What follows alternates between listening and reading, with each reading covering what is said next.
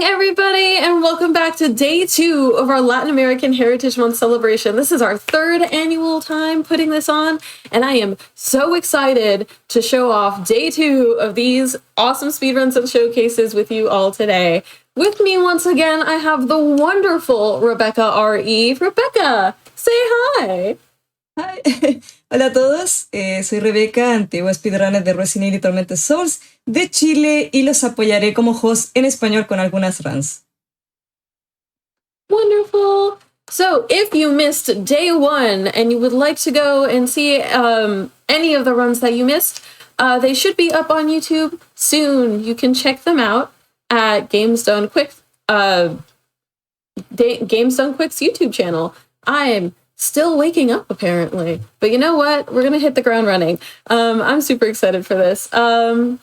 We have a fabulous run right off the bat. We're going into Jet Set Radio Future with Ryomi and a squad of wonderful JSRF runners. And yeah, I think we should be ready to go. If you're ready, Ryomi, would you like to introduce yourself? Hello, I am Ryomi. I've been running the game for about 3 years now. And yeah, this game is really cool. And yeah, I got 2 of my favorite people here with me. Ekla. Oh, that's me. Hi. I'm Ekla Precious. I run this game from time to time. Mostly I'm kind of like behind the scenes wizardry for a lot of our community events and such. And we also have Miku. Hi everyone, hope everyone's doing well in chat. I'm also a speedrunner for this game. I've been speedrunning since February last year. I think this game's amazing, it's fantastic, OT is great. I'm very excited to show this, for Ryomi to show this off to everyone here on GDQ Hotfix. I'm just cannot wait to start just chatting about this game. All right, Ryomi, if you're ready, give us the countdown. 3, 2, 1, go. Woo, good luck, Manny. Let's go. Let's go. This is Jet Set Radio Future. This is kind of an action platformer, kind of a little bit collectathon game. It's quite different to the original Jet Set Radio, and if you know that game, you'll notice those differences quite quickly. This is a very intensive, movement-heavy run, as you can already see. And we start off with a brief tutorial in Garage, which is going to teach us some of the basic movement. Miku, do you want to go over some of the basic movement? Yeah, so, you're on your roller skates. There's a grinding mechanic in this game where, there's certain rails and sort of geometry that can go on. When you clip onto those rails, you build up speed. Helps bring that sort of momentum in the game. This whole game is about moving fast and spraying graffiti. So you see that Ryomi is collecting these graffiti cans right now. That is sort of your main sort of, I can't think of the word, ammunition, I guess. Resource? Or like resource, that's the one, thank you. Yeah, resource to use so that you can spray graffiti. This resource is also used for other things like using a boost dash, which is going to be used about right now. One of the things in this game is that having a good resource management. So you want to have enough cans to be able to boost and move fast, but you also want to have enough cans to be able to spray all the graffiti. And there's like a good mixed balance in between to make sure that, we're the most efficient and as fast as possible. Yeah, there's kind of like a tier list of movement in this game where boost dashing is the fastest thing you can do, but of course it eats into your resources. Beyond that, grinding on rails is really good. Skating is actually kind of the slowest way to move around in JSRF, so we want to avoid it wherever we can. There's a technique that the game doesn't really teach you about initially called shuffling, which helps us to preserve our momentum, and you'll see that whenever Ryomi's ending a boost or wherever he's coming off of a rail, he's going to shuffle to keep as much of that speed as possible and just keep the speed up for as much as you can. Rather than just skating at a regular speed. And all of that movement is going to come into play right at the beginning of the game here with Dogonzaka Hill. Here is a boost dash into a shuffle, and we're going to pick up our first collectible of the game. That's a graffiti soul, and we need 20 of those over the course of the run. And now we've done that, we can get started with the other part, which is spraying the graffiti. We're heading around Dogonzaka Hill here, and you can already see the game has a very different flow to the original Jet Set Radio. This is kind of a little bit more open, a little bit more about adventuring and exploring these areas, rather than the kind of arcadey score attack, time attack style of Jet Set Radio. And one of the biggest differences is here with spraying the graffiti. In the original JSR, you have that quick time event. Yeah, it's definitely a lot faster than JSR. Like, you're being able to go through and just spray the graffiti instantly. There's another thing I can mention as well is that there's sort of grinding on rails and all that. There's different types of sort of speed. So yeah, as Ekla said before, that skating is the slowest way because the default speed's about 175. That's like your baseline, and then when you go to a rail, increases about another 75 speed units, and then boosting is like the fastest way to traverse. But obviously that costs a lot of cans over time. So it's important to grind on rails. It's just like where is possible, and if not, when you get off a rail, there's the act of shuffling to preserve that speed as well. And it's having that balance, making sure we keep that speed going. Yeah, so we've managed to speed our way through the first set of graffiti in the game here in Dogenzaka Hill, and now one of those rumor-spreading punks has shown up. This is Beat. He's on the cover. This is pretty much all we're going to see of Beat, unfortunately, for Beat fans. We don't play him. There are a few characters that we play over the course of the run. We're playing Yo-Yo right now because he's the default starting character and it's just slow to switch characters. But whenever you end a chapter and start a new chapter, you get the prompt to change characters, and then we'll change to Gum, who we'll be using for the most of the run, and then we'll switch to another character later on as well. But unfortunately, we won't be seeing Beat. The kind of flow of the game is to go into a level, explore, spray the graffiti, collect the graffiti souls, and then usually there's a couple of events like this, like chasing a rival around and fighting the police, which are core parts of JSR and JSRF. And those kind of take place in most of the levels for the first half of the game. Yeah, there's like a lot of these events where it's like, go talk to this person to activate this. And so, after we talk to B, he's going to go over to the start of Dogenzaka Hill. We just grabbed a mystery tape, which unlocks challenges. Ryomi just unlocked one of those challenges to unlock a graffiti soul. We're going to grab those later. Now, Ryomi's going to attempt a trick called Negative Shuffle, which allows you to save a total of 10 extra seconds in the beat race. So we're in the beat race right now. We basically have to go a full lap around Dogenzaka Hill. What Negative Shuffle is that, well, I can't exactly explain it because I don't exactly know about it, but it has something to do with colliding with beat and then shuffling at the same time while skating backwards. When you get hit by a character, you get negative speed. When you shuffle, you also there's also this sort of equation in the game where it negates your speed by a certain amount. And somehow, I know 7th Ace can explain this better than I can, but somehow adding those two negatives together somehow brings it so that your speed gradually increases forever until you hit like a stair, or you jump, or you just stop the shuffle entirely. But yeah, Negative Shuffle is quite... it's a little bit difficult to hit. There's a small time window where you need to turn around and hit beat. There are easier versions of Negative Shuffle, but what Ryomi did was the fastest. And yeah, it saves a total of 10 seconds over in Dogen, and it's really cool to see every time. It's always fantastic to hit because it's a hard trick to hit. And it's just it's really fun to go really fast because it's really the only time in the game where you go past the speed cap. When the normal speed cap's about 300, you usually go around 400 to 500 speed in this particular segment. And what we've just experienced there with Miku's fantastic description is JSRF in a nutshell. It takes longer to explain these tricks than it does to do them. There's a lot of kind of bespoke one-off pieces of movement in this game for certain strategies and certain levels that are really quite complex, but you just have to get them down to a science and just constantly keep busting them out level by level by level. This game is so deep in terms of its movement, and the mastery curve is exceptional. I mean, I've played this game since it was new, and the things that I can do now, having learned the speedrun, just enhance my experience with the game. We fought the police. They're done now. They're gone. That's a big difference between this game and JSR, is that you can fight the police by spraying them with graffiti. So again, another use of our resources of graffiti cans. We're going to see those guys showing up a fair few times in the future as well. We're now into the next level of the game. The second level of the game should be a terminal, which is very different in terms of its layout. And that's one of the things I think JSRF does so well, is that every level is unique.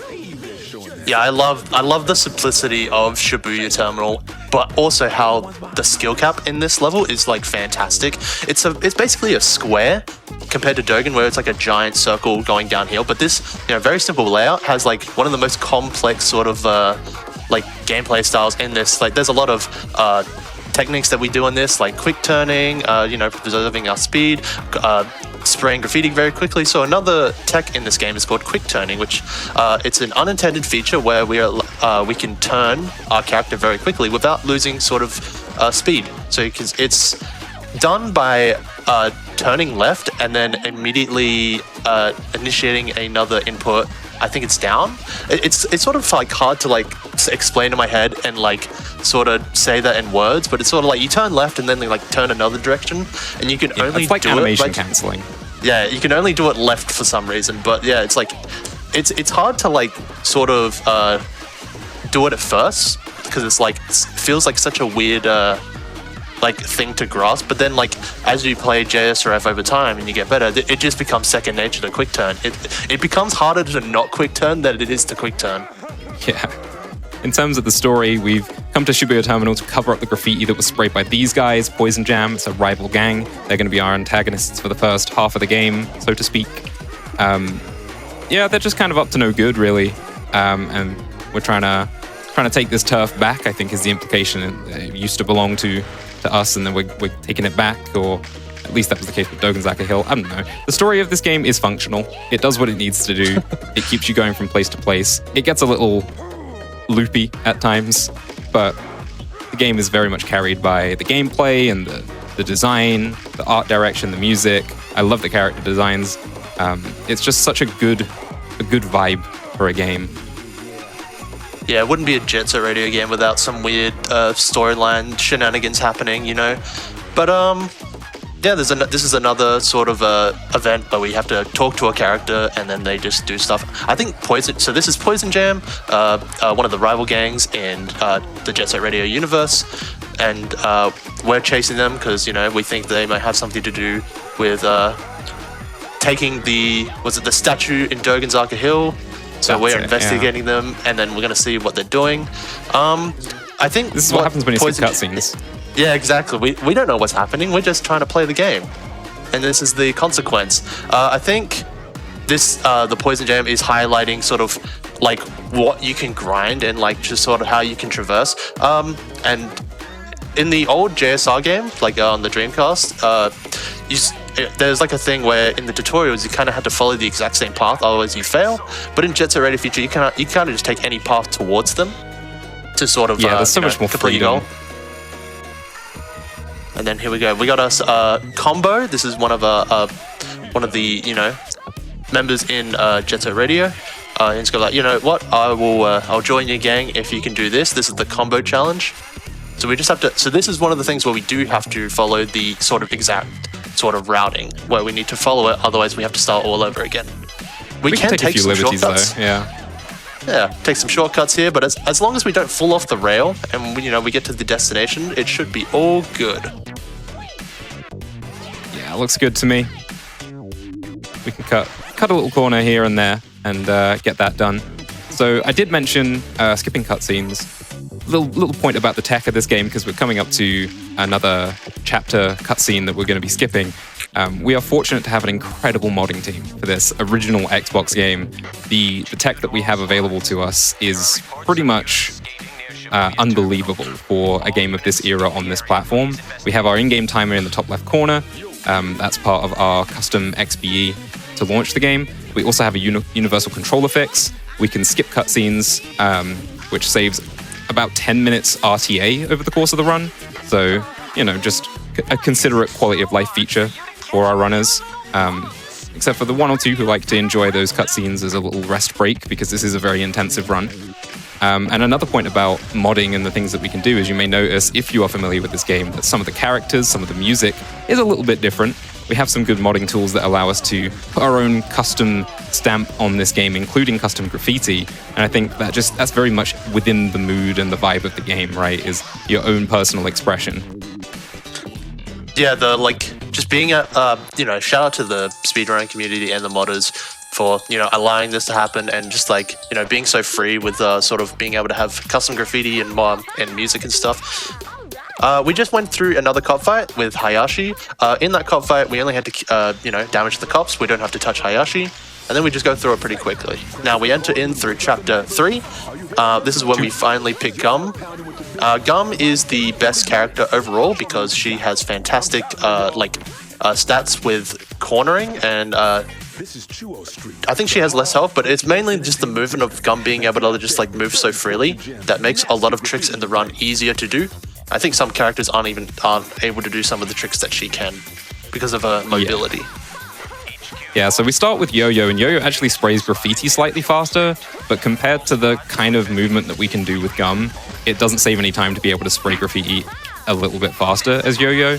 The freedom that we have as Gum is just so much greater. There will be times where we switch to other characters. Usually we need to reload the level for situations like this. There is a fight with the police in this level, but they will not appear until the radio chatter stops. So a big part of this game is getting as much as you can done while that radio chatter is going. So Ryomi does an incredibly precise piece of movement there, by the way, to get that graffiti done before these tanks appear, which is, reasonable escalation from the police. Thank you very much. And now that we don't have to do that spray later, it improves our routing later on in the level.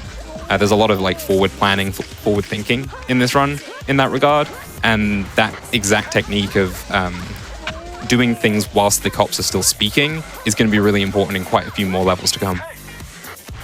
Yeah, so there's 6 tanks that appear, decent, I think that's a reasonable amount of tanks to deal with the one delinquent on skates. So you have 2 tanks at the top of the level, you have 2 tanks down in this sort of terminal area, and then there's 2 more tanks down the street. They're very easy to take down. You can either go behind or in front of them to spray them, and this lures out the gunner inside the tank, and then you just have to go on top and spray them. And then as we're doing this, we're collecting cans along the way. And once we get to the final tank, that's when Hayashi will respawn back again, and then will challenge us to the top of Touhou Street. Yeah, there he is. So Hayashi, we encountered him in the previous fight in Shibuya Terminal. He has a gun, he has a little bit more health, so he's a bit more threatening than the regular kind of foot soldiers, if you will. But we don't really interact with him all that much, even though he shows up multiple times. We could spray him, but that's a waste of cans, so we're just going to knock him off this building instead. That works perfectly for us, and now we can get out ahead to the next part of the level.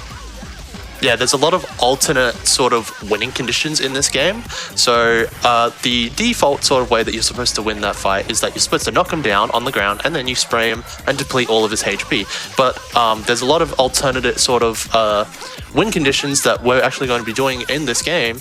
And so if you knock Hayashi off the platform, that'll actually end the fight, as early as possible. Pretty sure that was found out, by accident, but it was very nice by the devs to put in those sort of, alternate win conditions. Yeah, I mean, that saves us a fair few cans that we can then use later on spraying the graffiti, which saves us time, meaning that we don't have to go out of our way to pick up additional cans. It's tiny little things like that there's so much of in routing this game, and there's so much depth to the routing in this game because you have graffiti, you have so many different ways of traversing a level, of getting from A to B, and then you have moments of individual skill expression where you can just do things like this. This is what is called a frame boost. So a big difference between this game and JSR, the original, is that when you land on a rail in this game, it gives you a slight boost of speed to get you kind of up to speed and keep that momentum going, which is what this game is so much about. If you jump off of the rail on the same frame that you're on, that you land on the rail, you basically break the speed cap and can keep stacking that accelerating factor that they added in.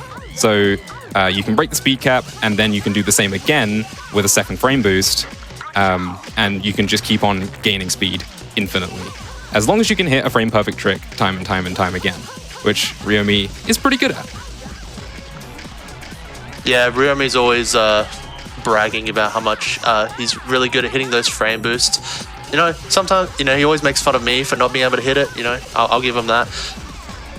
There might be a famous bingo clip of him hitting it 5 times in a row. Yeah. I mean, That's like ILs also- in this game. Yeah, I was gonna say the ILs are like a big part of that is hitting those frame boosts, right? Yeah, it's optimizing the route to perfection and then hitting as many of those frame perfect tricks as you can consecutively. That is what ILs in this game end up being. But yeah, I mean, there's things that you can do. There's a couple more. There's one more frame boost for you there. There's things that you can do with these frame boosts and the extra speed that it gives you that you otherwise wouldn't be able to do, which is very much a part of IL running in this game. That's Touhou Street completed. You'll notice that Poison Jam showed up and we completely ignored them. That's because it's time for the first major sequence break of the run. Now, this is Rokokudai Heights. For the most part, the progression of this game remains pretty vanilla. We go pretty much to everywhere we're supposed to go. And then there's this very small chunk of the game between now and about 10, 15 minutes from now where we just kind of throw it all out the window and say, we're breaking the game now. So we're going to have an out of bounds here where we're going to be able to skip doing what we were supposed to do in Touhou Street, which was racing Poison Jam. Because if we were to come here normally, we could only do half of this level. Then the game would tell us to go to Poison Jam in Touhou Street and deal with them first. But because we have this out of bounds, we can skip doing that race. It saves about 2 minutes overall. Yeah, so this I train appreciate- station here, Oh. yeah, this is the point at which they would tell us to turn back. Yeah. So I appreciate JSRF how sort of sensible it is with its out of bounds. It's got a really good mix of skill, like having a really good skill ceiling mixed in with a little bit of out of bounds like this. This is rip skip. So what this does is that we go outside out of bounds. We hit a death warp. So there's zones in the game where if you fall out of bounds or you fall into the water, it will check the zone and go, okay, we're going to bring you to this location. Normally in RDH, it would not bring you over there, but since we went out of bounds, we went out to the sort of like far enough to where the game's like, okay, you're in this spot. We're gonna put you over into this location. So we're basically on the other side of RDH without not supposed to be here. When we're technically kind of soft locked at the moment, but once we complete the level, the mission will load the correct file, which is like, okay, you've done this, this, and this, obviously, so we're going to load the level to make sure that you can get out. Yeah, the game's like, there's no way you possibly could have completed the graffiti in Rokokudai Heights without first having gone to Touhou Street and unlocked the path. So therefore, it just loads the state of the level that says you already did that once we complete the graffiti, which is great because otherwise, as you said, we would be soft-locked. So there's a few cop fights here in this level. There are 3 in total, and we actually skipped 2 of them.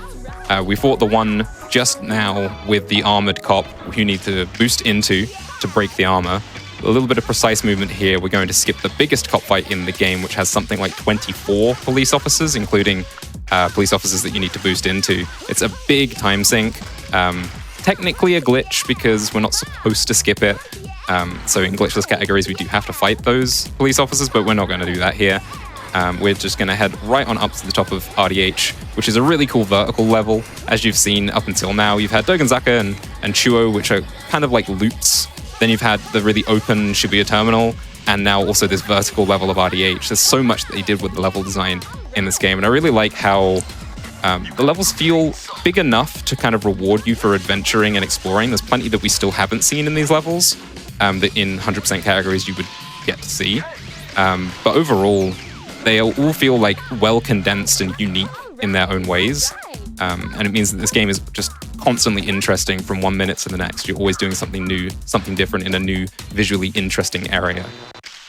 Yeah, we really just blitzed through this entire mission. Like, I think it's usually about, it's like 3.5 minutes is like usually like the really good pace to get on RDH. And it's like, compared to like the other levels, it's like, whoa, insane. And we're already in 99th Street. That's crazy. Yeah, this is Ryomi's favorite level, and I think it's quite a fan favorite in terms of its visual style. The movement in this level goes crazy. As we said, we're kind of in that section of the game that only lasts like 10 or 15 minutes where we're breaking it into pieces. There's going to be a couple of like out-of-bounds clips and such in this level, but there's also just a lot of very precise, well-rooted movement to be as optimal as possible. This is one of the levels that was relatively recently changed. We had a couple of changes to Touhou Street recently, and 99th Street has been rerouted a little bit in the last year or so as well. Yeah, who rerouted 99th Street recently? Who could have that been? Well, I don't know. I mean, I heard it was Ryomi actually, but other people have said it was this. It was this Equiprecious person. This is what we call quick light, because we get to the light side of the level faster. A little bit of out of bounds there. And now we're fighting these spotlights. The police are back. They've got spotlights, and we are going to basically Goomba stomp them, jump on their heads like Mario, and never touch the ground over the course of this. This was rerouted recently by yours truly, with some assistance from Yomsa, and Ryomi, and Nastranus.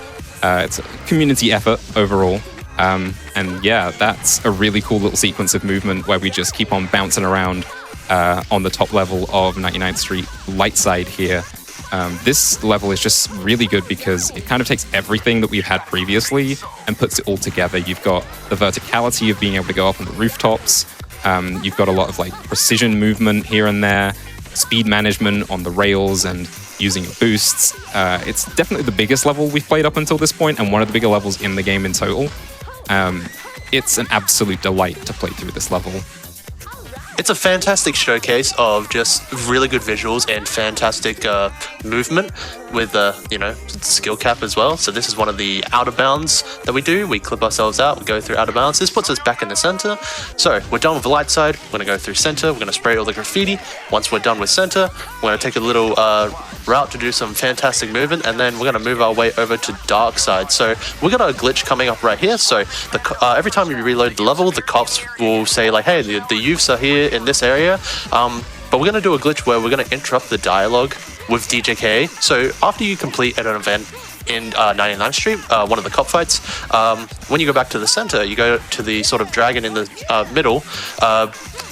DJK, who's one of the main characters of the game, will say, hey, you can ride this dragon up to get out of 99th Street. This has the weird effect of sort of putting the cop dialogue in limbo. So what happens is that a lot of JSRF events start as soon as the dialogue ends.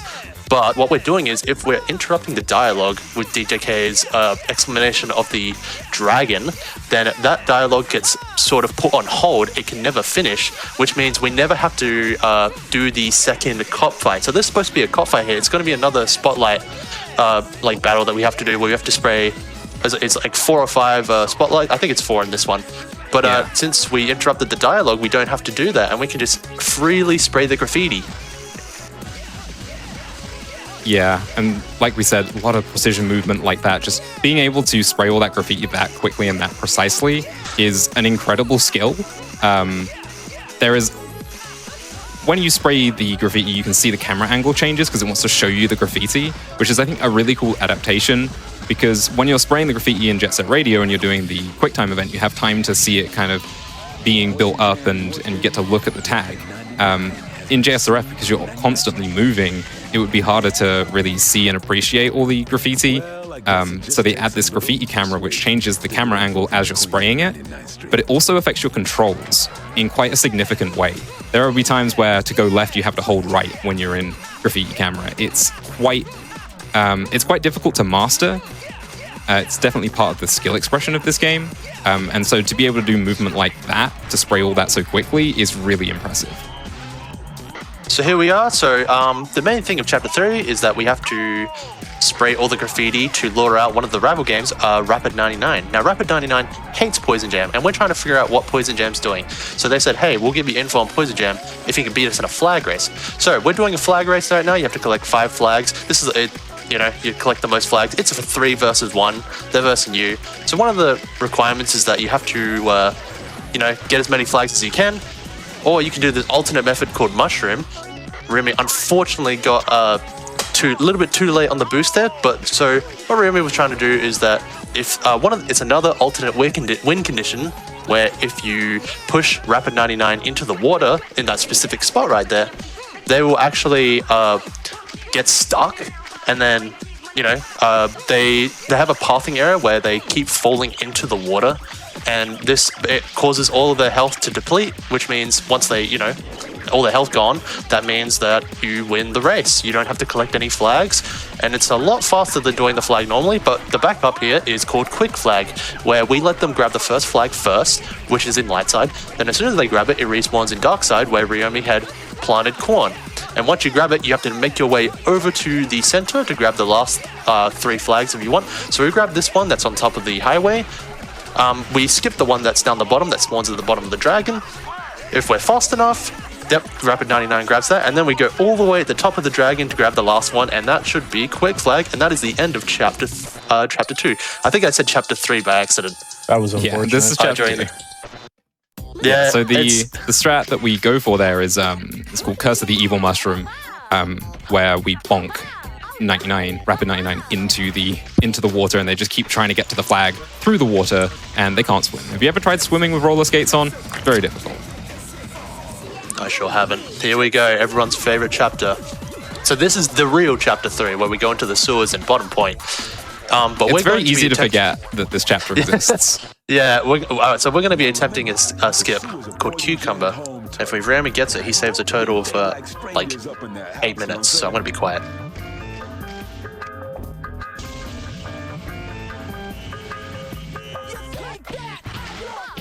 Oh, so close. So you have to hit a specific part in this half pipe. If you do, you clip through the ground and then you can skip the entirety of the sewers. It skips the sewers tutorial with Garam, and then so then you save it an additional 1 minute 40 seconds. But there is the backup, so if you can't get Cucumber, really got it at the end. That's. But this is fine though. So this is the Garam tutorial where it basically teaches you about doing hand plants and doing jumps on these rails. This is the main way of traversing through the sewer, but we're not going to be going through the sewer.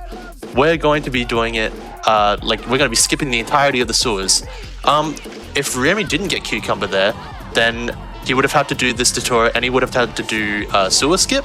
Now we don't have to do sewer skip, thankfully, because we're past the point where it will load the entirety of sewers, which is fantastic.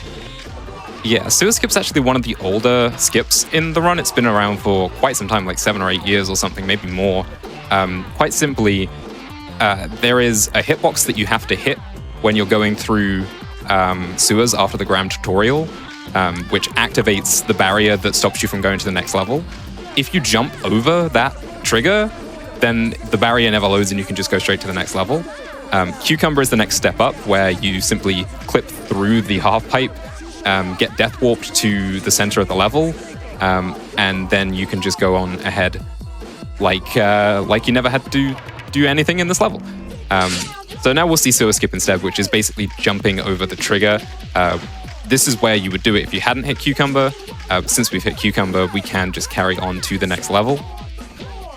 Sewers is kind of notorious for casual players. It's something that takes people hours to get through. It's a very vertical level. It's very punishing if you fall down.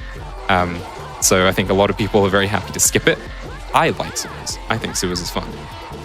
Yeah, sewers is very fun once you have just a good grasp on the movement. It's very satisfying once you get it done. So we're in the bottom point now. Ram's going to do a trick to death warp him back him to the very top of the map. So at the very top, we find ourselves Poison Jam and the leader of Poison Jam. So we're going to have to do a taggers tag. So basically, it's a 3v1 battle where we have to basically spray the backs of Poison Jam to deplete their graffiti health. So then we can move on. Poison Jam takes 30 cans to take out Poison Jam, so it's a lot of can management that we have to do. We have to make sure we spray them down all in one go, otherwise we lose time. We have to make sure that we properly position ourselves so then we don't take Poison Jam off their intended path, because there is a point where the second Poison Jam can take an alternate bad path, which loses a lot of time. Yeah, these tags are very precise. If they go well, and you can't really save any time on a fight that goes well. If they go wrong, you lose so much time. And it's very easy for them to go wrong if you bonk into any of the Poison Jams, if you miss a spray, because the way that spraying health bars is different to how you spray graffiti. There's a lot of intricate details that you kind of have to master. And if you make a single small mistake, it can completely destroy your run. You can lose minutes on these kinds of fights just for a single mistake. And that's actually never happened to me. Definitely didn't happen in my any % run today. But like I said, when it goes to plan, Yeah, It I've looks great. never missed a cucumber before until now. Never. So that's the end of chapter 3. So we've dealt with Poison Jam. The story now changes. A new rival gang appears, the Noise Tanks, and their cronies, the Immortals, and we're off to deal with them now, which means we're into chapter 4, which is pretty much the hardest chapter in the game in terms of what is expected of any runner from, at any given moment. So that's Boostless Bus Jump. It's a cool little piece of movement that allows us to grab these graffiti souls. It's an improvement on the regular bus jump where we would use a boost, but of course, if we can do it without boosting, that's great because it saves us cans. It means we can use a boost in a way that's going to give us more speed and still get into the next level with 30 cans, which we're going to need. This is Hikage Street.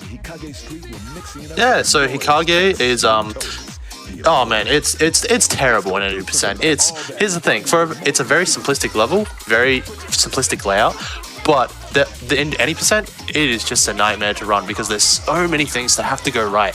I literally always make fun of this is the checklist level. There's like 5 or 6 things you have to check off to make sure that this is a good run.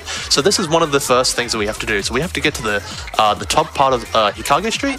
So there's for every 3 districts that are in Hikage, there's basically 3 events that are going to happen.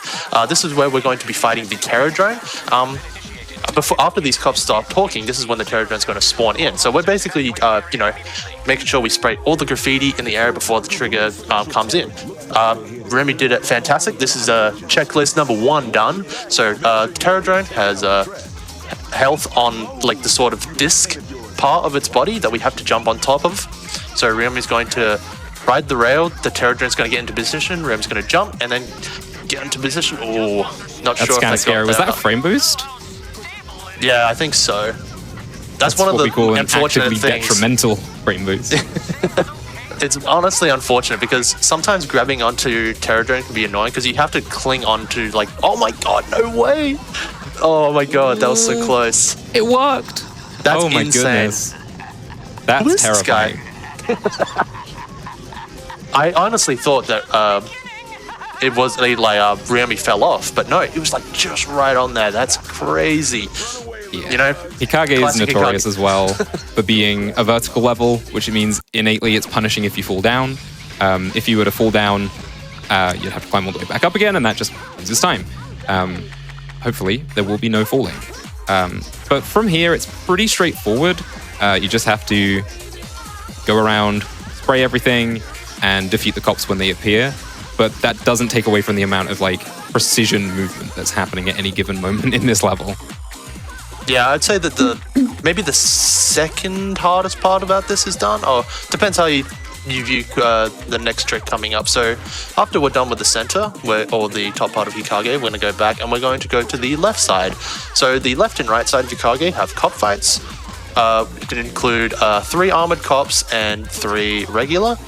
And all the armored cops have more HP, so you just basically you have to knock them down and then make sure that you spray them all as fast as you can. There's a sort of cycle that happens as well when you're spraying these cops, because if you spray them fast enough, then the cop mission file will end faster, and which means you can go ahead and continue on with the mission. So when we're boosting over there right now, also just want to add, it's really funny because when we talk about Hikage and in any percent, we always say that the run starts now, because it's this is when it's all right, this is it. This is the run is actually, a lot of runs end in chapter 3. So when it finally gets to Hikage, it's all right, this is it. This is where the run actually starts. Yeah, Cucumber is the hardest individual trick in the game, where it's just one simple piece of movement. Not simple. Well, it is simple. You just jump into the wall. It's just one piece of movement that's very difficult to pull off. Chapter 4 kind of just takes a different angle entirely, where up until now, I talked about that period of the game where we were, clipping through walls and going out of bounds and such. That kind of stops. And now it's just, how good is your movement? That's what Chapter 4 is about. It is a very good mix of precise movement and, playing well, and then sometimes some unfair sort of events that can happen. Hikage is the biggest offender of this, where if you have fantastic movement, this level can go fantastic, but there's also outside sort of events that can happen. Like the cops can fall in like different sort of weird places. Sometimes you can miss the terror drone. Sometimes you can miss Quickage, which is one of the tricks that Ryomi just did, where you skipped an entire sort of like stair rail part, which is really, it saves like 10-15 seconds. So we can check that off the list. Yeah. Honestly, and then the cop fight here, very good, pretty good cop fight. This is like notorious as well for being like one of the most annoying cop fights to do. Fantastic. And now we're just going to finish off the graffiti off over here in right side. So at this point, it's like you can relax. This is like, all right, just spraying graffiti. And then it's just, the important thing now is just making sure that spray graffiti fast and then make sure that you have enough cans for sort of coming up in the next area. Because we need to make sure that we have enough for a boost, because there is a graffiti soul in a sort of a well tucked in area that we need to grab.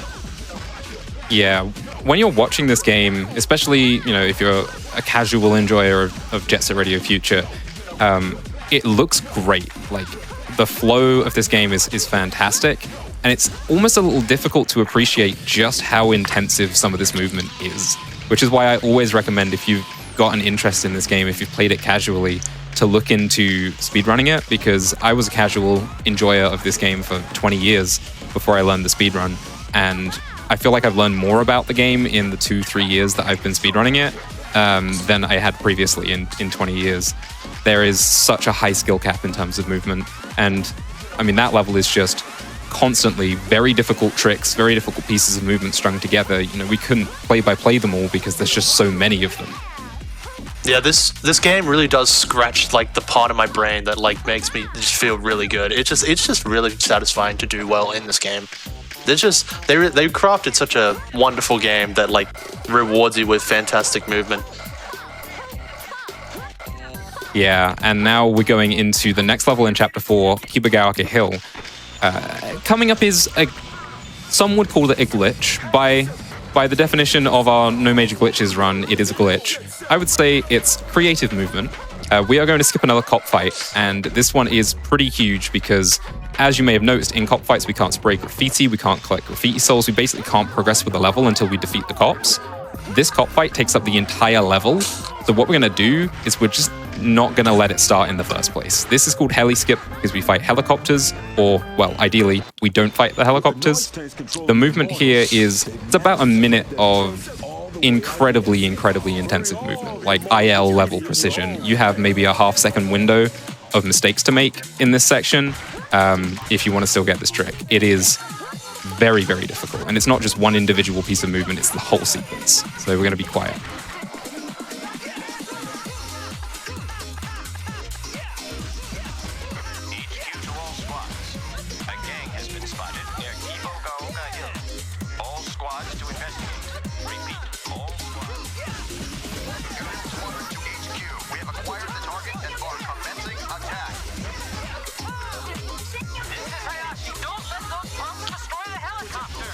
Alright, and that frame boost basically sealed the deal here. Ryomi is basically going to get out of here and just pass the trigger right there. That frame boost was really nice, by the way.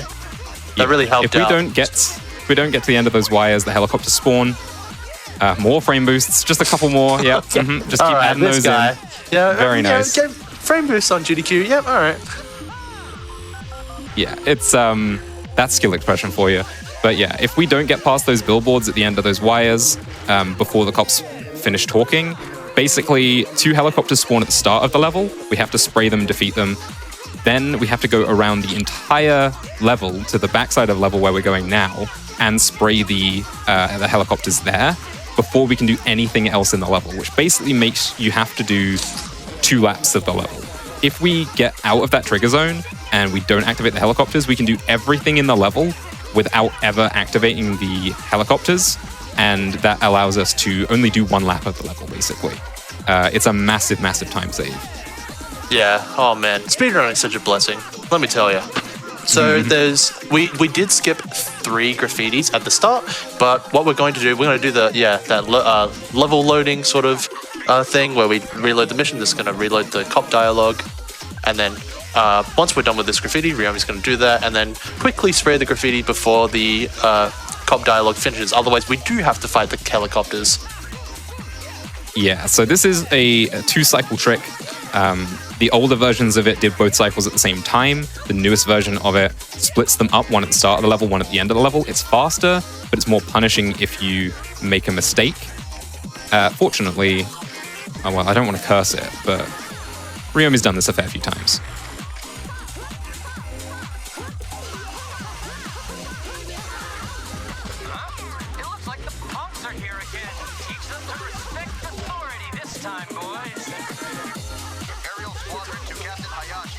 And it looks good. We have finished off Kibo Gaoka Hill. It's always a little scary. Fantastic display of skill by Ryomi. It's always fantastic to see people finishing Kibo in Japanese. So, one of the biggest things about Jet Set Radio Future is that there's basically two versions that we're running. There's the English version and the Japanese version. So we run the Japanese version because a lot of dialogue in this game is shorter in the Japanese version, which means we automatically save time. The sort of downside to that is that some tricks are a lot harder to do because you have a shorter time frame to do said trick, except for sort of a few sort of events where there's a certain dialogue where it is faster because it's just Hayashi laughing for like a minute straight. Yeah. So for the most part, we play in Japanese. Some of our, mods and things where time isn't so necessary, we can play on English, but Japanese is the faster version of the game, and that does mean that though the dialogue is faster and that helps us at times, it also makes things more difficult at times, because that means cop dialogue finishes faster, which means we have less time to do certain pieces of movement. That applies in Chuo Street. It also applies quite significantly in Kibogaoka Hill, as we just saw.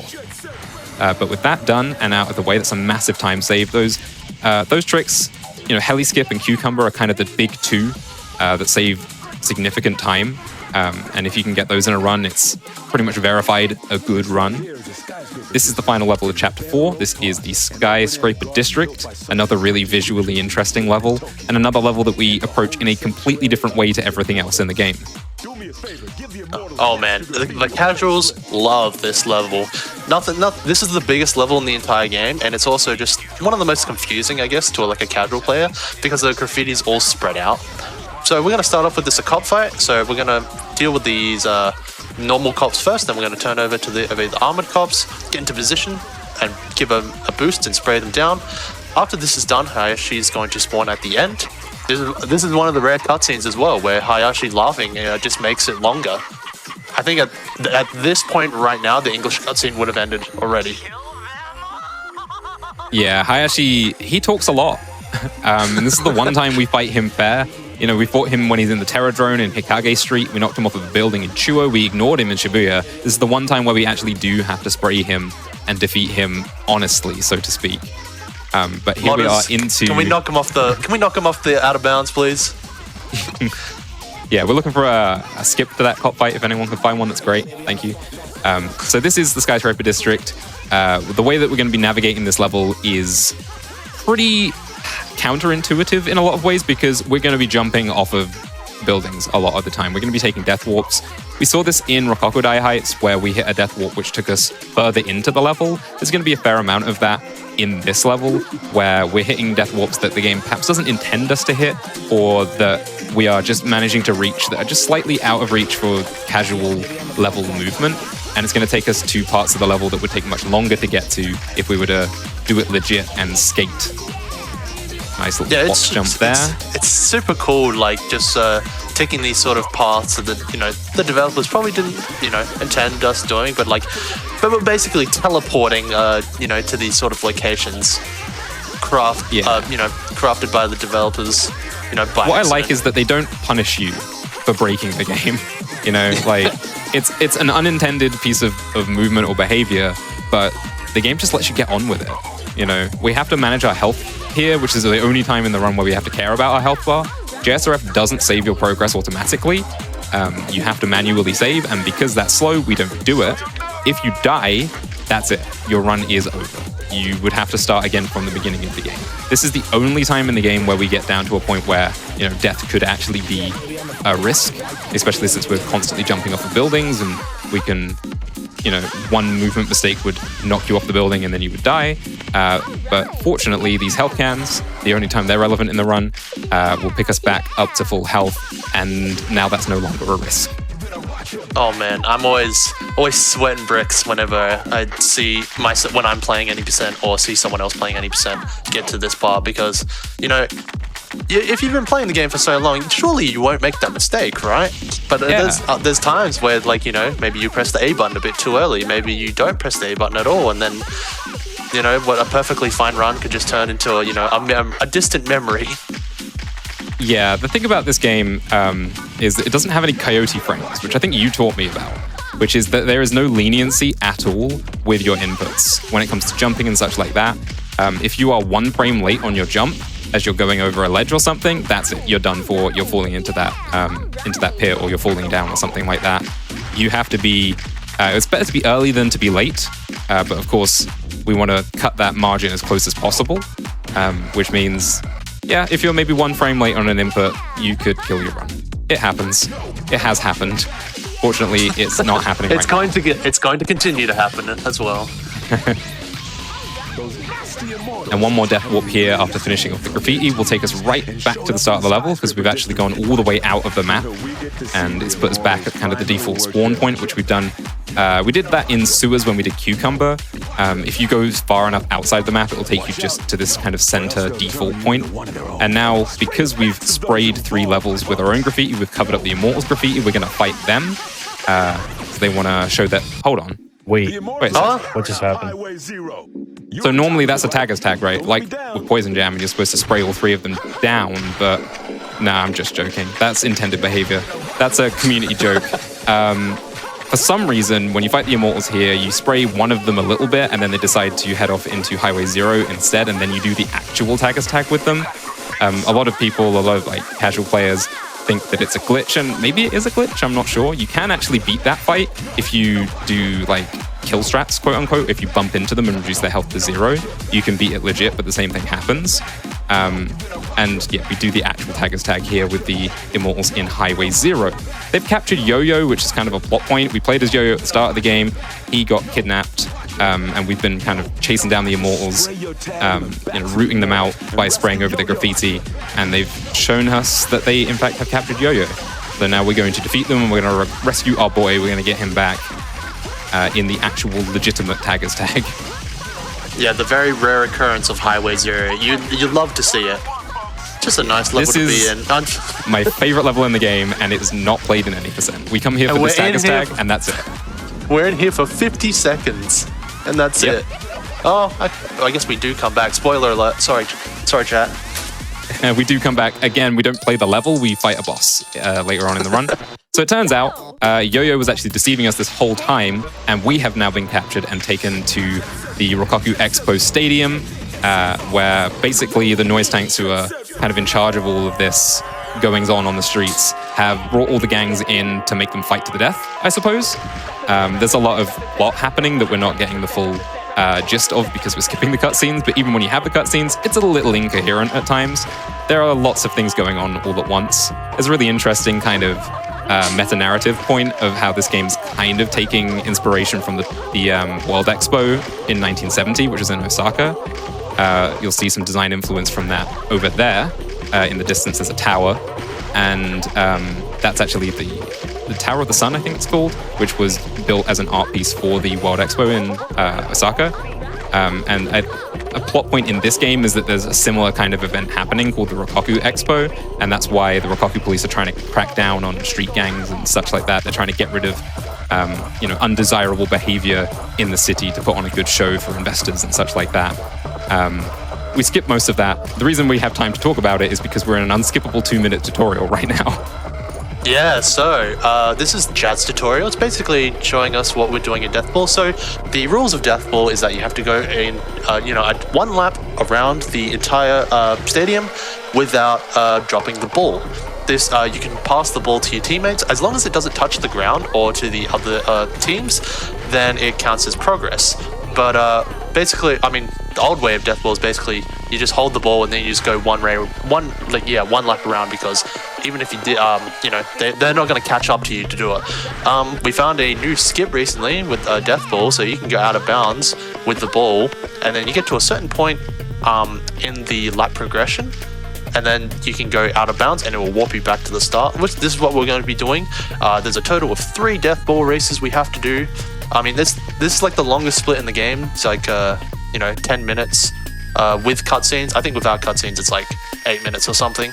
But yeah, I mean, the 2 of those minutes as well is just waiting for this just for Jazz tutorial to end. So it's 2 whole minutes in-game frames of doing this tutorial. There's nothing you can do about it. I wish we could skip this somehow, but maybe in the future we'll get a Jazz skip. Yeah, the fact that we've got so much of this game so incredibly well optimized, and we're skipping entire levels like sewers, and yet we still have to stand around here waiting for 2 minutes. The game's been out for 22 years. If someone could please find a skip for that, that'd be great. We will pay. Maybe. Well, now Death Ball is beginning, and yeah, the idea is basically do a lap around the stadium once, keeping hold of the ball. The enemies will try and bump into you and take it away. It never really manifests as that. Even casually, you can get around the race much quicker than your opponents do. They don't really grind on rails, and as we said right at the beginning of the run, grinding on rails is faster. They're just skating around. This is the Doom Riders. This is pretty much the only time we're going to see them. They're another rival gang. I think it's implied that Dogenzaka Hill was their territory at some point. But yeah, they're going to show up for this race. We're barely going to see them, and then they're going to go away. We got 3 of these Death Ball races to do. And yeah, it's pretty much the same over and over and over again. So this is actually our first time, an hour into the run. This is our first time to maybe take a little bit of a break, and if the hosts have any messages, it'd be a good time for it now. Sure thing. Hello. You really had me going with that bit earlier. I'm not gonna lie. Yeah. It works every time. But goodness gracious. But for any of you who are just joining us right now or have joined midway through the run, hello. I am Blackheart Wings. You are watching the Latin American Heritage Month event here on GDQ Hotfix, where we are uplifting and showcasing Latin American and Hispanic speedrunners all throughout the day. So this is our first run of the day. We're having a fabulous time. Stick around. If you want to check out the schedule, use !schedule in chat. Thank you very much. Yeah, so we've just completed our first Death Ball race now, and we clipped out of bounds. We cut out half of the lap. We're going to do that 2 more times. That's pretty much Death Ball. It's not quite as exciting as the name implies. What's happening here to the Doom Riders, because they lost, they're getting brainwashed, I suppose, by the noise tanks. Like I said, there's some very complex story going on here that is really quite interesting, but not very well delivered. There's a lot of nuance and points that you don't really quite pick up on just in, the explicit telling of the story. I don't want to spoil it. Maybe we'll talk about it a little bit later on when more plot points are revealed. But now we're dealing with the Immortals once more. They were apparently working under the noise tanks during Chapter 4. I guess they've fallen out of favor, and now they're being put in this deathmatch, along with us, the GGs, and the 2 other gangs. Same again, we're going to clip out of bounds. We can actually ride on these wall rides from the outside, which is cool. There's not a lot of instances in the game where you can do this, just because there's not a lot of backs of billboards showing. But yeah, that helps us keep our speed up. We're going to keep close to the wall here so that we're making sure we're hitting all the checkpoints. But yeah, pretty much we hit the last checkpoint of the race halfway through, which means we can just walk right back to the start again and finish off the lap by doing the first little bit again. Yeah, the Death Ball skip isn't necessarily too hard, but you always have to make sure that you're sort of paying attention, making sure that you jump off that rail, the ramp at a sort of not too specific, but make sure you don't go at too high of an angle, too low of an angle. You can't, for as boring as Death Ball kind of is, you still have to pay attention to it, and that's honestly the hardest part about Death Ball, is that you kind of have to pay attention for like 10 minutes in this segment to make sure that you don't mess up, because if you do mess up, it is a 25-second time loss. Yeah, it's more like 7 minutes with all the cutscenes, but still, it's a lot of not very interesting movement for the player, because you're just kind of doing the same thing over and over again, and there's not really a lot of instances of that in the game. This is the Love Shockers, the final gang that we'll be dealing with today in Deathball.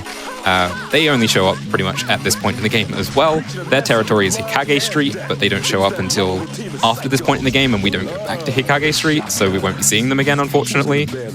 Statistically, both the Immortals and the Love Shockers are favored for ILs because their cornering stats are even higher than Gum, which means there's more precise movement that you can do with them. The ILs actually take the form of test runs that are unlocked at the end of the game, which play out a little bit more like classic Jet Set Radio, a bit more like time attack, score attack, and we can't unlock Immortals and Love Shockers until we've completed the game by completing those test runs, so we can't use them in the run. Another point about them is they also have the lowest health stat of anyone in the game, which means there was a strat that we could do previously until it was superseded by this new strat here in Deathball, where we would kill them. Basically the same way that we did with Rapid 99, or that we would have done with Rapid 99 in 99th Street. By bonking into them repeatedly, you can reduce their health to 0, and that ends the race. However, as Synthese put it very aptly in a recent run, this is not a fighting game. It's not designed to have you constantly colliding with enemies and dealing damage to them. It's very finicky, and it's very easy to lose time doing those kill strats. Whereas this new out of bounds, what did we call it? The 50% rule or something like that for the race, where we just skip the second half of the race. It's pretty reliable. If you can hit the out of bounds clip, you can do it, and the out of bounds clip is pretty easy. Now it's Hayashi. He's back again. He's got the Terror Drone again, and he's going to spend a long time laughing now. Another one of the cutscenes where this is the longest in Japanese compared to English. You know, I think the Japanese voice actor was just like laughing in the booth, and they kind of just like left the mic on. They're like, you know, this guy's spitting. We'll keep this in the game files. So it's another Terror Drone fight that we have to do. It's a little bit modified. So it's the same where we have to hit the top of the disc of the main Terror Drone, but then there's a sort of underside bit where we have to spray. We call it like the donut-like shooter, because it shoots like little donut-like lasers. So we do the top part here, and then the Terror Drone's going to walk for a little bit, then we're going to spray under it before it charges up its laser, and there we go. That is the end. That's the second Terror Drone we're going to take down. Yeah, they added one extra spray on it this time.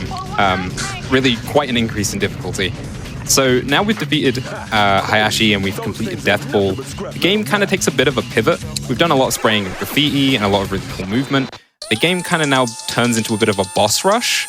There is additional graffiti to spray, but it's not required for progression in the game. So since this is any %, we don't spray it. Basically, we are into the noise tank cleanup now, which is there are a lot of noise tanks around. They're really mad that we beat them at their own game. And so now they're rioting in the streets, and we need to destroy them, get rid of them. After that, we just basically have a boss rush. We don't need to spray any more graffiti. We'll be picking up our final graffiti soul of the run right about now. You remember right at the beginning of the game, we picked up the mystery tape. We performed 3 air tricks in Dogonzaka Hill. We unlocked that graffiti soul. That's actually going to be the 20th and final graffiti soul that we pick up, so that we hit the requirement for a marker that actually appears at the end of this chapter, or at the start of the next chapter, I should say. There it is. That is graffiti soul number 20. Yeah. Alright, so there's 200 noise tanks we need to take out. They all spawn in basically areas that connect to Garage. So Dogonzaka Hill, Shibuya Terminal, Rikakudai Heights, 99th Street, and one more, which is Touhou Street. So they all spawn in there, and then we just have to run in them, take them all out. We take a route between Dogonzaka, then we meet up on our way through Shibuya. Then we're going to cut our way through Touhou Street, do that, and then after Touhou, we're going to move back into Shibuya, do the other half. Then we're going to cut through to RDH, and then we're going to go finish off in 99th, because after the noise tank sort of event, we have to go all the way into SDPP, or it's, the Skyscraper District. Yeah, and then further on into Sky Dinosaurian Square, which is a really cool level that we'll see in just a little bit. And like I said, you know, the game takes a real pivot in terms of gameplay at this point, since we're not spraying graffiti. The movement that we're performing, we're still using the same tools, but we're using them in a very different way here, because there's so much constant like shimmying and turning, so that we're hitting these noise tanks. We're kind of lining ourselves up. We're doing a lot more skating than we really have over the course of the rest of the run, just simply because most of these noise tanks are out on the ground and they're not on rails. There are a few on rails. There's a cool little piece of movement coming up, actually. It's one of my favorite small pieces of movement in the game, once we're finished here in Touhou Street. It's just a cool jump, and that's the thing about JSRF is playing this game well means also that you get to be really, really cool. Yeah, the just having fantastic movement here is one of the biggest things you need for doing noise tank cleanup. You need to do a lot of quick turns, a lot of like thinking, planning ahead.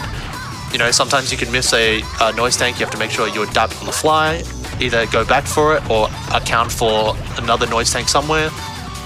It's very tight with the movement, but it's also very fun being able to smack into these noise tanks like that. We just saw earlier, we saw the bus jump where we quickly jumped on the sort of incline of like the bus, which gives us a boost in our jump, which allowed us to make a nice little shortcut to one of the bus terminal sunroofs. Yep, so as Miku said, there are noise tanks in pretty much all of the first few levels of the game. Whilst we're here, as a note, we actually can't do things like spraying graffiti or unlocking graffiti souls, though we can collect graffiti souls we've already unlocked. That means for like completionist categories, it kind of puts a halt on what we can do, so we have to kind of route effectively to consider that. But for any percent, that doesn't bother us because we don't need to be doing any of that. We're done with graffiti, we're done with collecting souls. It's just a mad rush now to the end of the game. Here we are in 99th Street once more. This is where we'll finish off the noise tank cleanup. There we go. Yeah, so we head down to the bottom and then we do a sort of a full ring around a dragon here. This is going to be enough. DJK is going to...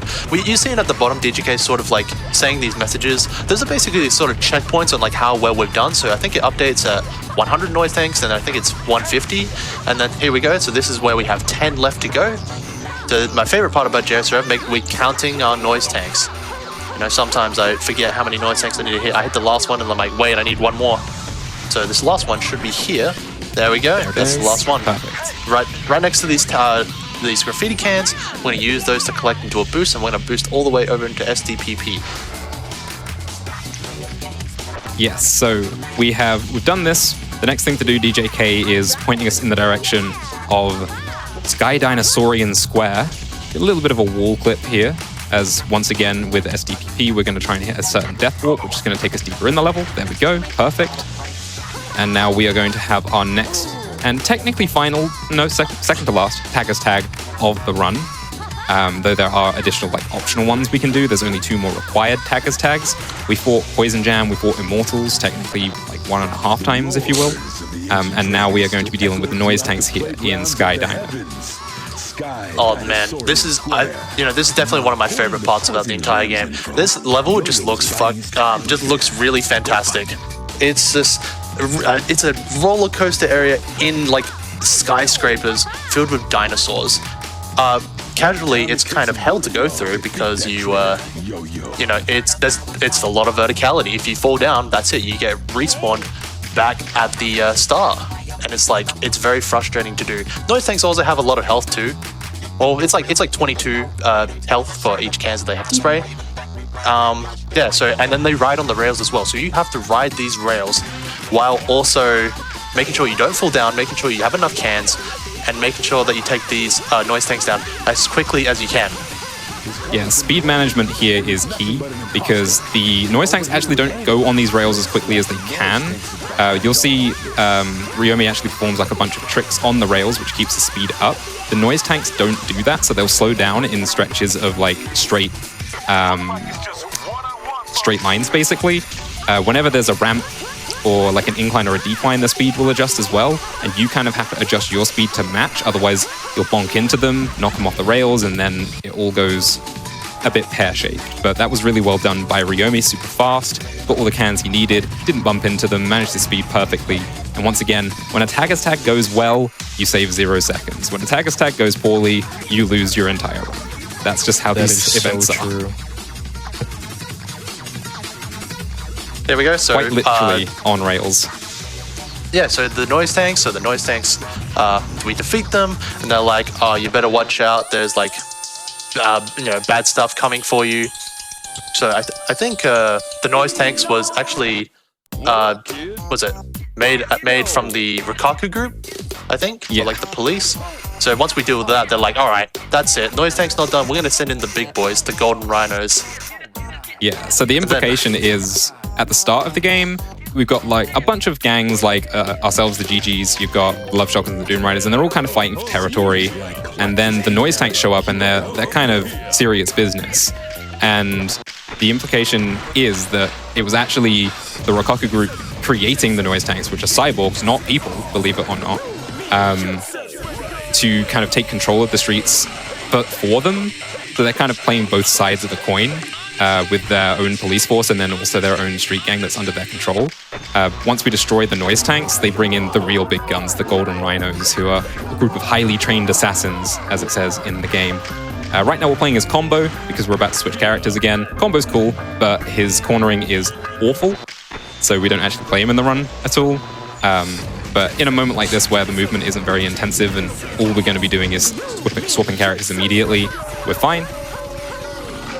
So this is the clutch. So this is the entire point of why we were collecting souls. So at the start of chapter 7, Clutch will come in and then we'll say, I'll tell you what yo-yo is if you have 40 graffiti souls. So we basically grab the sort of graffiti soul requirement and then he goes, all right, yoink, see you later, nerd. So then we have to go chase him. Yeah, he goes in between Kibogaoka Hill, Chua Street, and Skyscraper. We want to catch him on the cycle of Kibo. Once we do that, he'll give us our graffiti souls back. He'll join our GG team, and then he'll tell us, hey, he's in FRZ, or the Fortified Residential Zone, which is, oh man, fantastic area. This is such a cool level. It's like just a fantastic display of skill, and like the music kicks in, the concept of love, which is the main title theme. There's a lot of sort of tight tricks that we have to do here. One of these is going to be ladder jump, which happens right at the start here. If you don't get it, it's like, what? Like lose 5 seconds. But if you do get it, oh man, I'll be pogging every time. Close. Yeah, we want to jump at the very top of that ladder and then it just takes us up to the next ladder. It's a micro time save, but those are the kinds of things you need to be going for if you want a top time in this game. Risk losing 10 seconds to gain 0.3 seconds. That's kind of how it is. But that's speedrunning, I suppose. So yeah, we have FRZ here. Really cool piece of movement just from start to finish. And like Miku said, with the music kicking in, the title theme playing, it's a really good set piece. It's one of my favorite parts of the game because it really kind of ramps up the tension. It feels like the game's getting super serious. We're on a timer here of half an hour. If we were to fail this challenge and not complete this area within half an hour, it would all blow up. So yeah, the stakes are high. We're here to rescue Yo-Yo. Hopefully it won't take us half an hour. Yeah, so the main thing of FRZ is that the Golden Rhinos have set up bombs that will blow up in half an hour. So there's the blue devices and the red devices. So at the lower level of FRZ, we have to sort of diffuse, or I say diffuse, we're basically spraying them. Spraying graffiti is like sort of like the everything sort of device where, it can just solve all your problems. And apparently one of those is diffusing bombs. So we spray all the bombs at the bottom, and now we have to spray all the sort of red bombs at the top. Yep, some really cool movement there to skip a really big climb. This is another vertical level, so we're trying to find ways to get up to the top faster by skipping levels, skipping staircases or pieces of intended platforming as much as we can, whilst also routing our way towards these switches that we're spraying to disable the bombs. It gives us another half an hour to do this. This part of the game was like really scary to me as a kid because I was scared of failing. But even as a kid, it didn't take me an hour to complete this level. My favorite joke to go to is that you could do this blindfolded because you can. Acebats did a blindfolded run of this game with a little bit of assistance from me. And yeah, you can complete this within half an hour, even blindfolded, if you have a guide, I suppose. Yeah, again, just skipping, cutting corners here wherever we can to save as much time as possible. This is a really great display of like some high risk, high reward movement, just pretty much throughout this entire level. Yeah, so we're coming up to near the end of our switches that we have to do. There's this one here, and then the last one we have to drop down near this sort of fence gate. We spray it, and then DJK's like, you start the timer. And then there we go. Now we can make our way all the way up to FRZ to where Yo-Yo will spawn. Well, actually, technically, Yo-Yo's already spawned. But we have to basically do the timers so then we can go up to save Yo-Yo. If we actually went up there to Yo-Yo before the timers haven't finished, then there's actually a little funny Easter egg where he's like, "Yo, you should probably stop those timers, huh?"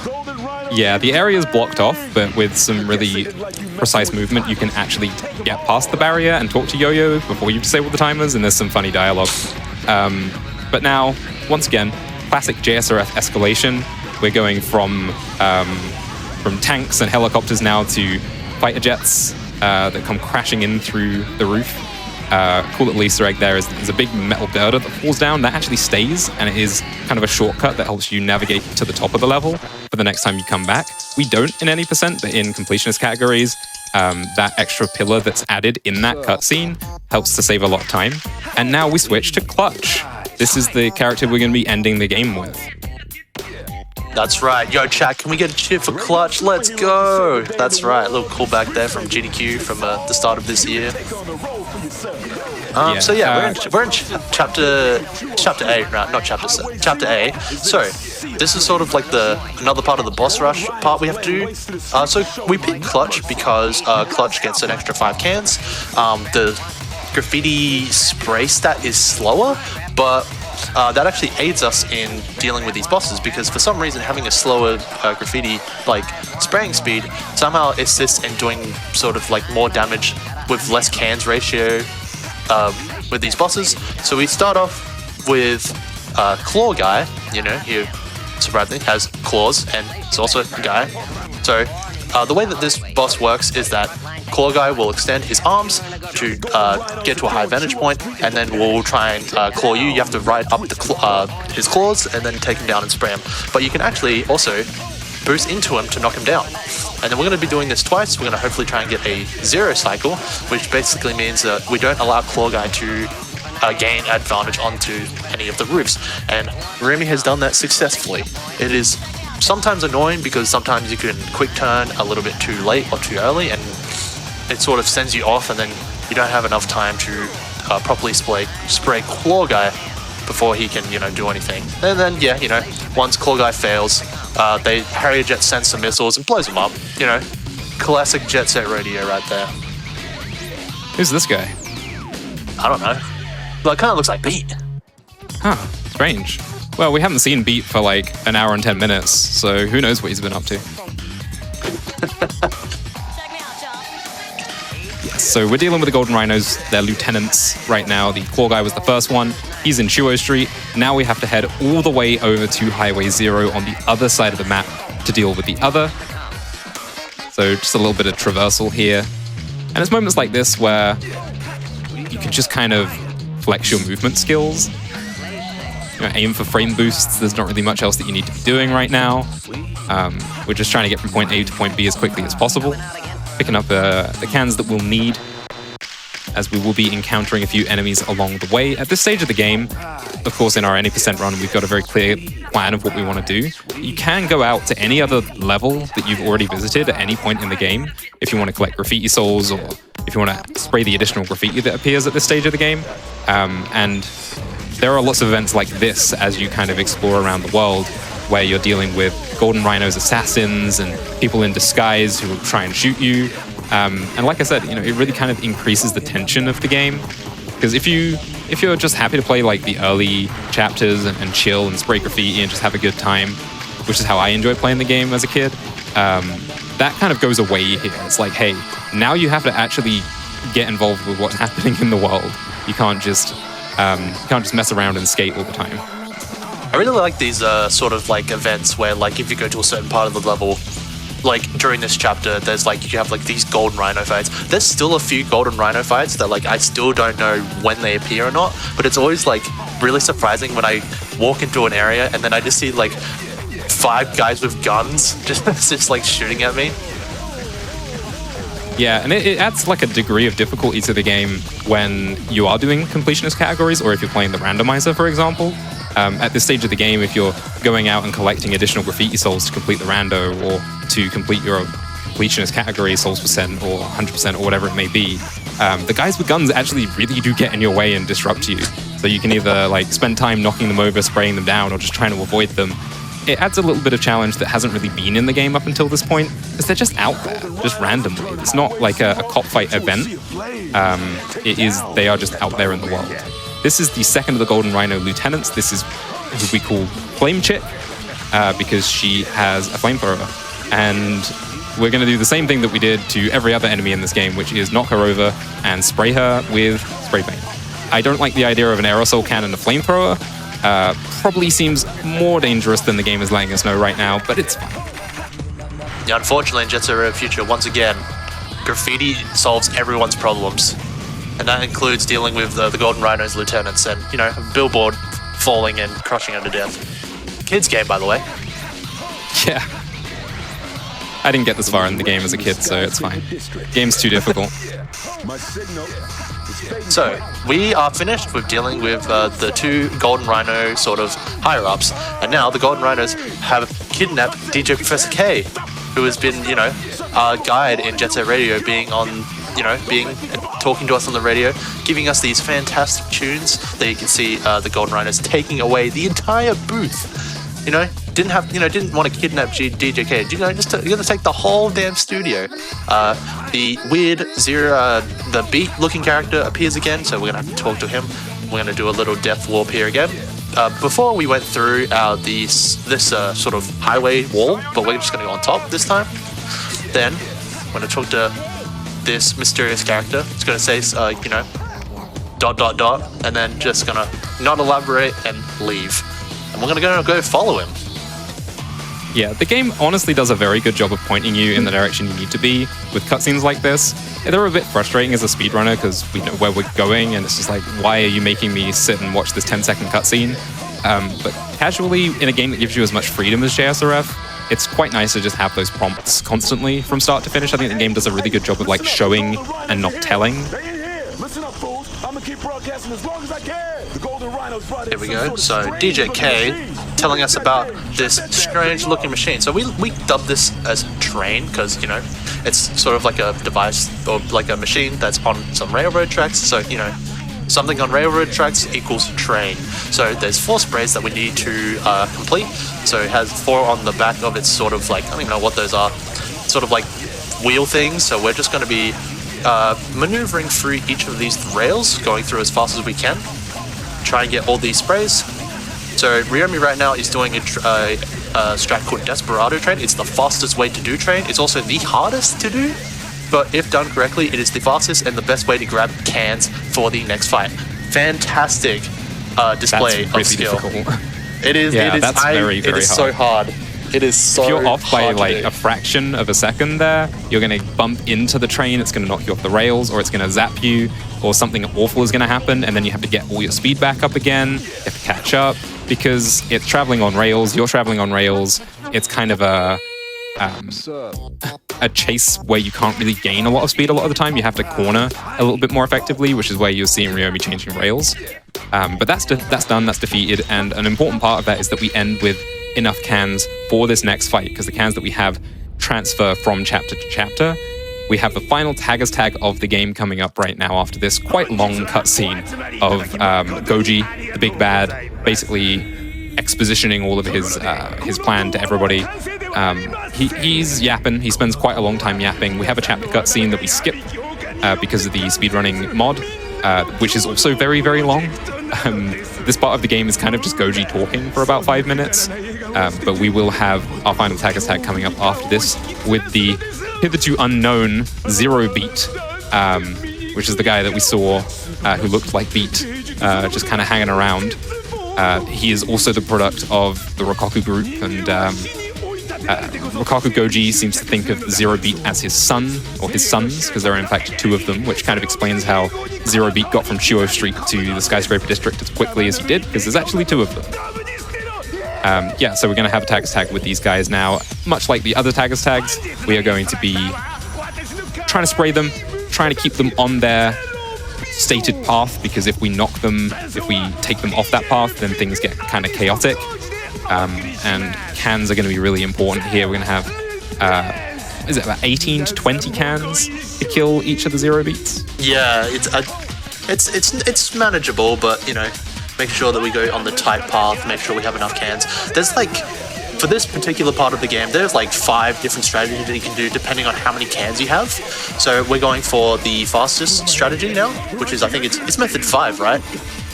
Was it Method 6? It's one of the, it's like one of the later ones, but yeah. Remy has enough cans to deal with both zero beats as fast as he can, and it looks like he's going to do it right there. Oh, that was so good. Let's go. That was a gold. Yeah, that was very, very good. Yeah, like I said with these tags, it's very hard to get them right, and it's very easy to mess them up and lose a lot of time.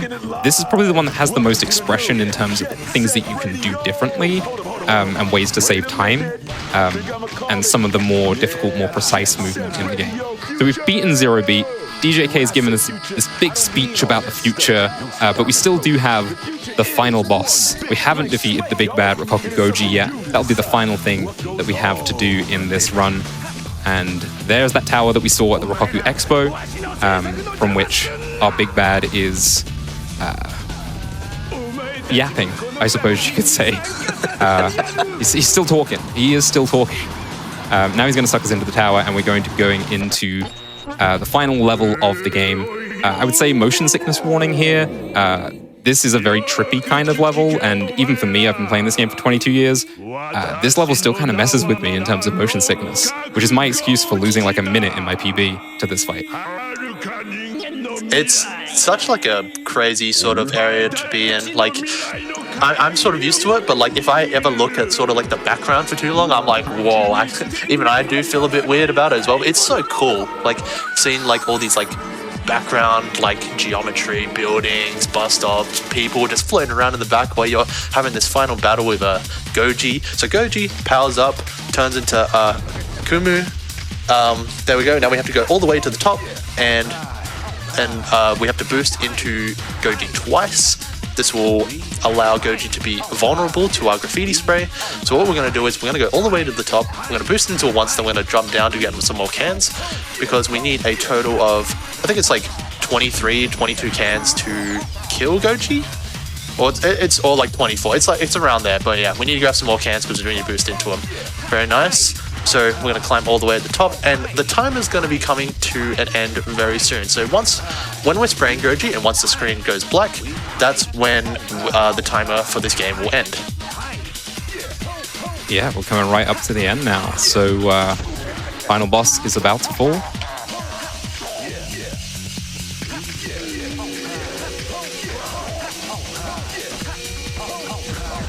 And time. 1:33:59 with no cucumber. That is a really solid run. Well done, Ryomi. Let's go. Jeez, no mushroom either. Oh yeah, no mushroom. This was a really good run. Really good showcase of just how much crazy movement we've got in this game. It's such a fun game to learn and to master. Even if you don't want to push for a top time, like I've said before, just learning to speedrun this game has improved my like casual experience and enjoyment of this game.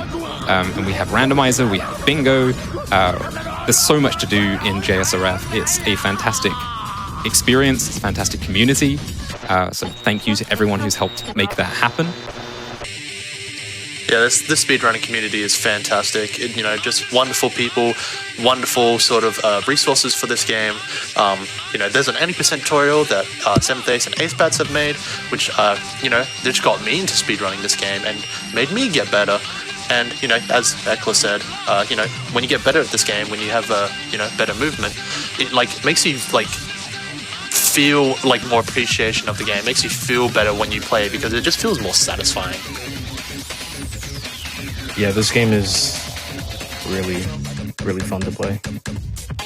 A little bit demoralizing when you're good at it, but, yeah. I suppose that's true of any speedrun, though. When you're at the level that you're at, you're in a situation where you make one mistake and you lose your entire run. Yeah. That's true of any speedrun, but yeah, I think what I like about this game and what I mentioned previously is that we don't really break the game. Yeah, there are some sequence breaks, there are some out of bounds and glitches, but for the most part, we're mastering the game, we're mastering the movement, we're doing everything that the developers wanted us to do for the most part, and we're doing it as quickly as we possibly can. And this is a game that's been around for 22 years, the speedrunning scene's been around for 10 or more at this point, and there's still new things, new routes, new tech new ways to play the game coming all the time. For an original Xbox game, to get this amount of support in terms of modding and customization is incredible. So once again, thanks to the modding team, thanks to the bingo team, thanks to the randomizer crew. We play, quite often, quite frequently, a couple times a week. It's a great community event. And of course, the speedruns themselves, plenty of people streaming those quite frequently, of all levels as well. This is a great game to pick up because there's a strat for every experience level. If you're pretty new to the game, you can do certain strats that are easier, and you still don't lose that much time, and it all contributes to you improving your movement and then being able to do harder strats. It's a really easy game to learn and a hard game to master. Yeah, this is one of the purest sort of speedrun games, but also just I almost feel it's perfect. Sometimes it's just fantastic display of just skill mixed in with some fantastic movement. I would recommend everyone to play this game if they haven't. Yeah, I agree with that. I want to thank GDQ for having us. It's always a pleasure. My first time being on here. I want to thank Blackheart. Thanks for choosing my run. It's a fantastic run. It's hard to say no. Yeah. Shout outs to Seventh Days, Yamza, Nationist, Twinkichu, the entire JSRF community, and my two commentators, Ekla and Miku. Thanks for taking time out of your day to do this. Appreciate you. Thanks for having us. It's a pleasure. Pleasure indeed. Well, before I let you go, where can the good people find you, fine folks? You can find me on Twitch at Ryomi. That's my handle on all socials. So yeah. Miku? Oh, I was going to let you go first, but yeah, all right, okay. You can find me, twitch.tv/_. Miku_DS. I have a YouTube channel, which I do a lot of Blinks videos, same sort of generation as JSRF. Same thing, Miku_DS. I have a Twitter as well if you want, Miku_DDS. That's where you can find me. And you can find me at twitch.tv/JSRF Bingo, where I'm part of the production team, part of the behind the scenes wizardry that makes that tournament work. We're in between seasons at the moment, but hopefully starting up a new season in the new year. And that is a great way to see a lot of really, really cool stuff in JSRF that you wouldn't see in an any % run. Bingo is very exciting. It's a big passion project, but so much time and work into it. And it's a great source of entertainment and gets the community all involved and together and having a great time. Ooh.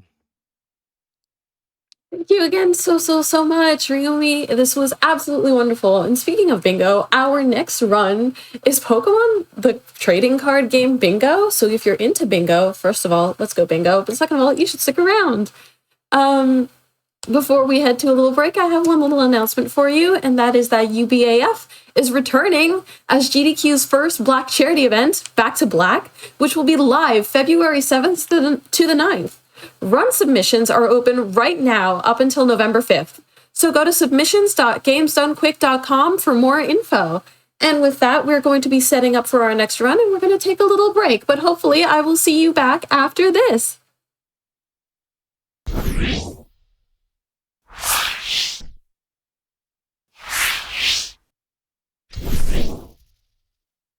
Hello, everybody, and welcome back to GDQ's Latin American Heritage Month celebration right here on GDQ Hotfix. I'm Blackheart Wings, and I am your host for the moment, at the very least. Super excited to get the show on the road. We have a fabulous run. I am so excited for this run, you have no idea. Before we get into it, though, I have a tiny little announcement. Friendly reminder that your subs, Prime Gaming subs, gift subs, and bits cheered on the GDQ Twitch channel help support Games Done Quick Hotfix. If you enjoy watching speedruns, consider subscribing to the channel to get access to our emotes and chat with other subscribers during our replays. Y'all, when I saw this run got submitted, I knew that we had to have it in this event in some way, shape, or form. I am so excited to announce that we have Tora Night here with Pokemon trading card game bingo. Can I get a let's go bingo in chat? And Toronite, take it away, friend. Pokemon TCG Bingo. This is a first for Pokemon TCG. Also, you're not mistaken in case you were here on Do All the Things on Friday. Yes, I'm back here with Pokemon TCG, but this time in a completely different format. This was something that I've been kind of working on for a long time, and although I can't take credit over I can't take full credit over the ultimate creation of this bingo board, which has the amount of objectives, possible objectives to do in this board is like in the hundreds. And this has been something that the community has been kind of slowly working for quite some time. And I'm glad that it's kind of now seeing its full creation. And yeah, no, this is going to be a lot of fun. For anyone who doesn't know what Pokemon TCG is, this is the 1998 Game Boy Color version. I'm playing this technically on the Switch because it was ported on the Switch last year, yeah. And the way Pokemon TCG works is that you assemble a team of Pokemon through your deck, and then you knock out your opponent's Pokemon. It's kind of essentially a card game version of the RPG, if you're familiar with that. So, not a whole lot to get into, but we will begin with my reveal in 5, 4, 3, 2, 1, go. Okay, so there's going to be a lot of different stuff in terms of the bingo board, because the way I kind of designed this is that a lot of these objectives, they're kind of like separated into their own subcategories, whether it be, getting a certain number of cars or being a X trainer with, Y type of deck, or just kind of going through the story mode somewhat relatively normal as usual.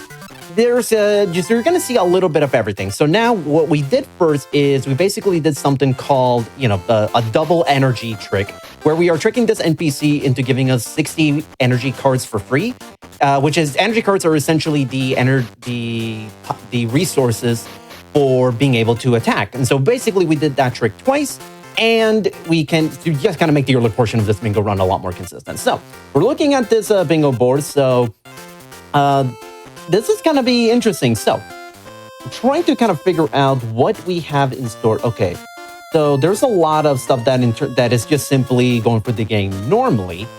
I want to see if I can get this first one. Okay, so there's one that says force a draw in a match, which was one of my favorite challenges to try to complete when it comes to designing this board. So let's see if do I even have the Magnemite? Yes, I do.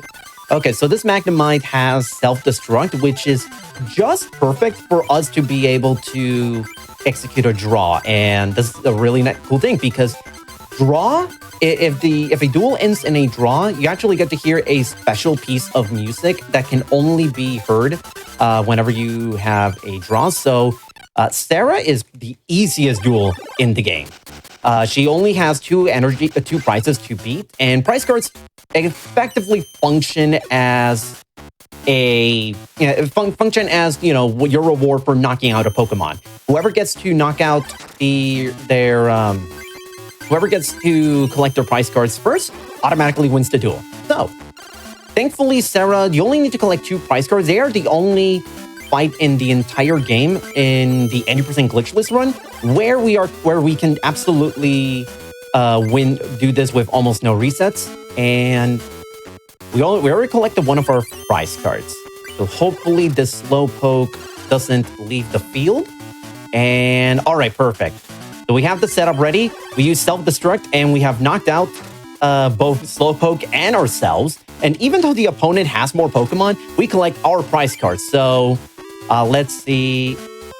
Yep, there we go. That's it. That's our first objective down the board. It only took us about 3 minutes to get there.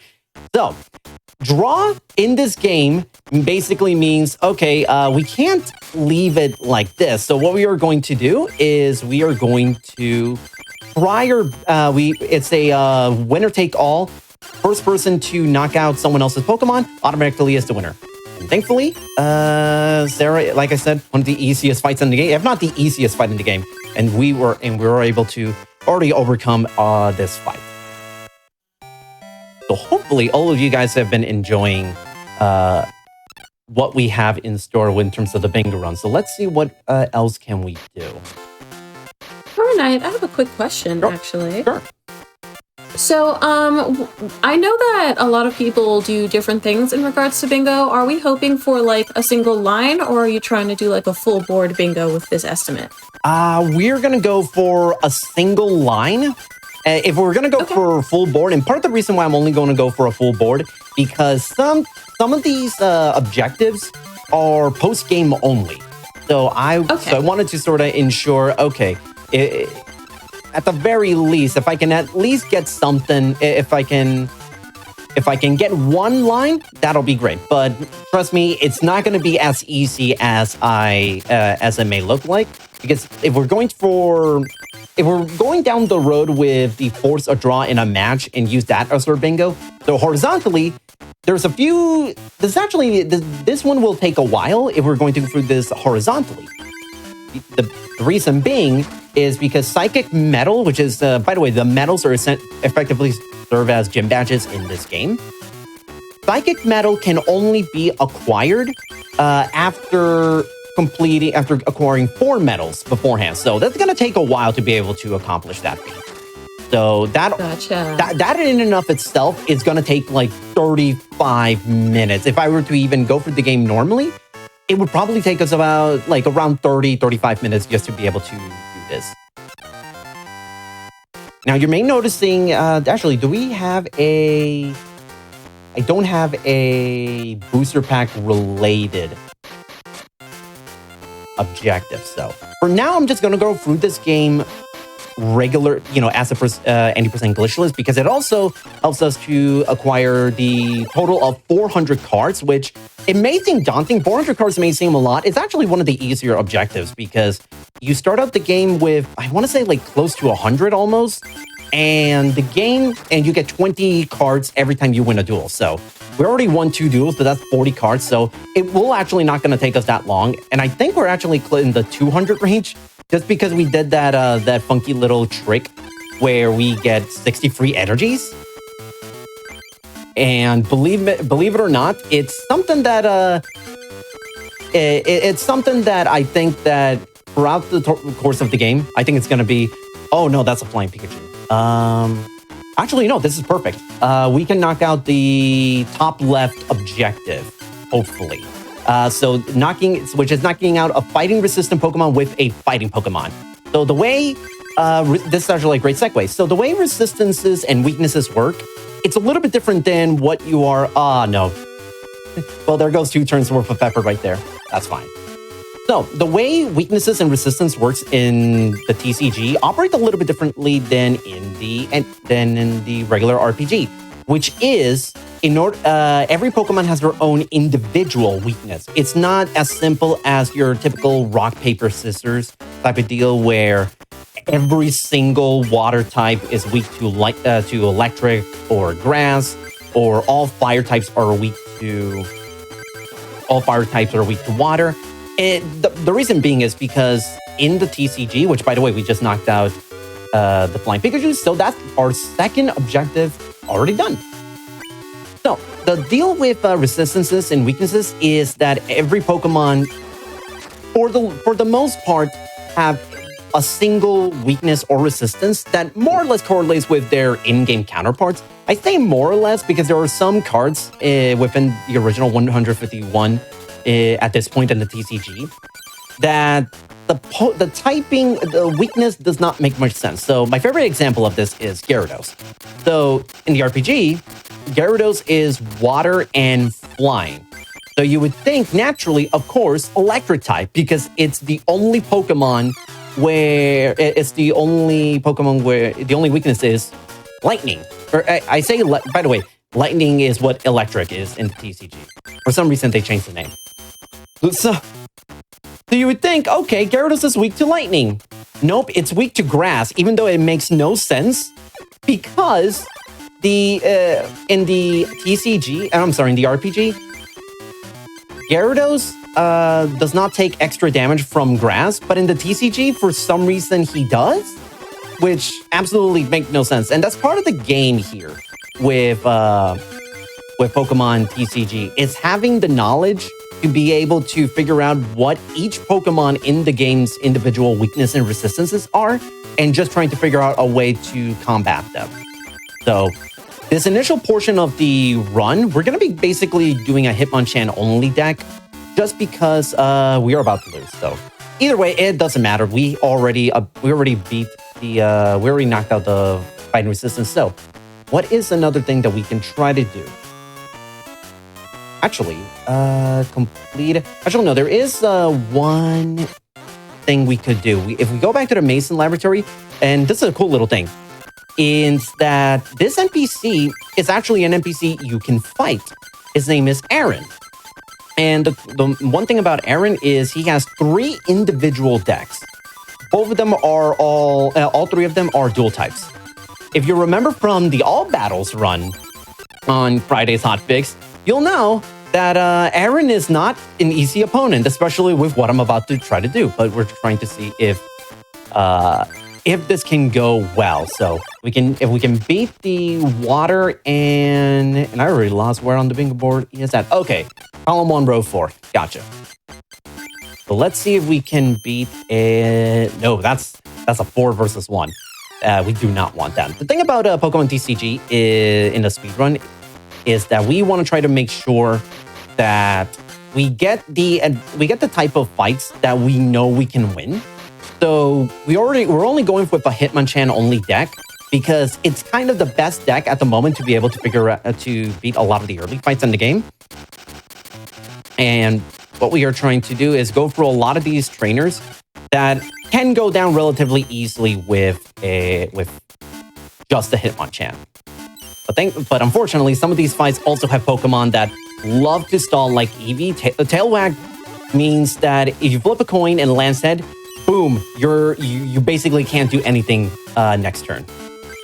Hopefully, we can get rid of Heather very, very easily. I'm trying to see what is something that I can do. I don't know if anything is. I don't know if a diagonal line is achievable in this run with the estimate, because the center objective, complete a challenge machine run at the Mason Laboratory. That is. Oh, we actually lost. Do we have anything that? Actually, no. That is unfortunate. The RNG really is against us today. Oh my goodness. That is a post-game only objective, and the way that works is if you beat the game, and then afterwards, what happens is you try. There's a little machine that becomes available to use. You have to fight 3 NPCs, then a club master, which is the equivalent of a gym leader, and then a grandmaster, which is the equivalent of an elite 4, one after the other, without being able to alter your deck a single time. So it is very, very difficult to be able to pull that off, especially with our estimate being, I think it's an hour 15. So we're just going to try to keep it nice and simple and go through it as normal. We actually kind of already got a fair number of cards. How many cards do we have? And kind of forgetting how many. Oh, this card. Okay, 290. We are not at that point yet.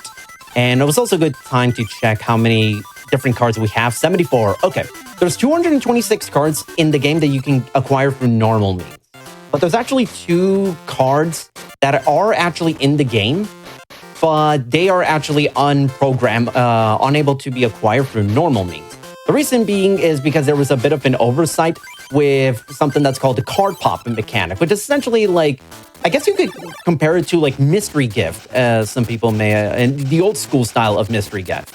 And there was a bit of an oversight with those cards we call them the Phantom cards. They are Mew and Venusaur. And unfortunately, without doing some funny little shenanigans that we're not going to be able to do, we actually can't acquire those cards, which is fine. It's not the end of the world. And the bingo board does not take into consideration stuff that requires those 2 Phantom cards, because No, that'd be one. You would already be doing stuff outside of the game where that is not exactly intended when it was released. We have a Scyther. That is excellent. Let me see what else we can do. We might as well try to go back to the Lightning Club and just start collecting medals. Medals are the gem badges of this game. And we are essentially trying to... The objective is, collect eight medals and then be able to challenge the Pokemon Dome, which is the Elite Four of this game. That is Zapdos. That thing resists lightning and can one-shot us with enough prep time, so we're going to reset that fight. So yeah, so I'm hoping you guys are enjoying this run so far.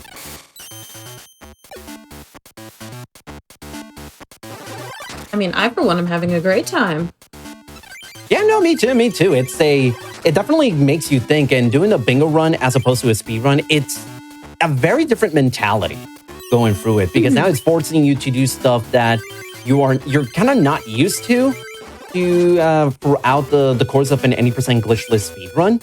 As for example, like you go to the top center objective, which is defeat Stephanie, Eric, and John, all with the same deck. That's actually a tricky challenge to beat, because sorry, that was let's see, I accidentally hit my foot pedal, thinking that like that's muscle memory from doing a speed run, thinking, okay, I just beat this trainer, gotta hit the next split. So that was my foot pedal accidentally doing that, and I have it tapped to space bar, so that's why it kind of just moved. So whoopsies, don't worry about it. Pretend you guys saw nothing. And beautiful first turn. Is there something that we can get for first turn? Nope, unfortunately. That is fine. We are actually okay. This is actually a good way. We can knock out an objective right here. This is Isaac. Isaac is the gym leader, or the club master, I should say, of the Lightning Club. And here's a fun little fact for those of you who have never played Pokemon TCG on the Game Boy Color. The AI cheats. And I don't mean as it's unfair or they're hard. No, they actually legitimately cheat. So you're gonna notice that these Pokemon with these green symbols, they indicate that they are basic Pokemon, meaning they are either unevolved Pokemon or they have the ability to evolve, but they are in their primary stage. In this game, the AI is always programmed to always have at least 2 basic Pokemon in their opening hand. So you cannot win this game you cannot win a boss fight on the very first turn, which is incredibly annoying, especially with the fact that you are expected to kind of go through the motion with a lot of these fights. And some of these boss fights can take a very, very long time. So we're going to try to see if we can force Isaac to evolve his Magnemite into Magneton. Here's the thing, I have no idea if he even has Magnemite. Does he even have Magnemite right now out? No, that's gonna be a tough one. I'm hoping, yes, okay, there we go, there's Magnemite. Okay, we should be good to go. So what I'm going to do is I'm going to gust into the Tauros. Tauros is the only Pokemon right now that has the ability to knock us out in one go. Kangaskhan too, but the AI almost never uses Kangaskhan to be able to attack. He just uses Kangaskhan to use the fetch ability. So, okay, there's Magnemite. There's 2 Magnemites, so in theory, I shouldn't have a problem just waiting. And this is where the waiting game begins, because now we're essentially trying to wait until Magneton evolves, which is totally fine. So, while we are in this fun little waiting game, there's Magneton's out on the field, but it's the wrong one. Now, this is interesting, because I need to knock out Magneton.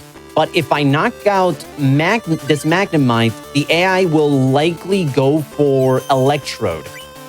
And we have 2 prizes left to collect. So I am hoping that that we get a second Magneton. It's very possible. Or that I actually don't even know if I have Gust of Wind. So this will be interesting.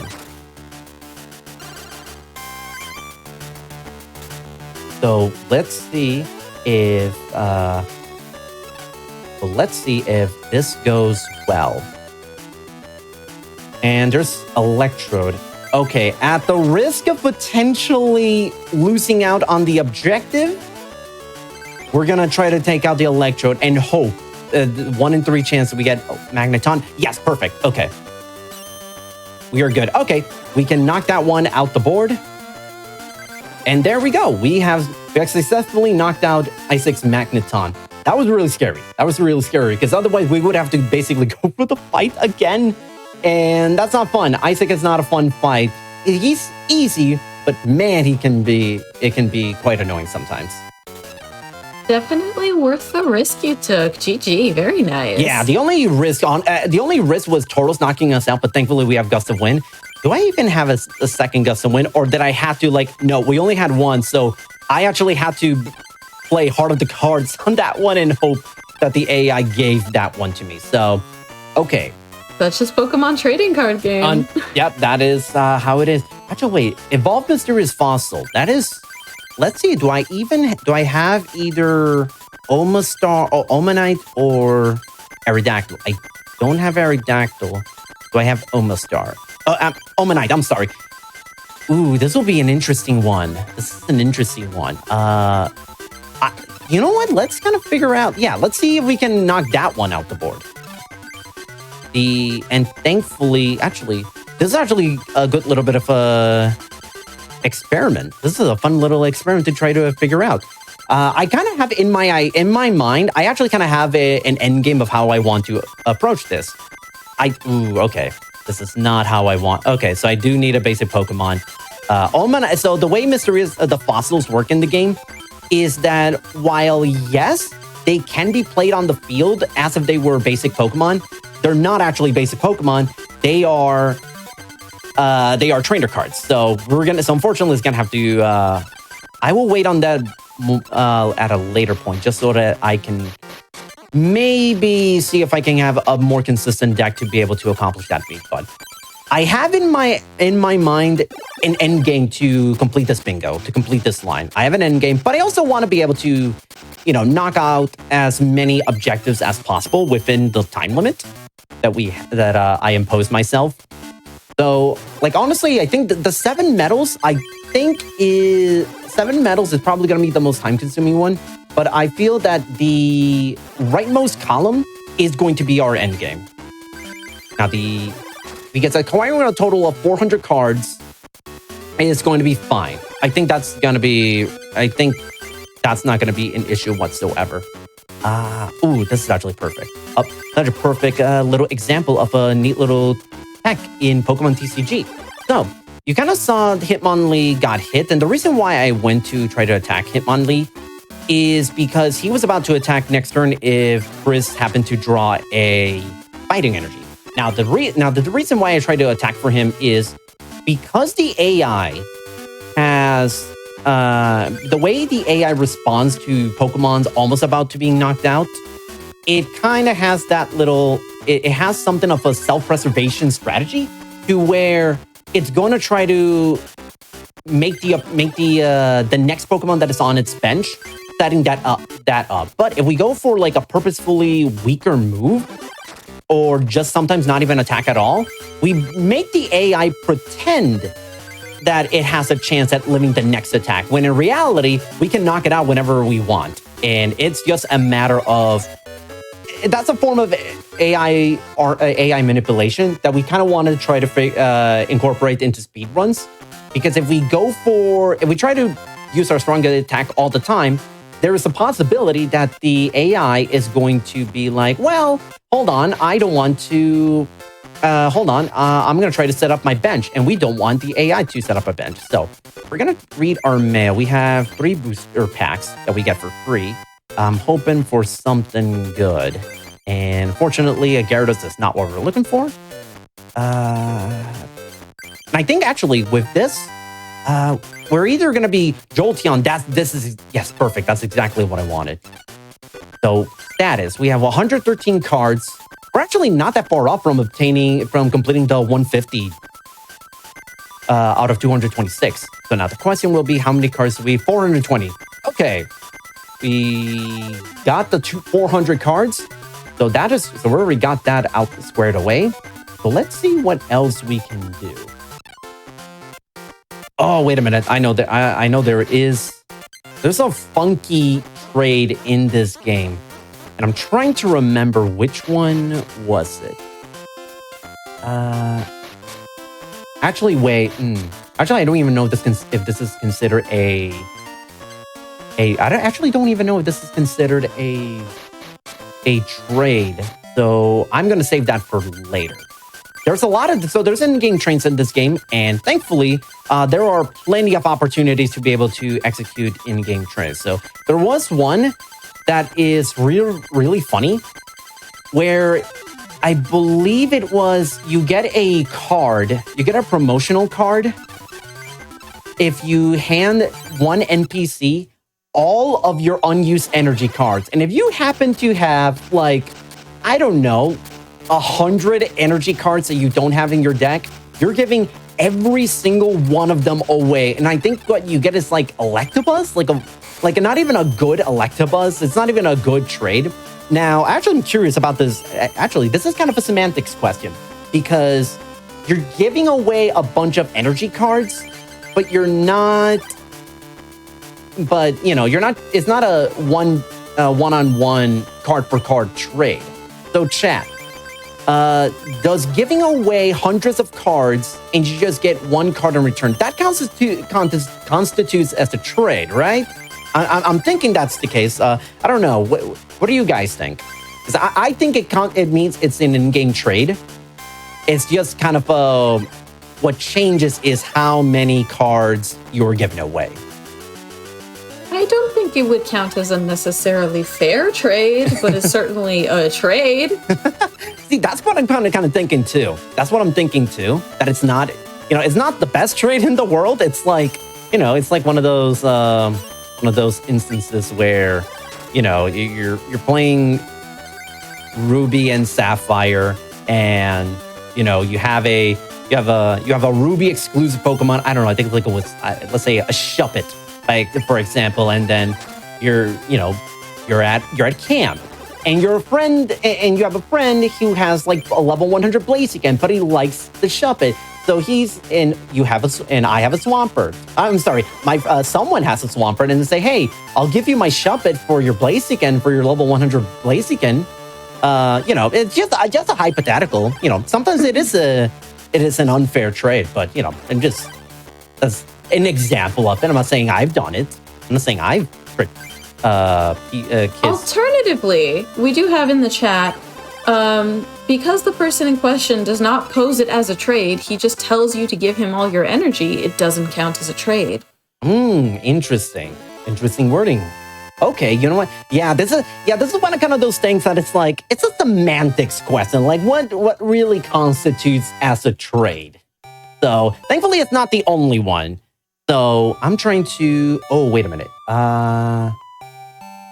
You know what? We could have accomplished an objective right here and there. By fighting Jean. But it would have been... Actually, no. I mean, theoretically, I could have tried to beat Jean with a non-grass type Pokemon, but unfortunately, we don't have something that resists fighting and can also dish out a lot of damage right now. I might revisit this. Later. So, you might be wondering to yourself right now, why are you bringing Magnemite back into the fold? So we're going to be fighting our rival, Ronald. And we have a very interesting strategy that I think you guys are going to very much enjoy. And it's a special strategy that not even the all battles deck. This is... I might have actually... Oops.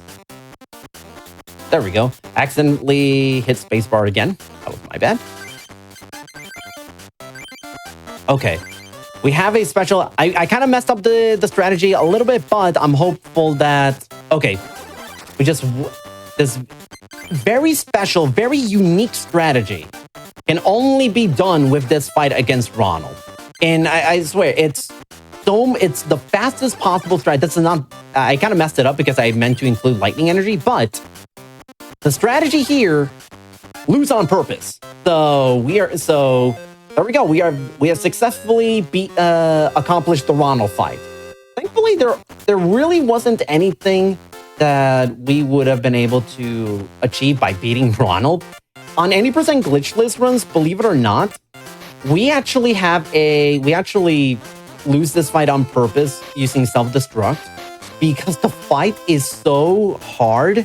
It's not that it's hard, but it's very time-consuming that we just say, you know what? Let's just fight the game. Let's just lose on purpose. Story progression does not get impacted as a result. So we are going to be talking to this person, Ishihara. The reason why is Ishihara is an NPC that offers trades such as, primarily it's Surfing Pikachu and a Flying Pikachu. Either way, the way to trigger the ability to trade is we talk to this NPC. There's actually 3 NPCs throughout the game, and it's fine. You talk to any of them. You talk to the NPC to trigger Ishihara appearing. And then you save and quit, talk to the NPC again, and then you'll be able to unlock the trade. So, Clefable. I don't think I have Clefable. Oh yeah, no.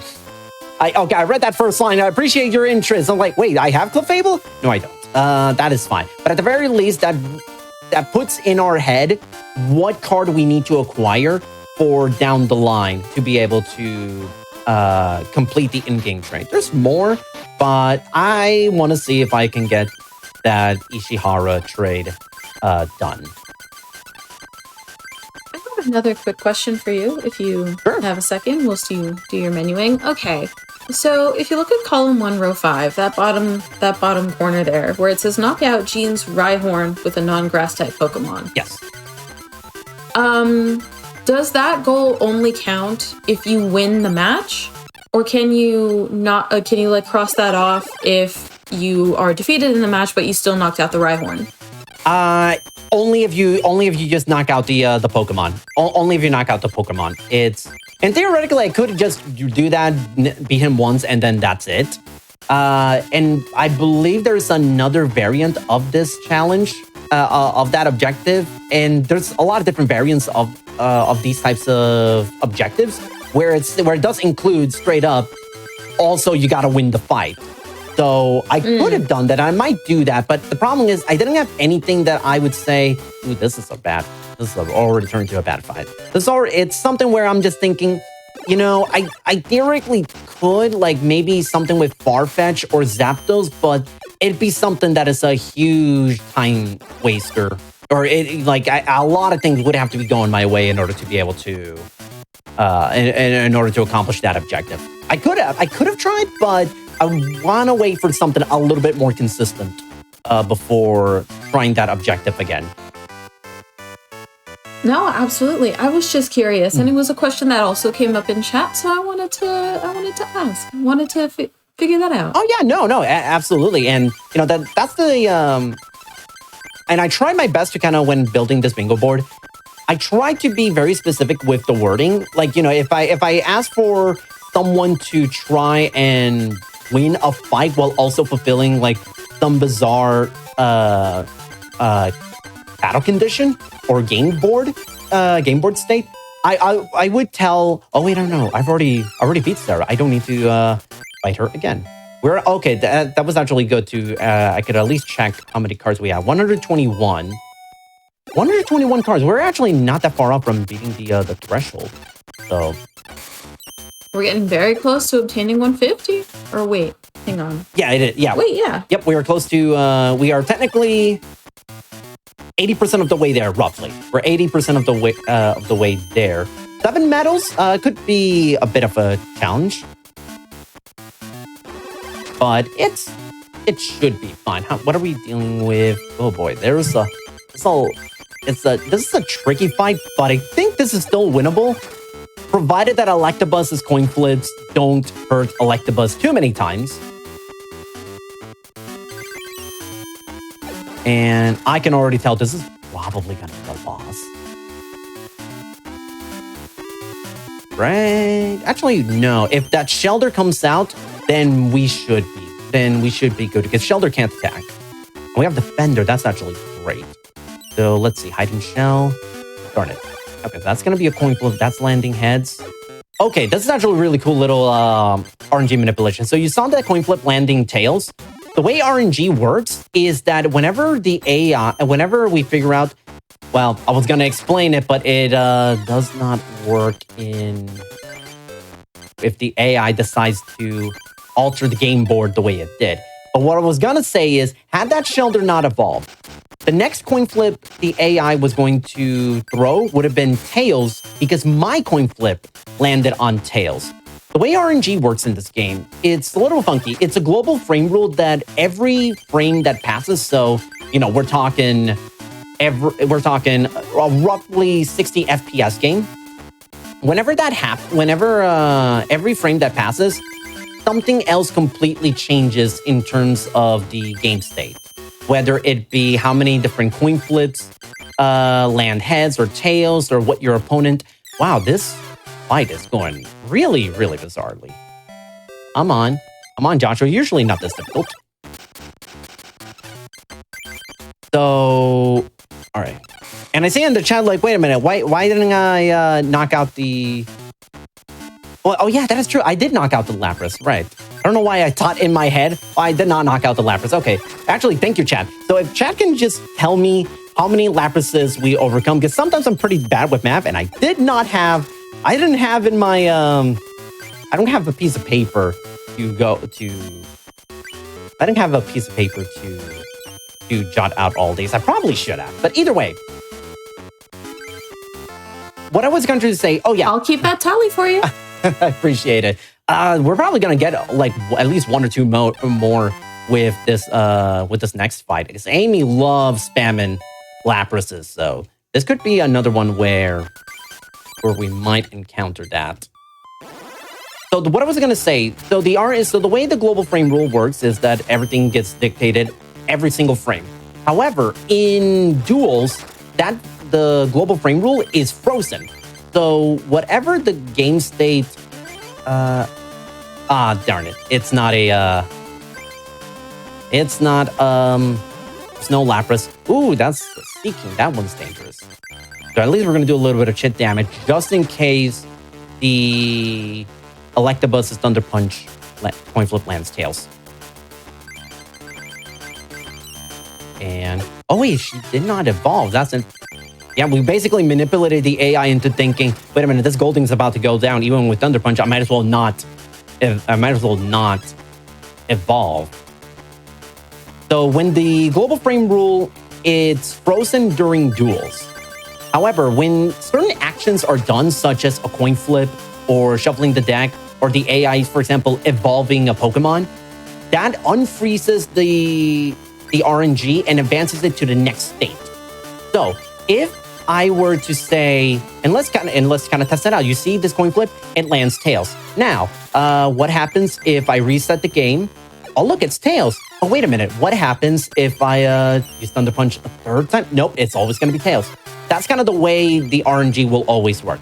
However, we do something different, such as use a Pokeball, and we use that coin flip for this particular action. The RNG gets re-rolled into the next frame. So now this is a completely 50-50 shot. And, well, it's still going to be tails, but that's just because the next frame says it's a coin flip landing in tails. That's really weird that we did not get a single Lapras. So, honestly, row 1 is also a possibility. Row 1 is also something that we could potentially use for... It's definitely looking good for row 1 right now. Yep. Let's see. All right, so we have... How many medals do we have? We have 3 medals. We have 3 medals. There's a few that we can try to get right now. We can get How many cards are we at? 137. We're actually very, very close to 150. So, we can get the next 2 medals right now with these next 2 fights. Unfortunately, I would rather have more Duck Trios than what I have right now. I have 1 Duck Trio, which is, for those of you who remember the All Battles run from Friday, you'll know that we are in the same precarious spot as we were back then, where, and thankfully we don't have to beat the game to accomplish this, but boy, oh boy, this is already kind of be a rough stretch. Because the trio is effectively our win condition. Now, thankfully, Ken is the Fire Club gym leader. So what does he like spamming? Not fire types. He loves spamming the whatchamacallit, the colorless types, which are effectively normal and flying type Pokemon. You're kind of seeing right there. We're already at, he's put in 3 Pokemon. None of them are fire. So gotta love the excellent fire types that he is bringing out onto the field. The 4th one, that's another one. Actually, there's a Chansey objective on here. So we can knock that one out already. So hey, look, finally got that's our first one, our first fire type. There's 2 Chanseys there, so we can knock out, so we can at least go 1/3 of that objective. I will be keeping count of Chanseys as well, so that's 2. If we knock them out, great. Actually, no, this is fine. This is actually completely fine. There's a good chance he's gonna bring out both of those Chanseys at some point in the duel. Actually, he will have to bring out both of those Chanseys because of the. There's a chance not anymore. But all right, that's 1 because there were 4 prizes left and 3 total Pokemon. So now I am. Ooh, he actually might not bring out the Chansey now because Chansey can't attack. So either way, we get 1. So that's good. And the next boss fight can. Oh wait, no, we got Gust of Wind. This is perfect. So all right, never mind. That's 2. Perfect. That is 2. Jot them down. 2 Chanseys we've already knocked out. So that's 2 Chanseys and 1 Lapras. Okay. The next boss... You got it. Next boss fight also has Chanseys, so that'll be another way we can get this. So let's see. Knock out a total for... You know what? Honestly, Road 2 is slowly starting to also become something that is... Even though we haven't done anything with them, with the next fight, that could also potentially be something where we get...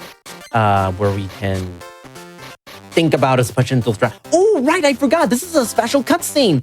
For whatever reason, when you have 4 medals and you go to the side room of the Psychic Club, our rival Ronald appears. This is the only instance, this is the only set of circumstances you can pull off in the game where this happens. And it's really bizarre that it's only in this particular room with 4 medals.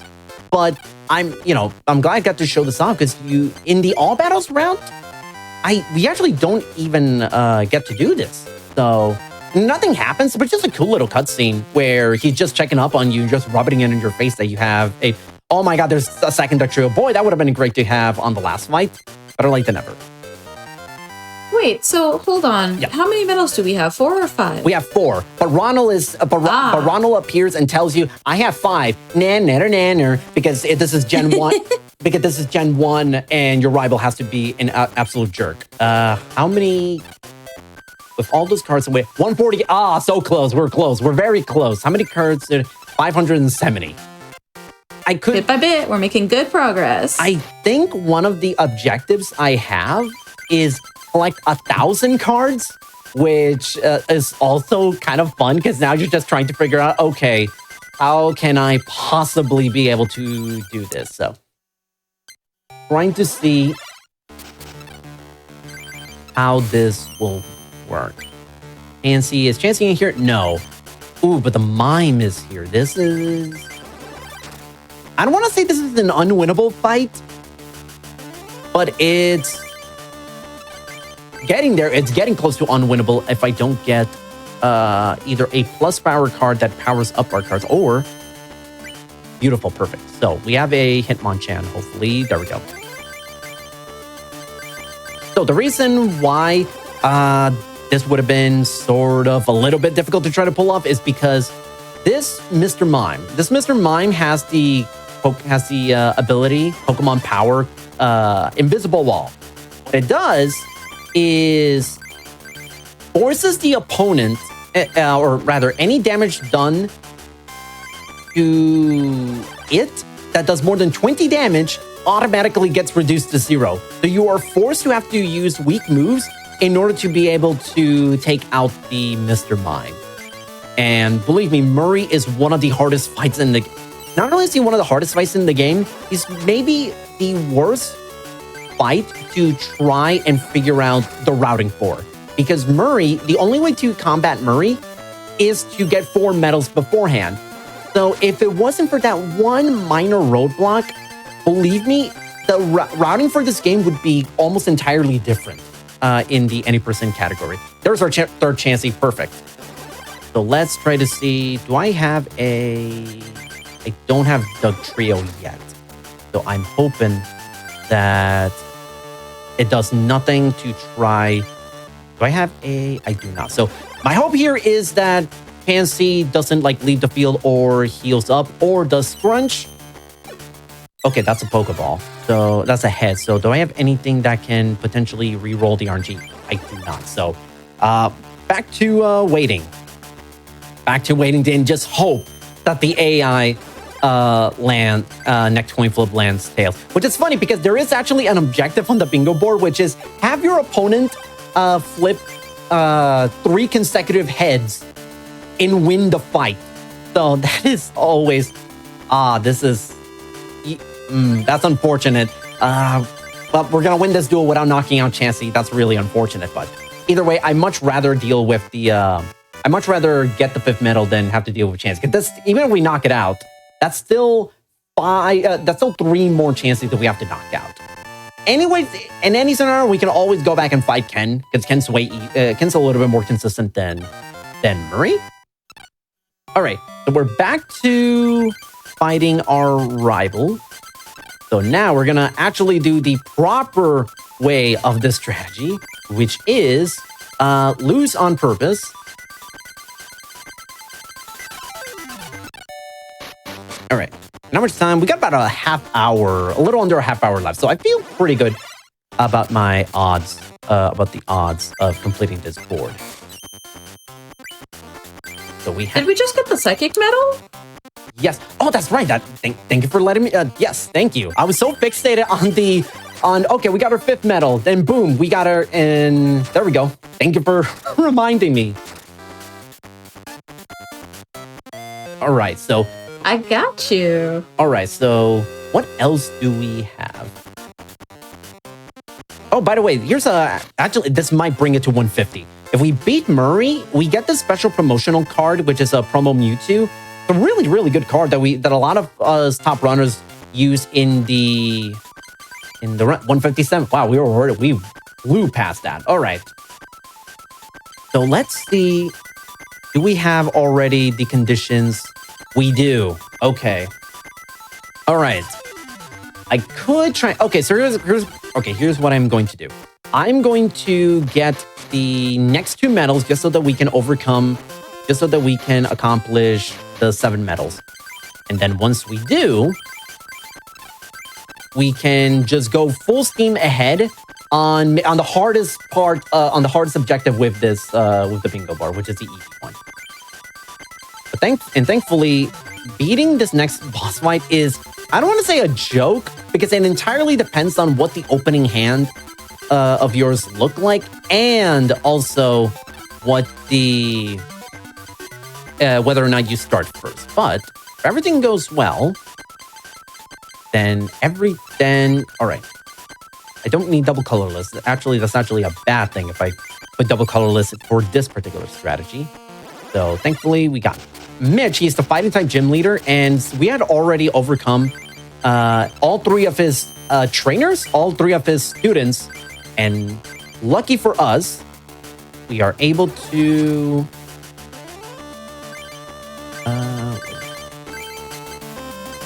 And lucky for us, that fulfills the requirement to challenge him. And that's usually the first thing that we do one of the first things that we do in the entire run. of this game is challenge all 3 of his gym trainers, just so that we were able to challenge Mitch much later on in the game, because he's not easy, believe it or not. It may look like this fight's a joke because I got Mewtwo, but that's because I had an excellent opening hand, and there's nothing. And once Mewtwo's kind of set up and he's at full health, this fight is kind of essentially an auto win. But the problem is, if you start second, or even if you start first, but you have a bad matchup starting out, then you might as well just reset just because of how hard this fight can be.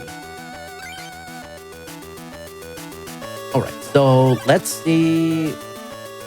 That's 6 medals. Do I have a 6 medal one? I do not. But we're at 6. Yep.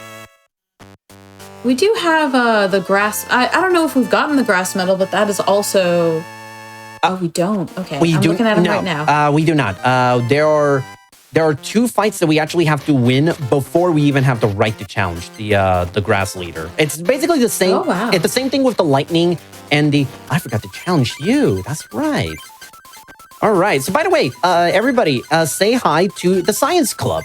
There were so few types in the Pokemon TCG video game that they had to make up gym types just to be able to fulfill your traditional 8 gyms throughout the game. So instead of, we have rock and fighting, that's 2, but no one bothered to put a colorless club. So they just decided, we'll just do science. And of course, the gatekeeper of the science club is a bird nerd.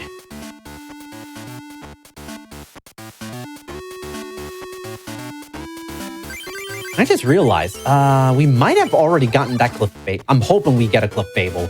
We've already gotten a Cliffable, because now that just means that we're able to get the, I think it was a Surfing Pikachu that Ishihara wanted.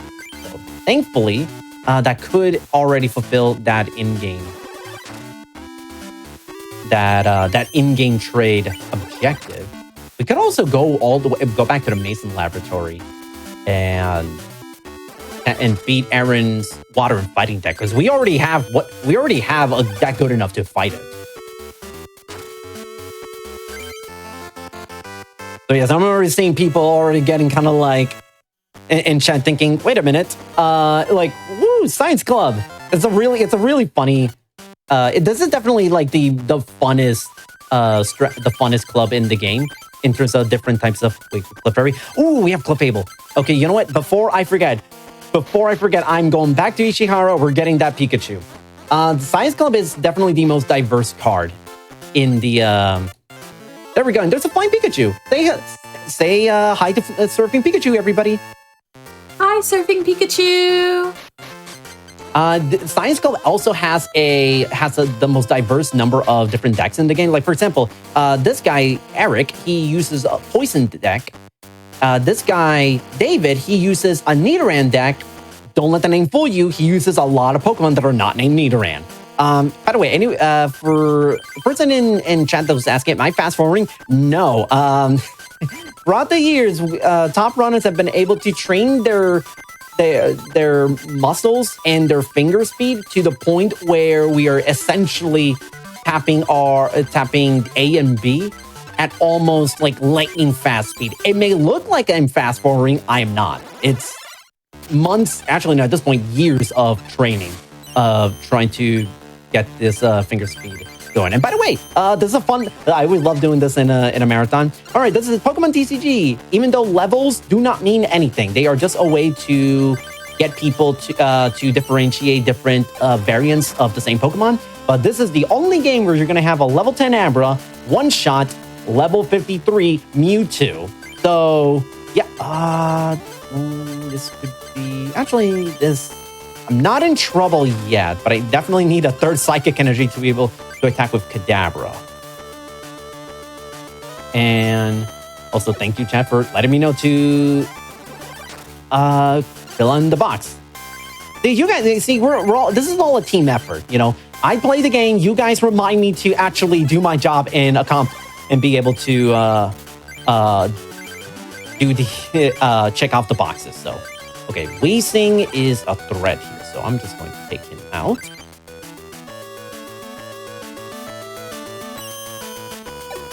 So now we're just effectively trying our best. By the way, shout outs to the music in this game. This game's music is just absolutely wonderful. Like an absolutely banger of a soundtrack for a game that was originally released in 1998 and does an excellent job of taking advantage of everything that the Game Boy Color has in store. And like sprite art in this game is so good.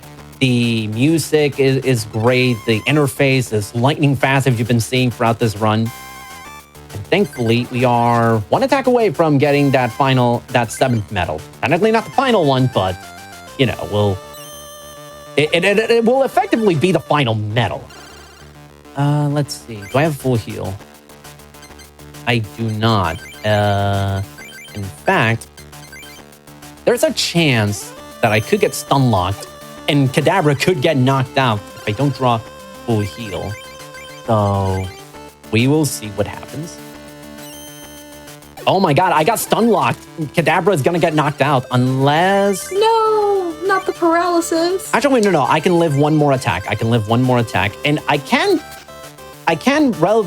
be fine because I have a second Kadabra that's about to evolve. And oh wow, he didn't even bother attacking. So all right, that's 7 medals. We only have one more objective. I don't think we're gonna have a terribly long time, a terribly hard time accomplishing the 2 evolutions, because we do have multiple evolutions. I know we have Jolteon and Flareon. Question is, do I have Vaporeon? Vaporeon. I do have Vaporeon. Now, the wording of this objective is just just evolve. You don't have to win the duel, do anything with them. So we are going to... We only have 3 Eevee. That's actually that's actually not great. I was hoping we would get to 3 Eevees by this point in the run. But so what I'm going to do is something a little bit different. I'm going to try to have as much drawing power as I can. Wait. There we go. So now we need someone. I need someone who I know is not going to do a ton of damage. Actually, wait. This is going to be funny. The hardest fight in the game will be essentially our ticket to being able to beat her to do this. And I forgot to take out the Abras and Kadabras. Whoopsies.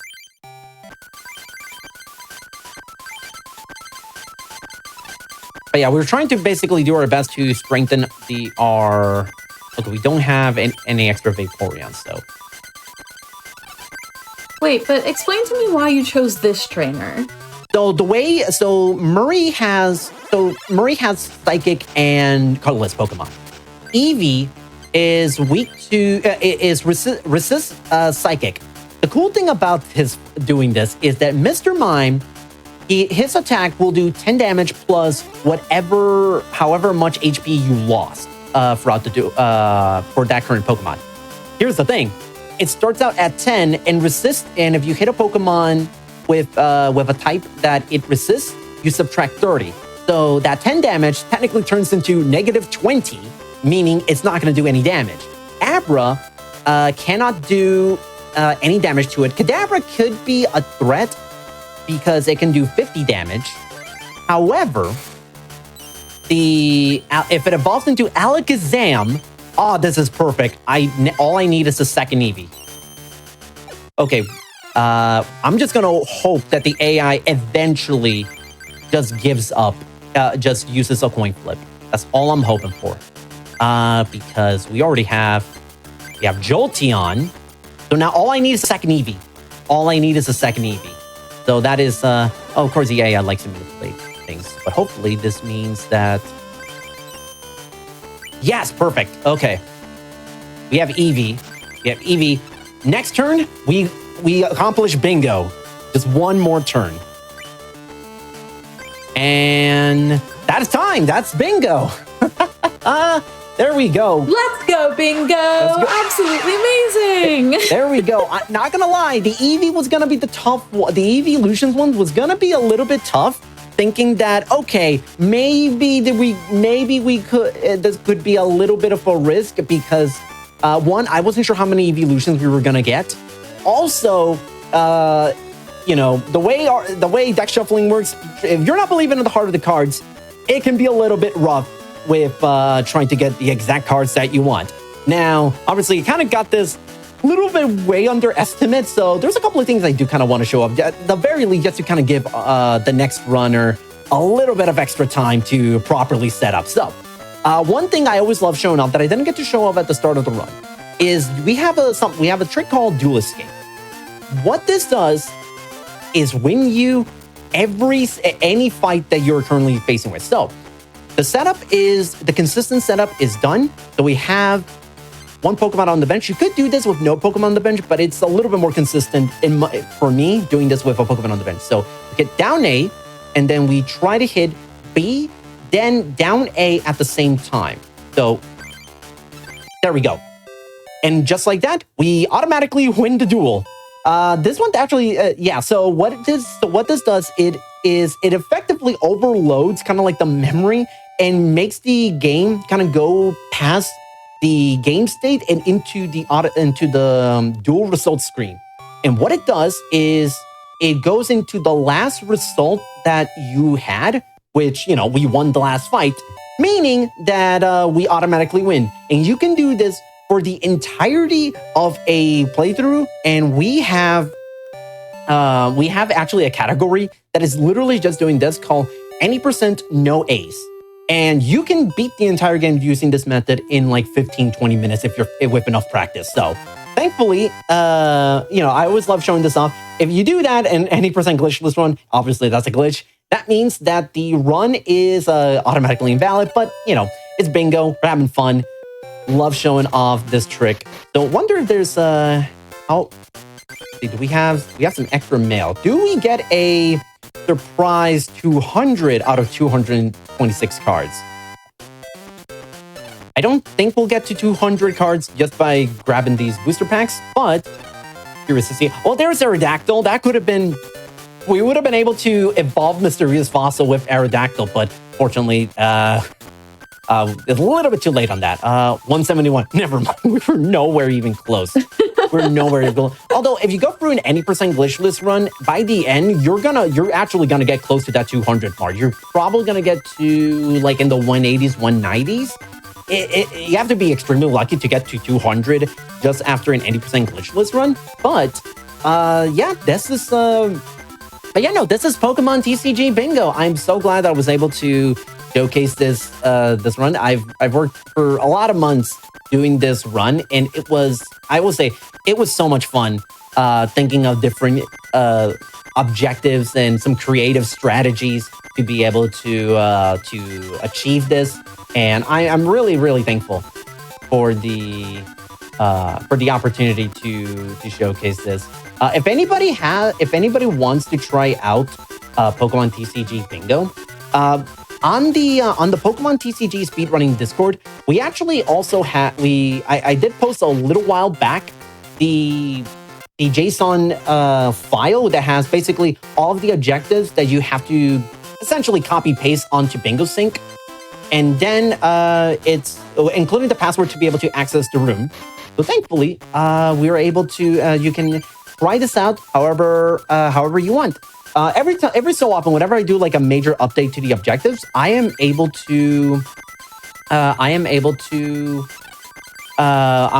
post that, and that way you'll get the most up-to-date version of the bingo. It has already gone through a few revisions the more I play tested this, and I'm so glad that we're able to do this. There's a lot of really fun stuff that we never even got to explore because the objective just didn't explore into bingo. Including this little character. Her name is Imakuni. Say hi, Imakuni. And for any of you who tuned in to the Do All the Things run on Hotfix back on Friday, put in the chat again. Thank you, Imakuni, because Imakuni saved the run. This lovable meme character who is, believe it or not, a roaming boss fight in this game, who has the weirdest objective, the weirdest ace card in the history of card games. And And I think we'll kind of end it off with this special, with a special reading of the special Imakuni card that he has, because, oh boy, it's something special. Let me see if, okay, I was trying to find the flavor text. So, Imakuni, the trainer card, this character's ace card is, your active Pokemon is now confused. Imakuni wants you to play him as a basic Pokemon, but you can't. A mysterious creature not listed in the Pokedex. He asks kids around the world, who is cuter, Pikachu or me? I'm not joking, that's the actual flavor text of the card in this game.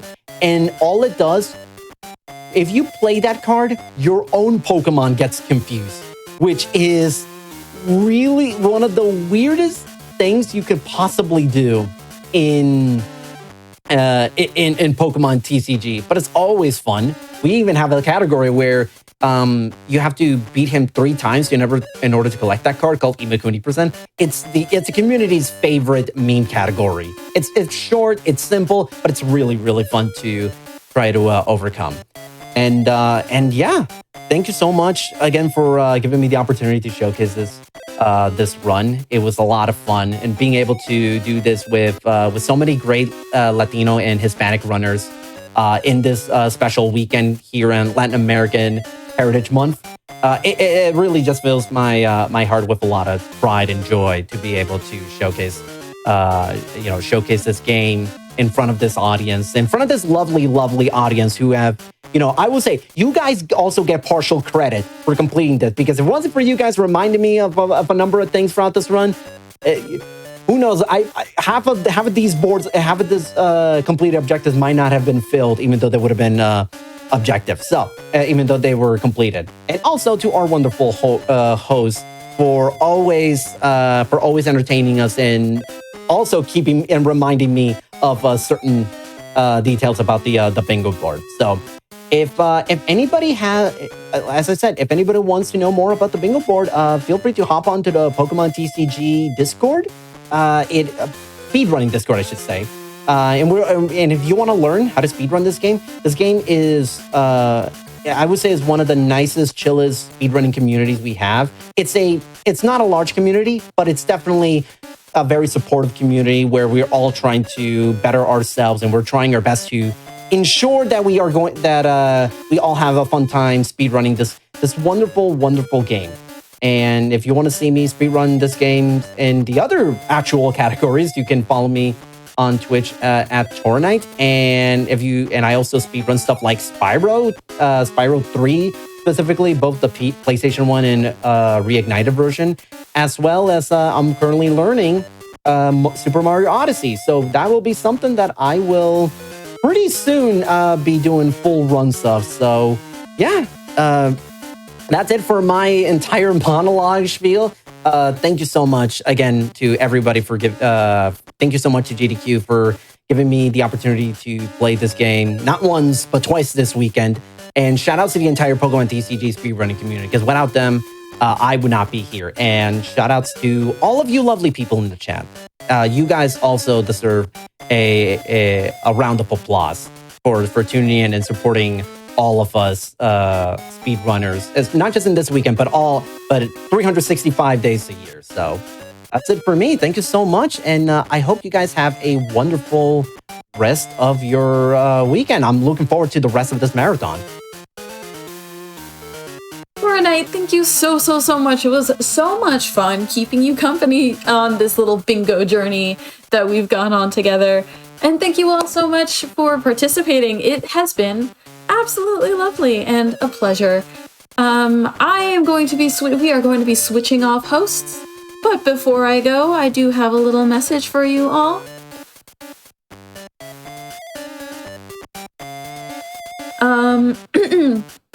If you are interested in other Hotfix events, not just along with our special events here, you can go to gamesdonequick.com/hotfix to check out our Season 3 schedule and check out the schedule for an in-depth look at the runs on this week. So yeah, if you enjoy what you're seeing on the GDQ Hotfix channel, take a look at our schedule, see if there are other things that you might be interested in watching. And yeah, I will leave you in the very capable hands of Rebecca R.E. And I shall be going after this break, but stick around. We have so many wonderful runs. We have Virtua Unlimited Project coming up next. So yeah, I will see you all later. Stick around after this break. Thank you all so much.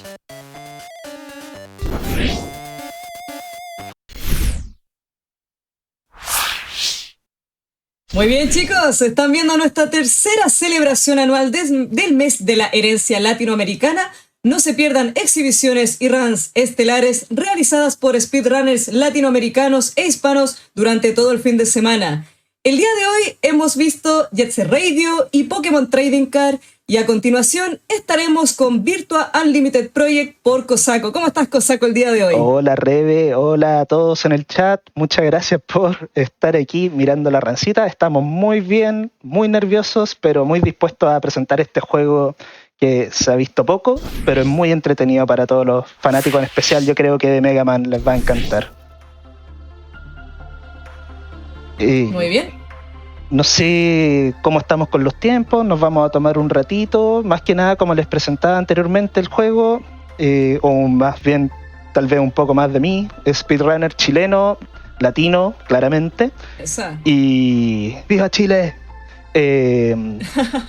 Y bueno, nosotros empezamos a hacer speedrun hace mucho tiempo, pero hubo un tema una para muy grande, y después volvimos gracias a la comunidad de la Caro, que nosotros nos motivamos nuevamente a hacer el tema de los speedrun. Entonces aquí estamos presentando en este canal tan importante, mundialmente conocido, un nuevo jueguito para ustedes, que espero que les guste mucho. Aprovechando, saludo a Carito ahí, por eso. Saludos, Karen, saludos a todos. Bueno, yo veo aquí que está toda la fanaticada, así que cuando usted quiera puede comenzar. Si quieres te ayudo con la cuenta regresiva, o si lo quieres iniciar tú. Ya, vamos a empezar así. Yo te doy la cuenta regresiva, con el ya vamos a comenzar, para mostrar aquí que el juego tiene 3 modalidades, las vamos a explicar en corto. Y tal como dice abajo, a pesar de que se llama normal, esta es la modalidad más fácil del juego. Así que para comenzar ahora, Rebe, 3, 2, 1, ya. Go. Go, go, go, go. Y aquí nosotros... Vamos, mucha suerte. Muchas gracias. Ay, los nervios se vienen. Este juego tiene muchas cinemáticas que nosotros vamos a spamear harto el start para poder saltarlas. Y aquí nosotros tenemos una pequeña sección donde todavía no tenemos el tope de nuestros poderes. De hecho, con suerte tenemos una pistolita, que igual si spameamos como cualquier limonazo que conocemos por ahí, es muy bueno. Y aquí vamos a adelantar un poquito, disparar antes de que spawnen del todo los amigos para poder avanzar. Y ahora ya tengo todos mis poderes, ya tenemos nuestra carga, nuestro buster y nuestra espada, que la vamos a ver pronto. Así que comenzamos nuestra sección inicial del juego. Tenemos unas moneditas ahí que después las vamos a explicar mejor. Y vamos a usar una mecánica de un saltito, de una patadita ahí descendiente, que es muy entretenida y que nos va a ayudar mucho a futuro. Pregunta, Cosaco, ¿por qué elegiste este juego? De hecho, por lo que estábamos hablando anteriormente, y tienes toda la razón, es muy Mega Man Zero. Demasiado Mega Man Zero. Me gustaría preguntar, ¿qué fue lo que te gustó, que te llamó la atención para poder iniciar speedrun de este juego? Uy, ¿qué me llamó la atención? Cuando lo empecé a probar el juego, la movilidad. Es muy hiperactivo el juego en general. Y muy buena primera etapa, que lo vamos a comentar. Y es muy gracioso porque yo la demo de este juego la conocí y se la presenté a un amigo que se llama Alnak, que tal vez lo conocieron ayer. Y él jugó la demo y finalmente terminé yo jugando más este juego horas continuas sin pensar en el speedrun. Pero después, cuando llegó la oportunidad de una maratón, empezamos a planear este juego y empezamos a buscar strats y cositas. Así que eso fue principalmente lo que nos motivó. Nuevas secciones aquí que tenemos presentes de bla bla bla bla, pero nos quitaron a los poderes.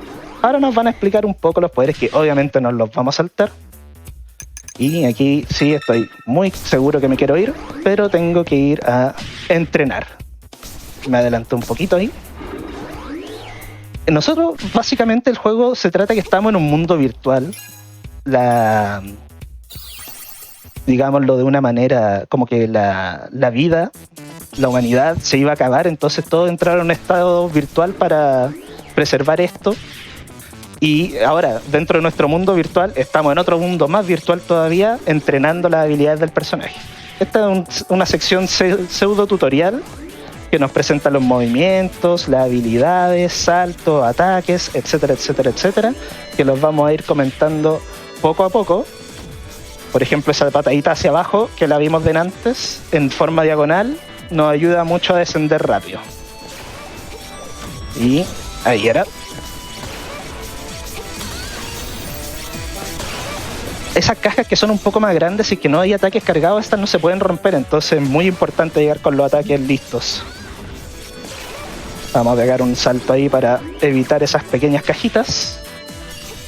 Ese amigo solamente nos ayuda para pasar y eso lo vamos a ignorar porque solamente nos enseña que podemos cargar un poder especial que lo vamos a ver después. Perfecto.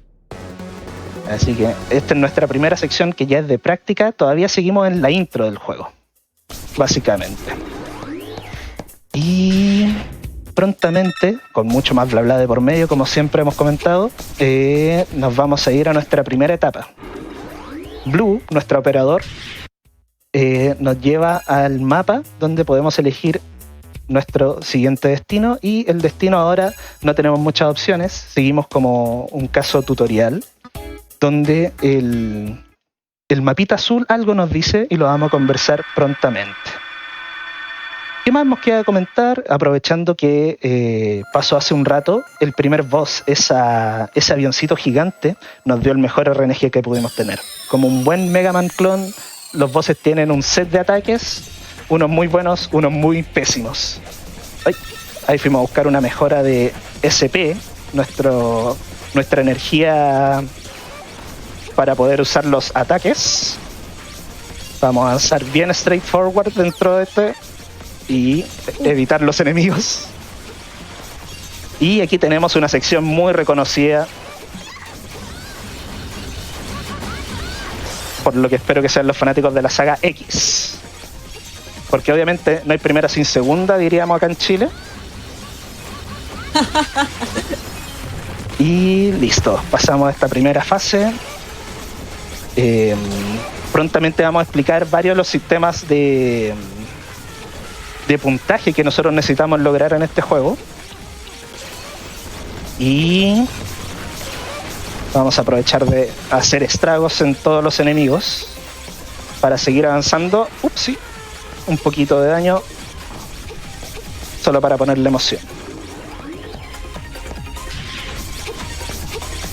Y entrando en la fase final, aquí nosotros vamos a aprovechar un poco esta patadita que nos ayuda muy velozmente a avanzar por sobre los enemigos. Y espero no equivocarme, porque aquí tenemos que pasar por debajo. ¿Pero por qué por debajo? Porque vamos a hacer un poco de strat safe, que es el que comúnmente utilizo. No es algo nuevo que sea solamente para maratón, pero ese subtanque que se ve muy similar a la saga 0, que me encanta, saga 0 vs saga. Vamos a aprovechar para tener un pequeño backup. Y ahí salimos del agua rápidamente y empieza el piso de hielo. Típica movimiento físicas del hielo, así que hay que tener mucho cuidado con las deslizadas, que te vayan a frenar el momentum. Muy complejo ahí. Entonces aquí ya entramos a la puertita roja. La puertita roja ya es claramente señal de los bosses. Y tenemos al primer boss, Nezumi.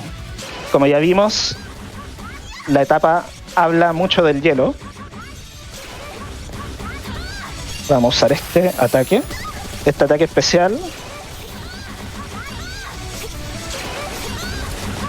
Y hicimos una buena pelea. ¿Por qué?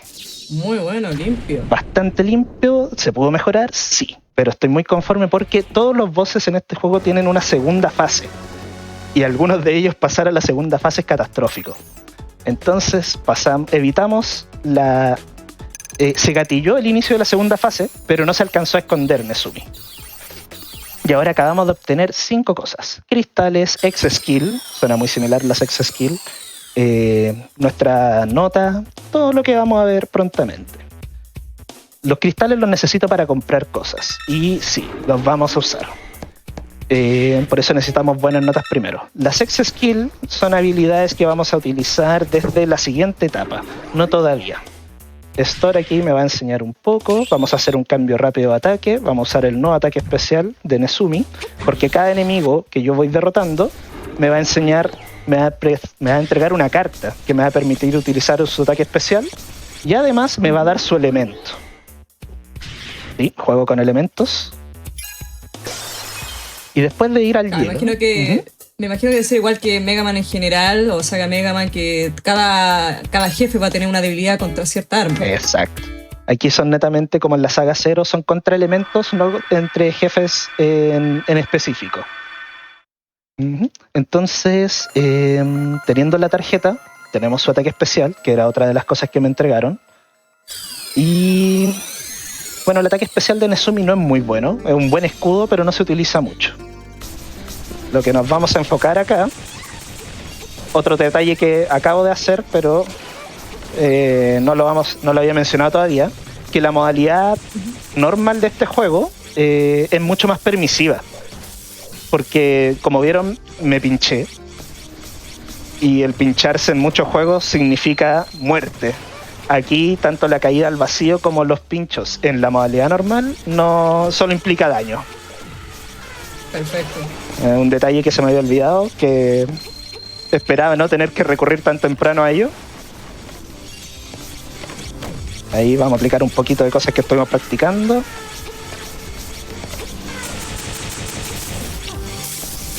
Un poquito de vida de backup.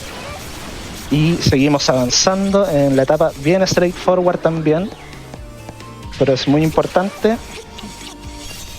esta parte, porque aquí pincho. Ya. Me equivoqué de ataque. Ahí sí. Me enganché sin querer. Pero aquí los ataques son muy poderosos igualmente, así que vamos a ir avanzando. Y esta es una sección que parece muy similar a un Mega Man ZX. Me dijeron que era el Advent. Yo tengo mis dudas, pero la experta fue la que me comentó eso, así que no voy a tener ningún debate en este instante.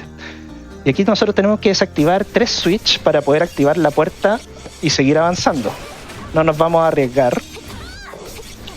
Salió bastante clean, de hecho, esa salida. Mejor que las últimas veces.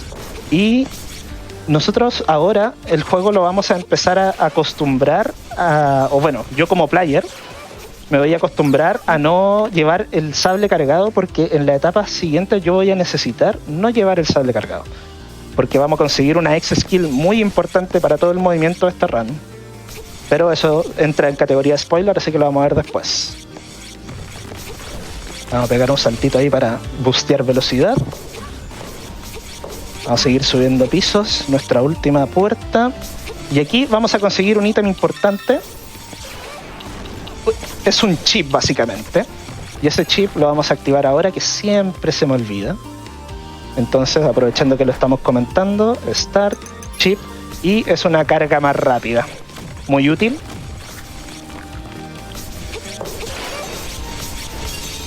Entramos a la puerta que teníamos bloqueada. Ese pequeño salto da un poco de invulnerabilidad, por lo tanto ahí se aprovecha muy bien. Y ya llegamos a la puerta roja, como mencionamos, y vamos a pelear con Hana. Hana, que no le gusta para nada el hielo. ¡Oh! Y me apuré. Entonces, cambio de planes. Plan B. Muere. Y ahí. Esa fue la segunda fase, como alcanzamos a ver. Esos movimientos son rápidos, no se queda quieta, y el problema es que hay que perseguirla si queremos hacerle mucho más daño. Entonces teníamos que evitar un poco eso.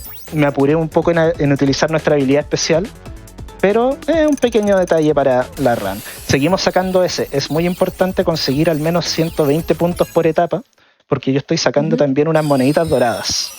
Creo que no he sacado ninguna todavía. Vamos a ver aquí, en la siguiente etapa se empieza a notar mucho mejor. Entonces, ya tenemos 2 derrotados, y lo bueno es que también nos van dando nuestros elementos, y ahora tenemos el trueno. Y el trueno le hace daño al viento, elemento nuevo que se utiliza en este juego. El verdecito es del viento. Y vamos a ir a enfrentar una etapa que es básicamente una facility. Es un edificio con mucha seguridad que vamos a pasar, ojalá lo más rápido posible, pero esta es una de las etapas complicadas, que por suerte está al inicio. Vamos a sacarnos una conversación innecesaria. Vamos a hacernos un daño no querido. Hay un montón de seguridad ahí. Y ahí no he explicado mucho, pero ahí ya tengo esa X-Skill que se puede ver, ese dash que hace mucho daño. Eso era muy importante, poder hacer el daño ahí. Casi me mato. Aquí muy pocas cosas te matan inmediatamente en esta categoría. Una de ellas es que te aplasten. Eso no hay vuelta atrás. Entonces, vamos a seguir avanzando con nuestra habilidad. Solo un poco de aire.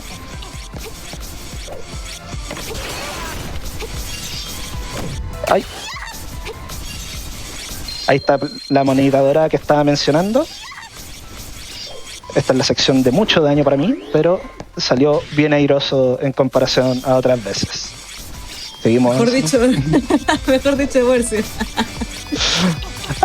Sube. Daño intencional.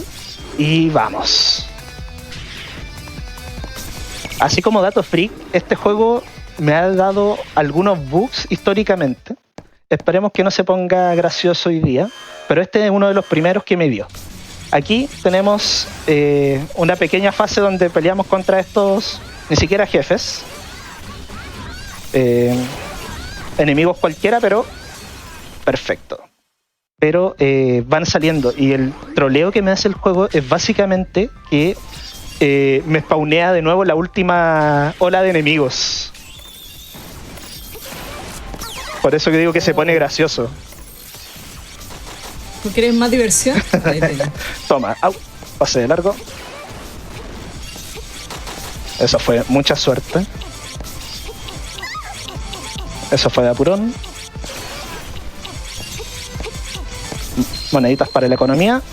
Y... Perfecto. Daño. Vamos a parar un poco solamente porque quiero tener mejor nota para el futuro. Y bueno, ¿se acuerdan que al inicio del juego yo saqué algo que no se vio mucho? Que era una barra de mejora del SP, que se llama. Tenemos arriba a la izquierda 3 marcadores. Aunque parezcan solamente 2, son 3 marcadores. Donde está nuestra vida, la barrita larga continua. Está la barrita de, dejémoslo como magia. Y tenemos el símbolo, donde está nuestro elemento básicamente, que también es donde se llena mi poder especial, digámoslo como el ulti o la habilidad de la tarjeta. ¿Se acuerdan que tiré una pelotita rosada en etapas anteriores? Ahora vamos a tirar el ataque de Hana, que fue la última que vencimos, y estamos listos.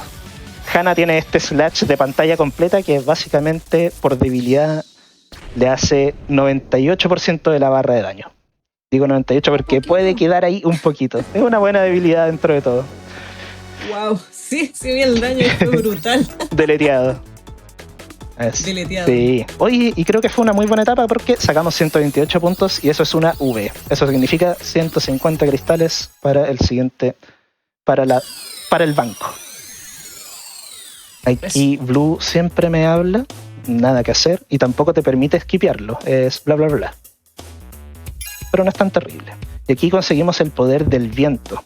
No he mencionado mucho los golpes elementales en este juego, pero ahora yo creo que es momento, mientras esta etapa un poco vertiginosa viene, vamos a hablar que primero, etapa de hielo, no hay mucha novedad, el hielo te ralentiza. Te pone más lento, te cuesta moverte. La electricidad, cada vez que te hacen daño eléctrico, te va bajando tu barra de SP, de magia, por decirlo así. Entonces, no es muy bueno que te golpeen eléctricamente.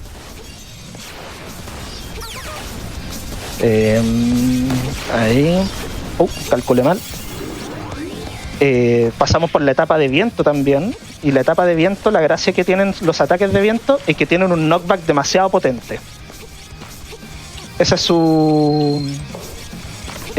como su especialidad cuando te hacen un ataque elemental de viento. Y probablemente uno de los más pesados es el ataque elemental de fuego, que te deja como overload, y al dejarte overload no puedes cargar tus ataques. Entonces eso debe ser, yo creo, uno de los peores. Ay, vamos a hacer eso solamente para hacerlo más fácil.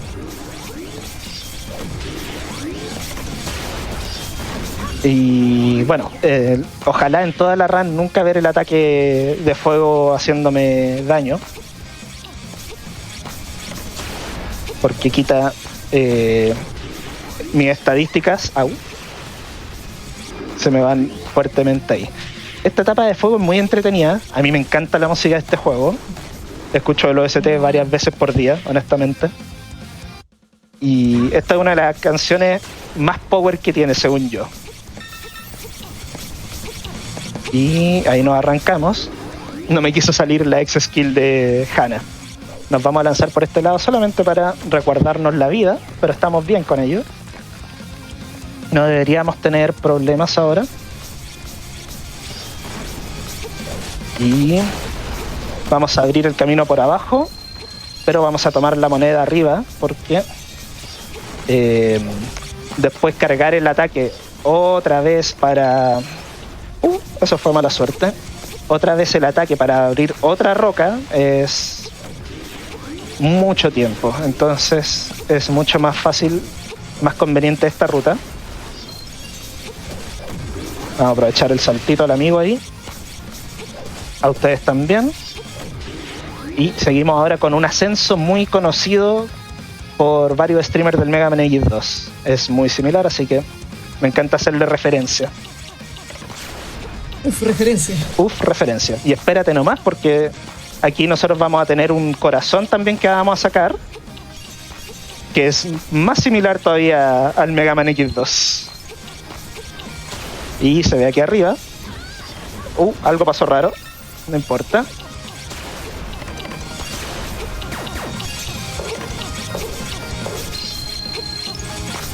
Y ya. Esta pelea, si sale bien, lo cual espero, puede ser muy rápida. Vamos a activar el poder de Higi después de disparar el primer puño. Y... me acaban de hacer daño de fuego, entonces no podía usar el ataque cargado. Y eso me consumió un poquito más de tiempo. Pero la pelea fue instantánea, no se puso graciosa. Así que vamos muy bien en esta exhibición. Yantian, el poder de fuego, probablemente uno de los ataques que yo más utilizo, porque vamos a hacer una carrera constante contra los ataques de Yantian en este instante. Las maripositas de fuego, una maravilla. Pero también se me olvidó mencionar un poco que nuestro personaje principal le encanta mimir. Mimir, dormir, sleeping. Así que mimir time, gente. Nos vamos un ratito a la habitación. Nuestro personaje... Me siento identificada con el personaje, la verdad. Todos somos Kana. Todos somos Kana. Sí. Hashtag, por favor.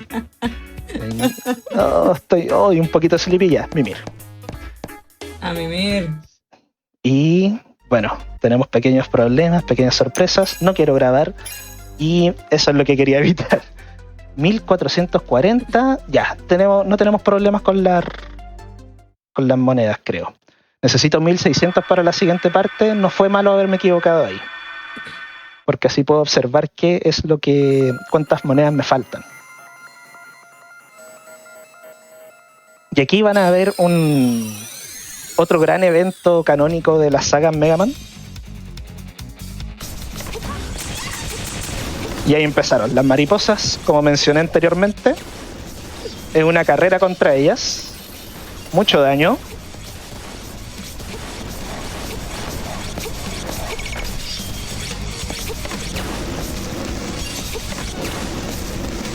Y para asegurarme, matanga y unas moneditas ahí.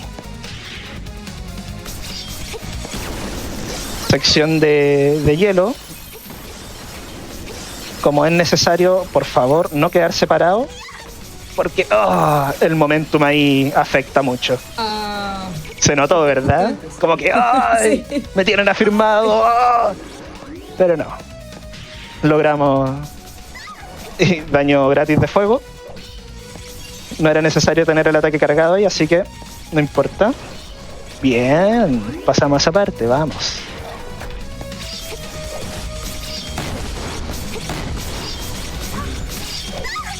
Ups 2.0. No solo el otro ataque. No importa, Kana. Nada de presión.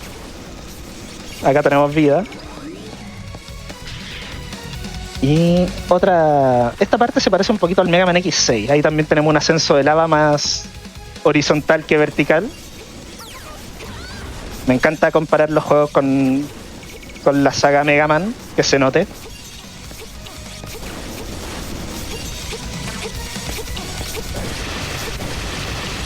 Y ahora vamos a tener una pelea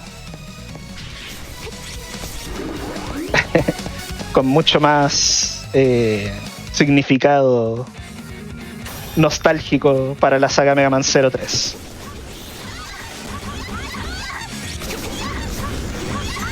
No, me pegó la combinación. Ya, me enojaste. Cosa se va a poner fea. Bastante. Y se muere. Ya, fue una muy mala pelea, pero no importa. Mi Dark Kana, buenas noches. No te veremos más. Pero ahí lo que en realidad pasa es básicamente que Store, quien nos daba los poderes o que nos daba una explicación de los poderes anteriormente, básicamente muestra su verdadera faceta. Kana Dark era solamente alguien para estar en el camino, interponerse, te roban un poquito los poderes, pero ahora viene un nuevo personaje que no tiene más relevancia. Reemplaza a Store, pero no les dieron ganas de cambiar el nombre a la habitación. Así que seguirá siendo Store 2. Ahí nomás llegó el aporte del personaje. No, Store vuelve. Y más enojado que nunca. No, mentira. No tanto. La venganza. Sí. 2.0. Sí.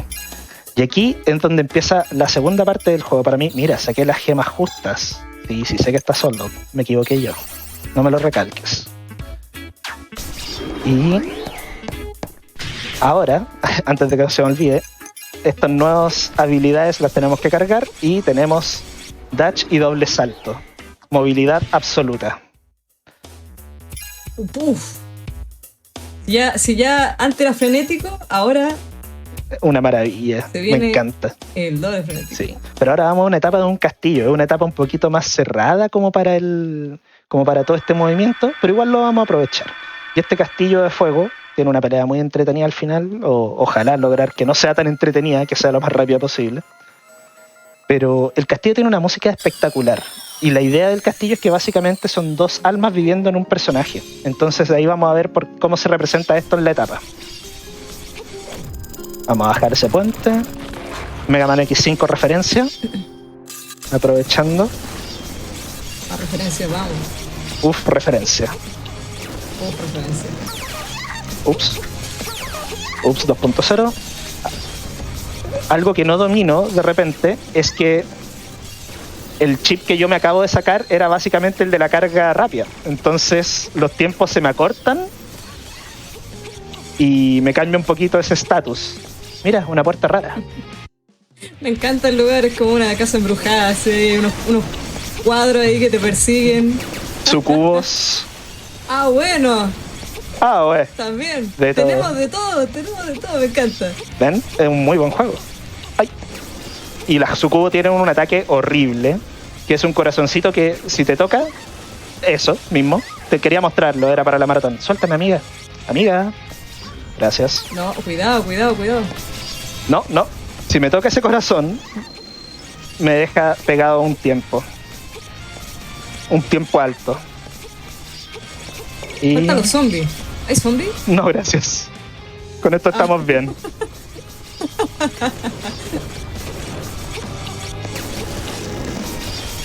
Y como pueden ver, nosotros pasamos a un mundo paralelo en la etapa por cada portal que vamos avanzando. básicamente todo se mantiene, pero... ¡No! Ese era un salto diagonal, porque aquí nos enfrentamos a un mini boss. El dorado. Armadura dorada Resident Evil 4 Remake. Ok, no. ¡Ay! ¡Uf, referencia! Un juego Resident Evil 4 Remake. Creo que iba a ser mi mejor pelea.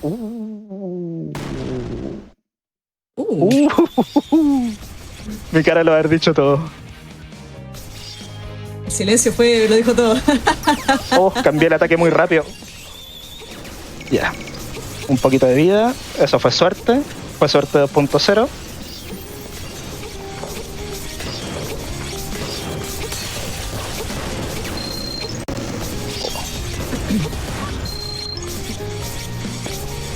Y... ahí tenemos cuidado un poquito con los dash de la X skill porque de repente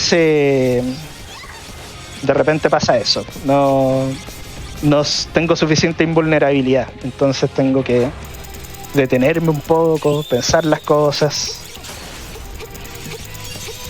No muy cosaco style, la verdad, pero... ¿No muy yo lo dice usted? No mucho. Ay, me encanta esa escalada.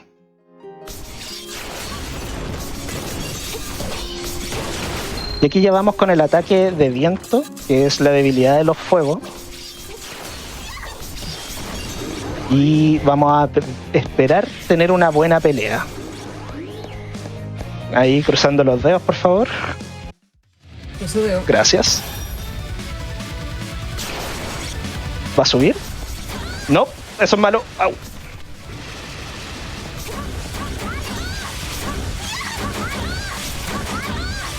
Ya.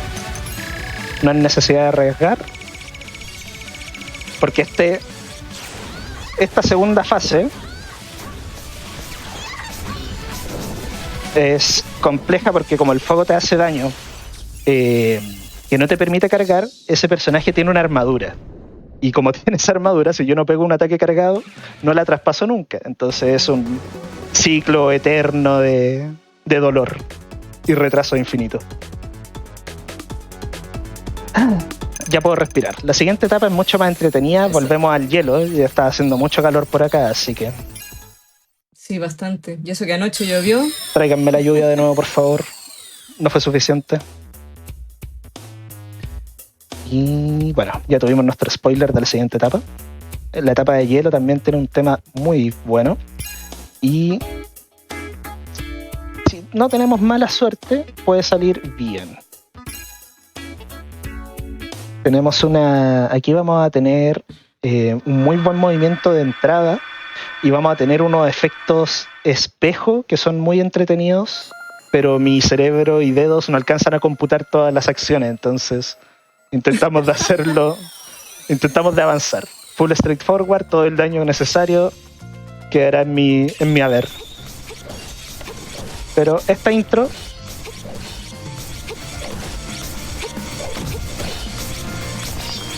me encanta. Vamos a avanzar aquí nuevamente entonces con el... no, repito, ahora sí. Vamos a avanzar nuevamente con todo el poder de fuego.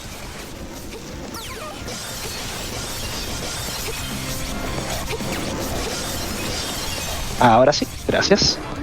Y aquí empieza. Si se fijan, tenemos una cana sombría. Que esa cana sombría es la que maneja el mapa. Y yo tengo los movimientos de la otra cana. Entonces una recibe daño por la otra. O sea, no, una recibe daño por las dos. Una le hace daño el terreno y a otra le hace daño... ¡ay! ¿Cómo se llama? Y a otra le hace daño el escenario. El escenario y el otro los enemigos. Entonces... ¡ay, mi cerebro! El multitasking ahí está fuerte. Lo hemos practicado, no ha sido suficiente. Se puede, sí. Confío. Desconfío, vamos. Y aquí tenemos un mini boss. Son muy pocos los mini boss que nos enfrentamos en este juego, pero este lo vamos a intentar de deletear. Y gracias. No tengo mucho que explicar. Generalmente no veo a este amigo, así que hay que intentar de que no aparezca mucho rato en pantalla, porque si no, si se esconde, pierde el punto de impacto, así que...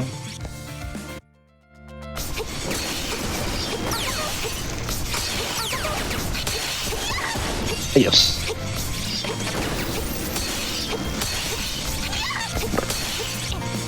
Dije que no había necesidad de arriesgarse, así que... Sí, es lo mejor, es lo mejor. Después recuperamos eso. Upsi. Oh. Eso es malo porque básicamente no puedo evitar el...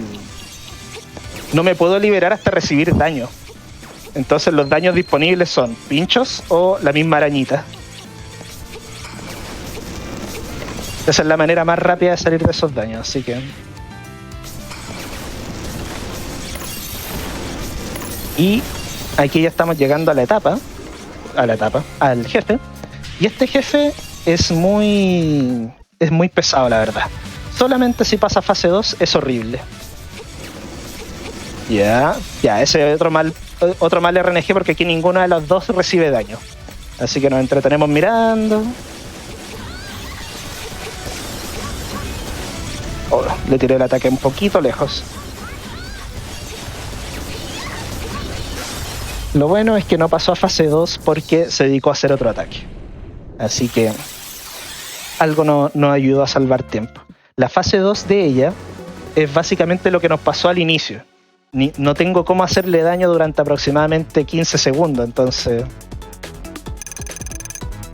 es solamente mirar, reír y esquivar. Ya nos van quedando 2 etapas. Nos queda nuestro amigo eléctrico y nos queda nuestra amiga viento para finalizar los 8 Mavericks. Ok. Y... Okay. Referencia. Sí, referencia. Capcom, no me olvides, por favor. Entonces, esta etapa también tiene unas referencias muy entretenidas, pero la música, sabes que no era de mis canciones favoritas, pero después empecé a sentir el riff de guitarra, así como dentro de mi... de como motivarme a hacer el speedrun del juego, ponía la música, porque además era buena. Entonces, escuchaba esto y después como que le di un nuevo sentido a esta canción. Y fue... God. Quiero decir, como para alguien que es primera vez que ve este juego, en todo sentido ha sido increíble. De tanto la jugabilidad, se ve muy entretenida, muy dinámica en general. Me gusta mucho que todo hacen locura en general en estos juegos de plataforma. Y ahora especialmente que está dando vueltas todo más encima. Y lo mejor, la música es muy, muy agradable. Me encanta. Me alegro. Ese es el efecto que queríamos lograr. Así es. Se logró, totalmente. Eso. Está muy entretenido. Y todavía nos queda diversión por delante, así que... ¡Ay! Me parece. Y aquí, fíjate que aquí los azulitos giraban 180 grados, estos giran 90. Esa es la única diferencia que tenemos en esta parte. Y también era muy importante hacerlo con timing esa parte, porque si tú lo intentas de hacer muy rápido, el botón aún no ha salido, entonces no le pegas a nada. Esa pelotita me cae muy mal, la verdad. Aquí nos vamos a saltar esto. Ah, y se me olvidó mencionar básicamente que nuestra ex-skill favorita, ese dash, desde que yo puedo tener el dash aéreo, yo la puedo hacer en el aire también. En algún instante anterior nosotros la hicimos en el aire, pero es porque teníamos la posibilidad de tener como ese vientecito que te impulsaba. Entonces como que te generaba un piso falso la cosa, y con eso ya podías hacer nuevamente el dash aéreo, así pam. Tengo una pregunta. Cuéntamelo. ¿Cuál fue la etapa de cuál ha sido la etapa de este juego que más te costó aprender durante la run? Cuando empezaste los speedrun de este juego. Yo creo que la vamos a conocer después, la primera, pero yo me atrevo a decir que esta fue la segunda. ¿Por qué? Porque los giros tienden a demorarte mucho y existe la posibilidad de no girar siempre. Algunas son obligación hacer los giros, Y después de lograr entender que tú puedes evitar algunos, pasar, y también haciendo consideración de que el juego, los pinchos no son peligrosos en esta categoría, uno puede seguir intentando avanzar más rápido. Ahora, de repente uno avanzaba en el juego o en la etapa y decía, creo que aquí puedo avanzar. Y pasaba un detalle muy simpático que era mentira, no podías avanzar porque había una piedra o un bloque en el camino y tenías que devolverte todo el camino a buscar el switch y poder volver nuevamente a... ¿cómo se llama? A dar vuelta el paso, el camino. La tercera etapa yo diría que fue la etapa de hielo anterior. Todavía no la domino al 100% porque, como pudimos ver en algunos fragmentos de la etapa, no es que las cosas no existan y spawneen cuando matamos las arañas, sino que siempre están, pero son invisibles y se hacen visibles cuando le hacemos daño a la araña. Entonces los espacios para poder pasar con el dash y todo es un tema aparte. Además de ese movimiento que tuviste, que tenía a una cana que yo controlaba y otra cana que recibía daño, pero que era la que estaba en el mapa.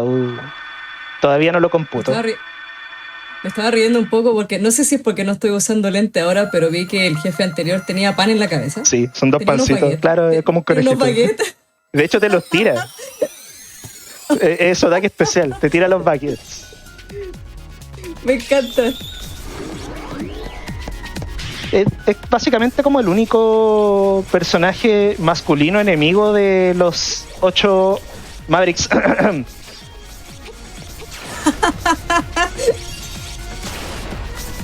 Porque después vamos a ver a Store, que ya lo había spoileado. Y...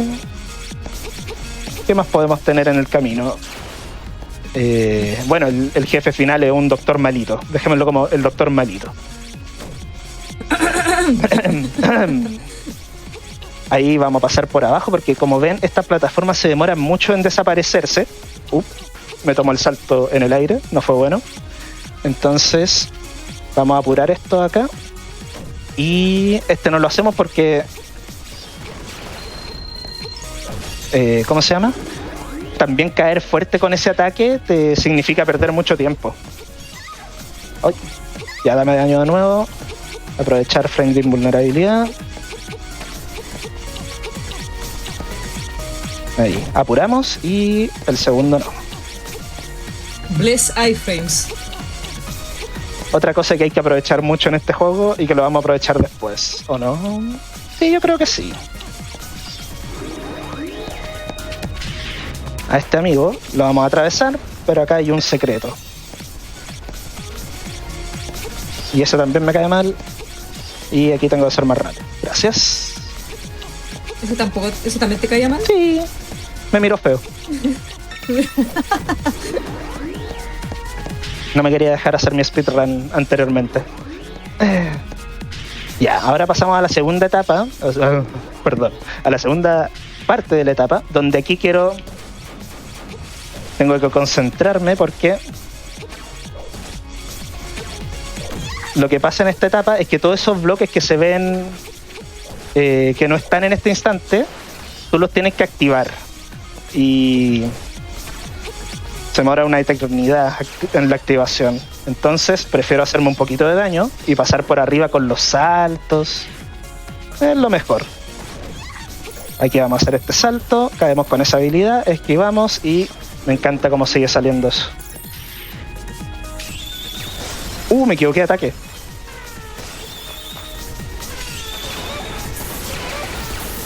Ya, lo vamos a hacer de esta manera porque me he equivocado mucho.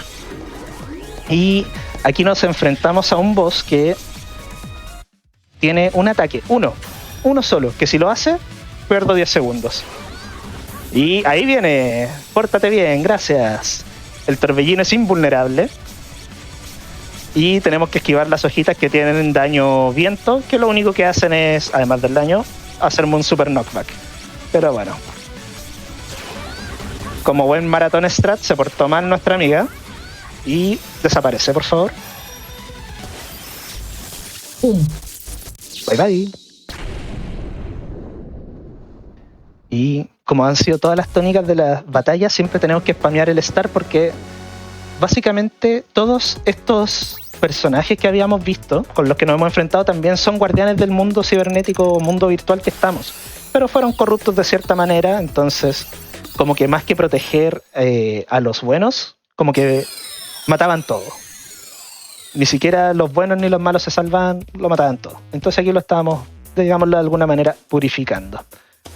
Nuestro último split de Mimir, el momento. Vamos a poner nuevamente nuestro ataque de fuego, que es muy amigable. Y bueno, en la sección que se viene después de esto es donde hace su aparición el doctor más malito de todos los malitos y que muestra cómo quiere destruir este mundo virtual, bla bla bla. No quiero grabar y no tengo segundo pensamiento. Yo voy straight forward. Y la siguiente etapa en realidad es, digamos, lo que es nuestra primera Willy Sigma Whale Omega Stage Copy X, lo que ustedes prefieran, donde vamos a buscar, exacto, donde vamos a probar las. Aquí la etapa se llama coordenadas, porque no sabemos dónde está básicamente nuestro rival, nuestro enemigo. Entonces aquí vamos a buscar las coordenadas en cuanto al lore. Esas camaritas no tan amigas le tengo mucho respeto porque si me como ser observado por ellas,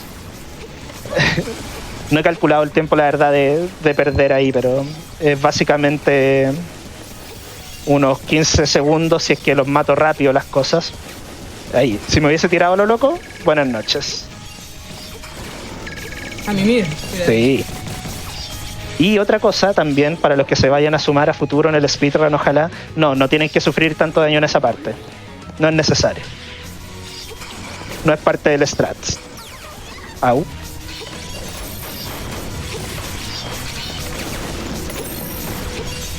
Ay.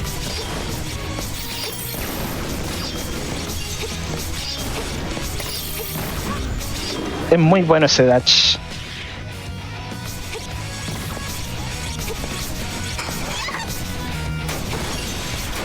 Vamos a ignorar a ese amigo. Podría ir a buscar vida, pero honestamente no debería ser necesario.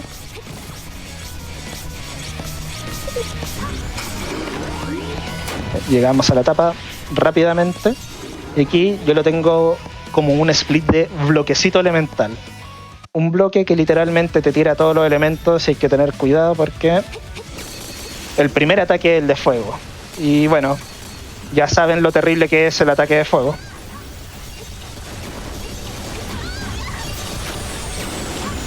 Oh. Ya. Pudo ser peor, pero estuvo bastante más clean esta pelea que la etapa. Y aquí ya nos estamos acercando a la recta final del juego. Espero que hayan seguido todos los detalles porque me encanta mucho la siguiente etapa, que era la que yo mencionaba, que era probablemente una de las que más me había costado aprender, porque tiene un detalle muy simpático, la verdad. Ustedes que han estado mirando toda la run, y bueno, los que se fueron uniendo tal vez a mitad del camino, esta etapa tiene una recopilación básicamente de todo lo que hemos pasado hoy día. No solamente hoy día, cuando lo jueguen ustedes, si lo juegan, se queda grabado, no se preocupen. No es que tengan que hacerlo todo en un día. Entonces aquí vamos a ir viendo poco a poco cómo se generan estos cambios. Vamos a avanzar. La bajadita, muy inicial. Y aquí, si se fijan, hacemos el cambio al hielo. Nuestra primera etapa. No. Vamos a esperar un poco mejor porque ese fuego hubiese matado a estos monitos. Y me sirven para acelerar.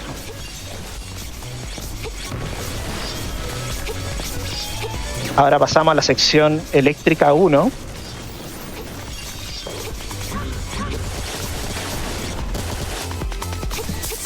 Si se fijan, todo han sido referencia de la etapa que ya hemos pasado.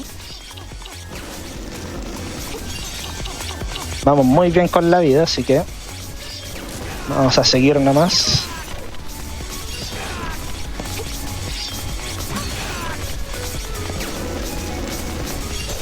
Bajamos.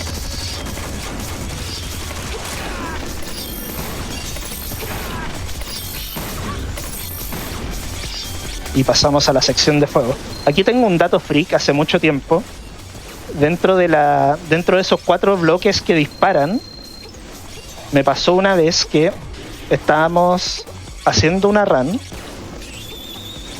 y al destruirlos solamente destruí 3 de ellos y la última explosión hizo que el bloque de abajo saltara, o el único que quedó vivo hizo que saltara, y yo pasé por arriba súper lejos de ellos, pero el juego no quería dejarme hacer un buen tiempo y me mató, como si me hubiese aplastado falsamente. Nadie entiende nada, pero creo que tengo un buen clip al respecto. Au doble. Y vamos haciendo este revisit de todas las etapas que hemos pasado. Como pueden observar, ahí esquivamos un... Y aquí es en donde yo intenté aprender sin hacer el giro del mapa hasta donde fuese obligatorio en realidad, que es acá. Pero ahora sí, gracias.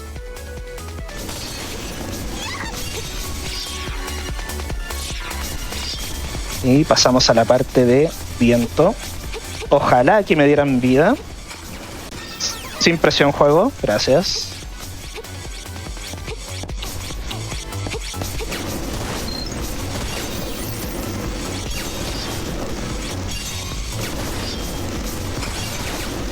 Ya, perdí esperanza de que me dieran vida, así que más adelante vamos a usar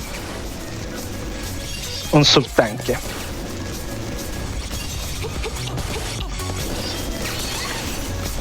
Y creo que es un buen momento.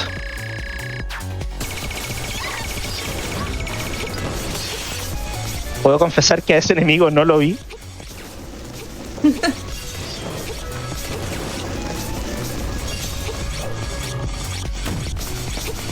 Esa bajada no es como que se pierda mucho tiempo, pero si tú la cancelas justo antes de impactar, ganas un poquito de segundo ahí para la emoción.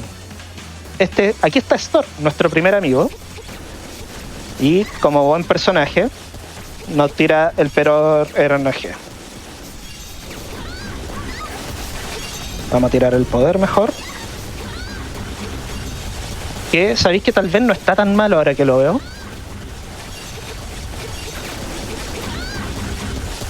No fue tan malo. No fue tan malo porque no hizo el ataque de la segunda fase. Pero el ataque de la segunda fase no tiene momentos invulnerables. Entonces no nos complica mucho, la verdad. Lo bueno es que en realidad no desapareció casi nunca del mapa. Entonces pudimos darle golpes a destajo. Y bueno, aquí ya están todos muy preocupados. Ya estamos llegando a la recta final. Pero no se pongan tristes porque en realidad esta etapa dura como 8 minutos. Y no quiere hablar. Nos vamos a enfrentar ya al término de nuestro juego de Core Block. Y bueno, ustedes como fanáticos de la saga Capcom, de las sagas Capcom en general, como que falta algo muy importante, ¿verdad? ¿Explosiones? No, eso siempre hay. Siempre van a haber más, así como una película de... Uy, se me olvidó el nombre. Michael Bay. ¿Como de Michael Bay? Eso. ¿Y qué sería entonces? Si no lo han adivinado... me equivoqué de ataque. Si no lo han adivinado todavía, ahora lo van a observar. No se preocupen. Me parece. Me equivoqué. O la voz, Rach. Opa. ¡Opa! Opa. Y ahora sí. ¿Qué será esto? Mucha vida, capsulitas. ¿Qué nos enfrentaremos acá? No? ¿Cómo no? ¿Cómo olvidarlo? ¡Uf, referencia! ¡Otra vez!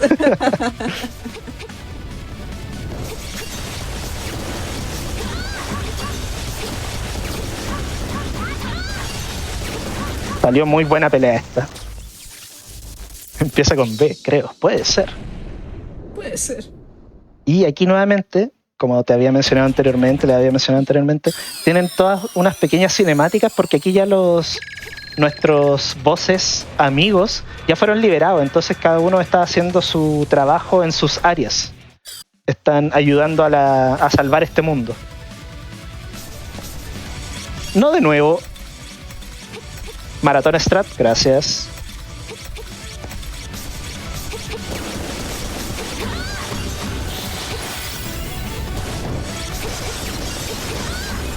Ya. Punto a favor, no pasó a la segunda fase. No quería presentárselas hoy día, así que nos alegramos de poder continuar otro poco. Ya tenemos la sección hielo lista, por ende nos quedan 3 secciones más, sin miedo a hacer un spoiler. Y empezamos con la peor sección de todas probablemente porque ya me quitaron mis cargas.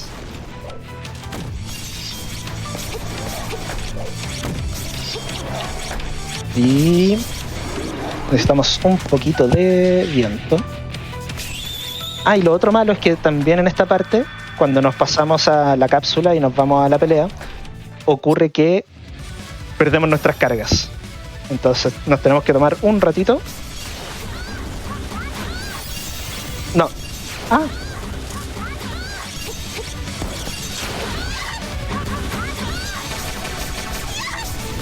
Eso fue malo.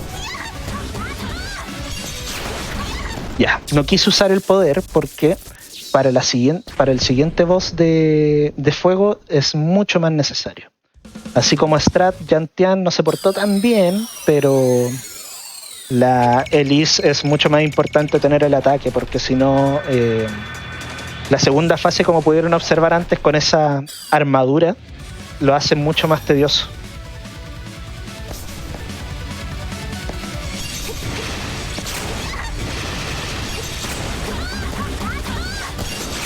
¡La bugueamos! ¡La bugueamos!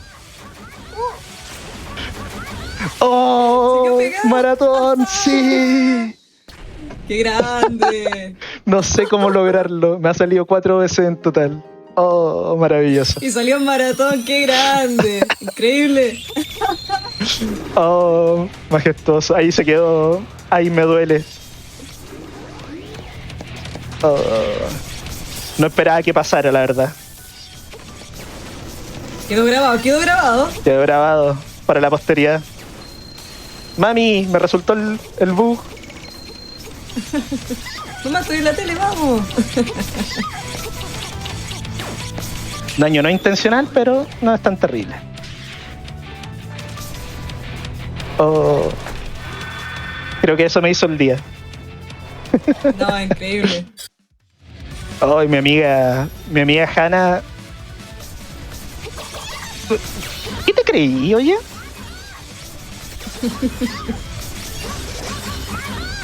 Ya, nada que hacer.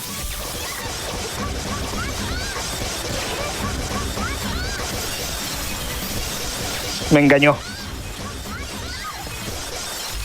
Ya. Ya. Me engañó. Totalmente. Pensé que iba a aparecer al otro lado. Pero no importa. Nos quedan solamente por lo que vi, el favorito de la Rebe, el conejito. El conejito baguette. El baguette, sí. El conejito baguette. Sí. Y ya después solamente nos queda el viento. A ver si no se nos porta mal la Momo, que se llama.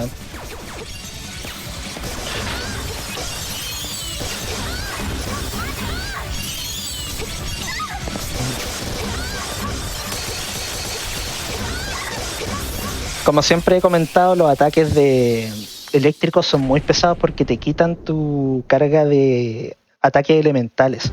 Entonces, en lo posible siempre hay que evitarlos, pero no quiso mucho en este sorteo de ataques que quiso hacer.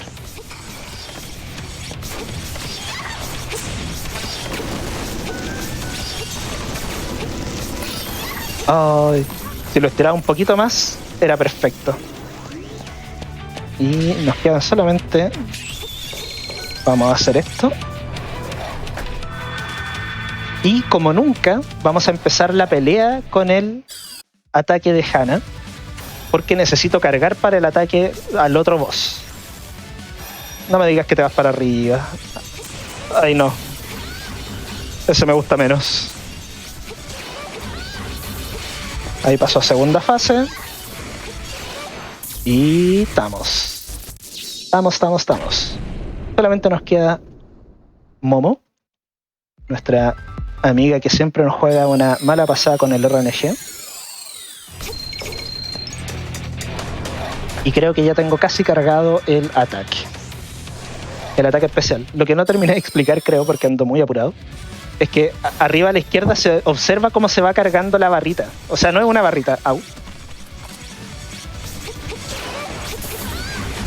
Es ese como hexágono. Ya, listo. Ese hexágono que ahora quedó gris oscuro, o mejor dicho, quedó un color más opaco, es la carga de nuestro ataque especial. Y la única manera de poder cargarlo es haciendo daño. El juego tiene un sistema de combos que ayuda principalmente para la puntuación final del juego. No es muy relevante, porque hacemos combos de muchas maneras. No quiere cargar Janita. La canita.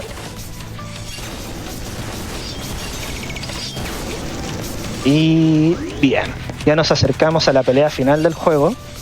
Cualquier recuerdo que puedan tener en este instante es bienvenido. Me carga ese ataque.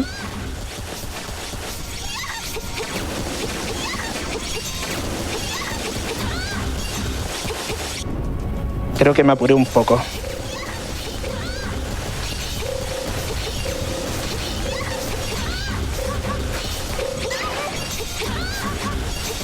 Y bien, lo bueno es que cuando pasamos a la siguiente fase me recargan todo, mi vida, mi ataque especial, entonces podía usar ese ataque sin ningún problema en ese sector y lo vamos a usar nuevamente para vencer a este pequeño amigo.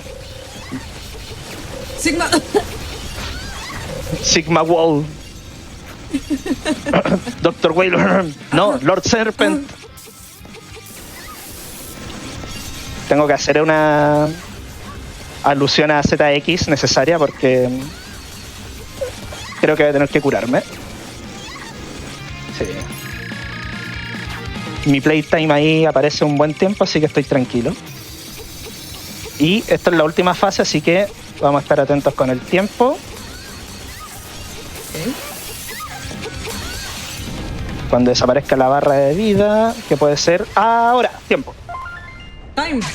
Muy buena, Raco, Saco, increíble. Increíble. Ay, deditos. Muchas felicidades. Muchas gracias, Rebe.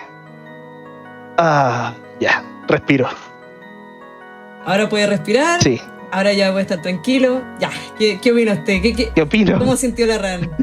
¿Cómo sintió la run? Siempre es una experiencia estar en maratones. Las pocas que he estado, que yo le agradezco también a la comunidad de La Carito, que siempre hemos estado ahí apoyando y que nos ha dado el espacio para presentar estos speedrun que hemos practicado con harto cariño, con harto esfuerzo y con mucho gusto, porque el juego es muy entretenido. No sé, mis mejores experiencias han sido en maratón. Entonces, a pesar de los nervios, que me sudan las manos, que me pongo nervioso al hablar y contar historias para que intentar de no aburrirlos completamente, entonces viene esta emoción al término, así como para terminar un poco la idea del juego. Esto se va a parecer mucho a la saga 0. Nuevamente, volvemos un poco a la saga 0, donde lo que está ocurriendo acá es que básicamente digámoslo de alguna manera, satélite está cayendo sobre el mundo. Pero aquí Kana lamentablemente pierde sus poderes, por lo tanto no tiene muchas alternativas para poder salvar todo. Creo que hice un pequeño spoiler. Todavía tiene sus poderes en este instante, pero eso. Vamos a ver un poquito de aventura. No sé nada del tiempo. Yo, como les comento, siempre tapo el tiempo cuando estoy en maratones porque no me pongo más nervioso. Entonces, no sé, Rebe, qué tiempo salió al final. 1 hora 21 segundos. ¿Qué? ¿1 hora 21? Sí. No lo creo. Creo que mi récord era 1 hora 33. Podría revisar ahí después. Oh, no lo puedo creer de nuevo. Oh. Ahí revise bien el... En el speedruns.com está Ajá. 1 hora 21, no 1 hora 1 minuto. El timer. Me dice 1 hora 21 segundos. ¿Puede ser PB? Oh, es PB. Ahí lo... Es PB, creo. Y eso... Ahí revisa ahí en el stream. ¿Va a ir a confirmar? No, 1 hora 20. No, es que no lo creo porque eso está muy cerca de mi meta, de mi soft. No sé qué pasó. Ahí puede revisar después la repetición. Ahí puede revisar después el cronómetro. Ahí. Pero eso aparece, así que muchas felicidades, Cosaco. No. Muchas felicidades. Oh, Dios, muchas gracias a todos por estar acá, leer, compartir. Gracias, Rebe, por todo, de verdad. Como comentó el chat, la run estuvo muy divertida, se pasó muy bien, tanto para la gente que ya conocía el juego como para la gente que no lo conocía, así que muchas felicidades de verdad. Ahí puede mandar sus shoutouts, puede mandar también ahí una invitación a la gente que quiera probar este juego. Voy a mandar un momito en el chat porque esa es mi mascotita. Así que ahí lo dejo pendiente para que mire la transmisión. Estoy respirando. Bueno, la nave venía cayendo y Momo, que también piloteaba una nave, logra interceptar esta y las hace chocar para que no caiga sobre la ciudad. Entonces con eso se termina salvando todo. Pero nuestra heroína estaba dentro de la nave, básicamente. Así que tenemos un final casi desastroso. Amargo. No, casi desastroso porque al ocurrir esta caída del Falling Star que se muestra ahí, Momo también le pide que active todas las defensas de la nave para que el choque no destruya la nave, sino que la empuje y así no caigan cosas sobre la ciudad. Entonces nuestra heroína realmente sí se logra salvar y podemos continuar. Otra cosa buena o importante es que Aftos, que está ahí presente, no apareció en la run. ¿Qué significa eso? Es bueno. ¿Por qué? Porque ella solamente aparece cuando tú te caes al vacío y te rescata. Entonces esos son segundos que son valiosos. Uy. Respira, Cosaco, por favor. No, increíble lo que hizo, de verdad, Cosaco. Felicidad nuevamente. Hizo una maravillosa maratón. Siéntase orgulloso de lo que hizo. Ahí también hay la fanaticada ahí apoyándolo. Y bueno, una pena que se haya terminado, porque la verdad el juego estuvo muy entretenido, pero no se preocupen porque más adelante seguiremos con juegos estilo Mega Man, porque vamos a seguir con Rockman Forte por Halo Max. Así que nos vemos. ¿Usted puede despedirse también, Cosaco? Ya, muchísimas gracias, Rebe, muchísimas gracias al equipo de Games Done Quick. Very appreciate for this space at the marathon. I thought that this game is actually very new. It's from this year, 2024. And it's not very popular, so I wasn't expecting that I was be chosen for this marathon, but I'm so proud. I'm really grateful about this. So now in Spanish, muchas gracias nuevamente a la GDQ, al Hotfix, al Latin Heritage Month, porque el juego, que es de este preciso año, del 2024, era tanto desconocido, pero es muy entretenido. Espero que a mí, como jugador que lo disfruto, espero que a ustedes les haya gustado la experiencia de poder verlo y ojalá que se motiven. En speedruns.com está el Discord de la comunidad. Somos pocos, pero siempre podemos aprender, siempre estamos ahí pendientes por si alguien quiere formar parte también de este grupo. Estamos solamente empezando, esto es 2024, no ha pasado mucho tiempo y eso. Y Rebe, muchas gracias a ti por todo el apoyo, porque en realidad bajaron los niveles de nervio enormemente gracias a tu ayuda. Y como decía la Rebe, Janito se viene ahora, disfrútenlo porque es un dios, simplemente eso. Un dios. A eso. Totalmente. Así que muchas gracias, besitos para todos, muy agradecido, que estén muy bien. Nos vemos en la siguiente round. Bye bye.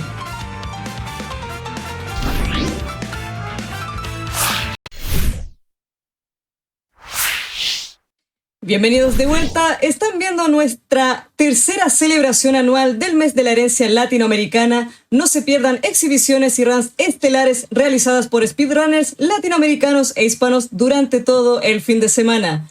Hace poco acabamos de ver la run de Virtua Unlimited Project por Cosaco, y para los que se quedaron con ganas de más juegos tipo Mega Man, seguiremos con Rockman Forte por Hanomax. Perfecto. Sí, aló, ¿estamos? Yo creo que estaríamos ya, ¿cierto? Ahí. Perfecto. Sí. Hey, hola a todos, ¿qué tal? Hola, buenas. Aquí andamos, soy Hanuman. Voy a estar con Tux comentando la run. Así que ahí, Tux, por favor. But we are going to speak in English a little bit. So, hello to everyone. I hope you enjoy the run as well. Tux, please. Hola. Thanks. We're gonna see the run of Mega Man and Forte. It's like the Mega Man 8.5. It's right next to Mega Man 8 in the chronology, and it's not well known, but it's a really good game. One of my favorites. And now we're gonna see how Hano do a really nice run. Well, we're gonna use a bass or Forte as a main character. It's really different from Mega Man. The main difference is that he can double jump and can dash instead of sliding. So he has high mobility, and you're gonna see it right away. So, are you ready, Hano? I'm ready. You okay? Make the count. Okay, so the time starts when he selects the character. In 3, 2, 1, go. Good luck, Hano. Good luck. Mucha suerte. Thank you. Thank you. Thanks for the good luck. Okay, so we start at the museum. It's being raided by some unknown enemy. So we go to see what's happening. As you can see, Bass can dash. So he goes really fast compared to Mega Man. He also has a different buster. It's like a Gatling gun or a minigun. And he can jump in the air. We're gonna see right now. So the unknown enemy is attacking the museum after he attacked Wily's slab. So Mega Man and Bass are trying to figure out what's going on and what to stop him. Did you see? Mega Man here is, Hanuman here is trying to avoid getting hit by those drills, and he did it well. So we're approaching the first boss. Sometimes you can maneuver those drills, but it's very hard. So we just keep going. And now we've found Protoman speaking with this new enemy. His name is King, and he wants to create an utopia of robots. So he stalls Wily's plans, and now he's raiding the museum. Protoman tried to stop him, but he got cut in half by one hit. So this is some kind of portrait of how strong King is. And he wants to build a robot army. So that's why he raided this lab and the museum. The first enemy is the Green Devil. We have to shoot in the core. Now we can see how Buster is. It's like some barrage of bullets. As you can see, we can only choose in 3 different robot masters. And this game is progressive, so you have to unlock the next ones. And the first one is Coleman. The best thing of the game. Oh yeah, something really good about this game is the OST. The soundtrack is really good, so enjoy the songs. Now we're gonna see a display of Bass mobility. He just goes really quick. He jumps everything and dashes forward. It's really nice. It's really good movement. And this is gonna be the longest fight of the Robot Masters. Here's a little mini boss. We have to hit it while jumping and when going down.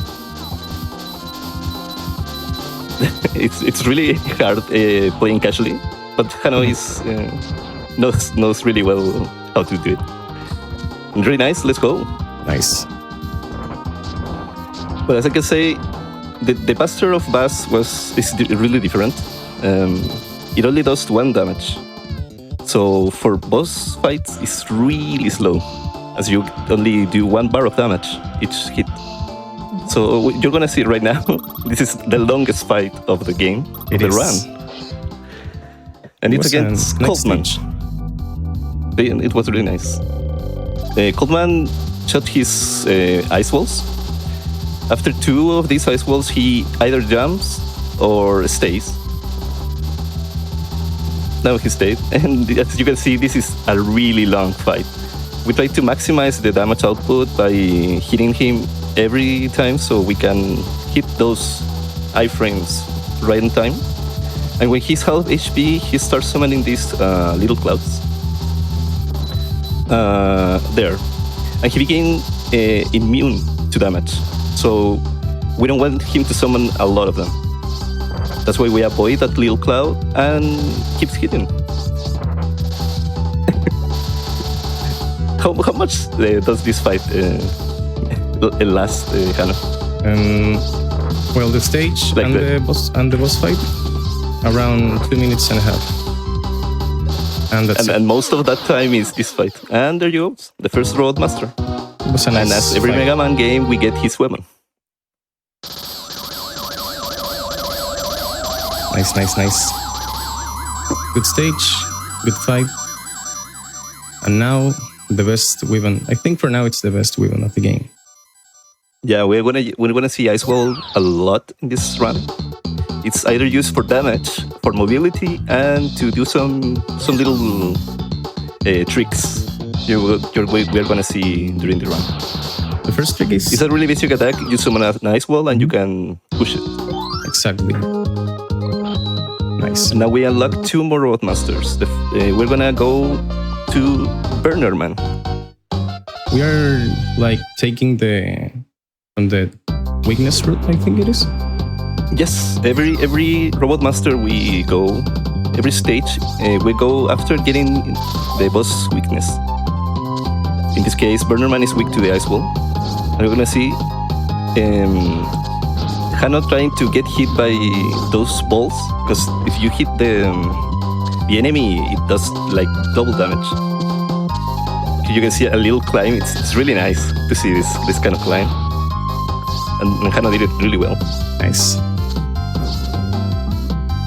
I have to wait a little bit here. Nice. And now I have to be careful with the damage here. Nice. In this room, those lances are always in the same spot, Nice. and it's like a cycle. So we can avoid most of it most of the time. And here we're gonna get hit by those rockets, because that Rhino enemy does a lot of damage. As you can see, the Ice Wall does a lot of damage too. It can take one shot almost every enemy on the game. And now we're going to Burner Man. Nice stage. Burner Man's weakness is Ice Wall. When he gets hit, he gets stunned, and we can push him to those spikes. And while pushing it, we want to shoot him, so we do extra damage. That's it. That was a really nice fight. Nice, let's go. There. And as classic Mega Man games, we should be in the center to not lose any time. Yeah. Other way, Bats have to walk to that spot, so we lose a little time. So it's some kind of optimization. And now we have the fire, the burner wave. The weight burner. Mhm. This is Pirate Man's weakness, and so we are going Weird weakness. there. Diga nomás, dale nomás, tranquilo. No. Dale nomás. Dale nomás. No, que me ¿El refería Spider-Man? a que es una debilidad un poco extraña por el hecho de usarlo bajo el agua. Ah, claro. Dale. Sí, Pirate Man is like a water enemy, and we go and kill him with fire, right? This is another banger. I mean, this game has really nice songs. It's really good. Burner can destroy and push some enemies that are normally indestructible. And now Hano's gonna try a little sip here. No, I'm not. See if he gets it. No. It doesn't look much time. With Bass, because he's fast. But with Mega Man, is more important. With Mega Man, it's easier to make the sip because of the hitbox. It's smaller, so Yeah, that's one difference, big difference between Bass and Mega Man. It's the hitbox. Bass is wider, has a wider hitbox, so some tricks are more difficult to say. And this was a real nice stage. Good No one. surprises, Not the and same, we are but- here to Pyro Man. good time. Pirate Man's weakness is fire, and he gets stunned every time he's hit. We want to avoid those grenades and keep him in place. He can either shoot at us, or does that little bubble Nice. thing. A nice fight. That Really was a nice weird pattern because he always jumped at the first attack. fight. Yeah, now he started shooting right away. Yeah, but it was a good fight. And now that we beat the 3 robot monsters on top in the road, we unlock the crystal stage. The crystal stage is a mandatory stage that has 8 crystals. Each one is destroyed by an enemy's weapon. And we are rewarded with a giant bolt. So we need some money, some bolts. So we're going to the crystal stage. Now you're gonna see what I meant when it said that. This is I really like this because it's kind of different of some other Mega Man games. Yeah, you have to destroy all 8 crystals to I'm going progress to save. King's Castle. Sometimes I There we can go, use and we get the giant bolt. ice wall to get across the wall and get that thing faster, but it won't work, so I leave it safe. Nice. Each giant bolts gives you 100 bolts. Exactly. So that's all the money we need with this tree. Nice. Oh, not nice. And nice. There you go. And we're gonna come back here later with all the enemies' weapons to destroy all the crystals. And now Then we're gonna pay a visit to the shop and buy 3 items: the counterattack, the dash boost, and the spike card. nice. This is a really important point in the run. We're gonna start using the counterattack. You have to equip it, and it does extra damage when we are low health. So now it's when the run begins, I think. Yeah, now you're gonna see Hano take a lot of damage from enemies because we want to be at low health. Always. So we're gonna take a lot of hits on purpose. Low health means when Bass grabs his arm and starts panting. So at least you have a visual cue when you are low health. Exactly. And the counterattack started making effect. The dash upgrade was to make Nice. the dash longer, and the spike guard makes you immune to Nice. spikes 1 time. Now here's a setup for a quick kill for this mini boss. Normally you have to hit him more times, but with the counterattack you start doing a lot of damage. You can I think you one-shot most of the enemies. Most of it. The Rhino and the other big guy. Yeah. This is a remnant of Mega Man 8. As you can see, a lot of sprites of enemies were recycled from Mega Man 8. So this is kind of amazing how a NES game can do with these sprites, right? And now is Groundman. You're gonna see a lot of damage here. You're gonna see the counterattack in action. Usually you do like half damage, Nice. Good and it fight. was a really nice fight. Groundman can leave the stage by going up in the ceiling or in the floor, but Hano managed to keep him in the arena, and it was a really nice fight. Let's go. It was really clean. Yeah. Let's go. You forgot CD? forgot the TV? Don't No. remember me that, Caro. Please. Rip. But maybe in a future. There's some collectibles in this game. There's 100 CDs, and Caroline here it's telling Hannah that he missed one. So Yeah, with base you cannot take all the CDs because with Mega Man you can catch a CD by sliding, but not with base. He's too big, so he doesn't fit. And he can't use the red search, so there's another thing that it's important. This is a banger. And this is Tenguman. Tenguman is a robot master from Mega Man 8. It was revealed by King to serve in his robot army. And as his counterpart in Mega Man 8, this stage has a lot of auto-scrollers, right? But the banger is really a nice song. I love this song so much. Yeah.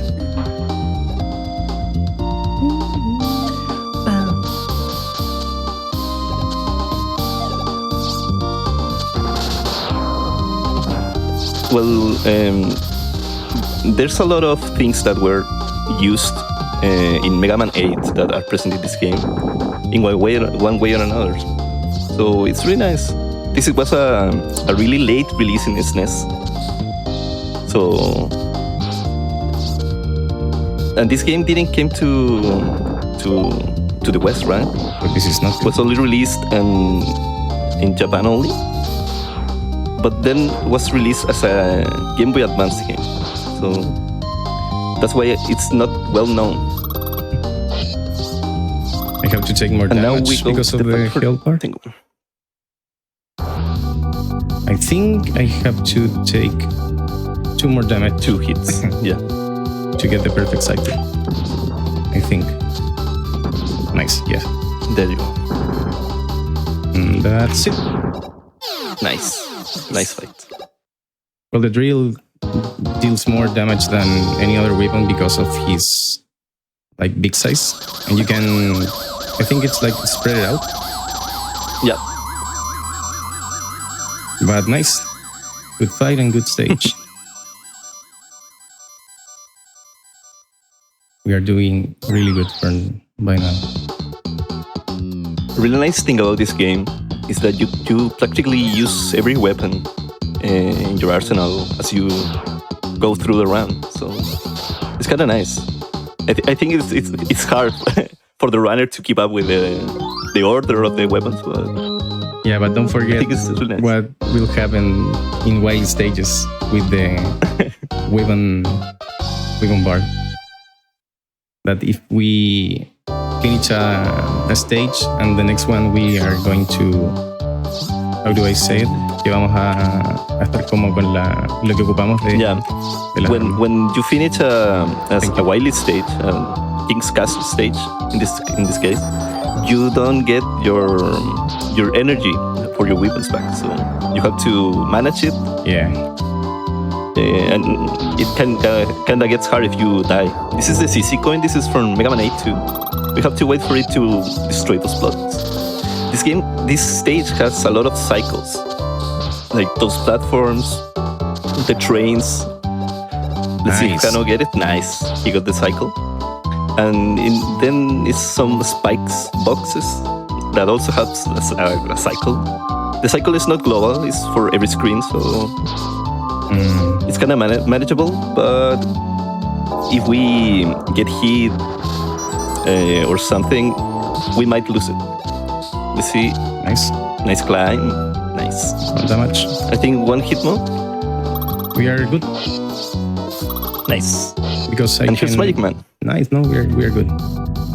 Magic Man has an attack that if he hits you with his cards, he will deal damage to you and heal himself, so we don't want that. We stun lock him in the middle of the stage, and there you go. Nice. Good pattern. I think it was a good stage, but the CC pattern was not the best. I think it was the second best, but yeah, he jumped 3 times, right? Vamos bien. Sí, dale, Janito, vamos bien. Chile. Vamos Chile. ¿Todo, Janito? Aunque se puede. Vamos. And now Pero Astro.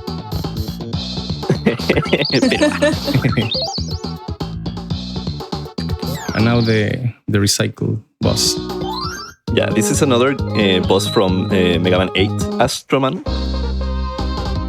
Pero Astro. Pero Astro.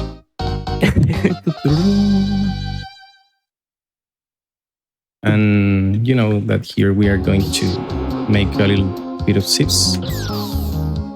Yeah, there's we're gonna start to see the use of the ice wall, other than as a weapon, right? Mm-hmm. We use it to climb, to get through walls, and some crazy stuff. So Exactly.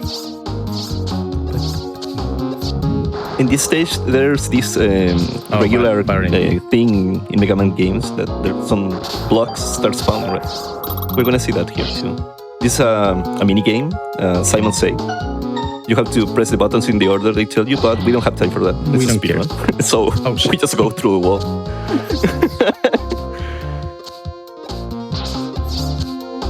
And yeah, we know where enemies are, right? And how much damage they do. So Hano is taking the hits in order to get. Oh, nice. This is the climb.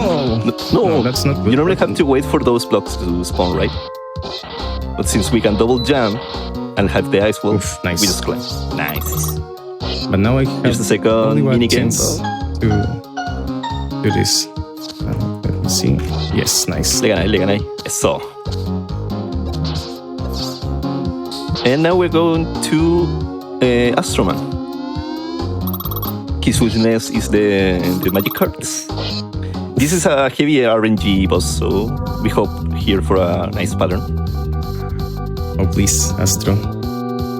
Pero Astro. Pero Astro.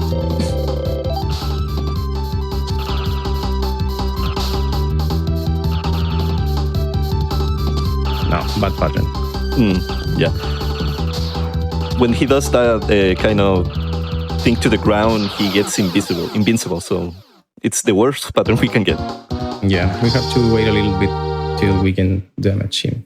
But it was nice because we don't have to wait for the 3 stabs. Only 2, so it is good. It is good. And now we go to Itayon. Itayon. Yeah. And now the second best song of the game. And the last Roadmaster. Exactly. Oh, I think we are going good. Yeah. Really good. Como avión. Aberon Wiley. Hey, Metzillo. Como que Wiley, si Wiley está preso. Ah, ¿verdad? ¿En serio? Sí. Siempre. Acá el enemigo principal, the main enemy is King. Por favor, lee lo que puso el Med. No me sorprende. Nunca me enteré, no lo puedo creer. No lo puedo creer. Pero ven. And now, Banger alert. Banger.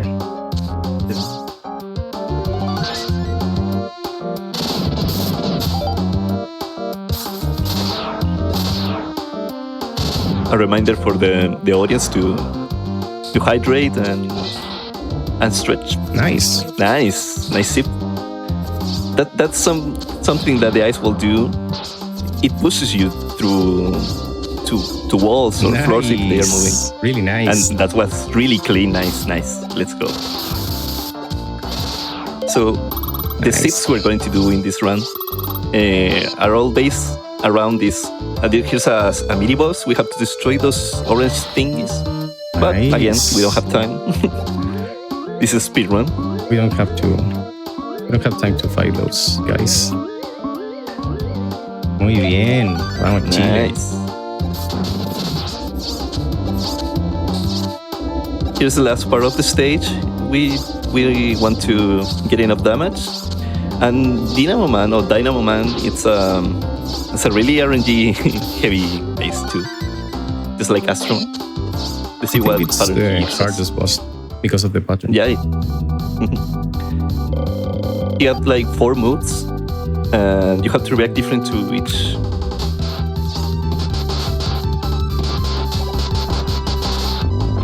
Well, now that's good.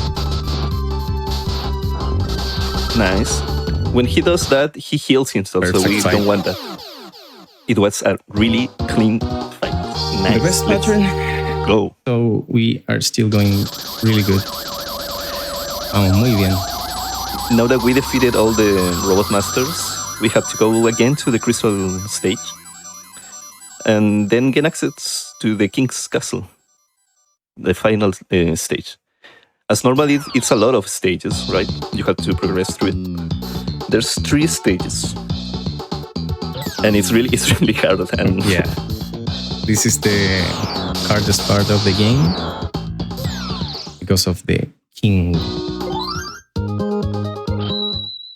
Well, the tank, you know. But we are going to see that now.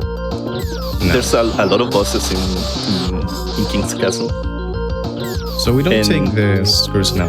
We don't need it. Yeah, we don't need more money.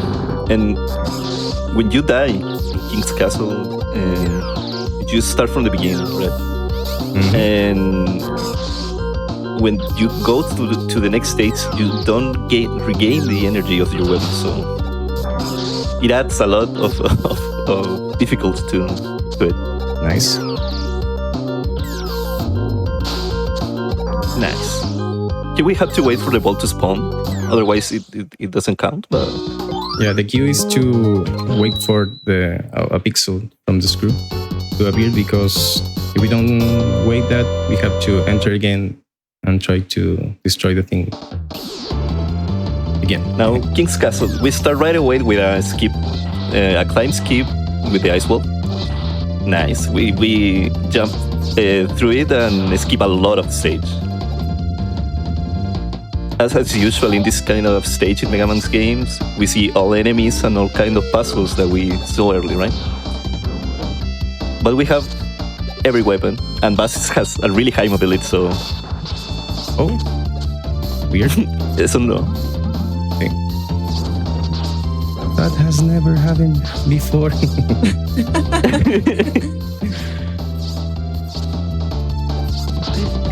So now we have to be careful with the. That's the thing with this game. Oh, almost died there. As we have to go with low HP, Oh, this is. it can get really okay. hard. Let me see if I can. Nice. Now we are. You can die in like every room in this kind of stage. And now. For example, this enemy does a lot of damage. Oh, nice. The skip. Here, they're kind of skipped a little cutscene with the monkey. And this was really hard. There's the monkey throwing things at you Sabía. like that.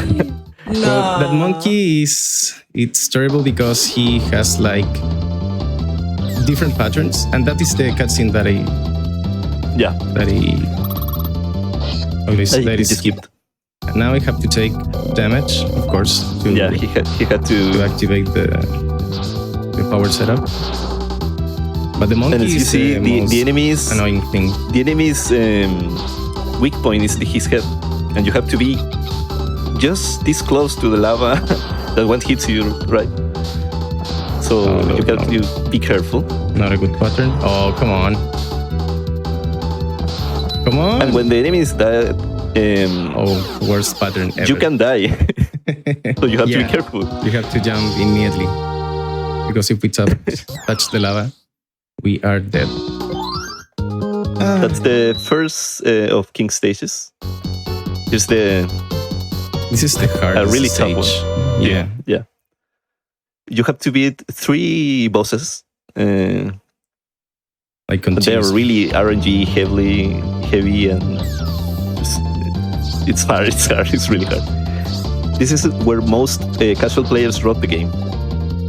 It's really unfair that you don't regain your energy and have to start from the beginning, right?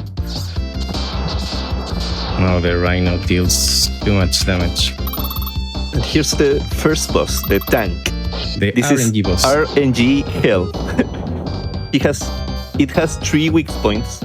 That little Gatling gun in the chest, And the no head, health and bar. that little door in Okay, the back. Bad. It's completely random what he does. No, come on. And with counterattack, you have to hit it twice. this is not going good. Yeah, this is the rank killer of this game. No, and he's doing it so bad. Y se está luciendo por la maratón. Yeah. I don't know. Please, Yes, please, please, momento please, fama. don't die. Sí. Nice.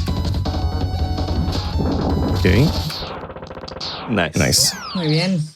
No, but he has the worst pattern for Yeah. the marathon. Now for the second part of the stage, we have to beat a ship, a flying ship, an airship. This stage is not that hard. These little enemies can drop you health. So you have to, they can take time, right? So here's the boss. There's flying platforms, and now he's gonna come from the top.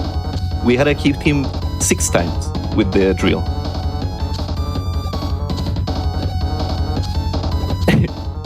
¿No se aparece algún día? Ahí está. Eso. So, one. Okay. 2, 2, 3.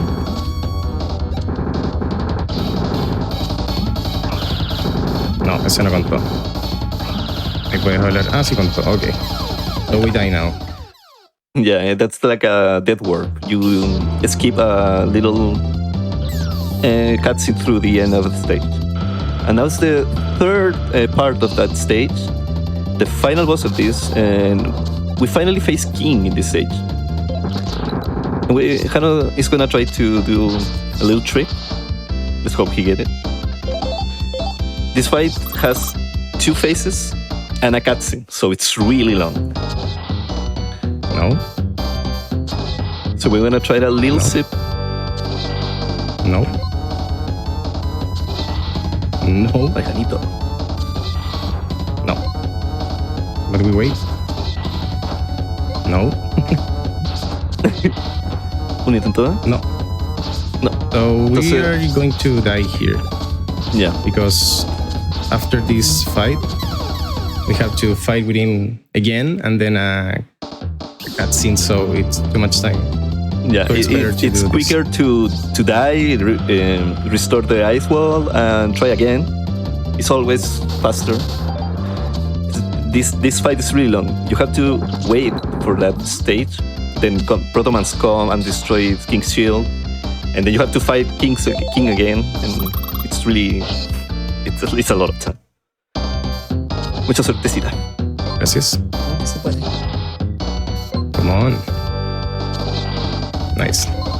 Ahí está. Ahí está. Bien. And there, you skip the battle and the cutscene. Now we face King for the last time, but he brings the other bosses of the stage. So now it's and the Power do this Ranger kind of and like a Megazord, right? Megazord. His weakness is fire. Oh, that was weird. Oh. No. Not good. No, this is not good, not good, not good, not good. Oh. I think I saved the... Oh, shit. No, There that you was... Oof. Uf. It was weird because I And we defeated couldn't King. deal... Huh? No, I mean, we defeated King, Oh, okay. but the game's sorry. not over. No, it's not over yet. Turns out it was Wily all along. Whoa, surprise. And we have to fight 8 Road Masters again and stop Dr. Wily once and for all.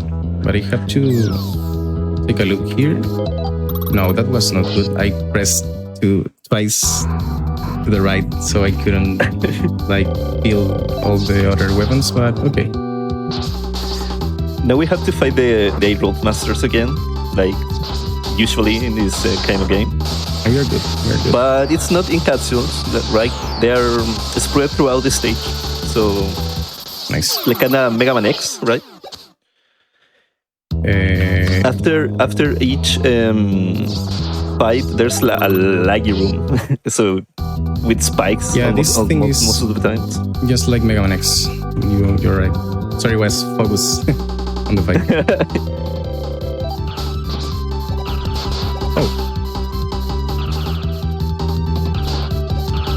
This is the pattern we want. And the Nice. strats with the enemies are the same. Oh, not good. Oof.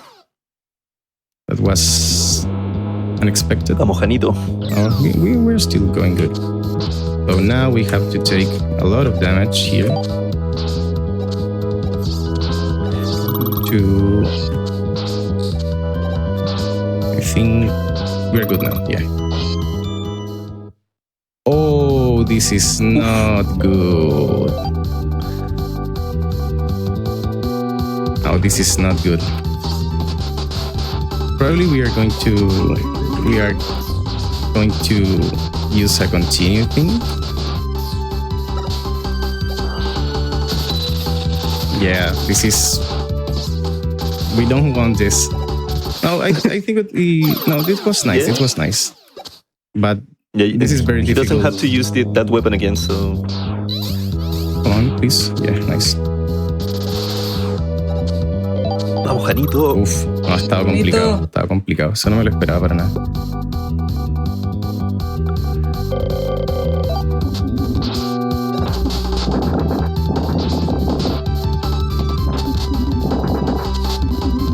Some of the enemies die quicker. Because we now have the counterattack for all of them. Exactly. Nice. Like Burnerman. We had to use 4 ice balls or 3. And now we only need 2. And don't have to shoot it in while we push it. Nice. And it's called Mao. Mao. And now the worst part of the game, I think. This is the CC coin. This is a longer part. So we're gonna try to sit to... Oh no. I think this is... Oh, I thought it was a game over. Ooh. But we need to fill the ice now.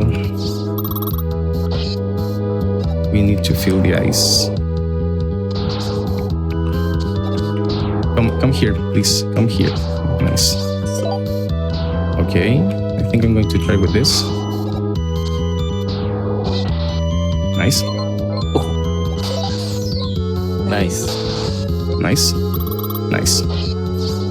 Yeah. But a little bit Let's of go. damage here. One more. Nice. And now... Oh, this is not good. We don't want to die Le here. gané con el booster, tranquilo.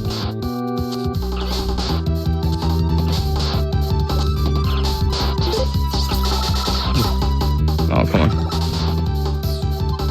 Oh, nice. Nice. That was scary. Oof. We're only missing Groundman and Tenguman? Yes. Nice.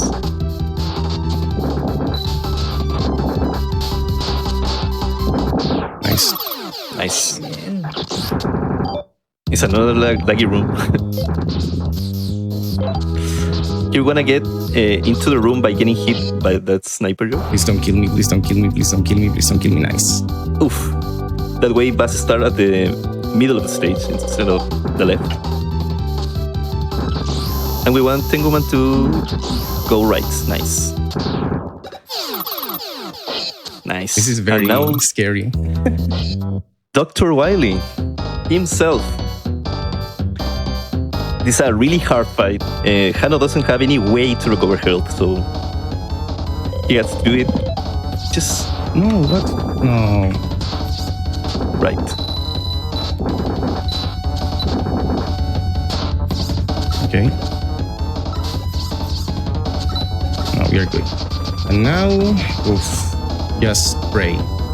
We're almost done with the game. Yeah, the game ends when Wily's dead.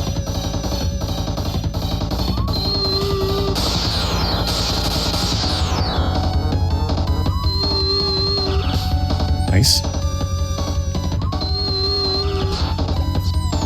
One more hit and done. And time.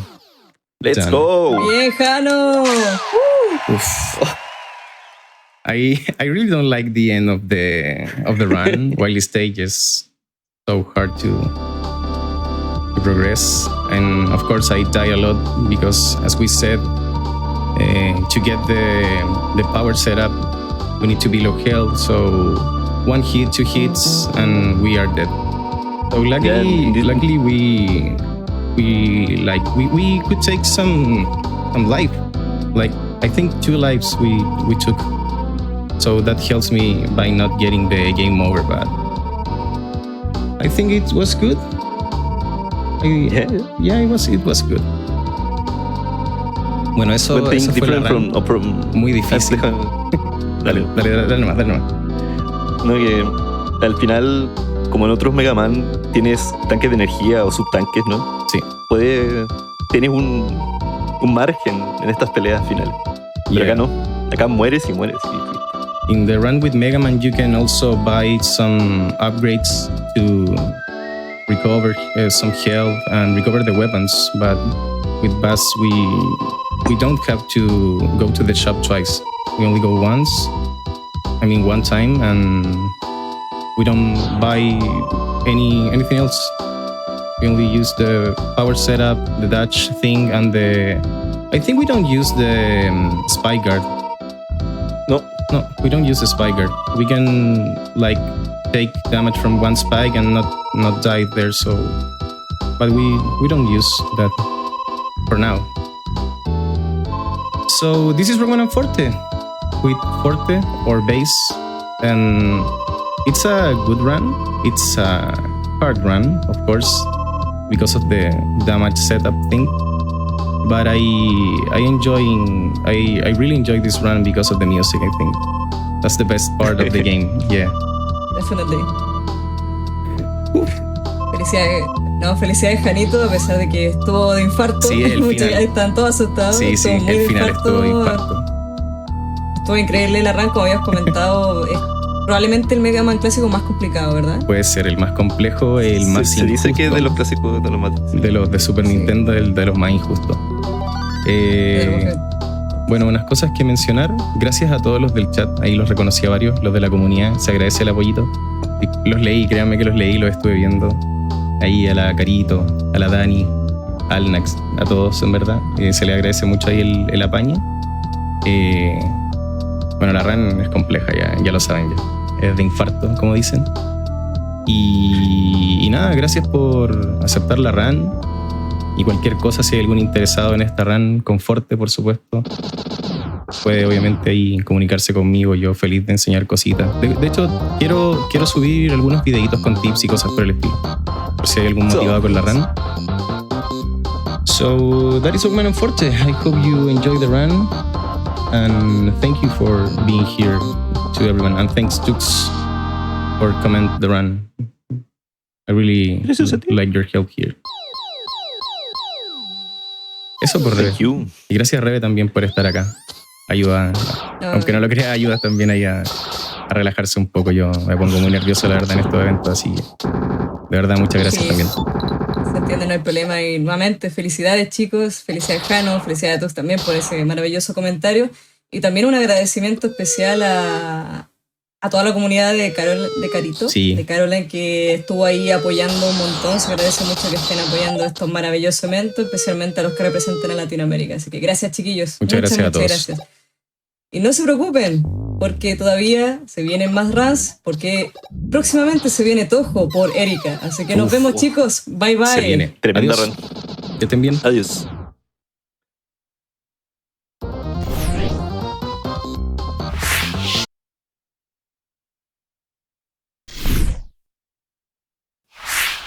Bienvenidos de vuelta a todos. Están viendo nuestra tercera celebración anual del mes de la herencia latinoamericana. No se pierdan exhibiciones y runs estelares realizadas por speedrunners latinoamericanos e hispanos durante todo el fin de semana. Hace poco acabamos de ver Rockman Forte por Hanomax y ahora estaremos con Touhou por Erika. ¿Cómo estás, Erika? Bienvenida.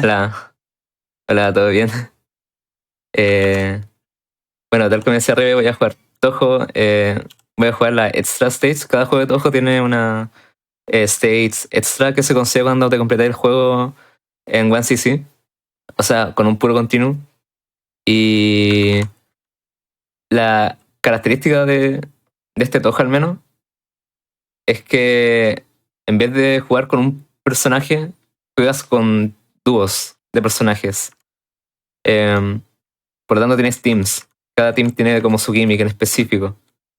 El otro personaje se activa cuando aprietas el botón Shift, que es cuando haces como...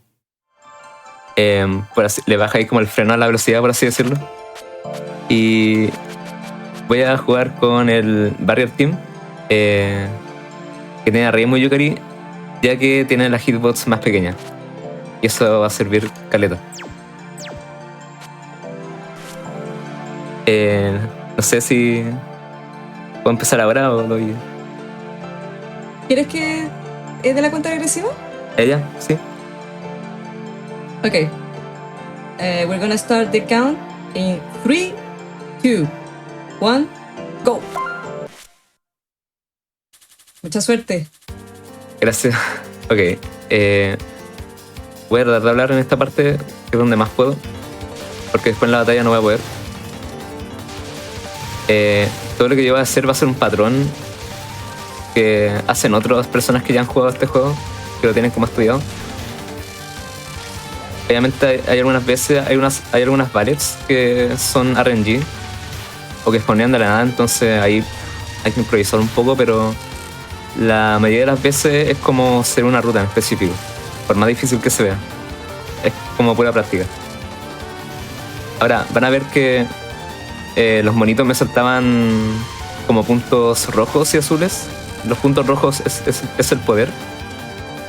Y los puntos azules es que cumplimos una meta que está en el lado derecho del layout del juego. Nos ganamos una vida extra. Es que tenemos el máximo de puntos rojos, vamos a pegar más. Hay otras cosas como el Grace, que es como la cantidad de balas que esquivas durante la partida. Y el tema del tiempo es algo que funciona en el juego vanilla. Y es más como para farmear puntos.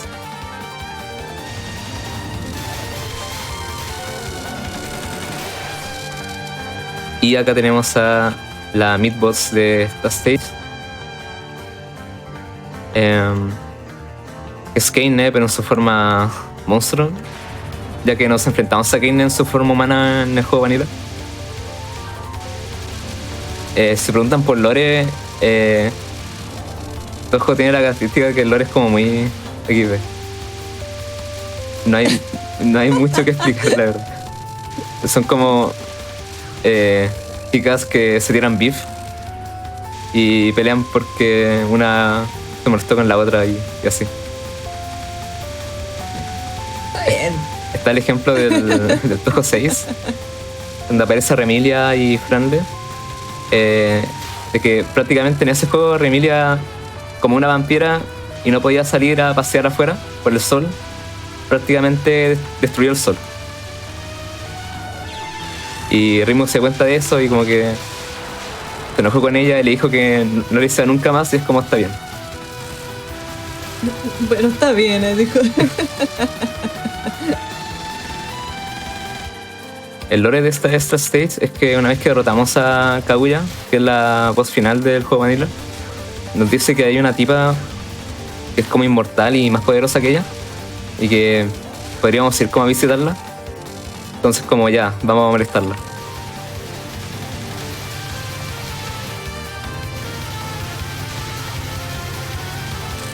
Otra cosa es que las estrellas rojas es mi vida y las estrellas azules son mis bombas.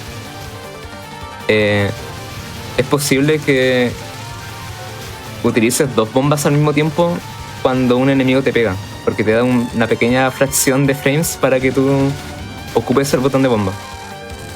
Es como un regalito que te da el juego para que te salve. Y acá hay un cheto que si me pongo en la parte izquierda, ninguna bala me va a llegar. Wow.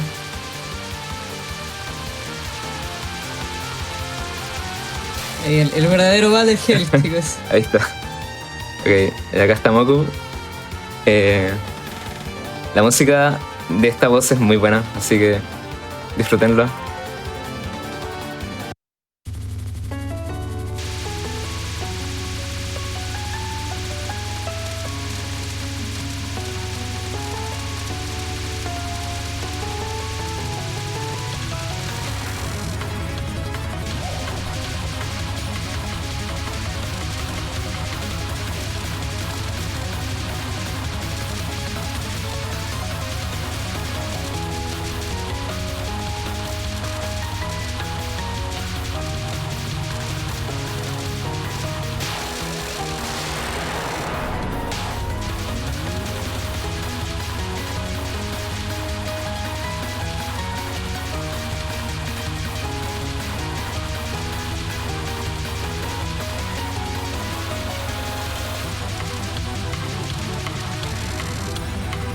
Ok, acá comienzan las spells como especiales de Moko, y es que esta spell, por ejemplo, va a depender mucho de tu movimiento.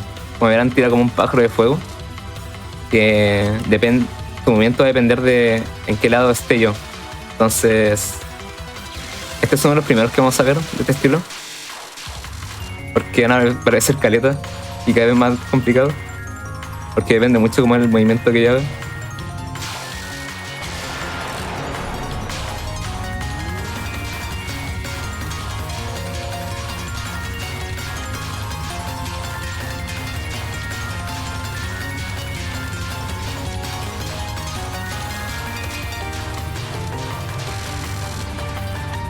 Ya, este es como la spell más fácil.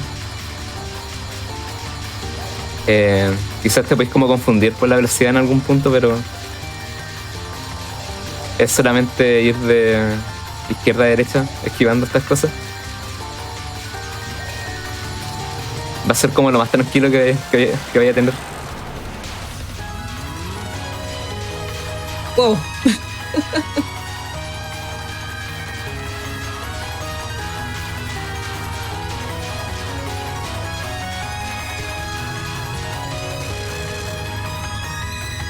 Ya, acá hay un cheto, y es que cuando uno juega vanilla esta cosa, como que se puede poner como nerviosa y empezar a ir para todas partes tratando de esquivar, pero en estas penas específicos es que tú te vas acá bajito nomás y comenzás a esquivar solamente las cartas, te podéis pasar las spells sin necesidad de ir para arriba y esquivar como todo. Increíble.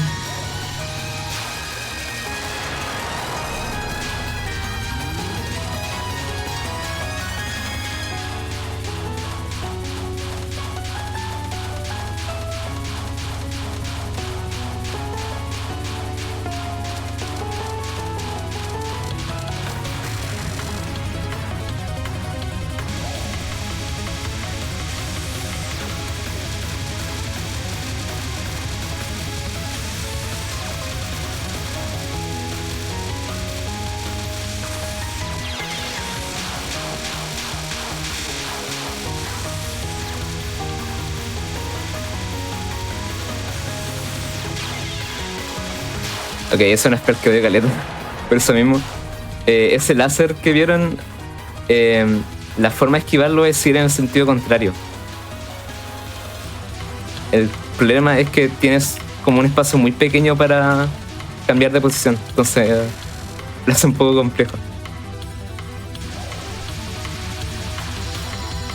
Ya, esta es otra spell donde depende mucho de tu movimiento, como que va a tirar una serie de arroz blanco, como le dicen algunos a las ballets. Arroz blanco. Arroz de color. Y van a tratar de siempre ir a nuestra posición. Y algunos que son un poco RNG.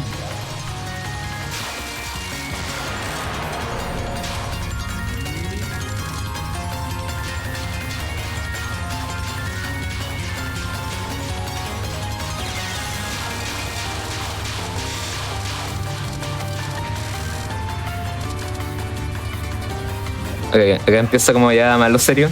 Las últimas spells son más complejas. Acá hay un montón de fuego, por así decirlo, que va cayendo, y siempre va a haber como un pequeño espacio en donde no va a caer, o va a caer como muy lento. Entonces la idea es como buscar ese pequeño espacio, y a la vez tiene una bola roja que te persigue y todo eso. Y acá voy a morir sí o sí, porque esta mid spell es imposible de hacer, va muy rápida, y de todas las veces que he jugado no he podido hacerla de forma clean. Y jugar a Volcano también es la spell más difícil.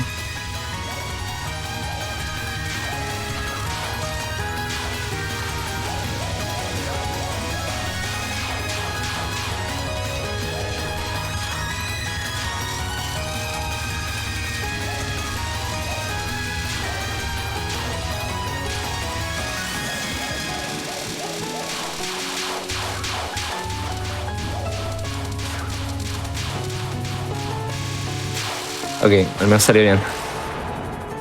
Ya, ahora sigue la survival. Algunos jefes finales de Touhou y jefes de stage extra tienen una survival. Y es prácticamente sobrevivir a la spell que te tiren hasta que se acabe el tiempo.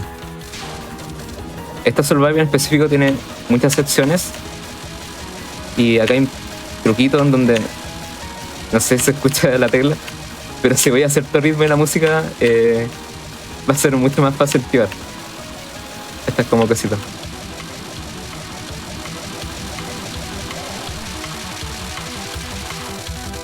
Ahí está. Y esta última parte es simplemente esquivar como las cosas que nos pongan por acá. Y cada vez van a ir saliendo más como bombitas, así que hay que ir con cuidado. Pero por general es como la parte más fácil de la survival.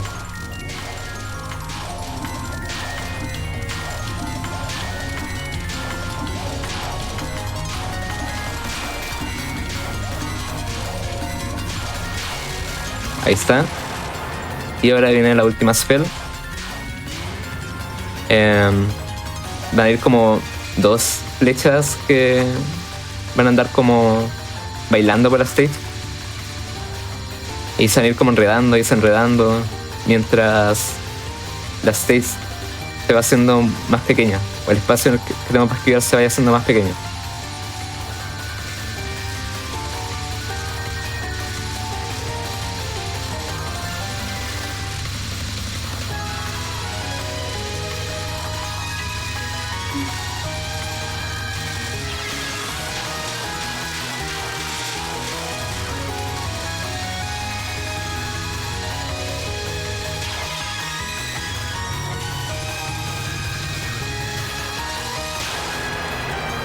Y ahí tenemos. Tenemos spell extra, y algo que se consigue cuando tenéis como un puntaje en específico. Así que voy a ver hasta cuánto sobrevivió. Vamos. Bueno, ahí está. Ya sería tiempo. Time. No se completa Increíble. la spell extra, pero como lo que no sé. Y ahí está. Eso sería todo. Bueno, ahí comienzan como a hablarse sobre la batalla y todo. Y acá Moku dice que le dan miedo a las manju, que las manju son como donas.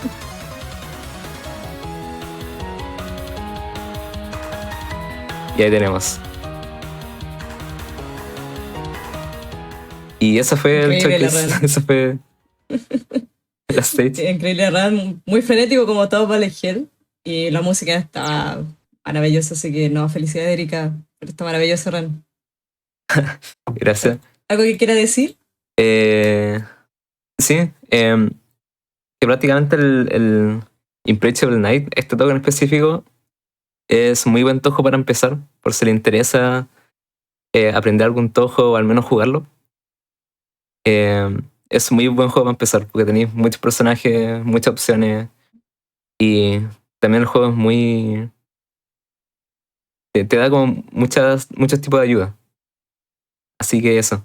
Gracias igual a todos. Gracias a ti, Rivera, igual por estar acá.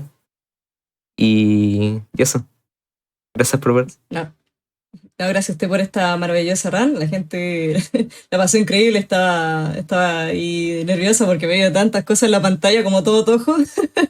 Así que muchas gracias, Erika, por todo, y gracias a todos también a los que están acompañando, a los que apoyaron a Erika. Pero no se preocupen, que se vienen más runs el día de hoy. Así que nos vemos después. Un abrazo y hasta la próxima. Chao.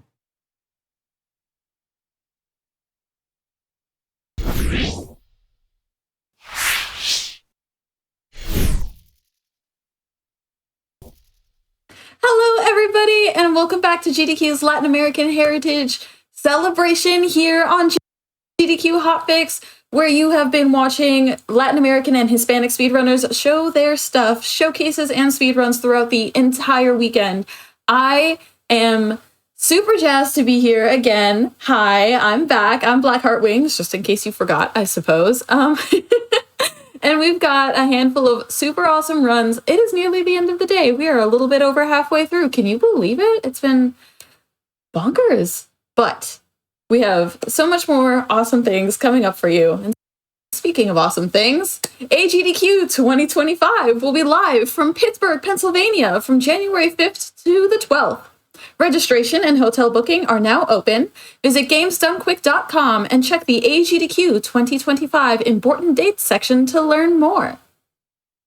Amongst the other awesome things going on, we have an awesome run set up and ready for you to go. We have El Tigre, The Adventures of Manny Rivera, coming up next. So, Crow, are you ready? I definitely am. Looking forward to showcase this game, even though it is actually a hard game, pretty much. Alrighty, so hello everyone. My name's Crow3893. I'm going to be running El Tigre, The Adventures of Manny Rivera, or in Spanish, El Tigre, Las Aventuras de Manny Rivera. And I'm not here alone. I'm joined with my commentator. If you'd like to introduce yourself. Hi, I'm Jaxler. I don't run this game, but I'm really excited to have people watch this game because Crow's really good at it. Yeah, this game is pretty, it's more of like a hidden gem in general, just because there's a lot of like interesting things when it came to this game. Because first off, it released in 2007 for the PS2. It also, which is like the shocking thing about it, it was only made in 10 weeks. You heard that right, 10 weeks. Originally for 12 months, but because of the show's short cancellation of one season, it got shortened down from 12 months of development to only 10 weeks. So what you're going to be seeing in this run is pretty much all the levels and everything that they were able to put within that short amount of time span. And it's pretty interesting as well. As long as things go well, it'll be pretty nice to show a lot of stuff with the game. Now, I will mention here, time doesn't start at this point. Starts when we gain control of LTR, which won't happen for a bit. But before we get started, I actually want to play the introduction of the cutscenes to be able to understand the main story of this game and what's basically happening. So here we go. Chapter 1, Aztec Attack. From deep underground, Mikola, Prince of Doom, and his Aztecs appear and attack Miracle City. Mikola tricks the city's supervillains into fighting each other so he can take over. The Rivera family battles Mikola, but El Tigre shows off. Puma Loco and White Vendetta are captured and taken to Mikola's lair. El Tigre is ashamed, but Frida promises to help him find his dad and grandpappy. While they search, Dr. Chipotle Jr.'s guacamole monster attacks the city. El Tigre must stop it! So, yeah, the cutscene basically explains, like, well, at least, like, most of it explains about, like, the general story of how Mikola, the Prince of Doom, kidnapped both Puma Loco and White Vendetta, Manny Rivera's father and grandpappy, and we had to go save him, but all the supervillains are tricked into attacking each other and also getting into Manny Rivera's way. And basically, the first level, Miracle City, involves us having to go against the first boss, which is the Guacamole Monster, which is one of the first villains from Dr. Chipotle Jr. Alright, time's gonna start fairly soon. Starts when I gain control of El Tigre, which will be after this prompt. So I'll count down from 5, and we can start time on go. In 5, 4, 3, 2, 1, go. Alrighty. All right, good luck, Crow. Thank you very much. Welcome to Miracle City, everybody. This is basically the hometown for where it takes place in the El Tigre series. And this pretty much coincides with like the main hub world as, well, not like a main hub world, but more as like an introductory type of level, just getting used to like the types of mechanics and the different types of platforming that you'll be seeing in this game. Alongside with like enemies and projectiles and everything that you'll be seeing, as well as these coins and these checkpoints. So the first thing I'll explain about are these coins. So these are called macho points. Now, macho points are basically like the currency in this game. Each coin represents 5, and we need a certain amount in order to fight against every boss in each level. So we need like a minimum of like, I believe it was 3,000 or 4,000 to go against the Guacamole Monster. And what I'm basically being careful with is to make sure not to die or get hit by enemies, because every time you die, you lose a macho point, but every single time you get hit, you lose, I believe, 25. So I'm just being very careful every single time not to get hit from that, but also making sure that I can be able to have enough macho. And let's see how this goes. Nice, I got a nerve. I got like a cool little trick. So that trick is like one of the main only like glitches used in the game. I'll let Jax explain that, because I actually have to focus on this point, because movement is like one of the main priorities with this game. So I got to focus for relatively like 90% of this game. So wish me luck. But take it over, Jax. Yeah, so the glitch that we saw Crow do is something called a slope jump, where when you're sliding down the slope and then jump off of it, you get like a bit of a speed boost, and you can maintain that speed into your first jump. You can use that in a couple of spots to like sneak by some cycles. The other thing we're going to be seeing a lot, especially once we get to the first bronze boot segment, is something called roll canceling, where you can do rolls off of ledges and then jump cancel them with your coyote time in order to maintain the high speed from the roll into the air. And so that speed continues up until you use your second jump. So if you just use like a roll cancel into single jump. Oh, dang. What on earth was that? Yeah, this game's a little funky sometimes, but so what Crow is doing is like rolling like halfway off of these ledges and then inputting a single jump in order to get the roll cancel, and then is waiting as long as possible to input that second jump.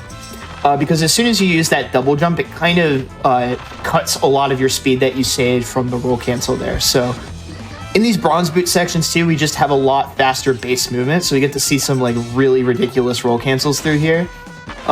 It's worth noting as well, even though we're going like a lot faster, that doesn't make it like easier, because you have so much speed, especially with these roll cancels, that it can be kind of hard to control. And especially with, you know, some of the cycles being local versus global, which we'll get into a bit later, it can be a bit difficult to adjust to on the fly. We'll mention this a lot over the course of the run. Those bird enemies have massive hitboxes. It is so easy to just get randomly clipped by an invisible hitbox on them and just die. This game is a lot harder than it looks to do consistently. Okay. Yeah, we're going to see these hang glider platforms right here. Going to try to cut that cycle. Nice. Oh, barely. Nice. And then let's see. Okay, good. I was able to avoid the burglar. So one of the main important things to making sure, like, especially when it comes to like cycles as well, is not getting hit by enemies, because whenever you get hit, depending on if you get hit airborne or while you're grounded, you get a bit of a knockback animation, and it's slower, especially if you're while you're midair. And this can also vary on whether or not you're able to make it onto a good cycle or not. But it also depends like where exactly it happens and how close it is to like a load like a load trigger, for example. Okay, that one was a little bit. Holy crap! That was such a good save. Okay, good. I got the backup at least, so that's nice. That was a bit of a risky one. I tried going for it for the heck of it, but it was a bit tough because my jump spacing was almost it was not enough height, unfortunately. But I was able to get the backup, thankfully. Yeah, there's going to be a couple of spots here where you're going to see Crow kind of like stutter step or just slow down a little bit. There's going to be some cycles where it looks like you should be able to make it, but you just can't. Like the timings or like the local global cycles just don't work out quite right. So one of the things about doing this fast is if you know you have to slow down a little bit, it's just slowing down as little as possible and like getting back to a forward angle as quickly as possible. Like look at that bird right there, like almost killing Crow right there. That's just like how tight some of the cycles are in this game. And we'll get a bit more into like mechanics of how the cycle triggers work once we get probably to the second level. There's another slope boost that you saw right there. You kind of jump off the slope and then you get both of your jumps midair. There is something that like in practice we kind of stumbled upon accidentally, where if you do like a roll like after you land, it's like a very bizarre thing that we don't quite understand how it works. You can carry that slope jump speed into rolls and like chain them together. It's really sick, but we don't have a good way of doing them consistently yet. But that's like one spot where you could, in theory. There's another spot at the very start, the very first slope jump he was doing at the very start of the run is another spot where you can do it. But into the second bronze boot section here. These bronze boot sections are mostly movement. Another thing we'll see a bit as well, and it's a pretty important tech throughout the course of the game, is buffering inputs. So you can buffer rolls and buffer jumps, and what that means is that while you're doing something such as waiting to land on the ground or you're mid-roll, you can buffer an input so that when El Tigre becomes actionable, it will execute that action on the earliest possible frame.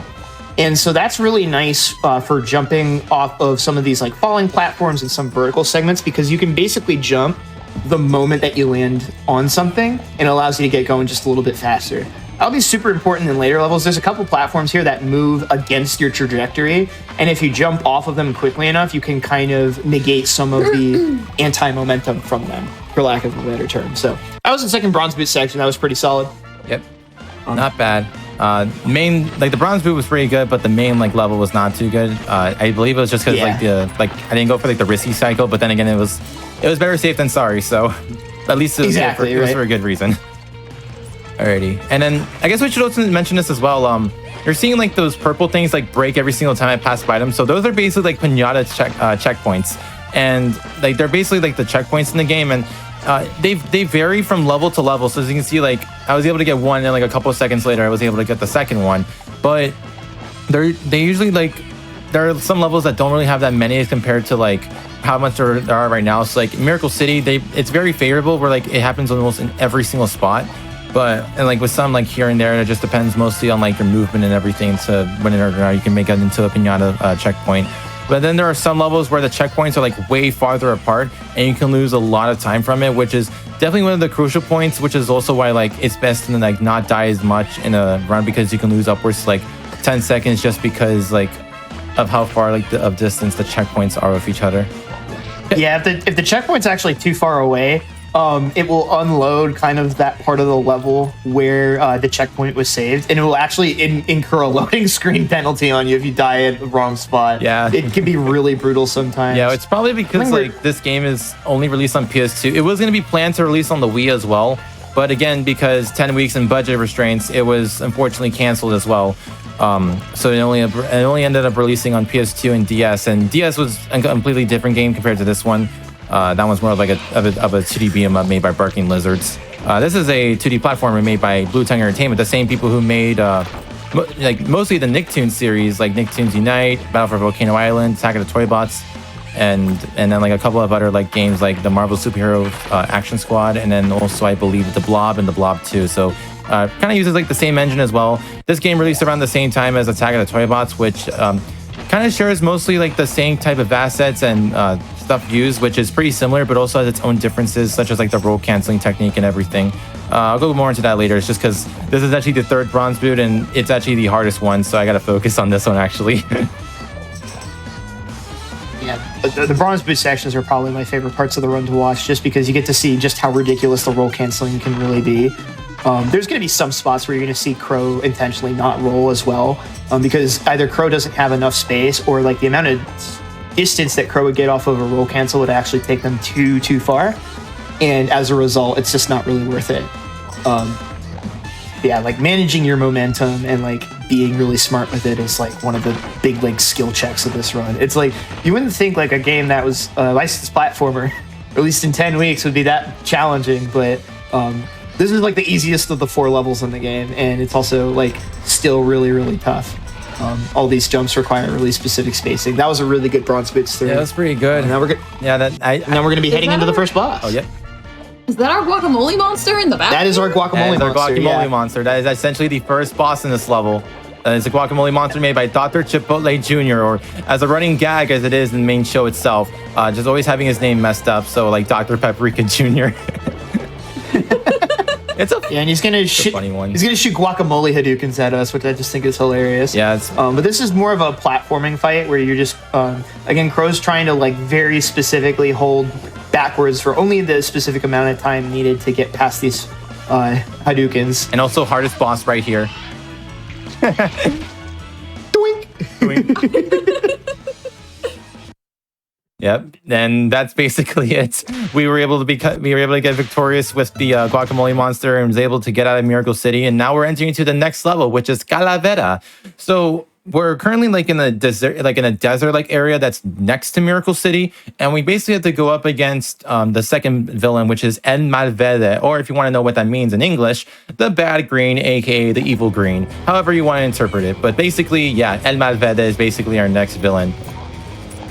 That's a really cool little roll strat where you roll like underneath the thing right there. And we saw that we just rolled through a couple of enemies there as well. You can kind of roll through enemies in certain spots. The bird just loaded in right there. That's kind of funny. That's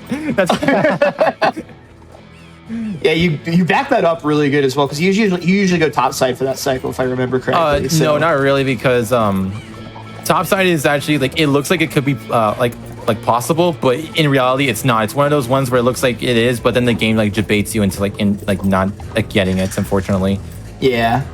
Such as like there's like a lot of cool movement stuff in this first segment. And again, some of those Splash cycles Strat, here look we like, go. oh yeah, you can hit it. Let's go. Let's go. Yeah, nice. That cycle sucks. Yeah. So wow. that cycle's really bad. But so let's go a little bit into like how the cycles in this work. And, there are two different types of cycles. There are what are called local cycles and global cycles. And so what a local cycle means is that once you move past a certain part of the level and hit a loading trigger, it will cause certain elements in the level to start moving on set cycles. Yep, there's the loading trigger. And a global cycle is where something starts moving at like the very start of the level load in, like all the way back at the beginning. And so like that kind of it's consistent which ones are local and global cycles, but you wouldn't expect which ones are which. But we got a really fun bronze boot section here. And we'll notice these flaming skulls as well, these cacti as well. They have deceptively large hitboxes, and sometimes they'll do like weird loading stuff, like with that cow skull just kind of like popped in and out of existence. But there's a lot of high and low sections here where we can do really extended rolls off of platforms and then maintain the speed with the roll cancel at the end. Nice. In this game, you have infinite... What the heck? Wait. Was that a goal? Oh. Yeah, but like the screens never fade out that early. It usually like fades out afterwards. I guess I was able to still gain control during the animation point, during the point like when, you know what? I'm gonna say it. That's never happened before. That's never happened before. Actually, that's kind of funny. Bingo boards out. Great video game we have right here. Great video games. As you saw earlier, like on the right side, the game just struggled to load a little bit because PS2. Yeah. So you'll notice there we can also roll through enemies as well. It's not like quite the same as like in DKC, Nice Cycle. Yep. Where it's like, oh, you can roll through enemies and like recancel your roll like off of an attack. Oh, it's that not was quite like that. You almost that was a that. risky one because of the bird's placement. That one was a bit tougher. Yeah. So sometimes cycles can vary a little bit because of PS2 loading times. I mean, we've seen enemies just kind of pop in out of nowhere already. And those dogs as well, those also have very large hitboxes. So another rolling under strat right there. And look, there's another El Tigre villain, El Oso. Yeah, he's just chilling back there. We're gonna actually see him again in I believe, in the third section after Bronze Boot number 2. So he'll do like a funny little animation. It's every time I see it, it makes me laugh. Already back in. I'll have to keep my eyes out. I missed him. We'll see him again later during like a little minecart section. I also missed him, but I pretended like I saw him. So well, you'll see him. I think he does like I think he like goes back and like left and right and like all like cheery with his hands up and everything. It's kind of funny. Yeah, there was another really good example of like you can go too fast. There's that Mazda right over there. Yeah, there he is. I did see him. He's a little hard to miss. Yeah. I think we also never really mentioned this. So these are basically like the Bronze Boot challenges are like time trials, and we basically have to get like to the end point within a certain like time limit at the top, and the end point with like how much time we have at the end also depends on how much matcha points we get. But also like during each of the Bronze Boots, I'm also collecting tacos because they give us like an additional 10 seconds for the timer, and if you actually run out of time, you have to go back from the beginning of the Bronze Boot. And then from here, that's the end of the second one, and then I'm actually going to switch characters, which is going to come very useful later at the end of this level. And look, there's Oloso again. Yep. There he is. Oh, there he is. Oh, I see him. Hello. Every time I see that animation, it's so funny. Yeah, so with these minecarts, it's really important to do those buffered jumps again, because when you're on the minecart, it slows you down quite a bit. It's also why we're not roll canceling all that much, because it actually causes you to lose speed a little bit. And if these cycles look rough, it's because it is. There's like a lot of like precise positioning that you have to do not to get completely owned. But we got through there with one death. That's pretty expected. That's a pretty tough section right there. Yeah, this section has a global one, but I think because I had the death, it probably reset it, so I might be a little bit more safer with it. So let's just see how it goes. It's not here yet. It's like a bit later, but yeah. Well, actually, this one actually is a local cycle and depends on the PS2's loading. Let's see how this performs. That was a good adjustment right there. All right, let's see. That's just like one of. Here we go. Yeah, go Let's see if we get two birds. There they are. Oh, Oh, wait, no, it's fine. Oh, almost got it. We're all good, but that, you got the checkpoint. That's what matters. that also causes so those enemies to unload. in practice, in practice, those birds loaded on you super quick, and you just like exploded immediately. It was really unfortunate, but it was also really funny. So, okay, this should be it. Nice. Yeah. So, random fun fact: the global cycle is actually in the bronze boot challenge right here, like for some reason, and it's gonna come. It's gonna come up fairly soon. So here we go.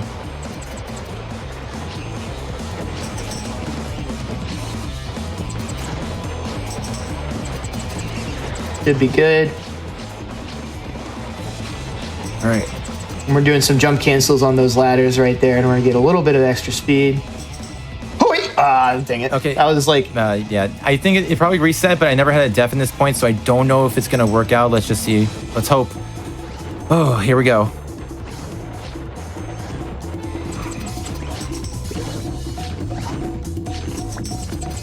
All right, good. That's the first half.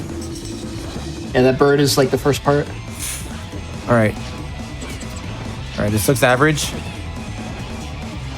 If this looks hard, that's because it is. Okay, this looks good. Let's go! Money, let's go, That's a dude. good Nice. Nice. Nice. Oh, okay. I was kind of scared because the depth can also vary. Like, devs like also reset global cycles sometimes. Sometimes they don't. It's just random, maybe PS2 thing. I don't know. Let's just blame it on that. Exactly. Yeah. But yeah. Thankfully, it worked out very well in my favor. So that's actually good. And because we now have enough module points, we were able to now challenge up against Malveda, who we see right here. And we're basically like a little bit of an auto-scrolling section. And what I'm basically doing at this point is trying to defeat these enemies. So these are the Aztec minions that were summoned by Mikla. We saw these as well in Miracle City, but we just avoided them. But in this section, we have to beat them up because it's like this is like a required beat 'em up section.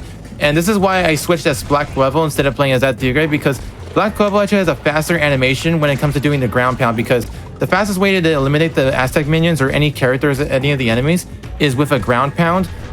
And it's much faster, but Guevo has a bit of a faster animation because Tigre like stays in the air for like a couple more seconds because he also has to do his signature, the signature tiger roar that he does, and it's pretty cool. I like the little addition with it because like this game actually doesn't have any voice acting, which is kind of sad, but at the same time, like at least they were able to include that like one of his like main features in the show. And that's kind of why like I liked whenever I would have to do the ground pound as that Tigre, because it's really cool. solid train segment, by the way. That's deceptively tricky because instead of roll canceling, you're jumping off the train to get a little speed boost. Yep. And it can be like your jumps have to be very specific so you know where the water towers are going to be. Here's the swag jump. Boom. There we go. Later, buddy. Yep. And that's basically the end of Calavera. So now we're going into Cemetery. This is basically like as well, self-explanatory. It's a cemetery. But why we're here is because Ed Tigre figured that he can ask Sartana of the Dead to help out, look for his grandpappy and father, because his grandpappy used to actually date Sartana, but then he eventually found out that he actually like treated Sartana horribly. So Sartana basically like swore revenge against his grandpappy and ended up kidnapping El Tigre. So Black Huevo and Frida have to team up together to be able to save El Tigre at the end. And this level is actually the hardest one in the entire game. Not kidding. Even though like this, it's not even close. It's not even close. Yeah, like there's no like need to compare. Like you'll see eventually like the difference between this and like Miracle City and Calavera combined. It is like a massive difference. So this is definitely gonna be like the one I'm gonna have to be very quiet with. But at the moment, things are a bit more tame. But after this point, it is 100% focus time. So wish me luck, everybody. Yeah. We're gonna see more of the birds again, but we're also getting some new stage hazards here. We have these like big stone, like tiki looking fellas that like just have massive hitboxes. These flaming skulls as well have bigger hitboxes than you would expect. And just all the platforming is just like really tight and difficult. And there's a lot of like cycle-based stuff going on. Mm-hmm. There's also gonna be, you saw Crow take a death on one at the very start of the level. There's these hands that reach and pop out of graves here that can snag you and instantly kill you. Yeah, this whole level's just a nightmare. There's going to be some roll cancel stuff we're going to be doing in here, but it can be really tricky depending on where the cycles are at. And, you know, it's one of those things where it's like if you don't take any deaths or make any mistakes, you know exactly where the cycles are going to be. But you can't always rely on that. One, because, you know, sometimes the cycles can vary a little bit with the PS2 loads, but there's also the factor of it's just so hard to be perfect in this game because this game's just that hard, right? Yep. Definitely. But not even, yeah, so here comes the first bronze boost section. we have some rotating platforms in here, and so these are also cycle based. So Crow kind of is making sure that they get there on a specific time, so they know exactly how they want to jump off of each of these, because slopes in this game can be a little funky. And that's that's an example right there. Good save. I was able to save it. Yup. That should have been a death, but nope. Crow's just built different. Yeah, we get some more just cool. that good. Exactly, right? Thank you. All right. Yeah, it's worth noting here as well, even though we're not allowed to play as El Tigre in this level because of the Lord reasons, we stick with Black Huevo as well because, again, that faster ground pound, there's going to be a bunch of enemies we need to take out during the boss fight section at the end of the level, and it's going to be important for that too. So just thought I'd mention that before I forget. Yeah, Black Huevo, she also has like a faster base attack animation compared to Frida, because Frida has a bit of a longer delay because she has to use her goggles, but Huevo just uses her wings, so it's a little bit more faster with that, but also because it's a pretty fast infinite as well. Like, it's one after the other. All right, there's gonna be a lot thrown at me here, so yeah, I'm gonna have to like focus again for this. So Jax, the floor is yours for like the next 2 minutes. Yeah, I got you. I don't even know where to begin. There's just like a lot of this stuff coming up is going to be on local cycles. So, and the other thing too with this level is it's very the opposite of generous with checkpoints. So a lot of these stretches are super punishing if you end up taking a quick death, because you can end up like super far back. We've also got these gnarled tree roots now that, again, if it looks like it's not that big of a hitbox, it's a lot bigger than you would think. And we got the birds here again, and the birds are also just the worst. Oh, that was tight. Can I just say, like, I'm here for, like, the awesome, very precise platforming, but I super appreciate the unexpected deep dive into, like, El Tigre lore. Yeah. I wasn't expecting this, but I'm so here for it. Yeah, what I should also mention is, the creators of the show, Jorge and Sandra, they both actually, like, helped, like, a little bit as well with the game. Being able to like put in some stuff. Like one little interesting fun fact is that Mikola was actually going to be a planned like a main antagonist for, I believe, season 3 of the show, if that ever got aired. But because the show got canceled after season 1, they decided to still they didn't want to like leave it to dust, so they decided to reuse him and put him in as the final boss of the game. And it's still pretty cool. His lore is pretty interesting as well, because he can apparently like control and like spawn in like dead like I believe like dead dead beings. The bird. I was too focused on my talking because I was like, oh, El Tigre, time for me to talk now. It's my destiny. Yes. All right, let's see how this goes. So that kind of brings up one of the like more interesting things about like game knowledge and learning this game is that you kind of have to memorize like multiple sets of cycles, because you either have the cycle that you get when you approach for the first time without taking any deaths, and what's called the death cycle, which is where when you have to take that checkpoint reload, where are all of the things going to be, because like they'll load in at different points depending on where your checkpoint is. And so because of that, in a lot of spots you kind of there's a lot of like, okay, you got to know how to improv different sections, but there's also a skill in knowing the initial cycle as well as what's called that death cycle as well. And that's part of what makes this level tricky too, is like some of the death cycles are also just really not nice. All right. So it can be a bit tricky to get global through. Cycles. Again, buffer jumps. Global cycles coming in very soon. Global cycle come. Yep. Here we go.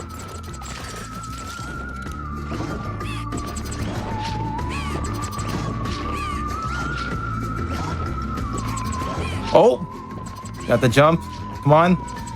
Let's go! Nice, yes. nice. Yes, that's a deathless one right there. That's a bit of a crucial one, especially like as well as the one earlier, because that's all dependent on global. It's especially like harder as well for the second half of that part. But dang, I was able to get in. I got the fast one as well. That was pretty nice. I took a risk because like I rolled in between both the small platform, like the lower platform, and the bird, and I was able to make it. So that was actually pretty nice.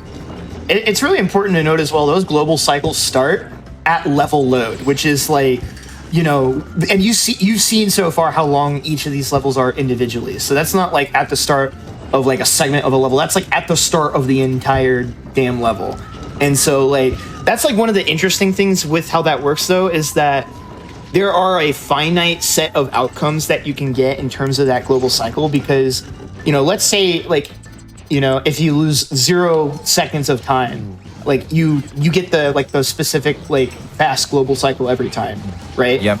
But in another discrete time step, it'll cycle through like each like position of like the different thing, because everything moves at a consistent rate.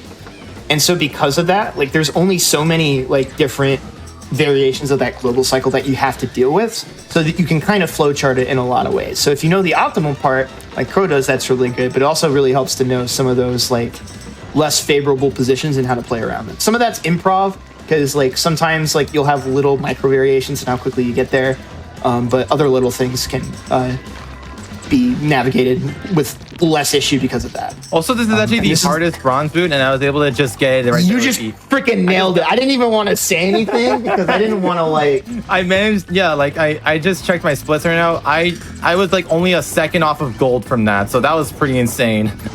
Yeah, and that's again one of the hardest individual like splits in the run. So now we've got one more platforming bit here before we get to the boss segment. Mm-hmm.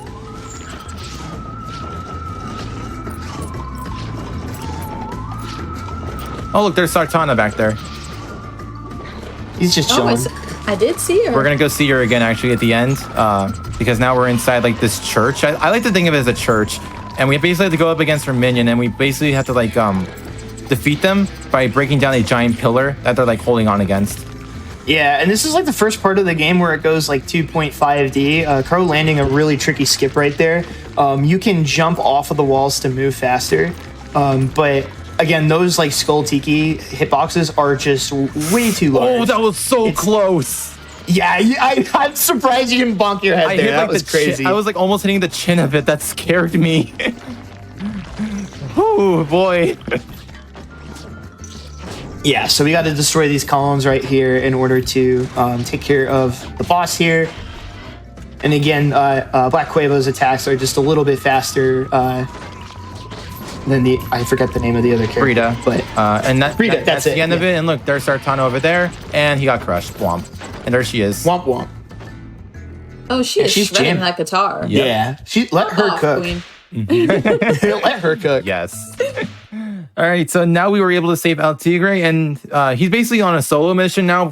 He can now enter into the Aztec lair. So we're almost close to getting closer to confront Mikla and also the Serpent Robot, and they're both basically working as like a duo team.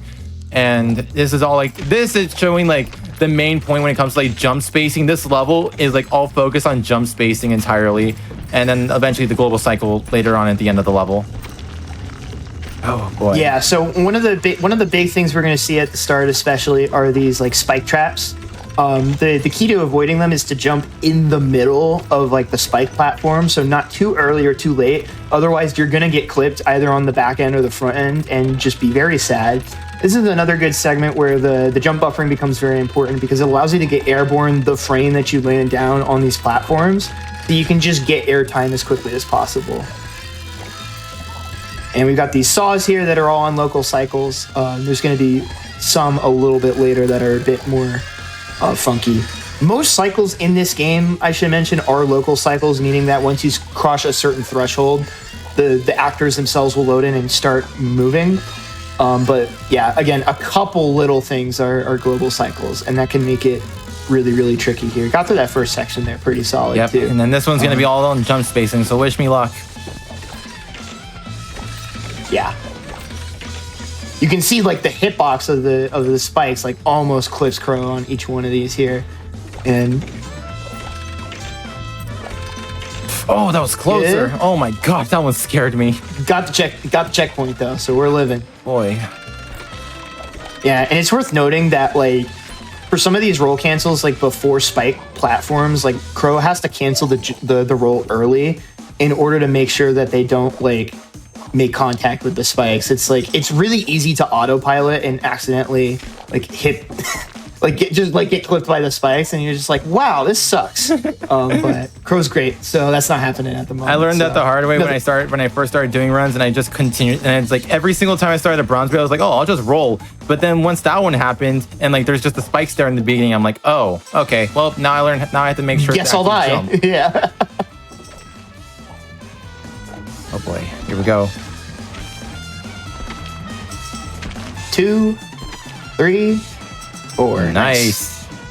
And then for this section, you don't need to... Those tacos that you pick up just increase the amount of time you have to complete the bronze boot section. So you don't need to collect all of them. So Crow just skips that one right there. The more time that you have at the end will actually give you more of those macho points. So a lot of these tacos are in our way. So we'll just grab them as a consequence of playing the game quickly. Yeah, some of the roll cancels in through here are really, really sick as well. Ooh. It's so cool, like how far you can roll off a ledge and still get that roll boost. It's really fun. It's a bit of a tricky jump strat here to make that cycle. You can jump off of things like walls and ladders and then re-grab them and move just a little bit faster. It saves like frames, but for some of the cycles, it can really add up. And then we've got a lot of these bouncy platforms. Again, you can't really roll off of these bouncy platforms, so these sections are a lot more about jump spacing than they are about the roll cancels.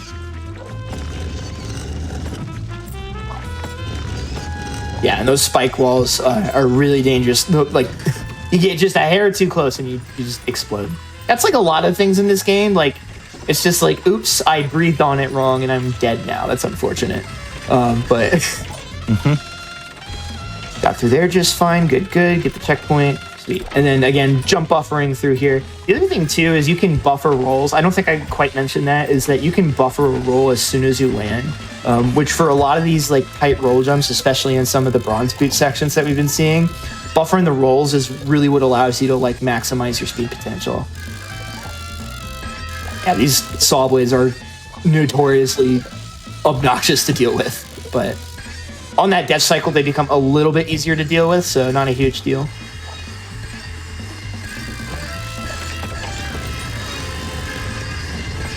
Yeah, I think that was... Like, you haven't taken too many deaths in this section, so I'm really curious to see what the IL time on this level is going to look like. But, well, don't let me jinx you. Sorry. Well, it's all depending on bronze boots, so let's see how this goes. Yeah, this one of the hardest... Not the hardest bronze boot in the game. That would probably be the third one from... Cemetery. But this is definitely up... these next two are definitely in that conversation. I jumped way too early on the trampoline for it. There we go. That's what's supposed to happen. Yeah, the speed you get from the bronze boot is like obnoxiously hard to control, so it's just one of those things where it's like getting a deathless run is just like, yeah, it's theoretically possible, but like good luck, you know? It's like and getting the most amount of time saved from it as well. Yeah, because like you can not take a death, but it's like you might end up like making sacrifices in the name of safety. Yep. And now we get introduced to what I like to call the rotating cheese graters. Some of the parts of the game just... Yep. Oh, well that's... Oh my goodness. I got a little bit of a slope buffer right there, so that was pretty nice. That worked in my favor. So, yeah, again, sloped collision in this game is quite dodgy, and half of those cheese graters will just kill you if you collide with them on the wrong side. Some of these platforms with the springs on them do have little ledges on them, so Crow can actually use that to survive in some cases where you get like flung off at a weird angle or something like that. And big roll cancel right there. And then for some reason, except for that one spike trap there and there, these spikes just don't load in. You can like cut these jumps a lot faster and goes for some roll cancels that you wouldn't normally be allowed to when it comes to these platforms. Again, these are all local cycles, so like Crow knows like the exact timing for all of these. Boom, boom, boom. There you go. Nice. We're out of there. Very nice. One death through there is pretty solid. Yep, and then this one is all dependent on the global, so wish me luck.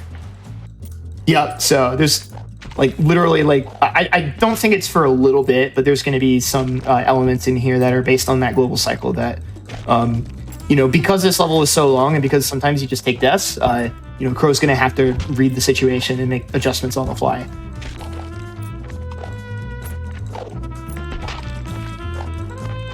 Taking it a little bit safe there. Again, sometimes when you jump off the slopes that are really slanted, you get that slope buffer, and you really want to avoid that. And in a couple instances, even though they're off camera, we're still waiting for some of those spike columns to rotate. Nice, no platform properly. Nice, yeah. That is a really hard drift for like no reason whatsoever. It's really brutal. Like even though we just took a quick death right there, like we still ended up saving like a lot of time just by like nailing that strat. Now we've got cheese graters with only one side that's safe, so now the game just is like, hey, what if we just took a thing that was already really tough and obnoxious to deal with, and let's just make it just 25% harder? How about that?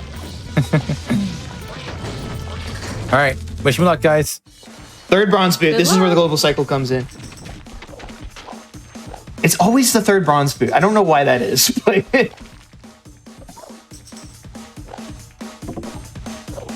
yeah, we're just going to go into quiet time here for a little bit just so that Crow can focus on the platforming.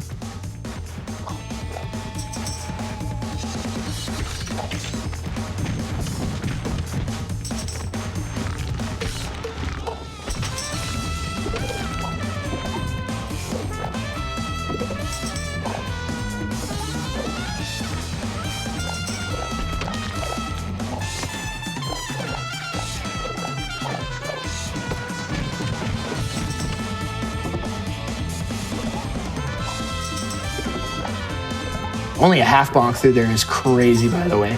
Similar to that earlier fall that we did, it's really tricky to get through there without like bonking anything. And then Crow is also making use of the fact that after a bounce, you can put both of your jumps. Yeah, that section scares me every single time because like you have to be like barely close to touching it because like, you have to be like in the middle to be able to do register your second jump to be able to get through it. And if not, you basically get killed and you have to get respawn to the latest checkpoint, which aren't really shown, but the checkpoints are more favorable in bronze boots. Just a little bit. Oh yeah, cemeteries. So another important thing, like to kind of keep in mind that like makes, especially like those big like roll cancels off the platform. I just golded by over like 4 seconds. Yeah. This is gonna sound crazy, guys, but I am 14 seconds ahead of my PB, so this is on world record pace. Yeah, and we're about to go into the final boss with Mikla here. This is crazy. Oh, okay. All right, Crow, lock in. I'll explain the boss fight. Go ahead, man. So I got this. I'll do this. You got this. Lock in, buddy. So there are going to be 2 sets of chains on each side, one with our dad and one with our grandpappy. And so we're going to be attacking with like a specific angle so that the game doesn't drop our attacks. And we're also going to get repeatedly knocked back. And so when we get knocked back, Crow is actually angling themselves into the pit so that they take a quick void warp to get back to the other side. And by alternating sides, this is going to cause the enemies in the arena to keep pathing from left to right. And because of that, that allows us to like avoid having to deal with them as much here. Oh man, okay. This is getting very close. I'm just making sure that the Aztec monkeys don't get close to me. Because Altair can auto-target towards them. Yeah. All right.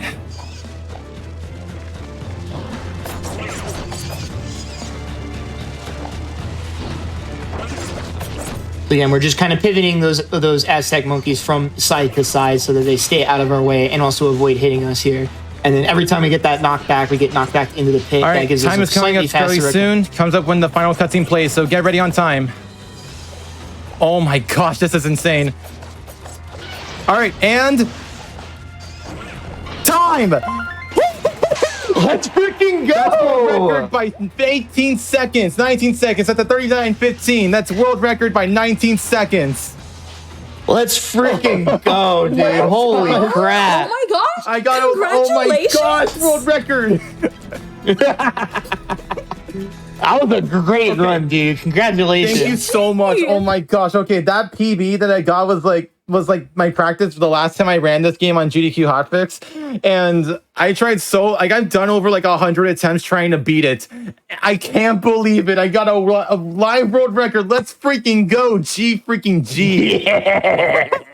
Yes, that's great. Oh my gosh. Okay, well, freaking earned. Oh my goodness. Again, y'all, this game is so hard. This game is difficult. Like, that is so impressive to do in like a no reset context. Oh my goodness, let's go. Oh my god. All right, for a quick little celebratory thing, I just want to play out the final cutscene, which is like these PowerPoint ones. So we'll just see this. So finale, El Tigre victorious. El Tigre has won, but the lair has taken too much damage and begins to collapse. Everybody escapes through the hole in the cavern roof. The Aztec lair is buried forever. White Pantera and Puma Loco are so proud of El Tigre. He has saved the city and defended the good name of the Riveras. He's super macho. And that we unlocked Princess Flufflepuss in a costume for El Tigre and White Pantera, who is actually his father. And yeah, that is I was not expecting that to happen. Oh my goodness. Ooh, that's going to be my highlight for the month. I can't believe that. Wow, I just can't believe it. Oh my goodness, wow. All right, so now here come these cool credits. And fun fact about these credits, almost everybody who has worked on the team, like everybody in the team has like given themselves a little nickname for like the names that they want to give themselves in Spanish. Right there you can see El Chihuahua que había, El Tigre, El Mono Poderoso, Sabio de la Noche, and El Gacho. And then there's also Señora la Loca con Gatos, which is crazy, Lady of the Crazy Cats in English, if you were wondering. Yeah, I also like Mas Dinero, por favor. She's That's so a great real for nickname. that. Yeah, and speaking of this credits, we should also give a little fun fact about this game. So it's also with the soundtrack. As you can see right here, Mick Gordon is the composer of this game. That's right, Mick Gordon of Doom Eternal and the Doom reboot also made the soundtrack for this game. And he played the guitar as well. So it goes so hard for no reason. This game's soundtrack is... I mean, it goes so hard because It it's does. Mick Gordon. It's good that you actually mentioned that, because if you actually want to listen to this game's soundtrack in high quality, I actually have not the entire soundtrack. I don't have the cutscenes up yet, but I do have the full like in-game level soundtracks uploaded on my YouTube channel and on a playlist as well. So if you just want to give this game's soundtrack a listen to, because it has a really nice like Mexican flair alongside the fact that you have to like focus on platforming. But yeah, that's really nice. But yeah, that's El Tigre right there. I actually want to give out some shout outs real quick. So I want to give a shout out to the two other runners of this game, those being Pizza Cat and Juno117. So Juno was the previous world record holder for the main category in ILs. His run actually inspired me to try out the game entirely, even though like there's no video proof of it. I actually got inspiration because of the times, but Pizza Cat's any percent PB actually got me interested in trying out the game, and I haven't looked back, honestly. I have no regrets. This game has been very fun, even though it's very difficult, very, very fun in the end. I'm really happy with that. And I also want to give a huge thank you to Jax for helping me out with commentary. Even though like he doesn't like play the game, he does know about it. And like he kind of like told me about this game, even though I knew about it beforehand. But it's still nice to know that like, hey, at least some people know about this game. Yeah, and thank you so much for having me, Crow. I really appreciate it. I just want to shout out everyone at home for watching this and for supporting this run. Yeah. Make sure that you follow Crow on Twitch at Crow3893. Thank you. Do it. You won't regret it. I actually do want to mention this as well. Blackheart Wings, would it be okay if I can show off like the additional bonus levels in this game, if that's all right? I do think we have a couple minutes, so yeah, we've got like 3 or 4 minutes. You can totally do that. Awesome. I'll go ahead and boot that up right now. Let's just hope that my PS2 actually doesn't crash because it had that issue. That would be funny. All right. I don't want to jinx it, but that would be funny. Let's see what happens. Okay. Well, seems good so far. Yeah, I don't know what it is about like Blue Tongue games, but like they take forever to load off the memory card. Yeah, and it's so like especially Nicktoons Unite. Yeah. Oh, you have not seen PS2 of that one. That one's much longer.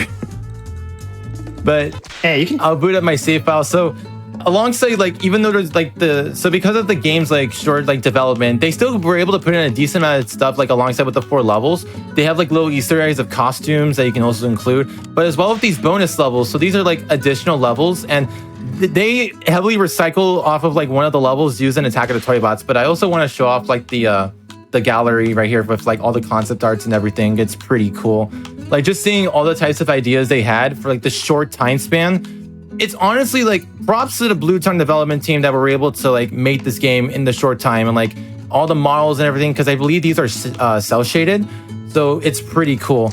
But I'll actually show off these levels. So these are bonus levels called City Downhill and Aztec Downhill. They are essentially like just levels where you just have to make sure not to get hit and reach to the end goal, and it's pretty funny. And alongside with the soundtrack, this level is a remix of the Cucaracha. I'm not kidding. Wait, what? Okay, I have not seen these before. Why does this go so hard? I didn't expect this. I thought it was going to be like more platforming. Wait, what? Dun da da da da da da da da da da da da da. I'm gonna see if I can go deathless for this one. It's gonna be pretty cool. I should mention that this is actually like really difficult to maneuver because you go extremely fast, and as you saw right there, I went very high up. That you saw like the background elements and like the skybox and everything. So let's see how this Are you goes. playing as Frida right now? That's amazing. Yeah, this is kind of a reference to like the opening, because in the opening, Manny and Frida actually slide down on like the volcano in Miracle City. But it's basically the same stuff where like she has like the same she has like a frying pan on her head and also like the shopping cart. But that's pretty cool. But yeah, both levels are essentially like based on this, and they pretty much play the exact same way as SpongeBob's Master Model levels in Attack of the Toy Bots if you have played them before. The difference is that you go way faster, and there's a lot thrown at you. And this one is actually my favorite. This is Aztec Downhill. It's basically like a little sliding section inside the Aztec lair, and it looks really cool. And like these levels are pretty short, but at the same time, like they throw a bunch of stuff at you, as you can see. Like look at all like the stage hazards, and you can also collect like additional macho as well. And they should have just made this like the whole game. This rules. It's pretty sick, honestly. Yeah, I'll say This that goes so hard, if you are honestly. a fan of 2D platformers or like very movement-heavy games, please give this game a try. It is so underrated, like entirely. Like this game barely had anything online. I barely first found out about this game because of a YouTube review and like a website article from like years ago that was mentioning about the game's short development. But yeah, it's pretty nice and everything. Like it's so cool. Let's see if I can be able to make this to the end. Oh, that saw blade was close. But yeah, this is like everything that they were able to implement in 10 weeks, which I mean, props to them, like for that short time. They just put this extra game mode in 2 short bonus levels. Yep. Why does that have to go so hard? Because it's El Tigre, The Adventures of Manny Rivera for the PlayStation 2. But yeah, that is basically all with the game. Thank you, Blackheart Wings, for letting me be able to show off the additional stuff with this game. I really wanted to be able to show it, even though like it's not much, but just to be able to show like so much of this game for the short development time and how much it's like barely shown on like online and everything. But yeah, that's gonna be all with this. Thank you guys very, very much for watching. I can't believe that I was still able to get a live world record. I was not expecting this, because when Jackson and I were doing practice, I mostly got 40s. Like I mostly got like a 41 and a 42, and then my lowest was like a 40, like 20 something. But the fact that I got it down to I was like, oh, I'll see if I can get sub 40. But no, not just sub 40. I ended up getting a PB / the world record. So that's awesome. That is awesome. Crow, thank you so much for for showing off this game. I do need to move us along a little bit because Spaghetti is ready to go. So one last thing for the audience, where can the good people find you both? You can find me at, as Jax mentioned a bit ago, twitch.tv/crow3893. It's also my YouTube, my Twitter, and yeah, that's basically it. Oh, and my Discord as well, because I use that for all my socials. Your turn, Jax. Yeah, you can find me at twitch.tv/Jaxler1. Again, I don't run this game, but I run a bunch of other obscure kind of stuff no one's heard of. But yeah, thanks for having us both. Thank you guys so much. Bye. I appreciate you both so much. Thank you. This was so awesome. Y'all, that was absolutely amazing. We got a world record?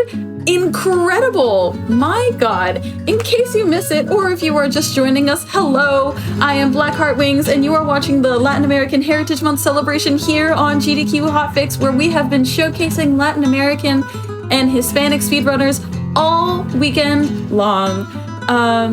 My gosh, I am still stunned by that world record.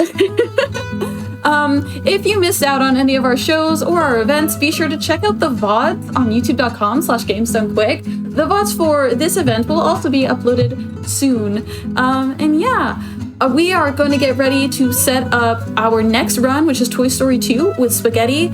But before that, we're going to take a quick break. So don't forget to hydrate, take a stretch, get some water, get a little snack, and we will catch you right after this.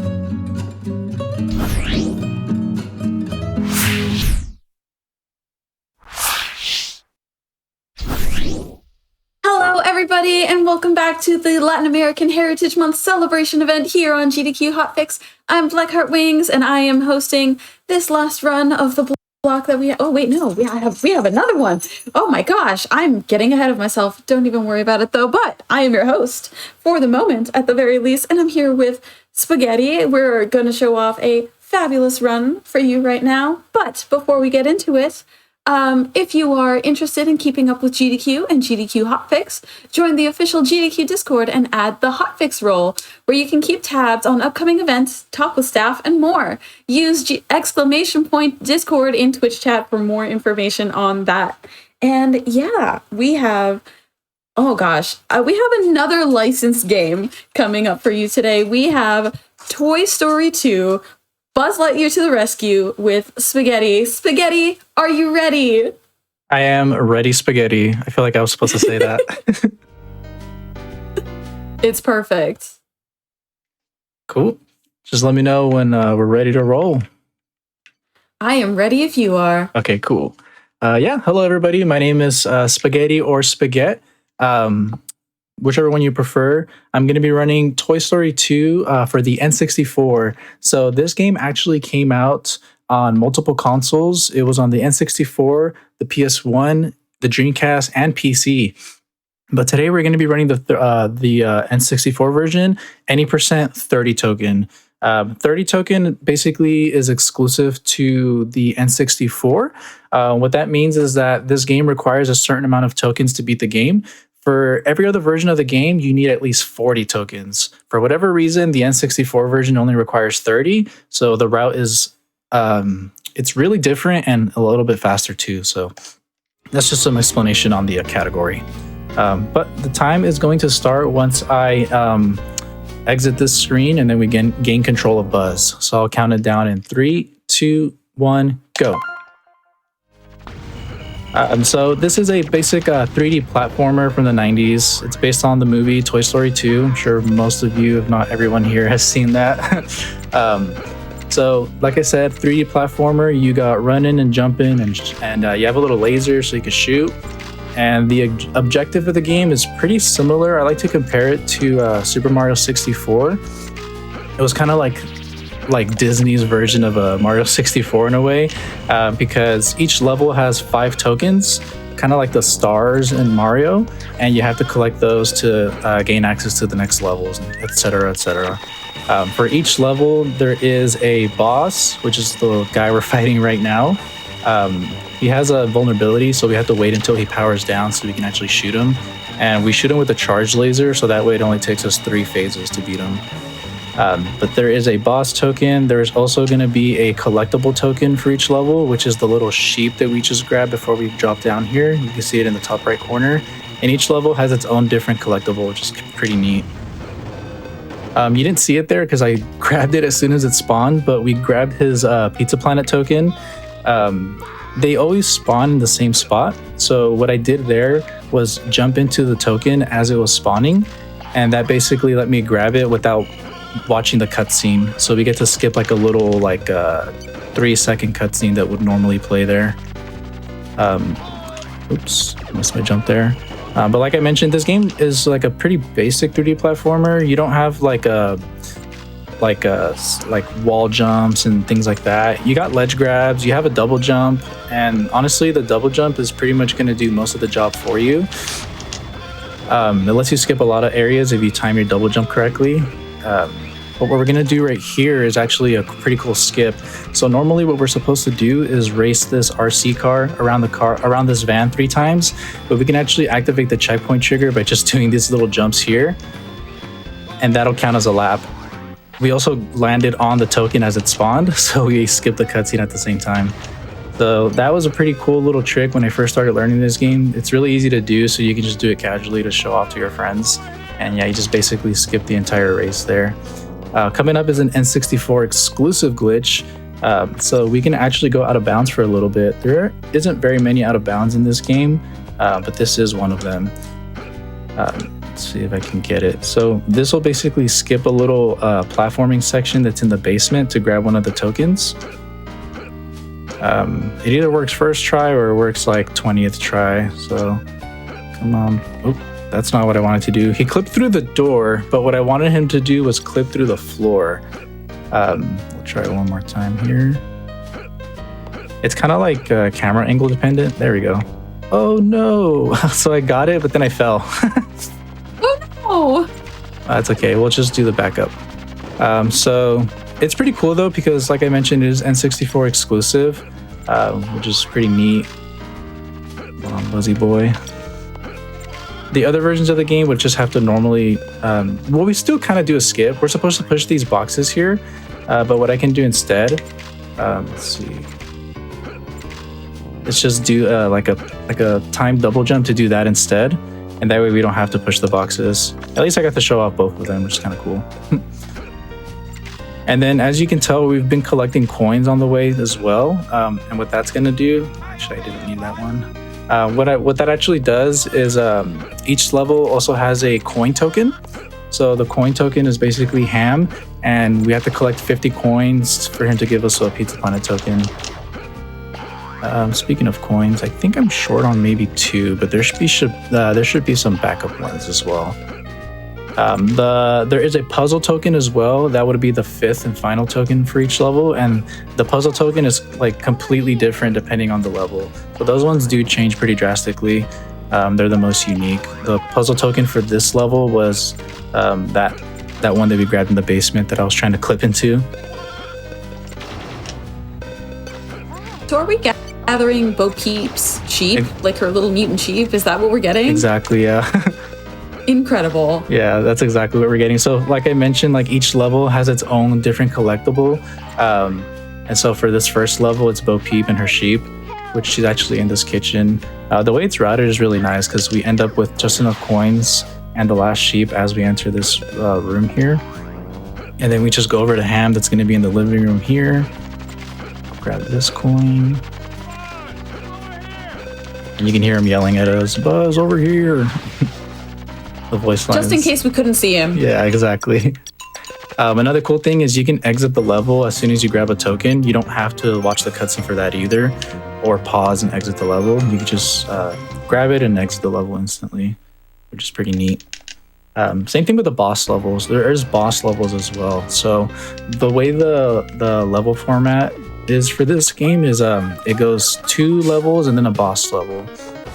So we just did one. This is the next one. It's Andy's neighborhood. You don't really see this in the movie. I think the game had to come out right before the movie. There was like a huge deadline they had for it. So I don't think the developers like actually watched the entire movie. They were probably just given like the script or something like that. And they kind of had to just like fill in the gaps to create more levels for the game. So that's why I think there's a lot of like random areas in this game that you don't see in the movie because they didn't have much to work with. Cool. So this is the boss for this level, and what we can do here is a cool little trick. By going like slightly out of bounds there, we're able to just like mash the laser and destroy him because he's supposed to have invincibility just like the first boss. But yeah, you're able to just mash and get that. There's another token that we kind of skip here. Cool, which I actually was able to grab first try. That token, Very nice. It's a pretty like tight jump on that one, so it's definitely something you need to practice. But what you're supposed to do there is inflate like this little like pool toy. It's like a duck pool toy, and then that falls into the pool, and then you use that to grab that token by jumping on it. But you could just do a sick double jump and get it instead. Yeah, so this is the first actual boss level. Kind of like with the other bosses, if you just charge a laser, I missed that shot, you can finish him pretty quickly. But he always flies in the same spot, so if you know where to aim, you can get him every time. I missed one, but he'll always fly back here, and that's him. Super quick. I wasn't expecting to see Buzz's like face reflection in his visor. It jump scared me a little bit. I'm not going to lie to you. This is like the best part of him. Like the fact that he has like the fact that they like took the time to add that as a feature is so funny to me. This level, the construction yard, is pretty short for any percent. We're only going to be doing one token in this level, which is the race token. Slinky wants us to collect these wrenches for him. I don't know why or what he's going to do with them, but we don't question it. He's just plotting things. Yeah, probably to rescue Woody. Yeah, for some reason he needs 5 like wrenches to rescue him. Also, speaking of that, why are they like gatekeeping the tokens from me to progress? Like they're my friends. They should just give them to me, right? Why are they making it harder for us? Oh my gosh, right? Like I thought we were in this together. Yeah, like aren't we all like trying to rescue Woody? I just thought that was funny. Cool. This next level is also going to be pretty short. Like I mentioned, since we're only doing 30 tokens, the any percent route, we're not really going to see this level. this is like one of the levels where you would normally have to backtrack to because there's certain power-ups that you can unlock, and they just like let you progress in the level with like different areas. They're basically locked behind like upgrades, and this is one of the levels where you would have to come back to it to be able to you'd have to come back to it to be able to get the rest of the tokens. There is a way to do the level without having to do that, but pretty tricky. Regardless though, we're only grabbing one token here, and it's going to be the puzzle token. We're supposed to do some weird stuff with that balloon and the button over there, but we can just kind of do that instead. You weren't supposed to be able to get up on those umbrellas like that. Yeah, exactly. The way that everything I grabbed and jumped on was not supposed to be grabbed and jumped on in that order. So you kind of just do, like I said, the biggest mechanic in this game is the double jumps. There's like a semi-frame perfect window for the double jumps where you can get max height and max distance, and those we call the extended double jumps. So those are the ones that you usually get to be able to do those skips. So for this boss, yeah, it's like a giant slime monster. What is happening? Yeah, so you just mash here. This is literally just mashing. So if you're good at Mario Party mini games, you'd probably be good at this level. You're just mashing the laser, and it shrinks him down a little bit until he loses all his health. I find myself asking again, why is it sentient? Yeah. This happened yesterday too. Oh, with what game? It was Conker's Bad Fur Day. Oh, yeah. It does kind of give that vibe, huh? I've always wondered, like, what even is this thing? Like, we're fighting toys, but then there's like a slime monster. And then somebody told me once, they're like, oh, well, it's like a slime toy. Like, kids play with slime all the time. And I was like, oh, you're totally right. That is a slime toy. But it just doesn't look like it. It looks like an alien. It's like, I guess, like if an alien took over a slime toy, that's what would happen. Exactly. So we're coming up to my favorite level personally, and the level that has the hardest trick in the game. We're going to be doing something called text storage. And in short terms, basically what text storage is if you grab a token as it's spawning, like typically a boss token, since they always spawn in the same spot, if you grab it during its cutscene, instead of before it spawns or after it spawns, if you grab it during its cutscene, you can actually store the little text box that pops up for it that lets you keep playing or exit the level. So I'll explain it a little bit more once I get it real quick. Don't want to mess this up.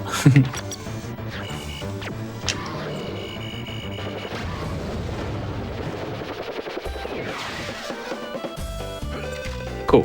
So the way I was able to grab it during a cutscene, normally you can't move, but if you do a full charge spin and destroy the enemy that way, well, it doesn't really have to do with that, but if you do a full charge spin, Buzz goes into a dizzy animation. If you're in a dizzy animation during a cutscene, you can walk during it after it ends. It like doesn't lock him. So that lets us grab the token as it's spawning, and it's gonna set up for this trick here.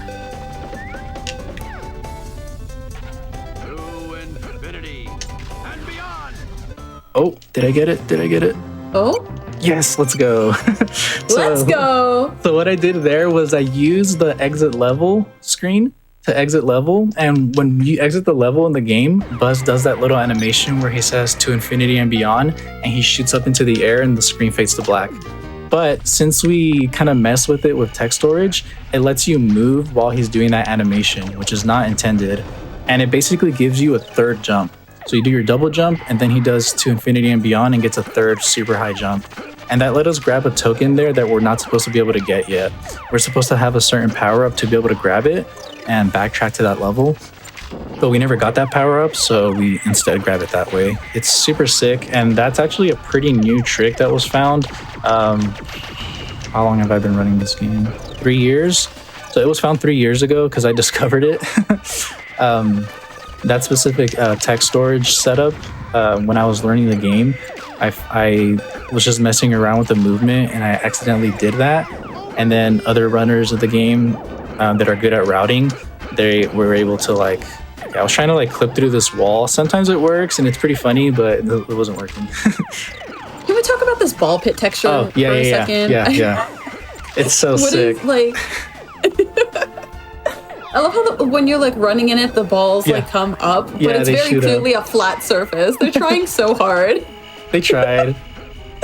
I love it though. It's really so nostalgic. Like, can we just talk about like even the floor? Like arcades used to look like this. We used to have arcades in general. Gosh, you're right. Yeah, it's so good.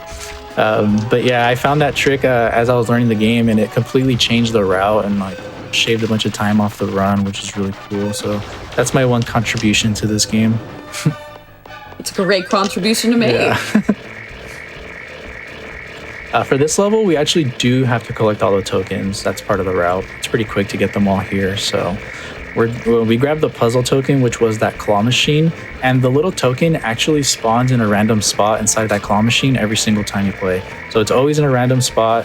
It's pretty easy to grab for the most part, unless you're playing on the PC version, because for whatever reason, it's like really hard to grab. Like they make the hitbox super tiny for it.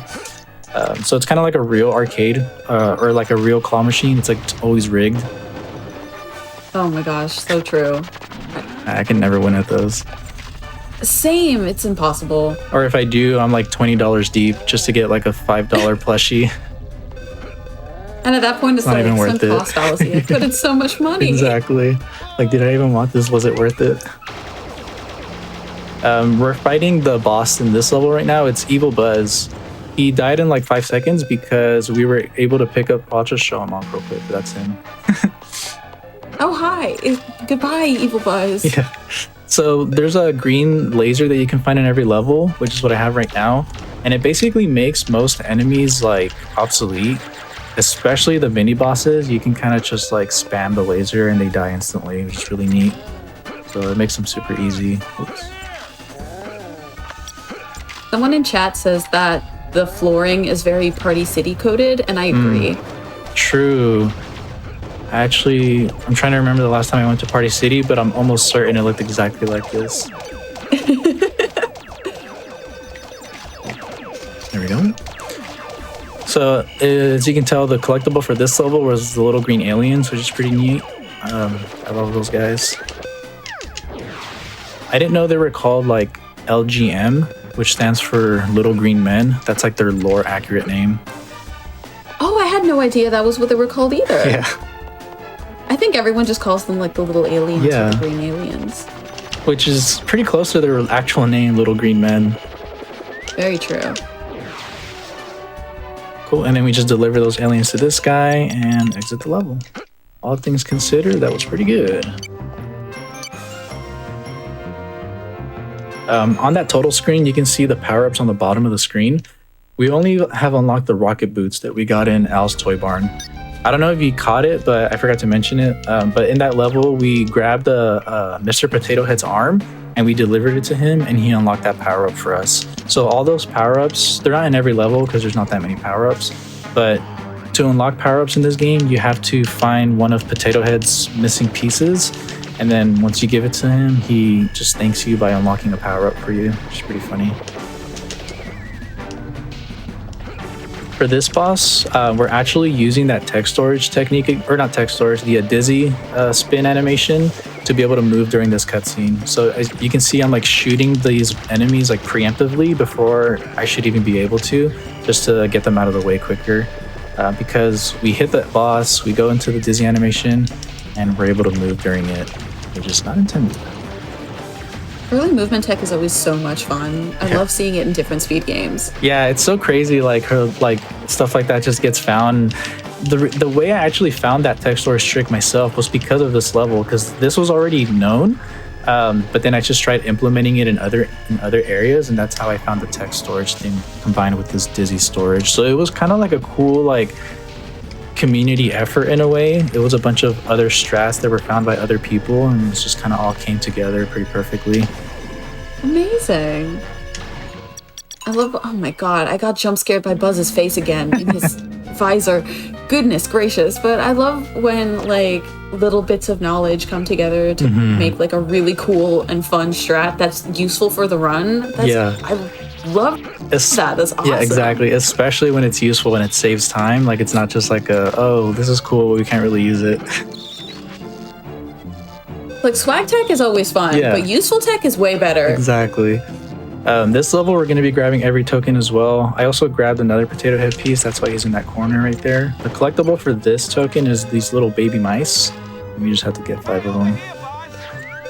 Right, deliver That has to be like an addition. That has to be like a we are doing what we can with what we have because we don't know what the movie is about kind of situation. No, literally. But like, I mean, technically, this is the area where like, if you remember in the movie where Buzz gets like basically like he gets like swapped out with the evil Buzz because he puts him in one of the boxes, and then the evil Buzz is like pretending to be him, and everybody's just kind of like following along because they don't realize. I don't know if you remember that part. I do remember that. I thought that it was silly that their friends didn't recognize in like the vents. Yeah, exactly. When they're running through the vents, and then they use Rex's head to open the little gate. Use his head. Yeah, exactly. I always thought that was funny, but like playing through the game, I like brought up this question to my chat, like if we're Evil Buzz during that section of the movie, does that mean I'm playing as Evil Buzz right now? Right? Oh, that's an interesting question. Like for this level only, I'm technically not the original Buzz. I'm playing as the Evil Buzz. Pretty. Does that mean that like you somehow got replaced during the boss fight with Evil Buzz? Is that where the swap happened? Or like after Alice Spaceland, I don't know. So these little the lore implications of this game. It's crazy, right? It goes deep. Hopefully I can get this dude. Nice. So these little mice are the bane of my existence because they move literally RNG. They just move anywhere, and it's different every time, and they can move really fast. So if you miss them, it like eats up your time. Especially that one that I grabbed on the wall, because if I were to have missed that, I would have to go all the way back up here and drop all the way back down again to try to grab them, which is a huge time loss. But thankfully, I got them first try there, which was really good. And now we're just climbing on some elevators. Amazing. Someone in chat brought up a good point in that this Buzz doesn't have the the belt. little belt. Yeah, the anti-gravity belt or whatever. Yeah. Maybe it's just a key detail they forgot to put, or maybe we are the actual Buzz. I don't know. Or maybe they just didn't know about that detail and they couldn't put it in. Yeah, like we mentioned earlier, like they had no idea what the movie was about. I'm thinking I'm like short on a couple coins, so that shouldn't be a huge issue, but something to remember. So we have the green laser right now, and we're just gonna use it on this dude. Turn around. Okay, that sucked. This is fine. So that's not a big deal. The only thing that sucks about that is we might have messed up our cycles here. Yeah. Oh no. That's fine. We just gotta chill here for a little bit. At least we can do this. We can just see Buzz's face again. Oh Jesus. Gives us perfect time to just view this. I like how he has one eye closed too, like when you aim. It's pretty funny. He's like, it's almost like he's winking permanently. And just yeah, you're right. It's because he's aiming, but like it's a wink too. Here's the dad mouse. You can tell he's the dad because he's wearing a top hat very clearly. I love his little hat so much. Oh, he's perfect. And then the mom mouse is actually the one on the corner of the screen. We saw her for like a second, but we'll come back to her right now. And you can tell she's the mom because she has a little pink bow. Aww. I love animals with little accessories. Exactly. I love cats with hats so much. Do you know those little like fuzzy toys? They're called calico critters. I think that's what they're called. They're like little miniature like fuzzy animals, and they just wear like clothes and have little accessories. That's so cute. Yeah, they're really cute. I bought in a couple, I'm not gonna lie. You're so real for that. Everyone's allowed to have a fuzzy little critter in their house. I have so many plushies behind me right now. Like. So here's the mama, and here's your babies. Don't lose them next time. Oh my gosh. Her little bow is adorable. Exactly. But yes, ma'am, please keep track of your babies. I did a little setup right now with that token. So we did the tech storage thing again. Let's see how many coins I have. Oh, sick. I actually didn't need to grab that, but whatever. Marathon safety. So I did a text storage setup right now. So I actually have the little text box stored. So we are going to be able to skip the cutscene for Ham right now. Cool. With using that text box, because we're supposed to wait again. That was we're cool. supposed to wait for it to spawn and blah blah blah. But since we had that text box open, as soon as I interacted with him, I pressed A to keep on playing, and so it let me move while it was spawning. Just a little cool time save like that. All right, now we're in Al's penthouse. The race token for this one is Bullseye. He wants us to grab 5 horseshoes for him. Don't know why he needs 5 of them when he's only got 4 legs, but I don't question He it. needs a spare just in case. It's like a spare tire, I always say. Exactly.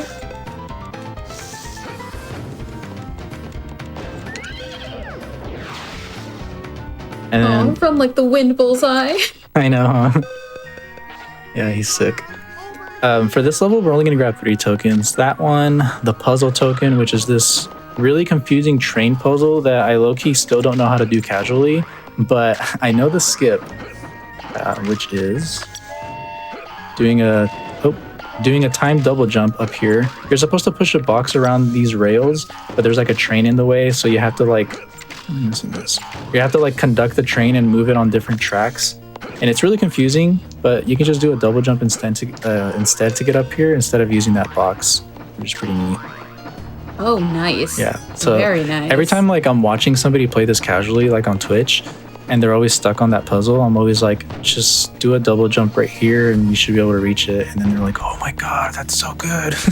It's really funny. I'm a lifesaver. You really are. It's great when you can like implement speedrun strats into casual play. Yeah, and it doesn't like break the game or anything. It's just like you're just not having to do this annoying puzzle.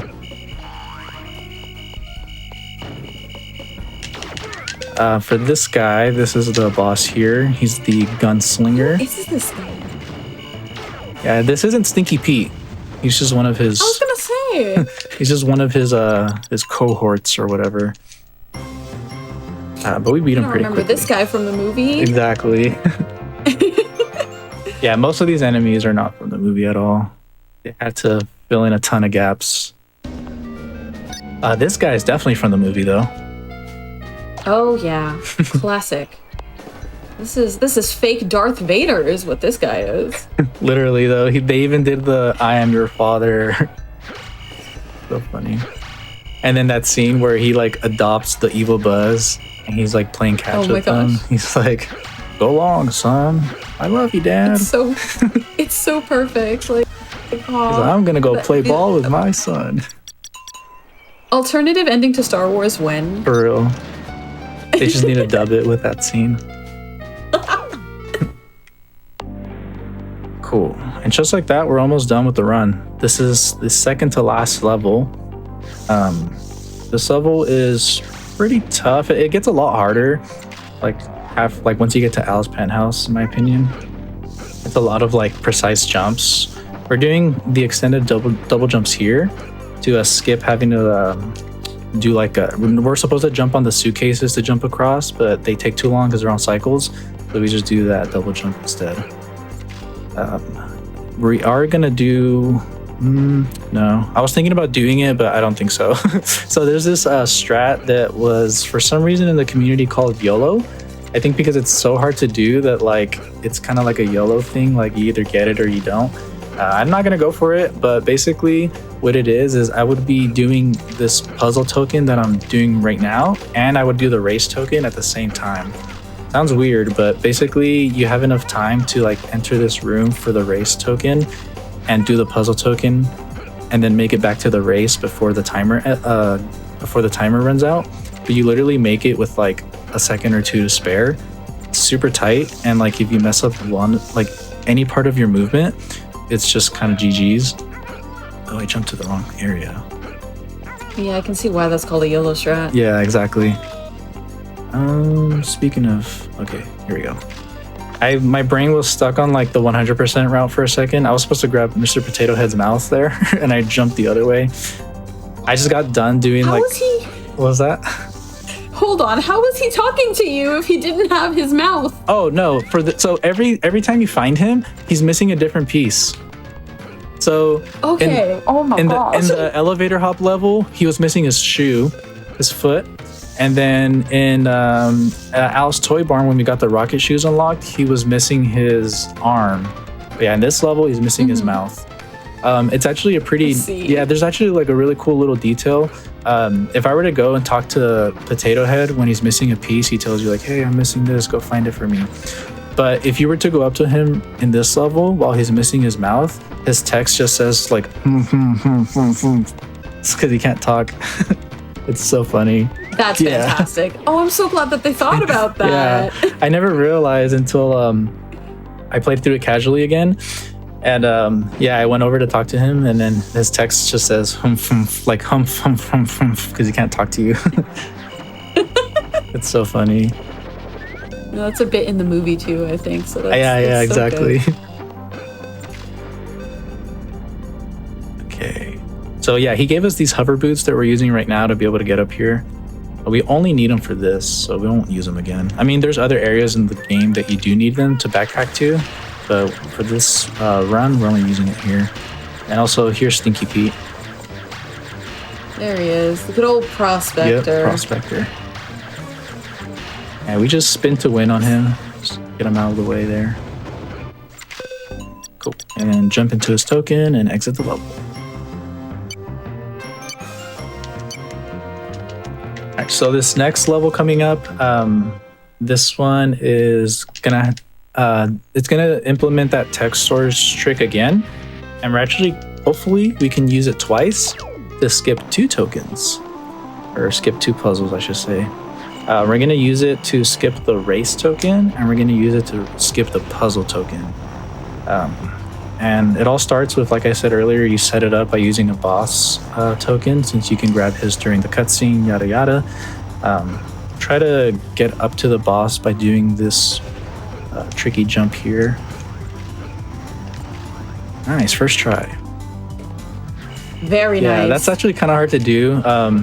So you have to have the rocket boots, and then you just kind of time your jumps off of that little green platform ramp thingy to be able to get up here. Normally, the way to get up here is there's a giant plane that's circling the map right now, and it's on a cycle, and you have to like stand on one of its wings for a while. Actually, I messed up my setup there. I'd rather just get hit. Okay, there we go. I didn't want to risk it. Okay, sick. Very good backup. Yeah, I was like, my camera is all jank right now. Let me just let him hit me and set it up again. Because you have to stand right where it spawns, right? Or else you won't get the storage. So I was like, let me just try it. So what I did there, the text storage. So we have the boss's text box right now for his token. We're going to use it here for this race. Normally, you're supposed to run around this little black line area. If you touch the green slime, the token disappears and you have to start Slinky Dog's race all over again. But the text storage lets us start the race from wherever we want. Nice. And we started it from outside of the race area. And then I set up another text storage on top of that. So we kind of stacked them by grabbing that token with the boots. I landed in the slime after I grabbed the token. So it didn't let the text box appear. So I'm storing that one now. And instead of doing this weird puzzle that you see here with the light bulbs, it would bring this helicopter down. Instead, we're gonna do the exit level here and just grab the token this way, which is so sick. Oh my gosh. Yeah, because you're supposed to do that light bulb puzzle down there and match the lights, and it's really weird. And that is different every time you play too. There's like 12 different possible combinations. But yeah, you can just do that instead, and it's super sick. It's a really flashy level. Who needs to do a puzzle when you can just leap up into the air? Yeah, just like that, we're already at the end. And look at that. It's the 3 bosses that we fought earlier just together. Not very creative. We'll take it.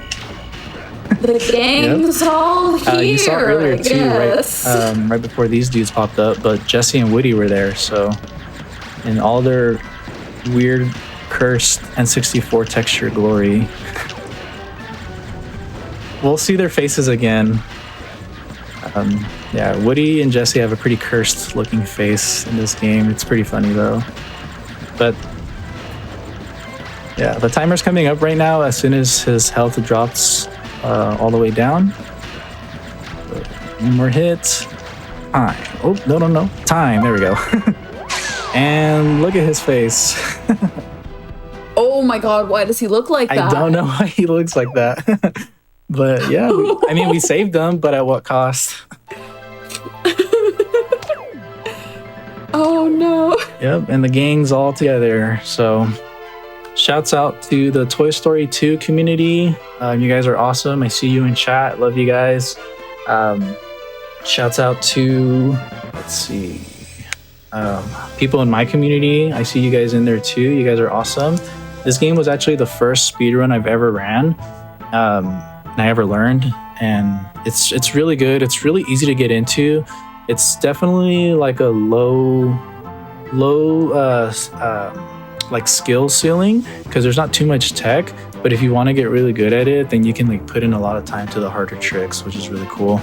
There is a Discord for it, and you can find it on SRC speedrun.com if you guys are interested in running it. I'd be happy to help you guys too. I run it a lot, so if you're interested in just watching more runs of this game, you can come watch me on my stream, Spaghetti. I run a lot of licensed games.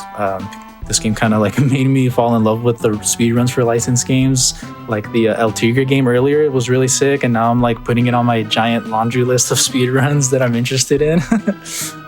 But yeah, that was me. So stick around for the rest of the event. I really appreciate you guys letting me show off this game. It means a lot to me. And we are so happy to have you. Thank you again, Spaghetti, so much. This was wonderful. This was such a fun little nostalgia trip. Mm-hmm. Oh man, thank you so much. Yep, you're welcome.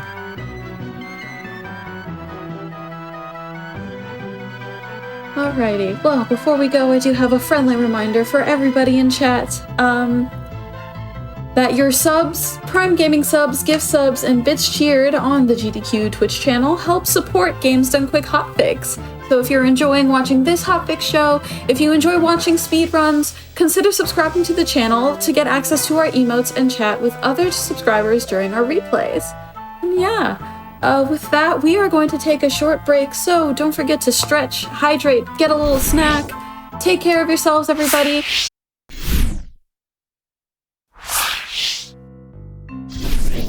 Hello, everybody, and welcome back to our Latin American Heritage Month celebration right here on GDQ Hotfix. I hope you all have been having a fantastic time because I know that I certainly have. That last run was absolutely fantastic, and we have another wonderful run coming up right now. But before we lead into that run, I have a small announcement for you all. Games Done Quick is hiring. We are looking for an event programming lead that will be responsible for the 10,000-foot view of our mainline event schedules. If you are interested or know someone who is, go to gamesdonequick.com/jobs for more information. And I feel like this is appropriate because our next runner has one of the most, a very stressful job, I think, in the speedrunning sphere. We are going to be seeing PlateUp by one of my dear friends, Blinksy. Blink, are you ready? I am so ready. I'm ready to cook some pies for everybody. And I have my friend Tootie here commentating on my run, and we're excited to show you guys PlateUp. Yay! Hi, I'm Tootie. I play a lot of PlateUp, and I'm excited to be commentating for Blinky's run. And the run will start after I set everything up.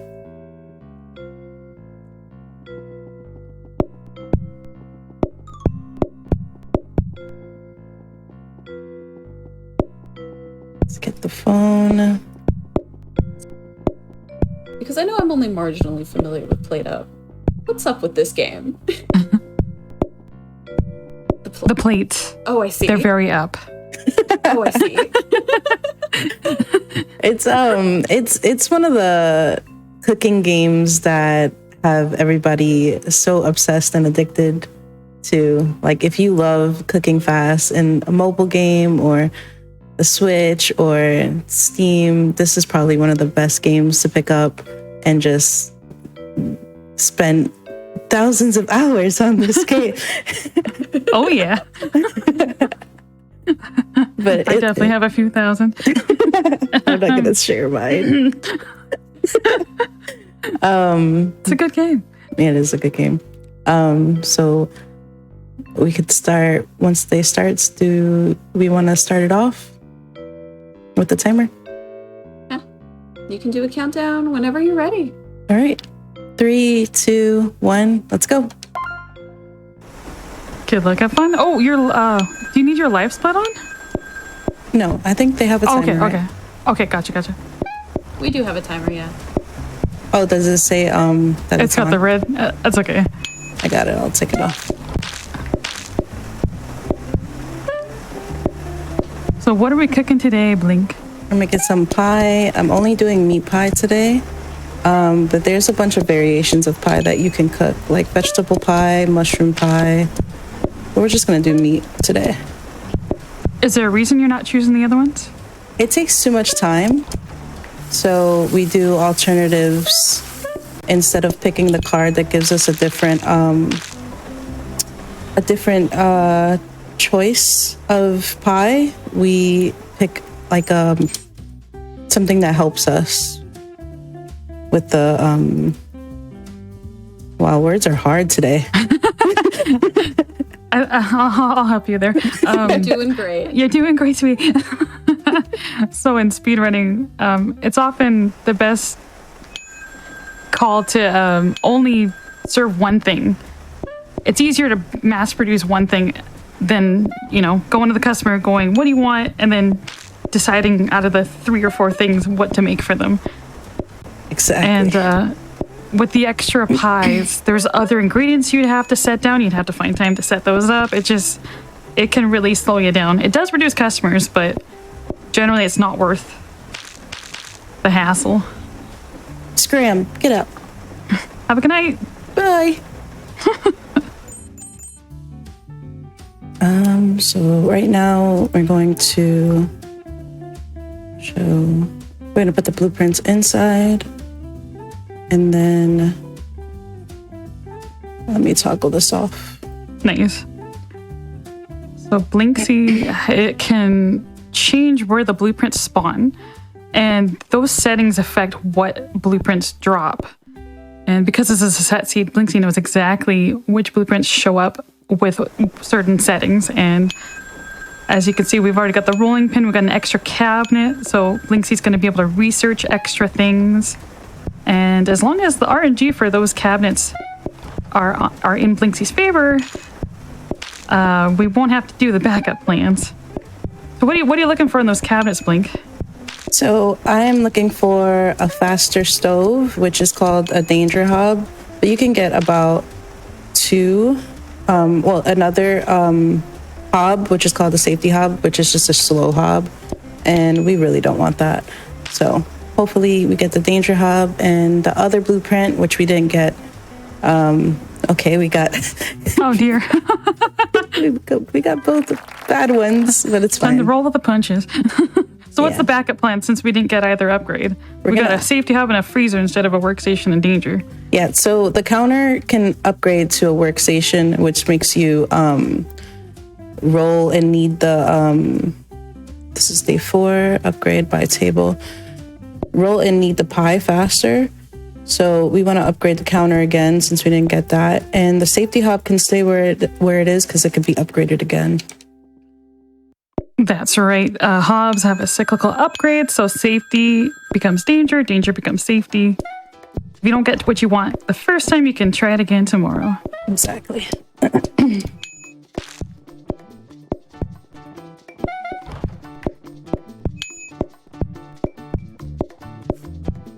And since we got... Oh, sorry. Go ahead. No, go ahead. Go ahead. I Since think we we're going to say got the same thing. Oh, yeah. Since we got the card that says all you can eat, they order twice, but it's totally RNG. They might not order twice. But here, they order twice, and they're hungry. Right now, there's a 1 in 4 chance that a customer will order a second course. We definitely had one table today that ordered twice. Did that one order twice too? I missed it. Yeah, they both did. Yeah, so quite a few extra dishes today. But there's fewer customers overall. Yes. Because all you can eat gives you a 30% reduction in customers. Got a bigger plate stack, which means hopefully fewer dishes to wash. You just throw the dishes on a counter. And leave them. 5. And is there a reason we're not buying that danger hop today, Blink? Yeah, I kind of want to save my money for the Deco Day, which gives me affordable. And yeah, affordable. You need quite a bit of money for that. Yeah, need like $90, and a danger hop is $60. So sometimes it's worth not buying the upgrades until you get your decorations done. Even though that danger hub could help us today, the perk for affordable decoration is going to help us a lot. I think I could have bought it. No double helpings there. Yeah. Yeah, probably. Well, it's better safe than sorry. I could probably buy it today if I have enough money. So each blueprint that I need is about 30. Yeah, we got enough. Nice. I'm trying to see if I haven't been without a workstation in a while, and they. Oh no! I'm sure we'll get one tomorrow. Yeah, this is worst case scenario, but it's fine. Oh, let's go. And don't forget your rolling pin. What are you doing over here? He went for a walk. Welcome back, little guy. I'm gonna just save the walk and not hit the sink. Yeah, normally you would have a workstation by now, and then Blinksy wouldn't need the sink to make it a dough ball, make the flour a dough ball. So that's slowing us down a little bit right now, but we still get a few chances to upgrade a counter, get that workstation locked in. Yep. You got this, Blink. Thanks, man. Here, take the. Oh, it's okay. You can do a little juggling with the dishes. Yeah. Very nice. I'm gonna make another one just in case. Okay. Okay, in case. Hi, Justin. In case. Here's your just in case pie. Okay, so these blueprints go outside so that I have a chance to get a blueprint that I need with the seed. I love that the game claps for you when you finish a level. Like, oh, thank you. It's very encouraging. That's why we love it so much. So we Blinksy has picked up ice cream. Mm-hmm. We're gonna get another chance to upgrade again. Ideally, I would have a dishwasher, but the game is being mean today. So we're gonna put this here, just juggle stuff around. Day 7, and we're gonna. I think I'm gonna leave this here so that I can upgrade twice for a conveyor. And this will grab the flour and put it on the thing. All right. Let's hope we get a workstation this time. Fingers crossed. So Blinky's picked up ice cream, which is a dessert course. Sometimes the customers are going to order a pie and then they'll have dessert. The double helpings can apply to the ice cream as well, but it only applied to one course. So that table ordered 2 pie. Oh no, they ordered ice cream. And they're done. And we still only have 3 groups coming in. All these reductions, the ice cream dessert gives you 50% less for the ice cream, 20% less for the extra course. A lot of reductions helping us right now. But we are slowing down a lot just because we don't have a dishwasher, so you're gonna see a lot of plates everywhere. PlateUp. That was plate down. She put the plate down in the sink. I saw it. Oh wait, you guys don't want this.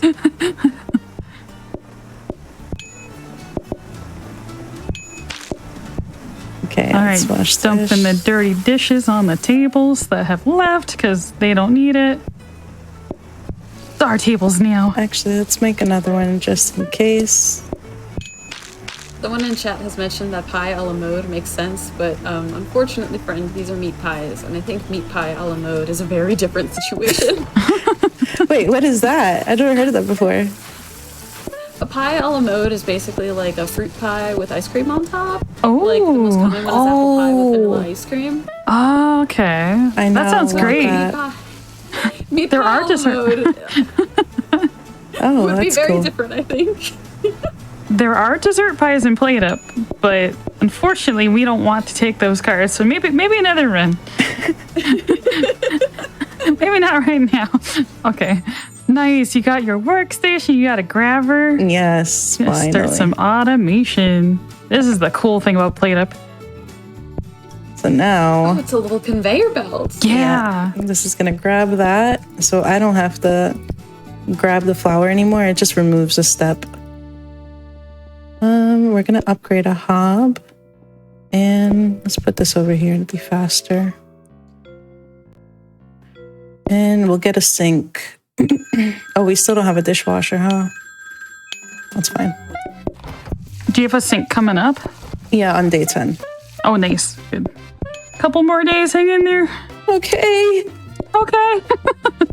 Who wants vanilla ice You're cream? doing great, Blink. So now that the flour is being grabbed onto the counter, Blinksy doesn't have to pick up the flour or dough ball it. She just hits it with the rolling pin and picks up the pie crust.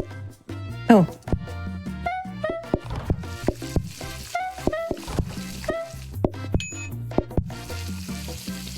Hopefully they don't want another pie. They want another pie. Hey, guess what? They want another pie.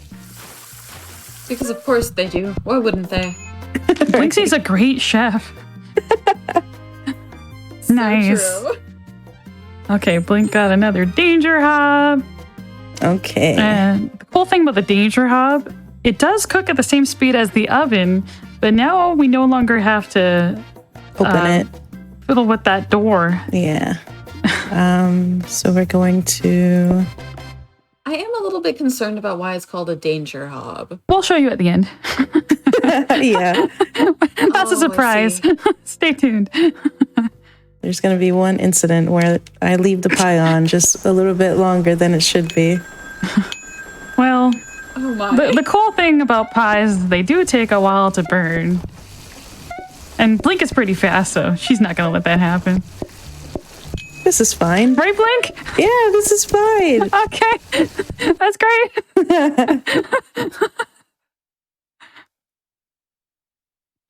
Even though there's a lot of dishes.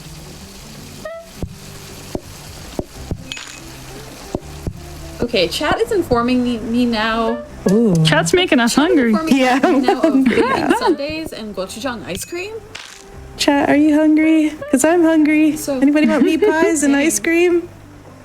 Yeah, say no so then we can speed run faster. All right, we're going to get instant service. We don't have to take their orders. They take their orders themselves. We're going to save this robot buffer because we don't have enough money to get it. But we are going to upgrade the sink so we can finally get a dishwasher. Yay! So the cool thing with instant service is Blink can be over here making pies in the kitchen, and the customers are going to scream what they want. So she doesn't even have to go over and check in on them. What do you want? What do you want? It saves a lot of clicks. It's one of the best cards for speedrunning. Ice cream and instant service. Yeah. Definitely some favorites in this run. Oh my gosh, she's going so fast now. You were right. Right? It's over. The day's over. Well, got some plates. Oops. It would have been really nice to have a dishwasher. Yeah, game. What the heck, game? It's funny because I practiced this game and I got a dishwasher over and over. It's like it knew. Well, that's the thing with speedrunning. Sometimes it doesn't go the way you want, so it's good that you know what to do. You got a dishwasher, woohoo! I know, first try Sometimes you too. get what you want. All right. Today's another deco day. We're going to do a little bit of decorating because that's important. Let's put the sink here. Finally have a dishwasher. We're going to put this here. And now we have a floor buffer. Ooh. Shiny. The floor buffer, I should have set it up where it can get trapped. Sometimes it'll go away and have a mind of its own, but it makes me slip inside. Oh my gosh, I love it. It's like a tiny Roomba. Yeah. Isn't he precious? I love him. Don't we all? His name's Gregory. I love him. Yeah, the zooming makes you go faster. Tiny Roomba. Right? Makes you go faster. He's adorable. He's a little expensive, but he's worth it. And if the floor is buffed, messes won't spawn there. He won't clean the messes, but if the floor is buffed, he'll prevent the messes. He's a good little guy. Uh-oh. I gotta move that. So we got this ready. I'll make sure we remember at the end of the day. Thank you. That's the thing with speedrunning PlateUp. Like, you got 5 things you want to do at the end of the day, and then you start the next day and realize, oh, I only did like 1 of those. Uh-oh. There's just it's just, once you start getting cool things, you start getting a bunch at once. I wish I had a professional dishwasher person. Hey, you got a dishwasher? Yeah, that's like I need to. Half of that. You have a sink coming up? I think so, yeah. Oh, nice. You mean you think so? I think so. Don't the bin. Oh, thank you. Oh, good. You got your sink. I think so. Okay, we got everything we need. I'm going to trap this little buddy here. Nice. Blink can walk through there, but the Zoomy cannot. Well, he can't walk, but you know what I mean.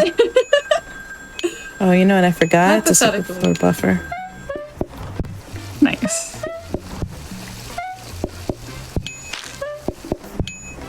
It's funny when I put that trash right here, I sometimes throw away already done pie.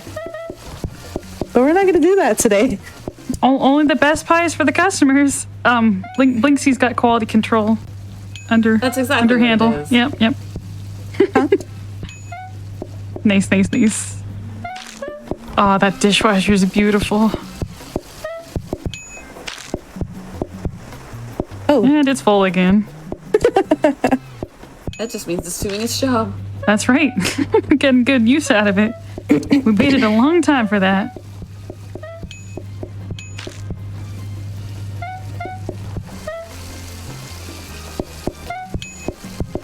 The hitboxes for the research desk is so funny.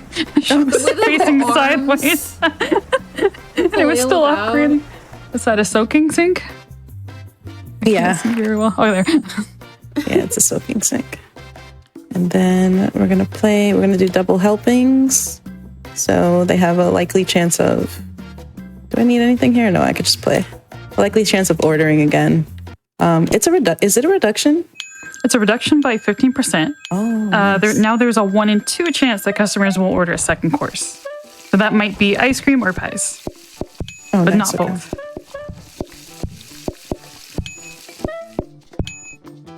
Have a nice day. But there's like no customers outside.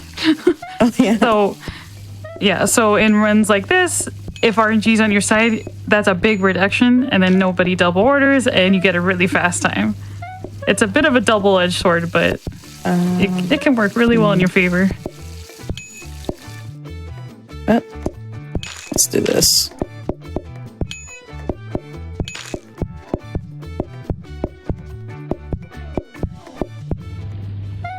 All right. I think that's the fastest day yet. Oh, you guys want more? Sure.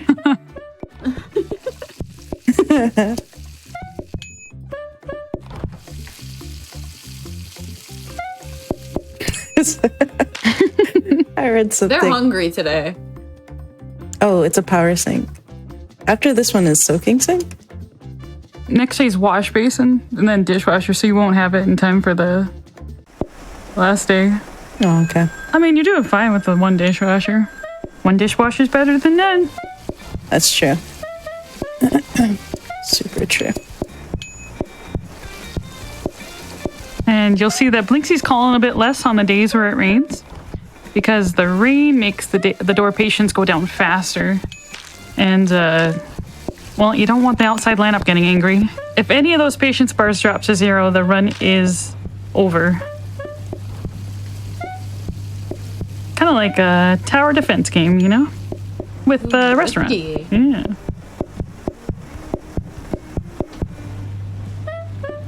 Everyone's in the door. I'm gonna call the rest. And Blinksey wants that extra $10. Ka-ching, Even ka-ching. though I'm rich. I mean, bragging rights, right?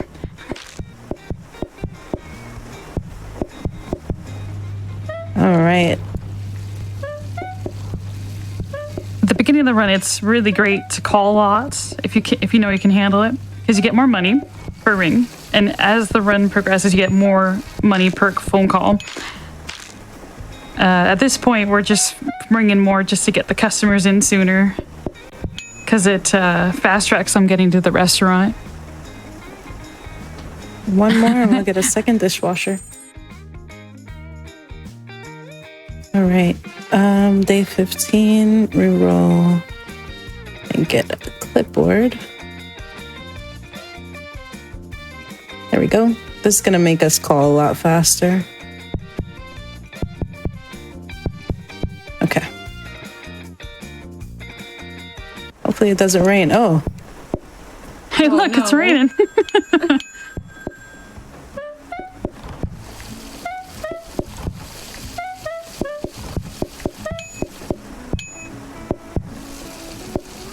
Thank God we get a dishwasher soon.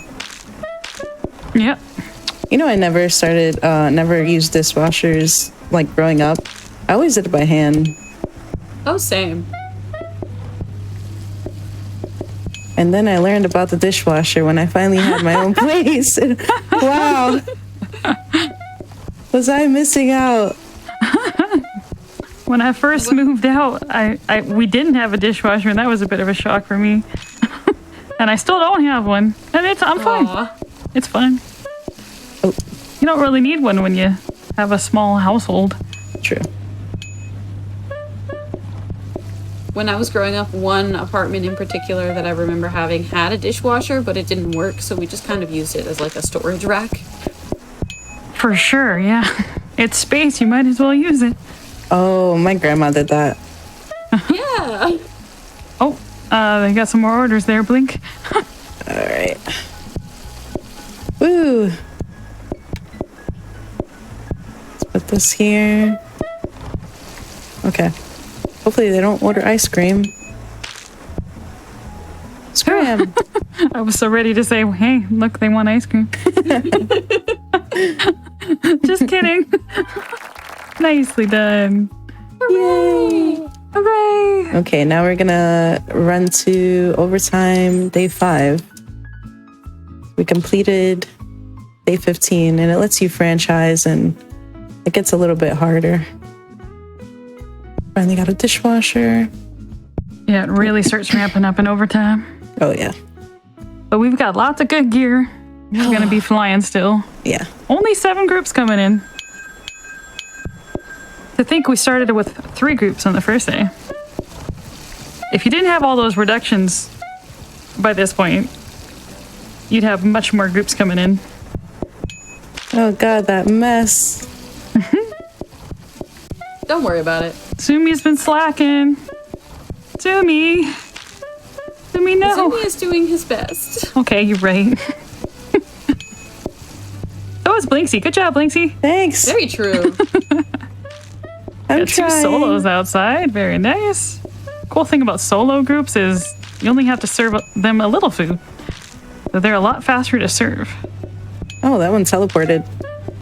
Sometimes they teleport, yeah. It makes my life easier. Oh, there's more people.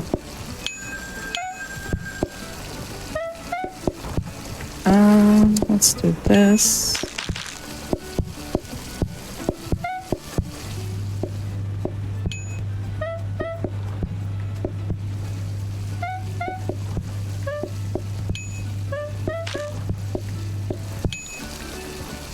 This is their second order. Yeah. Bye. Nicely done. Good job, Zumi. Good job, Zumi. Hopefully we can get another Zumi. I think we got a robot buffer. Oh, there's a free dishwasher. Yeah. What in the world? Where were you when I needed you? There you go. Oh, there you go. Nice. All right. So that floor buffer is going to turn into... Oh, what am I doing? Into another Zumi. And ideally, we want 2 Zumis to just skate. Cover more ground. Yeah, just skate through these orders. Like a little army. Yeah, it's the best. Zumi army. Yeah. A small army of tiny Zumbas. Zumbas? No, that's not. No, that's not the right word. Oh, the Roombas? Roombas. Roombas! Yeah. I was like, hold on. Zumba is isn't that like an exercise class or something? Yes, it is. I was like, I've been live for. I've been hosting too long. I mean, maybe they'll add that mod to PlateUp. You never know. Oh, you know, that would be cool. Just have a little Zumba class going on in the corner. Keep everybody entertained. Aw, that'd be adorable. Oh, there goes the pie. You didn't see that? And here, Blixie demonstrates the importance of corner grab. She might have accidentally dumped a pie into the bin, but nobody saw that. Right, guys? Right. Ooh, I didn't see anything. I don't know what you're talking about. It happened so fast. She just zooms. Just zooms, Exactly. zooms. The sound effects make it go faster. Yeah. Let's go. Nice. Ding, ding. All right, I think we could just full send. Mm-hmm. There you got your 2 Zoomies. All right, let's do this. Oh my god, such a rainy day. Yeah, you've gotten a lot of rain towards the end of it. Yeah. For a while, you didn't have any, I think. Oh yeah, in the beginning. I don't know how the... Right? You want to trade? Stardew loves rain. True. I mean, Stardew players love rain.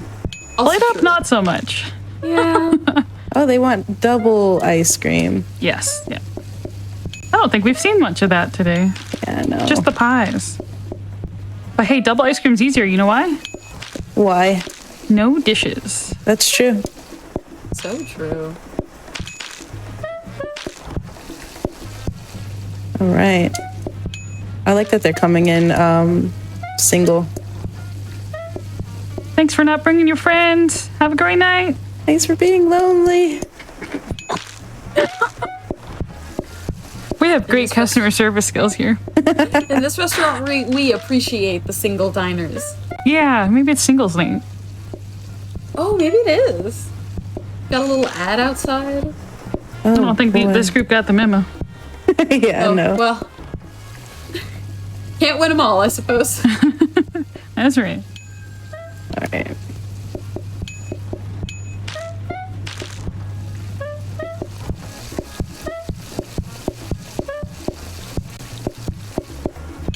Let's make another pie for them.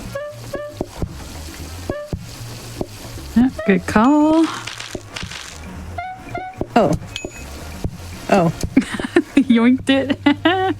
Oh, is that person eating? No. Oh, he's okay. Sorry, I got confused. Yeah, you put the pie on the table that had eaten their first course, and they're like, "Yeah, sure, I'll take that." Oh, you Thanks. want more? Mm-hmm. Goodbye forever. Good pie forever. Bye forever. Good pie. All right.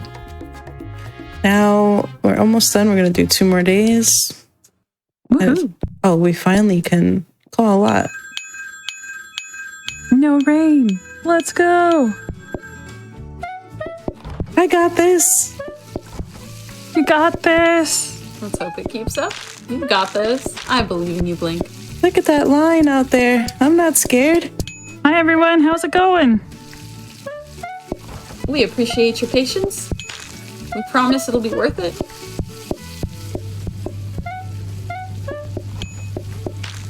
So Blinksy's got a bit of a lineup here, so she is focusing on the solos and the ice cream.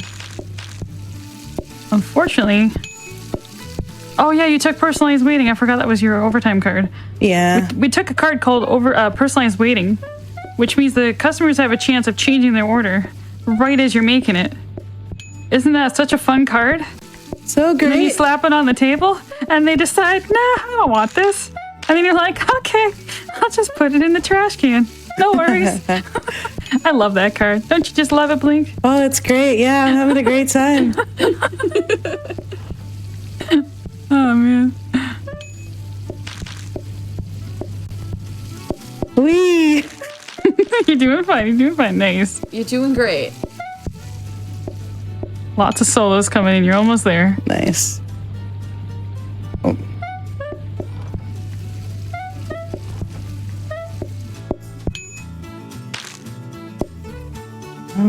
Let's put this here.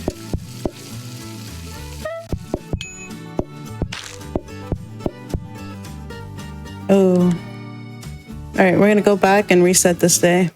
Still valid. So close. So close. Oh.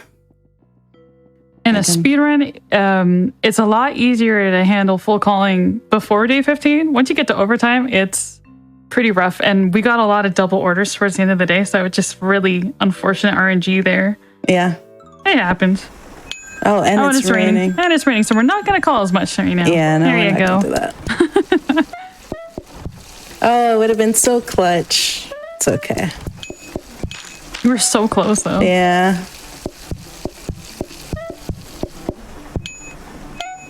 And because it's raining, they get a little bit impatient.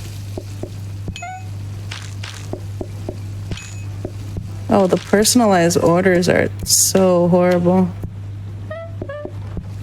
Thankfully, we got instant service, so the orders are taken immediately as soon as they're ready. And if they decide to change, it'll happen sooner than if Blinksy took the orders manually. That is a nice thing about instant service with that card.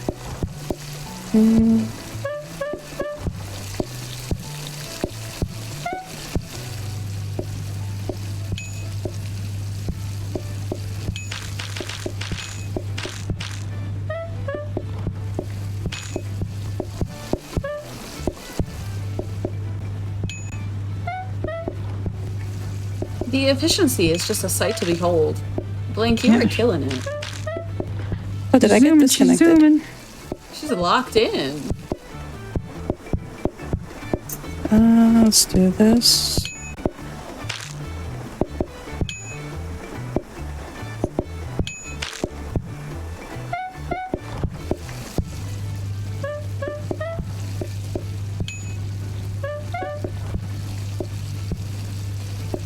Here.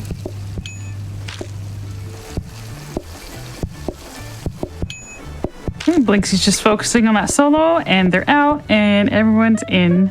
Oh, there's a little bit of a lineup again. Good job, Blinksy. Thanks. I thought the day bar was over. There's a little sliver left. I think that's the last group, though.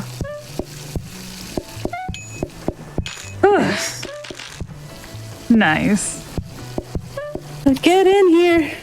Get in here, sit down, and leave. Thank you. Have a great night.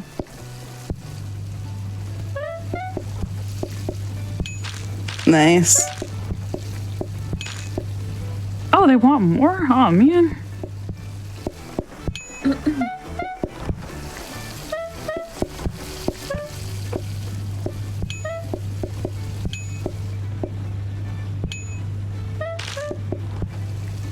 Bonus buys. Bonus buys.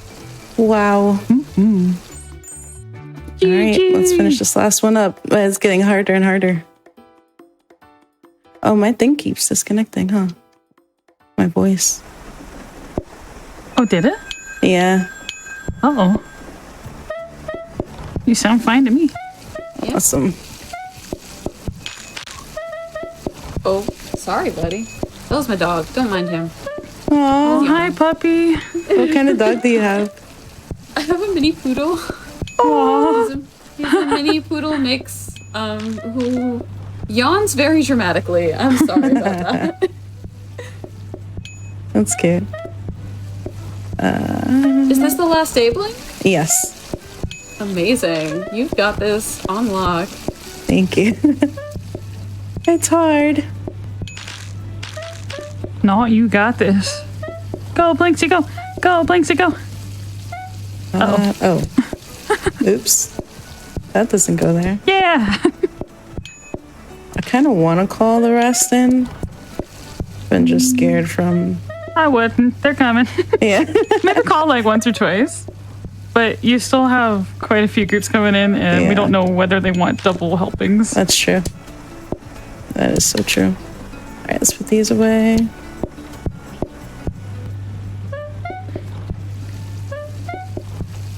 As long as you've got a little lineup by the time you're done serving your current tables, you're good. That's the main reason we call. You just want to make sure there's always something to do. Drop.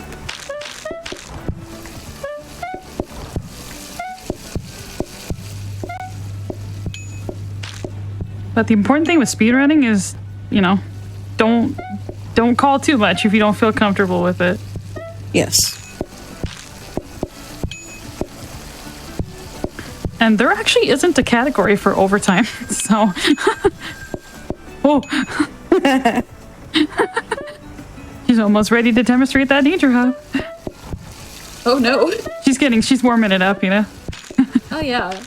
You have to preheat the oven. Oh yeah. Before you bake your pies, yeah. Yeah, like yeah. Like pre-dangering. Yeah.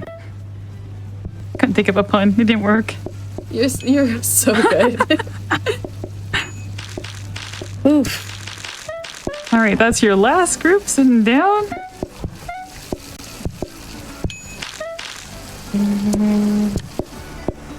Nice. Please leave. Goodbye forever. Goodbye forever. GG. That's time. Nice.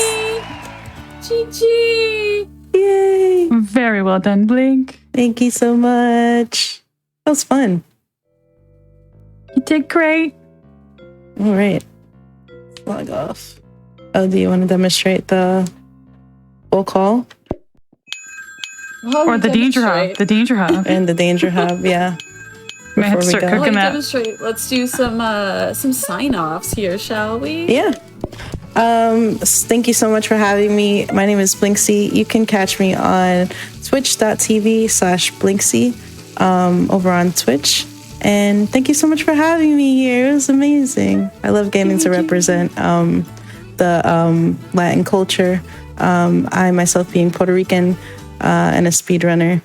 And it's just awesome seeing a lot of amazing Latin speedrunners. It's very inspiring. And thank you, Gabby, for giving me the push to do this. It was really cool. Of course. I'm so glad that you did. What about you, Tootie? Where can we find you? I'm on Twitch and YouTube under Wonk Tootie. I do a lot of PlateUp, so I like speedrunning and automating PlateUp. So yeah, thanks for having me. I'm really proud of you, Blinksy. You did so well today. Thank you, Tootie. Thanks for keeping me company. You're welcome. Thank you, Gabby. I'm glad to. Thank you, Blink. Thank you both so much. This was absolutely wonderful. Honestly, one of the coziest little chaotic games I have ever seen. Cozy Thank you so much for chaotic. showing it Amazing. off. Alrighty, well, I will see you all during the finale, but that is it for me for the moment. I will be leaving you once again in the very capable hands of Rebecca R.E. as we go into our very last run of the day. But before we go, just so you know, you can go to gamesdonequick.com/hotfix to check out our Season 3 schedule and check out the schedule for an in-depth look at the runs on this week. So, just because that this event is coming to an end, it does not mean that the events on Hotfix are coming to an end themselves. We have so much awesome shows lined up for you all throughout the week, so definitely check those out. And with that, we are going to take a little break. So remember to hydrate, take a little stretch, get a little snack, and I will see you as soon as we get back from our break. Well, Rebecca will see you as soon as we get back from our break for our last run of the event. Thank you all so much. Welcome back, everyone. You are watching the third Latin American Marathon to celebrate Hispanic Month. Today has been an amazing marathon. Thanks to everyone who is supporting today. And now we will continue with the last round of the day, Sea of Stars, Part 2 by Kasayev. Hello, Kasayev. How are you doing? Hello, Rebecca. Hello, everyone. I'm doing good. I'm here once again with the second part of Sea of Stars. I'm here once again with Kyle. Hello, Kyle. Hello, everyone. Excited to be here again. I hope you're all excited to see the resolution of Sea of Stars 80%, no relics. Yeah. So let's start. And just before we start, actually, I'll say that I was trying a skip yesterday, and I couldn't figure out what I was doing wrong. So I might have to load a save. So that's a little bit unfortunate. But yeah, we might have to do that. I'll give it one more try though before we load that save. But yeah, that's it pretty much. And if you can give us a countdown, Kyle, to resume the timer. All right, ready in 3, 2, 1. Good luck. Have fun. Thank you. Let's go. So let's give this one more try. Hopefully it will treat us nicely.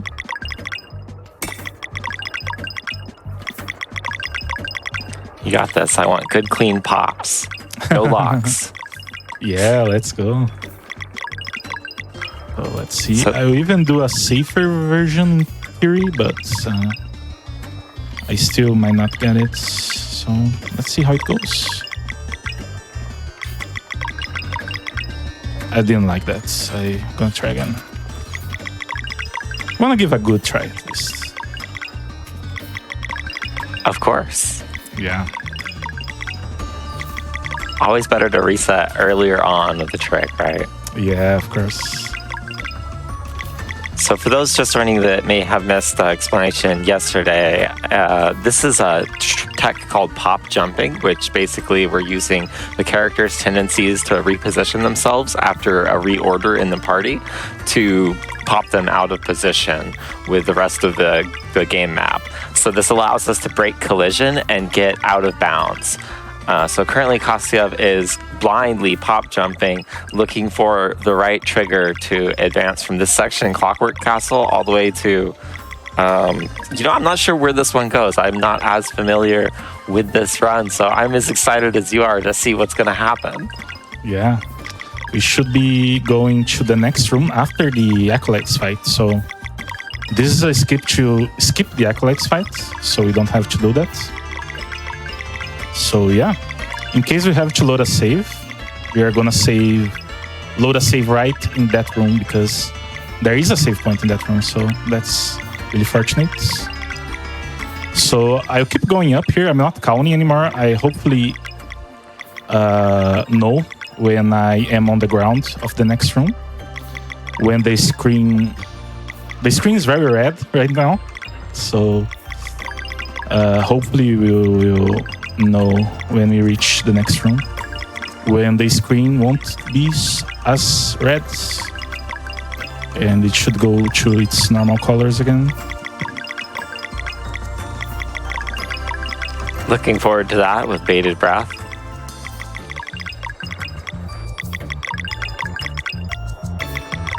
Yeah.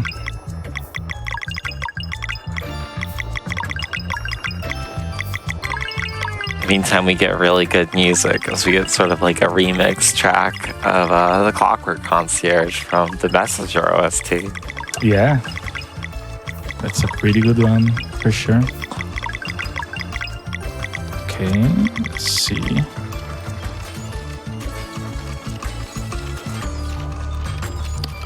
Hello.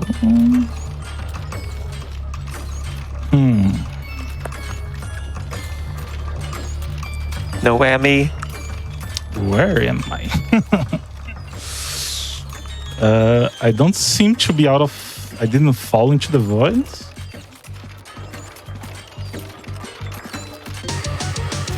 Oh, I started the fight. Uh-oh. Okay, that's even worse than failing the trick. I have to restart the game. You got caught by the acolytes. Yeah. So I did get the trick, but instead of going through the door, I went into that fight trigger. So that was so close. But yeah, unfortunately. So we can't do this the intended way because we are very weak to fight the acolytes. So we have to restart the game here. So yeah. So unfortunately we have to load a save here. But it's fine. I think we made a good idea of how it works. Because that hall on the right, it's really really small to fall in. So it's really tough to fall right in that place. So, but yeah, it's Definitely. basically yeah. So yeah, let's keep going. Fortunately, we don't have time to give it any more tries, but yeah, let's go. It was really neat getting to see the acolyte fight. Yeah, yeah. That was scary. Yeah, just barely. I didn't know where I did land on the room, so I couldn't quite get where I was at the time, but it was really close. But yeah, it was a really good attempt at least, so that's pretty good. So what we did there was, let's see if we can get this. Okay, nice. What we did there is we kept a mana ring on Serai, and that will allow us to do more disorient, which is the best skill in the game, basically. And here we are in this Dweller of something that I forgot the name. Dweller of Strife, yeah, that's it. That was... Okay, we're gonna take this skill. We should be fine. Ooh. Another one of those enemies that might be familiar to Messenger fans.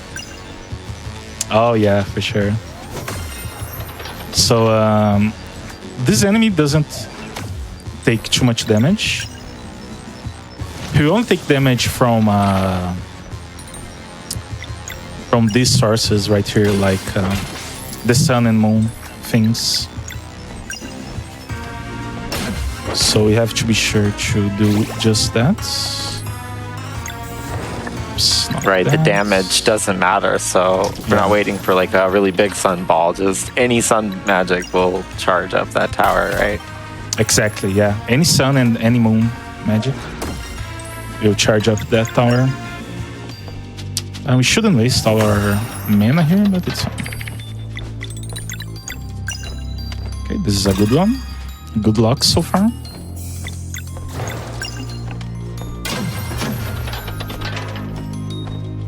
So yeah, this is the first hit.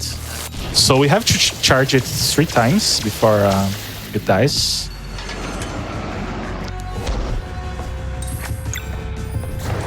And yeah, it's a pretty straightforward fight. Usually this doesn't go wrong. But yeah.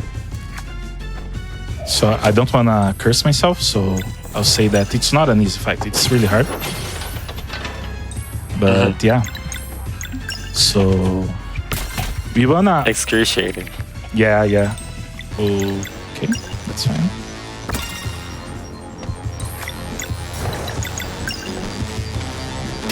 Got to stay focused. We wouldn't be able to have a chance without the kid's tech here, which channels solstice magic and makes it stronger. Focuses, that's the word. Yeah. This is stuff. What can we do here? can take a lot of it. Oh no, that's it, yeah. We got this. I'm gonna heal actually, so healing also, I wanna heal Sarai. It's like you're throwing really hot pennies at its eye. Yeah. So healing also charges the beam there, which is pretty good. We also wanna auto attack with Sarai because so she can recover her MP as well.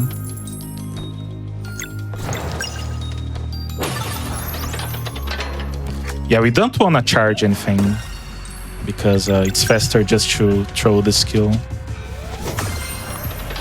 and get the charge. Oh, nice. Some really nice locks here.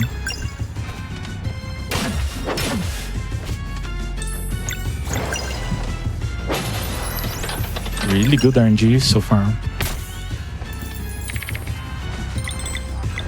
Definitely not doing any party wipe mechanics we love to see. Yeah, it does have a pretty massive area attack. Good thing we didn't have to see it yet, and it's almost dead as well. So 1 or 2 more charges. Yeah, there we go.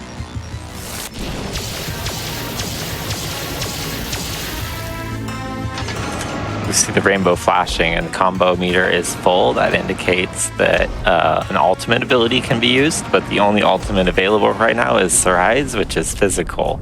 So useless for this fight. Yeah, that's right.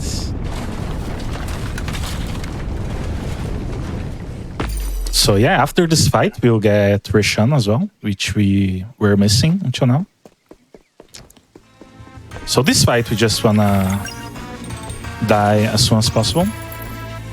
We still wanna get the guards. Oh, I didn't get it. Just for the extra points. But yeah, it doesn't matter. We just wanna trigger this cutscene right here. So yeah, this is another very big cutscene that fortunately we can skip. And this is actually gonna be, we are gonna do this shrine right here because it's our fastest way for leaving this island. One quick point, if you could share stream again on the Discord. Oh, sure. Let's enter here and do that. Legend, thank you. Yeah. No problem, there we go. So we are gonna do some puzzles here, actually. Yeah, this is right. So this shrine will give us Sooner. What's the name? Soonerang, I believe. The Soonerang is correct. Yeah. Combination of Zale and Valier's magic. It's my favorite ability. It just looks really cool. Exactly. So we'll both get Soonerang, which is very important for the run, for the glitched run. And we also get a bridge right outside in the map that will spawn as soon as we leave here. And yeah. I'll save as well. Why not?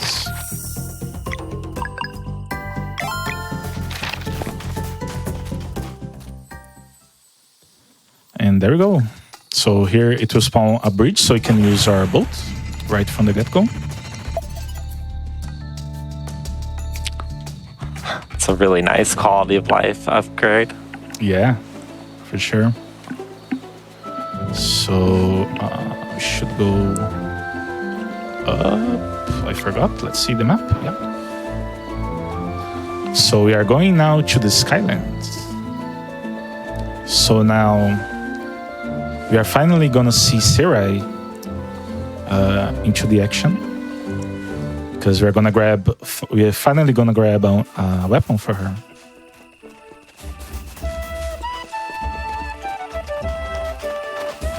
We'll just go through some cutscenes here first. The water going up and creating us. Oh, it's not the water. Never mind. Speaking of like Chrono Trigger references, nothing like Seal. Yeah, that's it. Oh, it does go up. Okay, I was not. Awesome. Yeah. I'm glad we got to see that. Yeah, really, really pretty for sure. Oh, this music as well. And yeah, so now we are going to use Serai, and we have Roshan as well. He's right there. And you're going to start using the really broken party members right now. Roshan is the archivist, if we didn't cover. It's really broken. Oh, yeah. It's kind of like having the dungeon master in the party. Yeah, that's true. So yeah, let's go. So this part is going to be very interesting. So we are going to go to the Skylands here. And we are going to the merchant first, so we wanna buy some stuff, and after that we are supposed to talk to these big giant people, but we're not doing that. We are going with 3 people into the Skylands dungeon right there. I'm gonna grab that. That's the weapon for Sarai. Also gonna grab some stuff here for the party. We are gonna sell. Nope, not have to sell that just yet. We're gonna buy a few of these.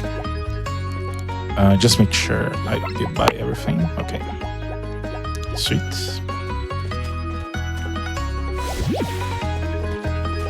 And now we are supposed to talk to the big people, gods, something along those lines.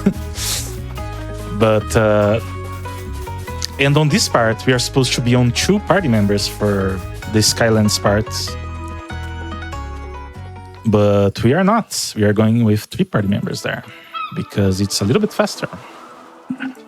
We did need to go there first so we can buy stuff from the merchant, from the store, and to get Sarai's weapon as well. Track is so good. Yeah, this is a banger for sure. So don't forget to equip stuff here. Gonna give Roshan everything that we have. You gotta look nice to go see the council. Yeah, exactly. So we're gonna hookshot this one. So these fights are gonna be actually pretty hard because we are very underleveled. So those will be hard for sure. These will kill Valerie for sure, but it's fine. I'm gonna swap to Sarai now. She has damage, which is pretty nice. We also now have the ability to do the swapping between day and night. So awesome! The game gave us that at some point. We are also going to heal here. Broken the game so much it just says here, just take it. You can change time and day now. Exactly, yeah. And yeah, we want. So this next fight is pretty hard. It's usually pretty simple if you came here casually, but we are so underleveled for this part that makes this fight pretty hard. So maybe gotta look. Nope. Oh no, rabbits. We should be fine. So let's see how this goes. This will do a lot of damage to us, this area attack. Ooh, not the person I wanted you to attack. But it's fine.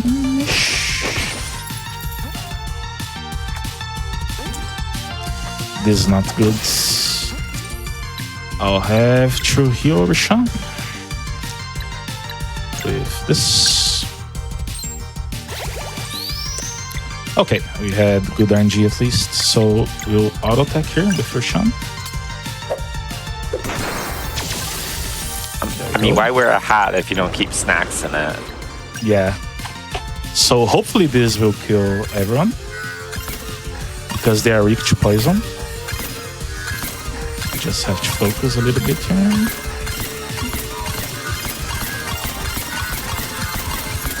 Nice, okay. Good flurry. Yeah, good Venom Flurry there for sure. So another thing, if you're just joining, is that, yeah, this game has active combat, so Kasiev has to actually tap at the height of Sarai's jump there to throw the knife and keep throwing more knives, basically. Any attack or block has a specific timing, which makes this really fun. Yeah, exactly. Pretty much just like the Moon Ring. Yeah, so we are gonna save here and heal as well, just in case. Yeah, it's pretty cool. Having our whole party here is gonna make it for a very fast dungeon because of the pop jumps. So we are gonna be skipping a lot of stuff here. We won't be skipping this weapon right here though for Roshan. And this scroll that's underneath us, that it's Conflagrate, a very powerful magic. We will use it a lot. So, yeah. We were just Final here. Fantasy parlance is kind of like Flare. It's a big, heavy nuke. Yeah, that's true. So we'll go back here. Okay, nice. I'll save once again, just, be pretty safe. I want to be pretty safe here. And more pop jumping here. So we'll skip a lot of this dungeon. Oops, we missed that one. It's fine.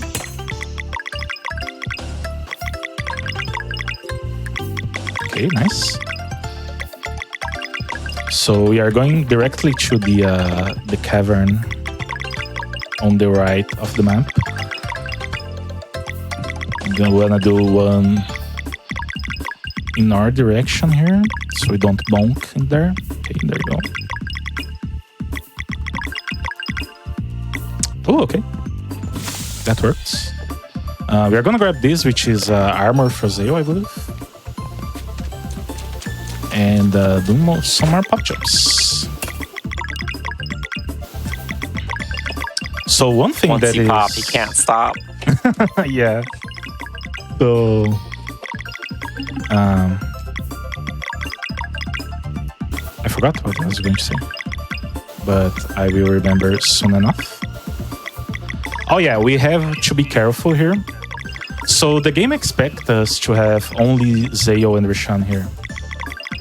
So when entering some areas, we must enter with Roshan and Zeo. Otherwise, the game will soft lock, and we don't want that to happen. We also will keep here some stuff before going to this fight, which is this for Zeo and this weapon right here. There we go.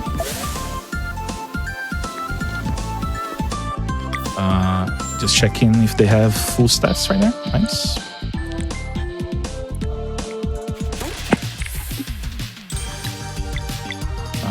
Okay. Not very good. This will probably kill Valerie and Zeo. Not this one, but having both the area attacks are too much for them. Oh yeah, we should be fine still.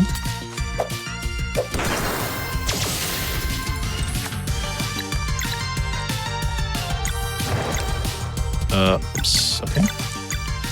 So I will focus here because we have to kill, otherwise we will die. You got this. Go, Sarai. Taking great advantage of the ability to swap the party composition mid-combat at no cost. Getting a really good Venom Flurry there. Yeah. Way to just clean house. Yeah, pretty good, pretty good. There we go. So I'll swap right now. So entering this next area, we must have Roshan and Zeo. Otherwise, the game soft locks. There we go. Gonna do some menuing. They're grabbing this. Gonna equip this to Roshan and this to Sarai. We're gonna swap right here and then right this, like that. Actually using the swap member as intended, kind of. So yeah, one more fight. I was supposed to heal here, so I forgot to do so. Ooh, okay, let's heal for sure. They don't look so good.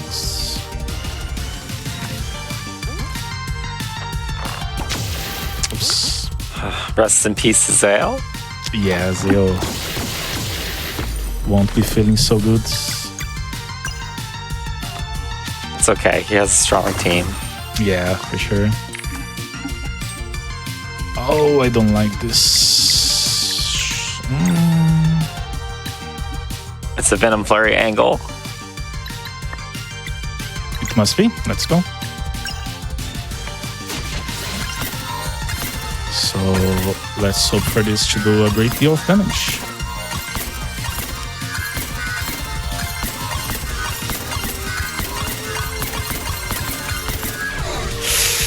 Oh, those are some really good throws. They've got like 10 HP left. Oh no. 1 HP and a dream. Roshan just tanking an additional hit so Sarai can stay alive. No, just barely. It's too close. Yeah. Dang. Yeah, I forgot to heal. That was on me for sure. But it's fine. We'll start on the floor below, I believe.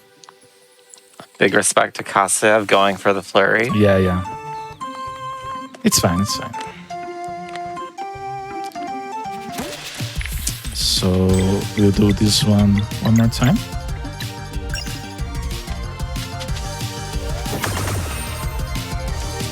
But yeah, I was supposed to heal just before entering that party, which I forgot. And everyone was at pretty low HP.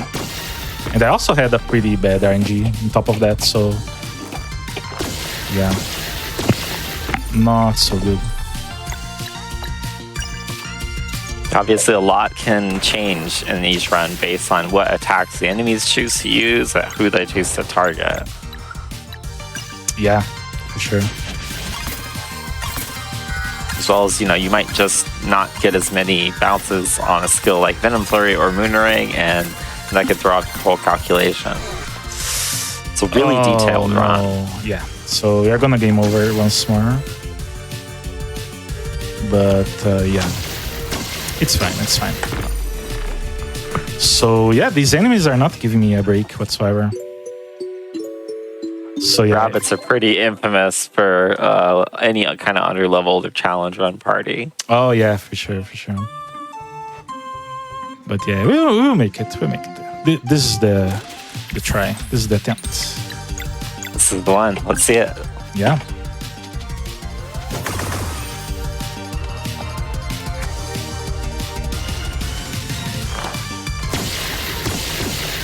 And it's very funny because these enemies are really not a challenge if you play this game casually, probably. I don't like this too much, so I will do this instead.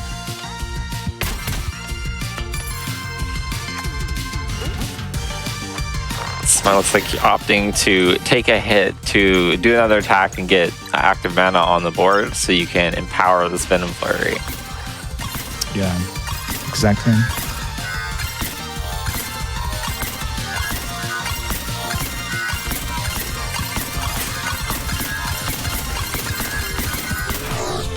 Oh no! Great rhythm. It's barely too short. Barely too short. Like a few more interactions and it would be fine. But yeah. So yeah, let's hope for a good RNG this time. At least something that we can. I'm not missing anything here, am I? No, don't think so. The double triple attack is just brutal. Yeah, I think I'll do the sunball instead. That should work better. Do a little bit more damage. There we go.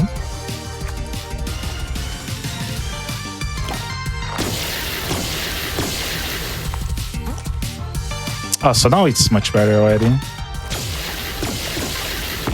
Because you can get auto here for free with Roshan.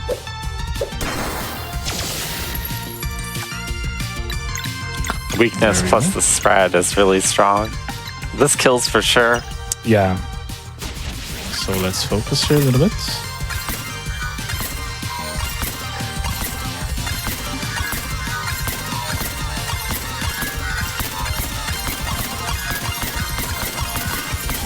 There we go.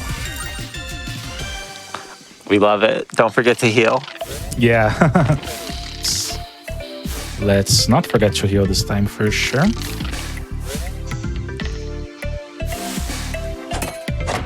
So we'll heal after we get that chest over there, so we can do the rest of the menu as well.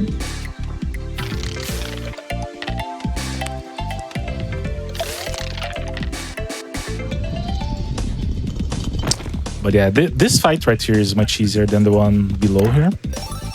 So let's do our thing here.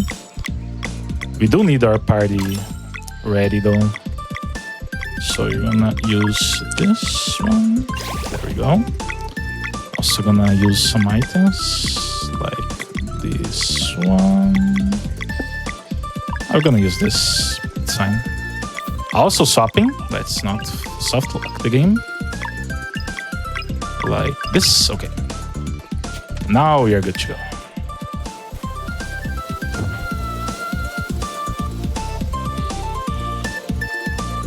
Very cool. We use a lot of characters in the speedrun, for pretty much anyone that we have access to at the time, but they're all useful depending on the context of each fight, often swapping multiple times in a fight. Yeah, One thing that's unique to this run is that we have access to Garl. Yeah, so one little bit of spoiler as well. We are not grabbing Beast in this run, so for the Beast fans, I'm sorry. But yeah, we won't be seeing Beast, so we are gonna be skipping Beast because it's obviously pretty fast.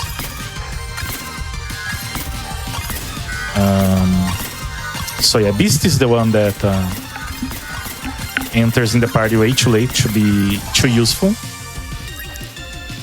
So yeah. Unfortunately, we won't see much of him. Okay, we need Roshan and Zayo, so we're good to go. You see that the 30 party member stays there doing nothing because it's not supposed to be there. Beast is the best character. I love Beast personally. Beast is vibes. Yeah. Also, yeah, for this point in the game, we only have 2 characters normally, right? Yeah, we usually only have 2 characters, so... Yeah. That's a cool slide that they do when they land. Yeah, that's pretty cool for sure. It took so much time on the animation. Oops. We have to swap here. There we go. So you only get the key for this place when you do the cutscene with the giants.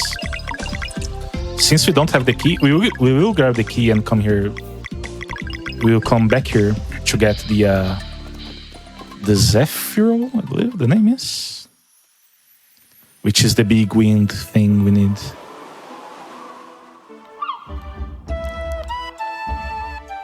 And now we are gonna watch that cutscene that we were supposed to have watched before. And the game will go very vanilla, actually, because we won't be able to have 3 party members, because this next part is gonna be on 2 party members only. So no pop jumps for us.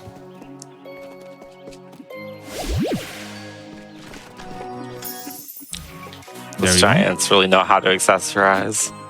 Oh yeah, for sure. So we will go back there to grab the Zephyr.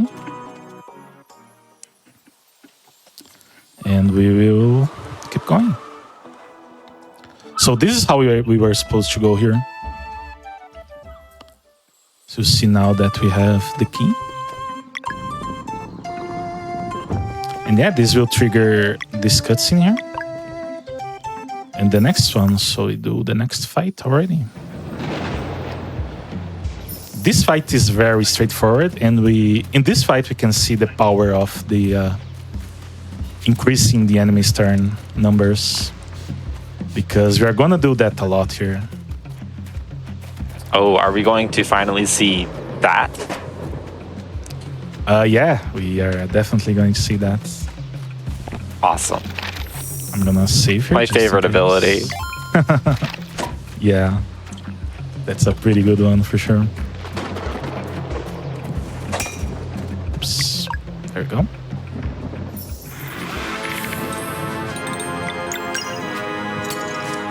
Oh no, the accordions are back. Oh no. Good problems to have. Good problems to have, exactly. So we wanna get rid of the tail here first. We wanna block this. Okay.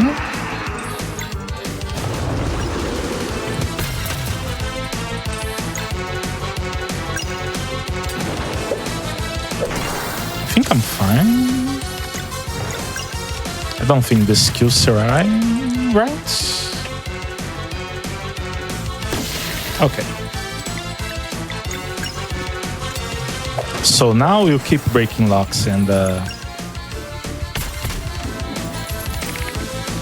make his life a lot harder than it should be.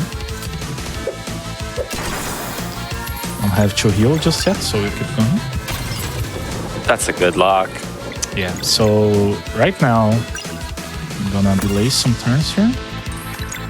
Heal just in case something goes wrong.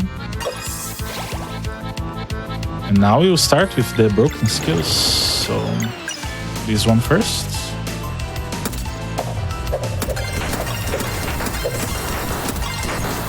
There we go. Give it a little bit more turns. So it doesn't really have a chance to do anything. They make such a good team. Yeah, for sure. Alchemist and a portal assassin. GG.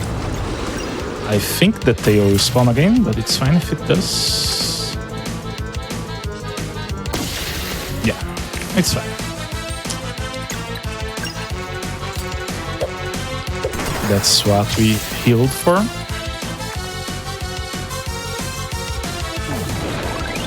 Yeah, he uses the skill as well, which is pretty weak. I'm not sure why it does have this skill.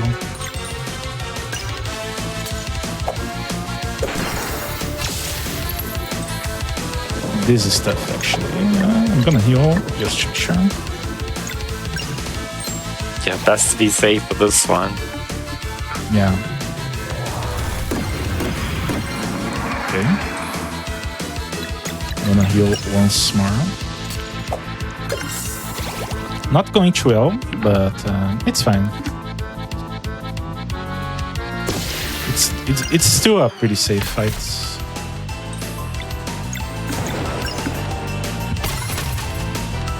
Wow, it has a lot more HP than I remember. I'm surprised too. Yeah, okay, finally. There it goes. Yeah. So here it comes.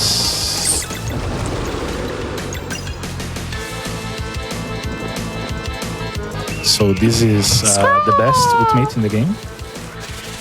This will heal us, do a lot of damage, and delay the turn, so it's really everything we want.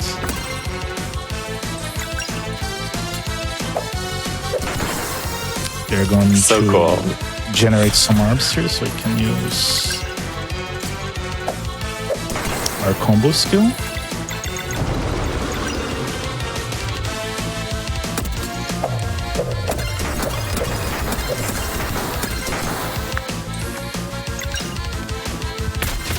Nice.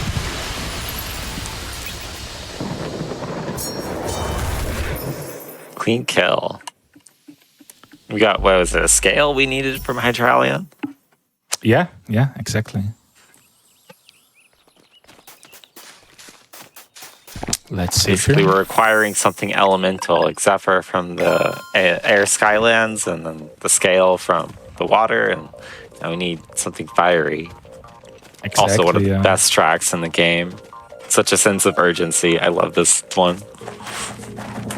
Okay, so this part of the run here, the volcano, is pretty straightforward. No glitches here because we only have 2 party members, unfortunately. But yeah, we have a lot of dodging to do, mainly. To dodge these encounters are pretty hard. Some of the harder dodges of the run. We are going out of our way here to grab a weapon for Valerie. We'll also grab her armor that's available in a minute from here. Yeah, this song Igneous Staff.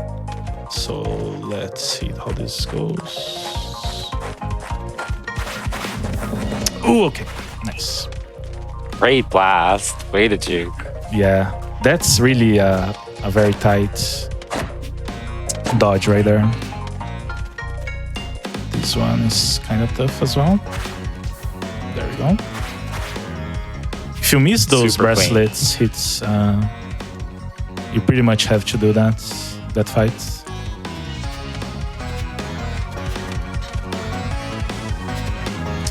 So yeah, this is pretty straightforward, solving some puzzles here.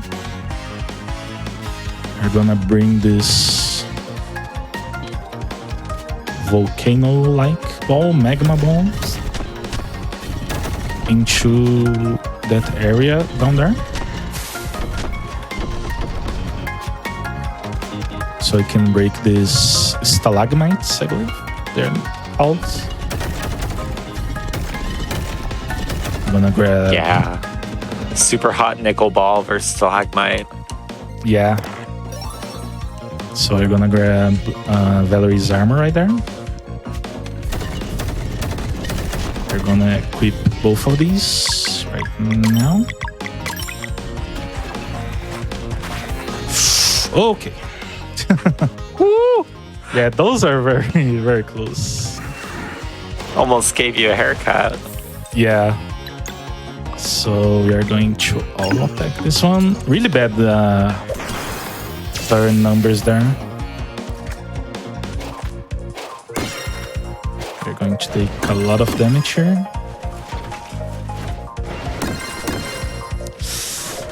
That's Great tough. boss.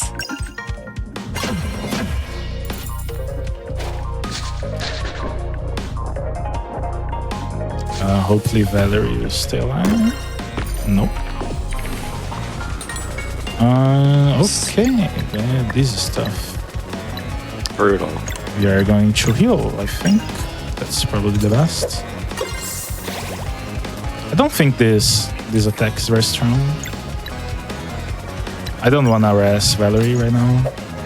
So I just do some damage here. Nothing worse than resurrecting your party member just for them to get smacked back to the ground. Yeah, that's the worst feeling for sure. Okay, nice. Okay, sweet. So now we are going full in on the damage. These enemies, I believe most of the enemies here are very weak to Moon, so Moonerang is gonna be a very big source of damage. Ooh, Pretty not awesome bad. moon bouncing. Hopefully this will kill. each area is definitely catered to the character taking on the challenge. You'll notice that Rashawn has been in each of these last 3 adventures. He actually split himself into 3 copies so that he could attend each of the party members. Yeah, exactly. He's magic like that. He's for sure.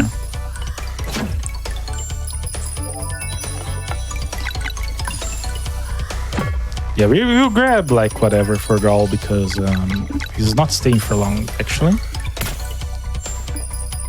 So yeah, there's that.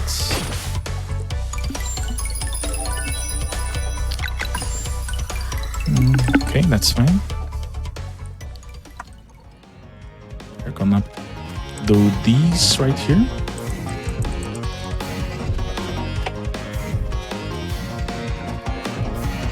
Make us a nice little breach here, so you can go through. Heal as well, important. That's very important.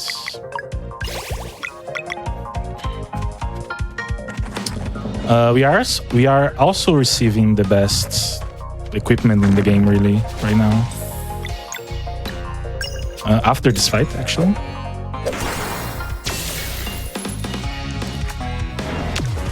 Oops. I will heal just a little bit, I believe. That's for the best. Okay, didn't go for Valerie, but it's better to be safe. Safety strats get the run done. Yeah, for sure. So now you end on a big moon ring here.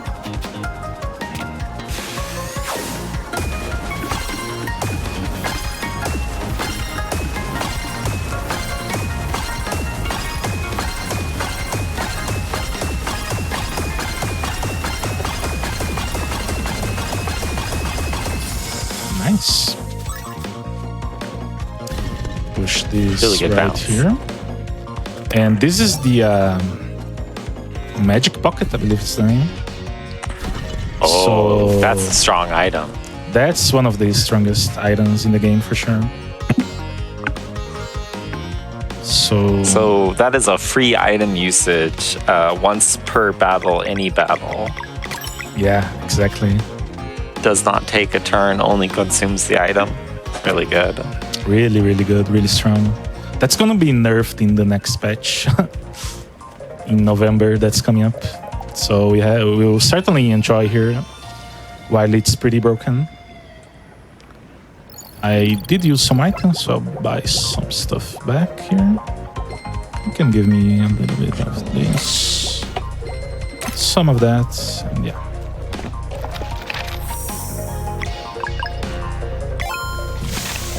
There we go. So this boss right here, the Touhou, is weak to Moon. So we'll try to do as much as we can here.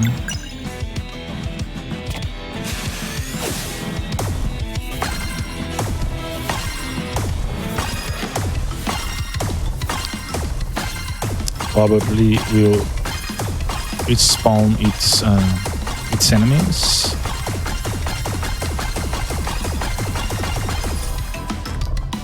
Yeah, there we go.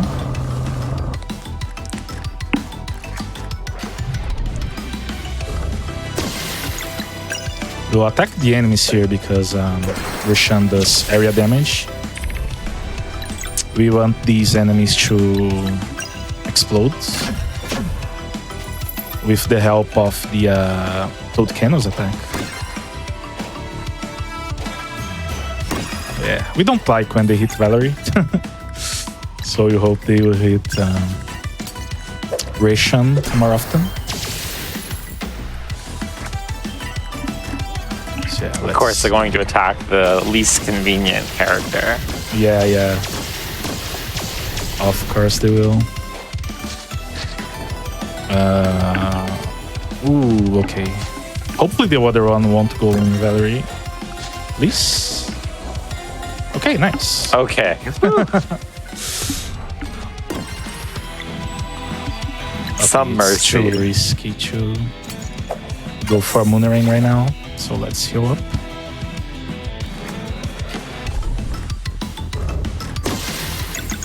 But now we can.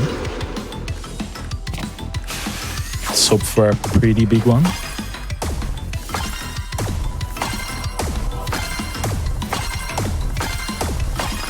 Good news, Toadcano, it's your birthday and we rented you a bounce house. Exactly. Ooh, good damage. Yeah, pretty solid damage.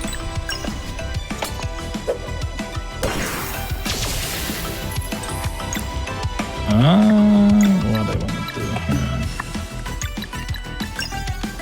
I'm gonna play it safe. I really want those enemies that's out of the way. Okay, that's good. Nice. This also recovers Roshan's MP, which is pretty handy. Every time you block this skill, you get 1 MP back.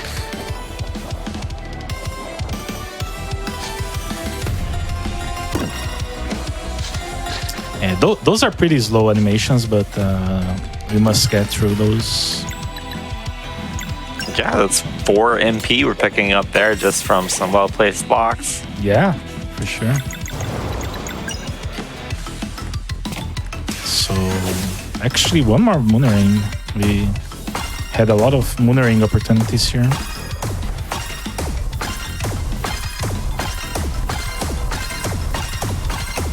So far, this fight seems to have a pretty nice flow to it. So really, a lot of Valir-focused aggression at the beginning. I don't know what that was about. Yeah.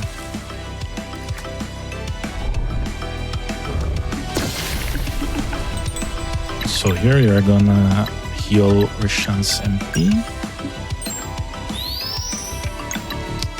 And enjoy your free turn with the magic pocket right now.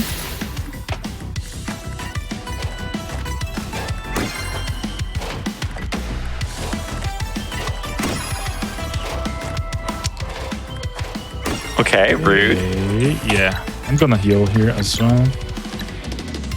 Let's do this.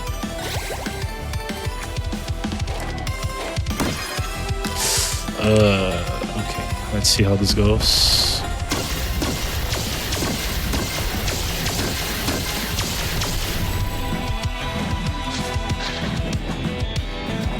Okay, I think two of them are dead. Hopefully not Valerie. Okay, just barely. There we go. We'll try to do some damage here on Toadcano because it's almost gone. We can do a... We can have use... ultimate now. Yeah, and yeah, 3 exactly. combo points. We can't use the combo points because we never got the Roshan Valerie duo skill. So because we skipped that, it's somewhere that we didn't go to. So yeah, oh nice. Way to finish on Great Eagle. Yeah, pretty nice finish right there.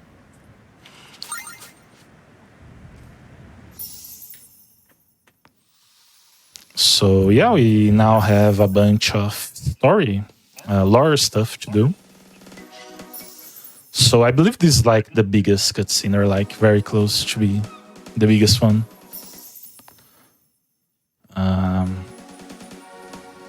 So once again, very glad we can skip those now.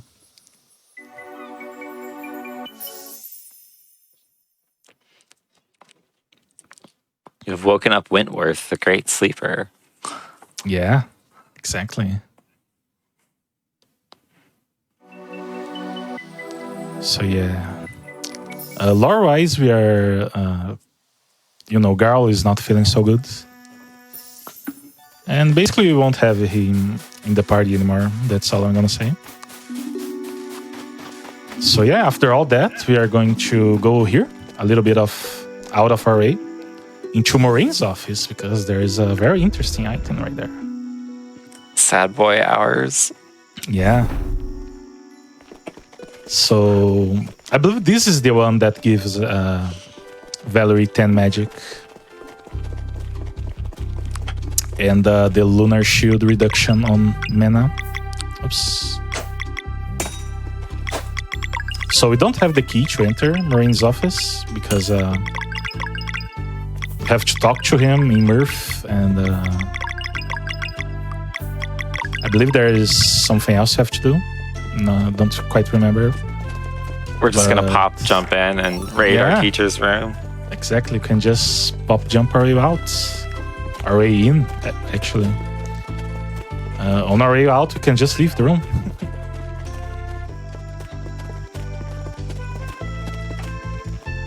And that's it.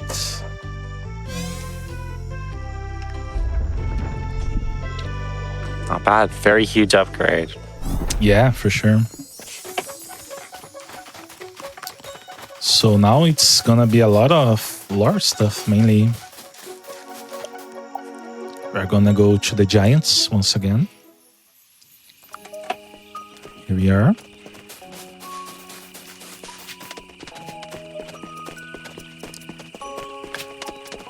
Now we're going to ask for permission to enter and cross the titular Sea of Stars.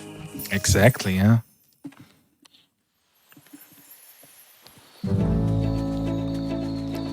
And the permission was given. So going to Sea of Stars, into the Sea of Stars, and into Sarai's world, we're gonna skip a lot of stuff as well. So this is the third option. Okay, nice.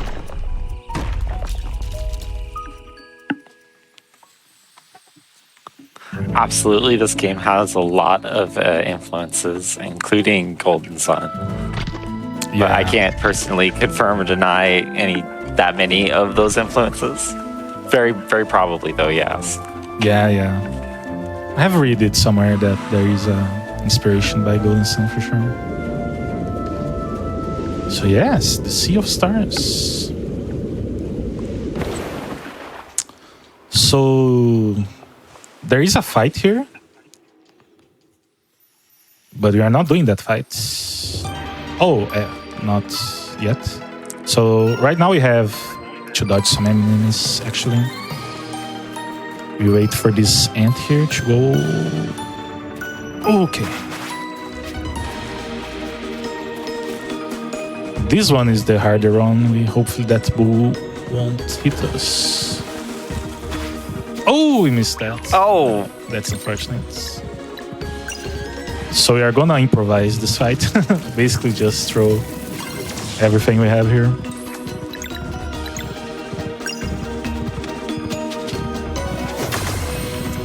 But yeah, I missed that. It did seem like I should have gotten that.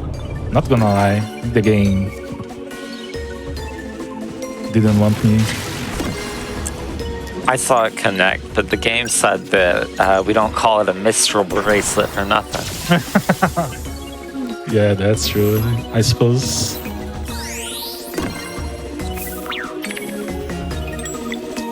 That's annoying. So this is a heal skill, so we really don't want that to happen.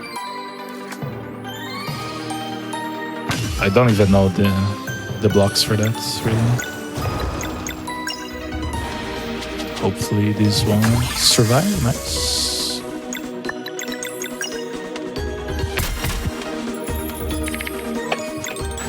Kanisk Nuku Acolyte. This is an enemy that acted as the boss of the Jungle Path in the first Sea of Stars demo. I believe this is the only place we see this enemy in the actual release. Oh, really? Didn't know that. That's cool. So this is a hard dodge as well. Hopefully we can push him out of the way. Okay. Okay, that's always scary. Way to dodge Tahuma. Yeah.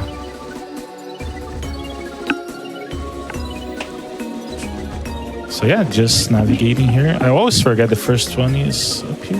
It's right here. Oh, right there. Right. So these light orbs are always in fixed locations. So the second one should be here.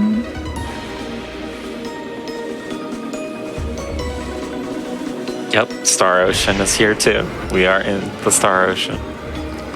Yeah, exactly. And the third one should be here.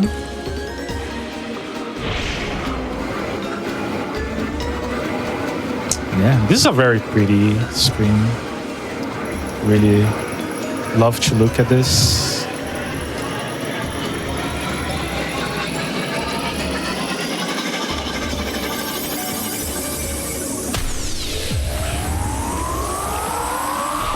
Yeah, you got a pretty strong ship right there.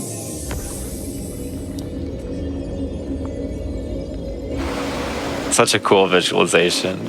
Crossing over into another world. This is Sarai's homeworld now, which she crossed the whole Sea of Stars to find Zale and Valir to help out. Oops. Okay, so we'll swap Valerie and Zale there so you can run in this part. I'll do some grapples there to confirm my position.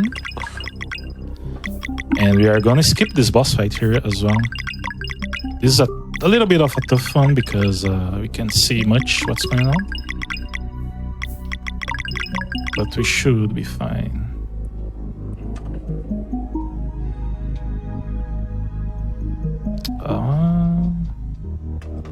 Okay, there we go. So there's a boss there, but completely skip that.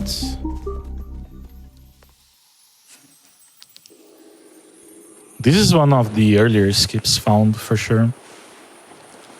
Because I don't remember what that boss is. So use it since the beginning of the glitched runs. So this island there, it's pretty much the only time we are gonna see that island because we are going directly to the left here.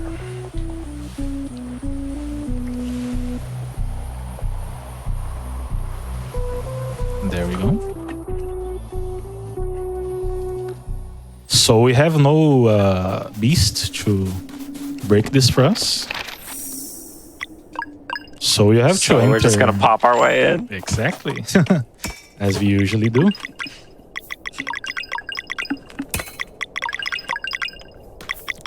So before the cutscene skip was something the dev gave us.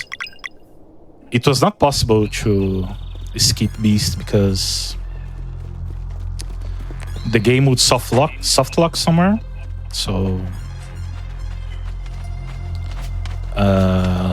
now that we can skip cutscenes and the soft locks are no longer a thing, we can skip Beast.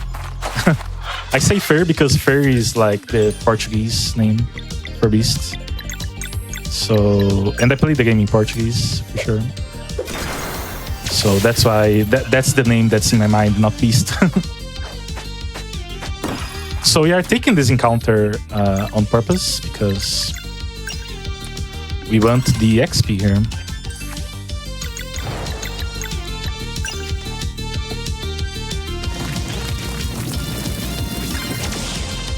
So we're going to throw a lot of stuff here. So let's swap Sarai.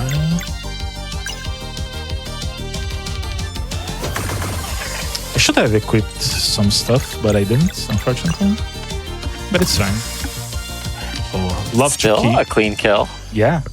Love to kill on the kick. It's really cool. Real, this is Sparta moment. Yeah, November 12th, the co-op update is coming for this game, which is very exciting for people that like kind of playing together games like Secret of Mana, where you can control up to 3 of the characters at once. The DLC, I can't find any word on when that will be out, but soon. Yeah, it's gonna be next year, but not sure exactly. Definitely next year. Yeah.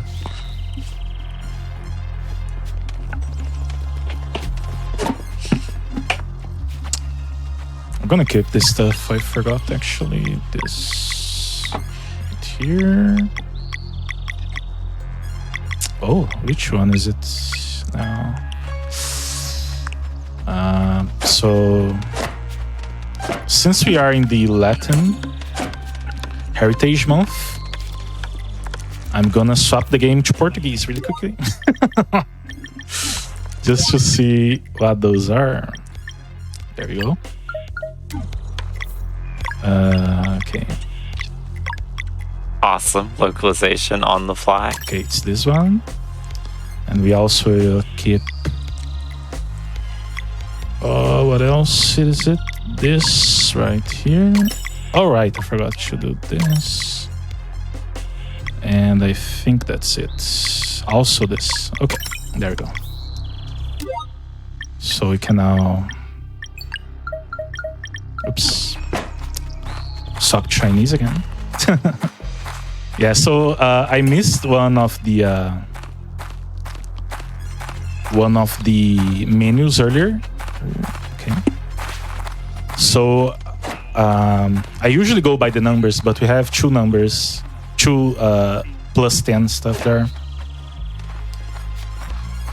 And I didn't know which one was which, so I had to swap to Portuguese there because it's right next to Chinese. So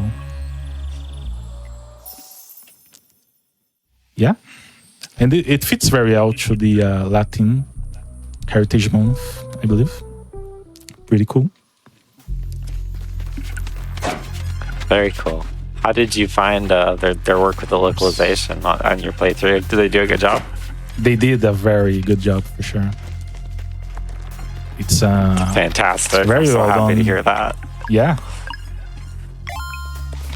just very well done. So there's a bunch of stuff we should be doing here, but we are not going to do any of these. So you're supposed to press the levers and fall into a trap, but we are not falling into the trap. No, we're already wise to Launchpad McQuack's tricks. Exactly.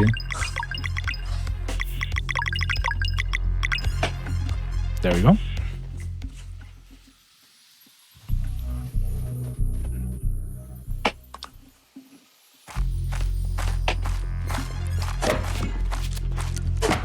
Okay, so let's keep going here.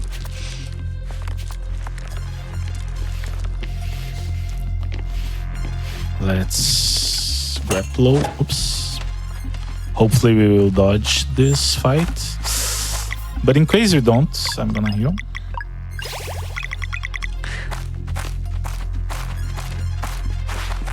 Okay.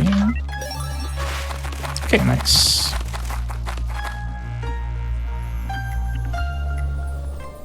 Just took their money and ran. Yeah.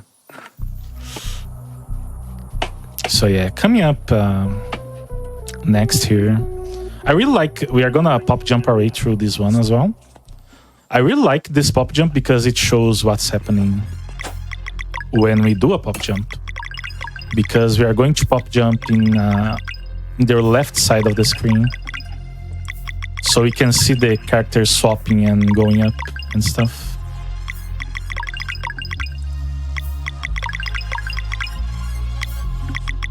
I believe I'm not in the right spots.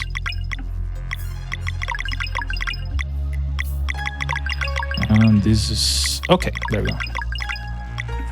So as you can see, right there on the left, you can see what happens live when a pop jump is done.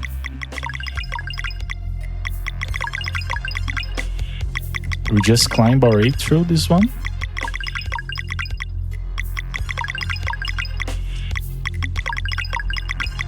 Okay, a little bit more.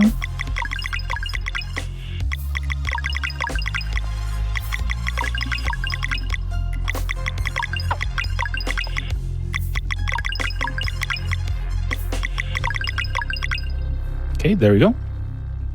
Nice. Awesome. Pretty easy skip. And now should be the triumvirate fights, but we are not doing that either. We are gonna skip that as well. We will grab this weapon for Valerie though, because it's pretty good. We are going to equip that and equip this. There we go. And we are going to save. Nice. So this Safety one first. is pretty setup heavy, so I'll focus a little bit here. It's definitely not, yeah. It's definitely not as hard as the Acolyte skip dome, so. Because we will be able to see, the camera will follow us out of bounds on this one, which is pretty fortunate. Looks like a diagonal, which you mentioned makes it a lot trickier. Yeah. So you go like 2 and 3. Then we're going to the right, and I have to count. So I'll be counting here. 3. Enjoy the spaces in the background as you see the level of the game start to break apart, and we go out of the marked bounds into uncharted territory where anything can happen, including a soft lock.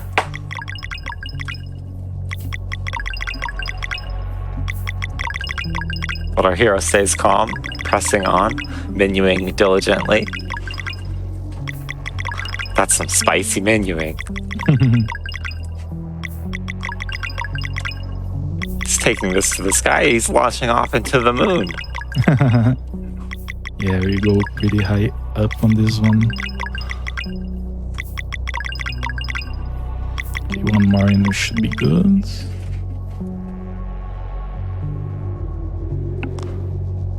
Come on, no whammy. Okay. We just have to find where it is. Here. Looking for the light switch in the dark.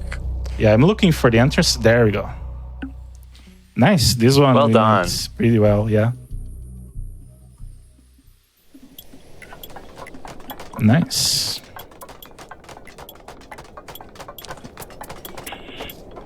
So yeah, I believe this was the cutscene that used to soft lock, because we need Beast to hit that thing right there. So great. It's a big weight that's used as a physical battery to store energy. It's an application so simple that it's tech hidden in plain sight. Yeah. So yeah, this is where the run starts to get a little bit tense, because the next boss fight is quite hard. So let's hope everything goes well. We're definitely going to save here. And yeah, let's see how it goes. So before the boss fight though, we have to do a lot of pop jumps. So in Skybase, we are going to skip everything really, like we are not doing anything. So we are going directly to the elevators where you can go to the next floor. So let's see how this goes. We're gonna go through this through this window right here. I love this music, by the way. It's one of the best ones, for sure. It really is a vibe. I hope we can get into a fight scene. Let's hope we hit the ground. There we go. We're going right here. So these skips are quite hard. The one in the second floor is the hardest, in my opinion. Oops, I dropped it. So the elevator is right above of us, so we'll try to reach it. Right there.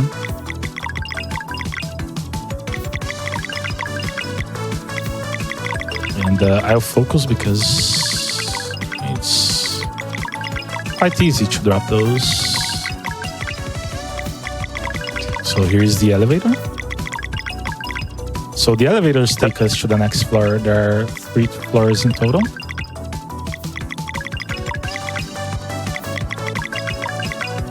I'm going to go up a little bit more than usual just to be safe.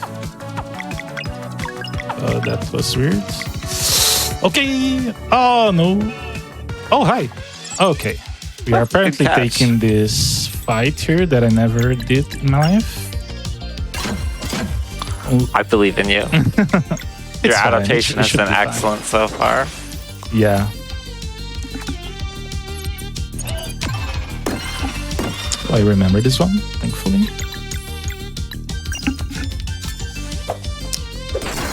Okay.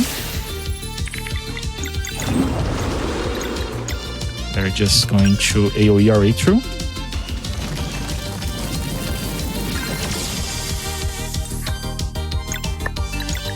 Gonna disorient that just in case.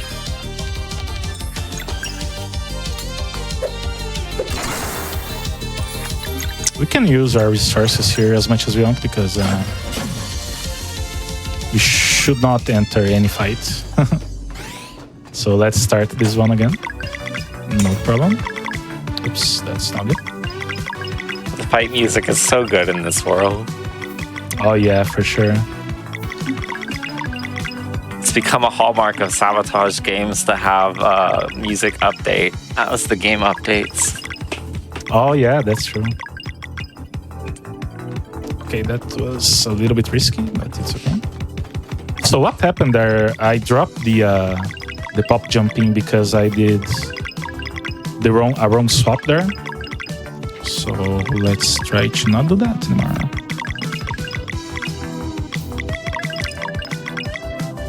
I mean, you're going so fast. The drop input here or there is almost to be expected. Yeah, for sure. It's no pressure, but there's no ground under you for like a mile or two. Yeah. So I believe like falling there and taking the encounter was better than falling into the void and going back to the last save. So we're going pretty high up here. There we go.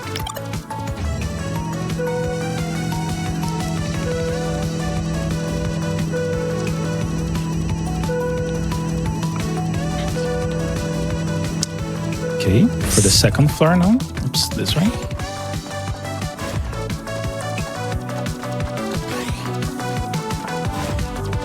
So we are gonna, oops, not right here, right here. We're gonna skip this door here.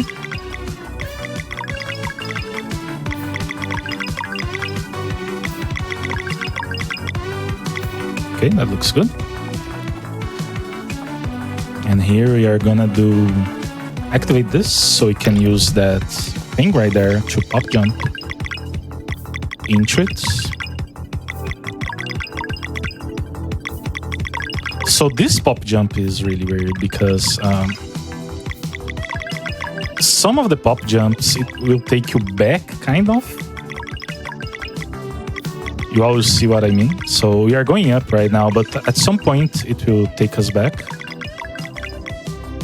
Because it works like that, so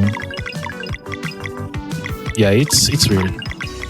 Some of these are working in pretty mysterious ways.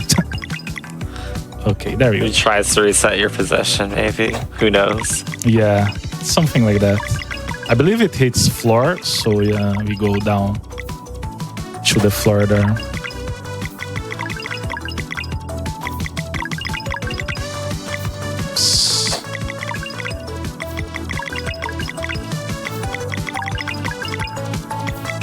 Okay. We got a pop jump going here. And same as before, the elevator is right above us. This one is a little bit more weird to enter though. But we'll try.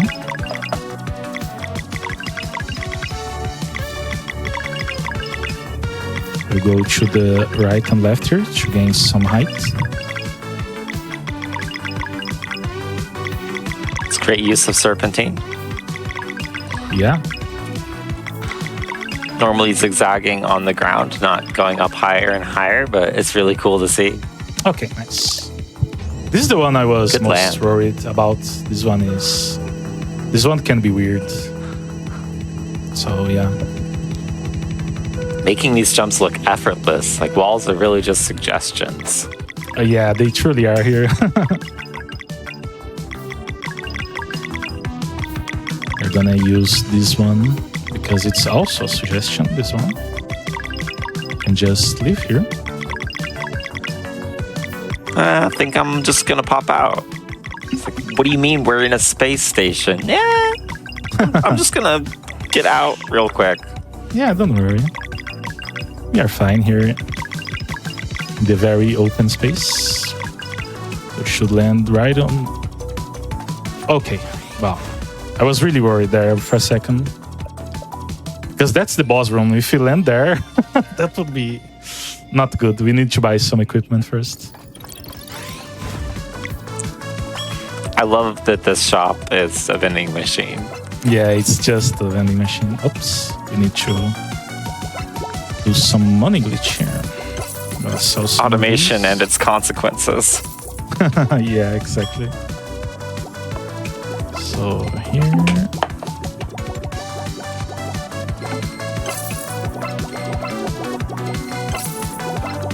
There we go.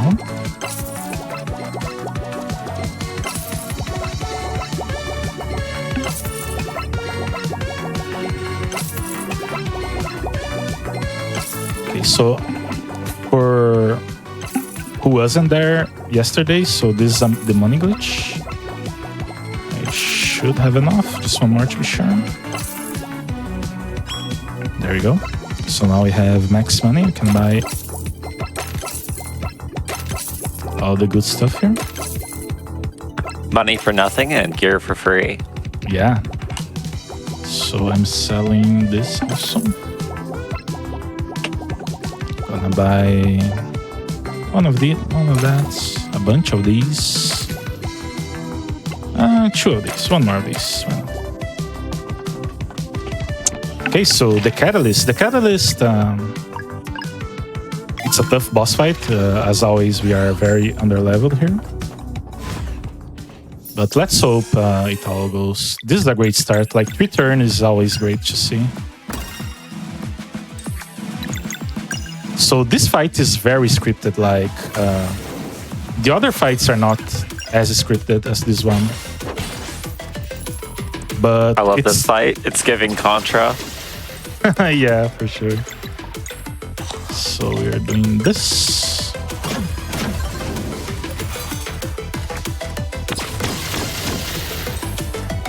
Good blocks. Yeah. So we are going to do this next. We want 2 combo points there so we can use the centering here right as this starts.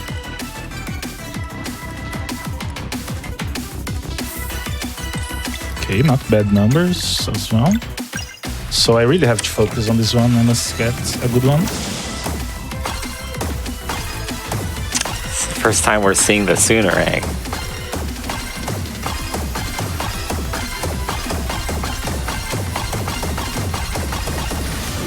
And that's good enough. So we want to get rid of this because it heals.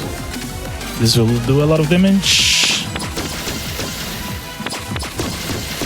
And you're fine. Kind of. Oh, that was way off.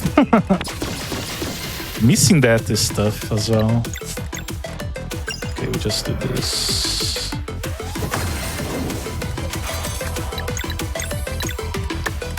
Just hit this, yes.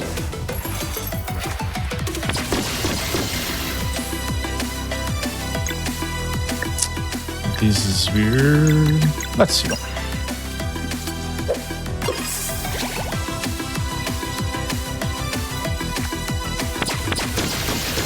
Oh, they like Sarai a lot, apparently.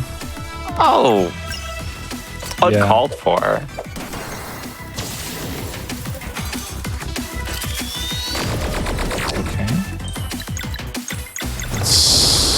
to do. These numbers are tough. But I think we're fine.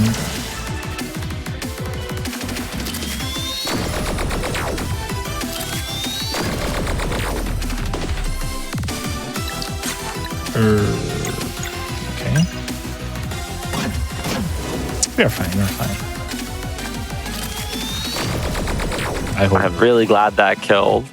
Yeah. Okay, let's give ourselves smart turns to breathe. Not sure if I should use this, but let's do it. That's fine.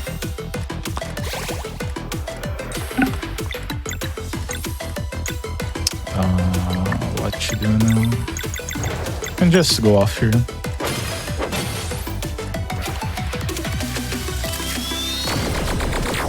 Okay, nice.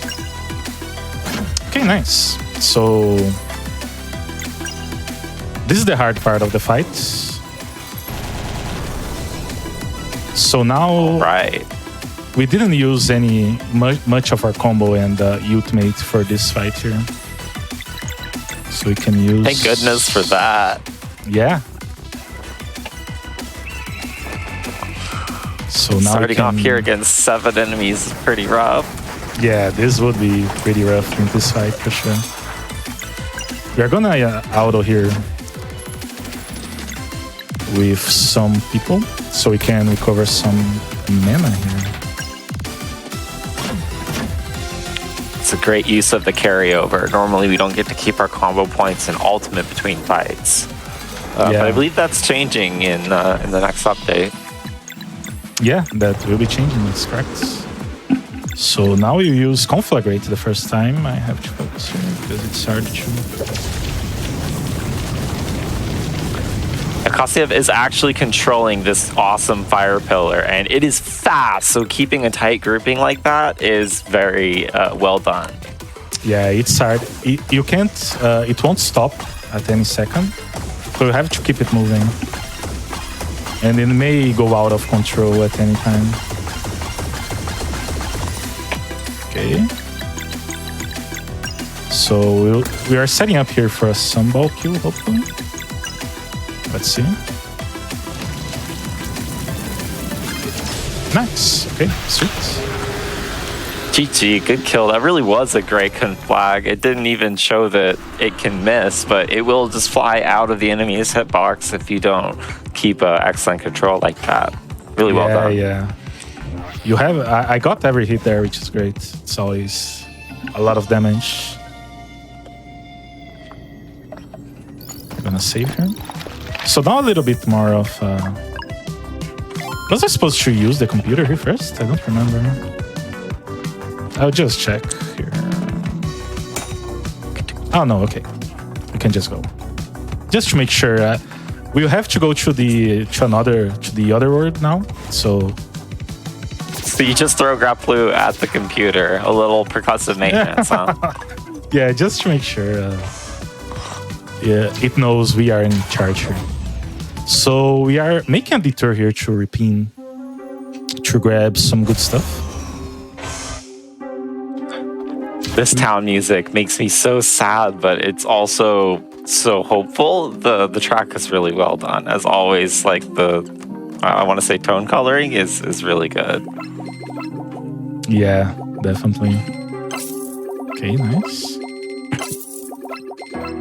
So money glitch once again. So we can get... Okay, that was weird. Okay.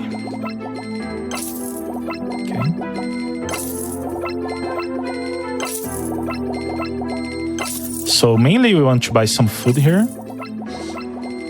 And an equipment, a pretty strong equipment for Sarai. I'm full on food. Let's sell those. Okay. I believe, okay. We wanna buy this one. Okay. That's a group reheal that's only available on this store here. And we're gonna buy this. It's for Sarai. And what that does, it makes it so the first time a party member goes down, it will only have 1 star, so it will recover pretty quickly. Really good to have. Party member being knocked out, no good. Of course, they'll get back up after like 1 star per round. They could be like, if they keep getting knocked down though, they go up to 4 stars, a really long knockout. Yeah. Oh, they remove 1 star. I believe that's it. From every time they fall. Oh, from every time. That's really good. I forgot as well. So instead of starting at 2, it will start at 1 and then increasing as well. Just as Kyle said. So yeah, we're gonna do a little bit of lore stuff here. Gonna make us a nice little path so we don't have to do everything again. There you go. This purple mist is really terrible to look at, so I think it's the last time you'll see that, don't worry.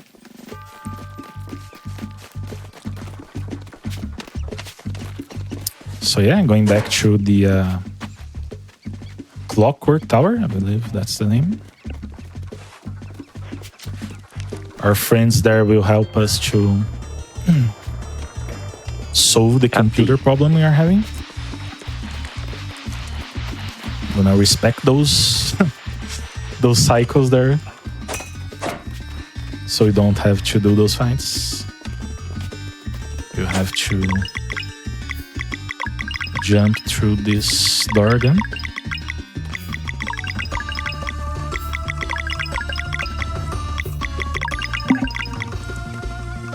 Okay.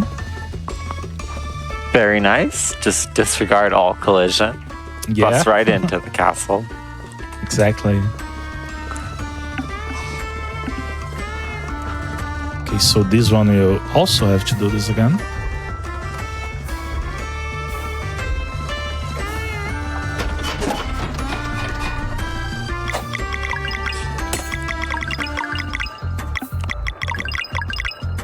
So we'll do like this. Okay. Right. Ooh, first try. We would normally have, of course, like a fast entry back to this point since we've come here before, but a lot is different in this run since we're breaking the rules. Yeah, we definitely break a lot of rules here.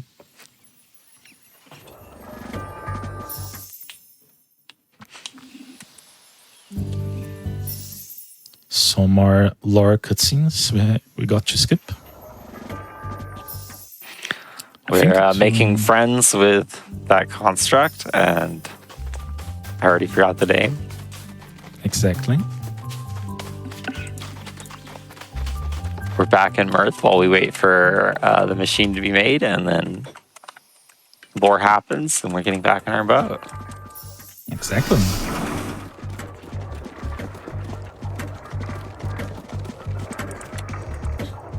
So now we are good to go back to Sedai's Road. Oh, it was not the last time. So this is the last time, I promise. You'll see that purple mist. So coming up next is the probably the hardest fight in the glitched run, at least for a new game, regular new game.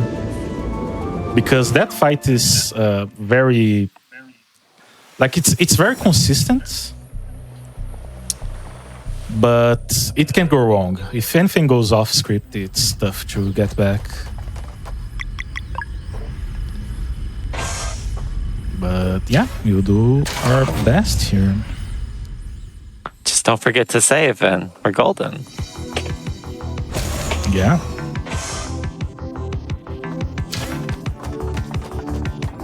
Let's go back here. Such a nice telepad. Yeah, for sure. This cutscene is horrible. Like the people entering the machine, the catalyst. It's pretty sad. Yeah, right. The catalyst. That's what it's called. That's another unfortunate Chrono Trigger reference. Yeah.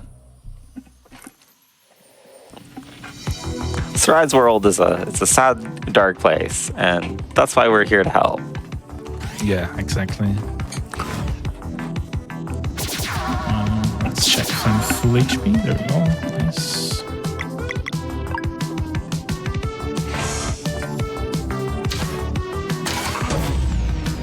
Okay, so let's save before Dweller of Dread.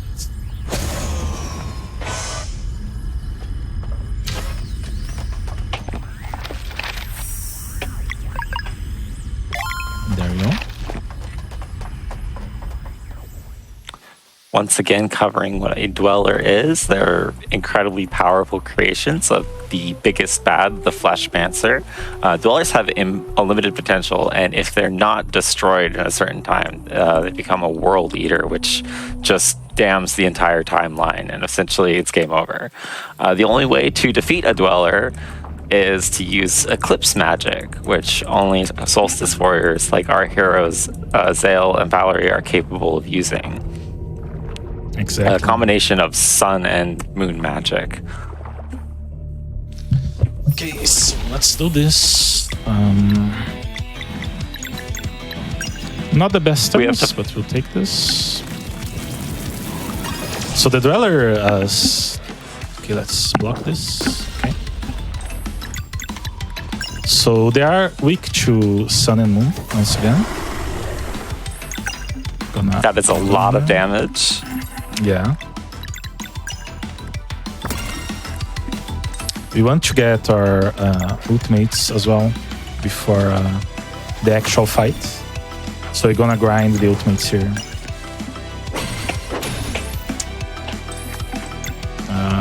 We can do this. Nice. That's are some pretty big numbers. I like it.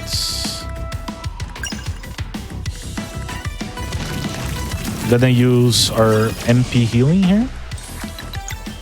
Here, right there.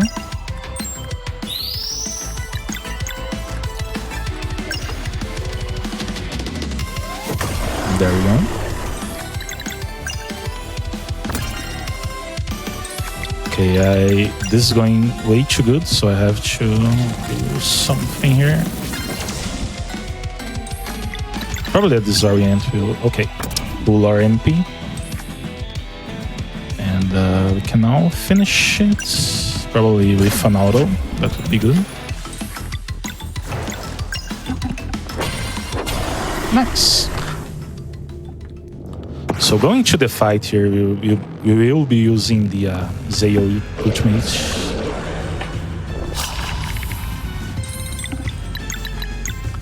There we go. Those will get rid of the tentacles. We basically want to lock the tentacles here as much as we can. We need some mana back.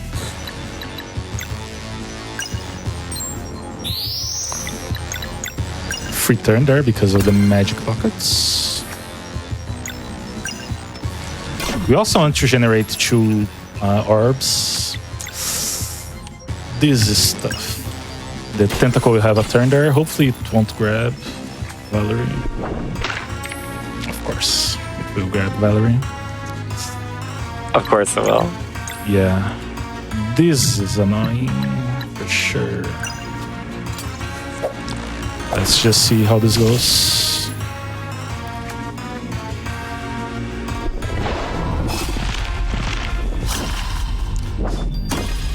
Wow, that's unbelievable, really. That's really bad luck.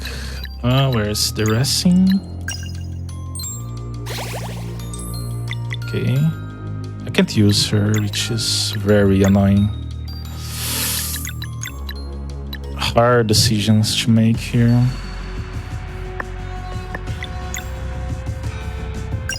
Just gonna do one more auto, I believe. We should conflagrate for...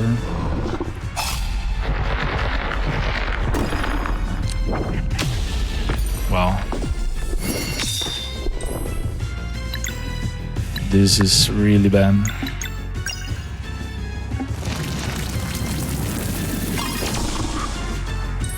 So we are going to conflagrate here and hope we can get reads. No, we have to heal first. It's fine to heal. Yeah, this is going pretty bad so far. Would you say it's going dreadfully? Oh, I'll definitely say that. Yikes. Okay. Do I risk it?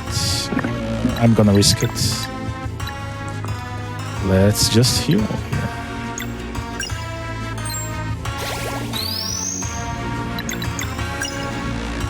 Dweller of Dread is indeed Dweller of Rude. Okay, that's fine.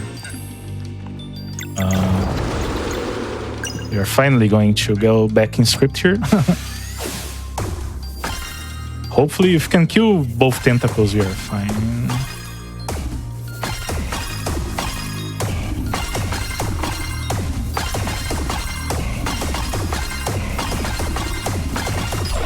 Okay, nice. That was annoying. I think Valerie survives this. We are going to use one more of these. This is why Magic Pocket is so powerful. Yeah, for sure. Now we can use this. So this is really hard to keep.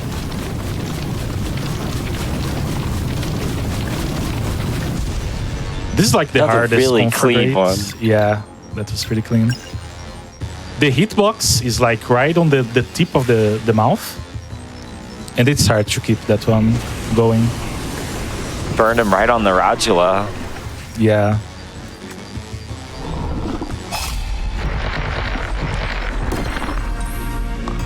Okay.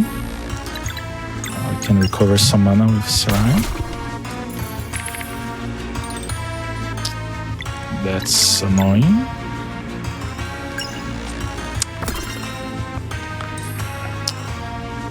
We need the tentacles to show up, so please show up next. Thank you. Oh, perfect. Yeah. All right, it's a Mooner angle. Let's go. Yeah, really nice.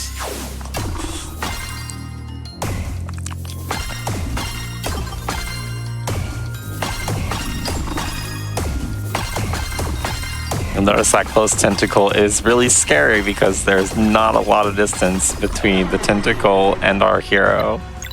Yeah.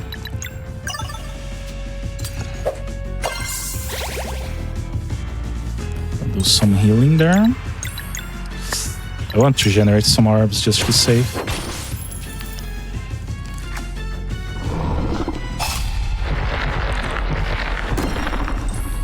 Okay, nice.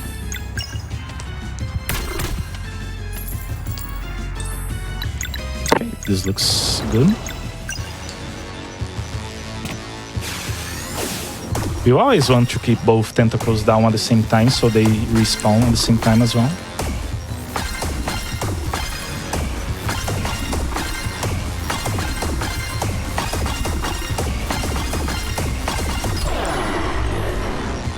Okay, now we can... Expert timing. We can delay this, but I don't think it's a good idea, so I just attack.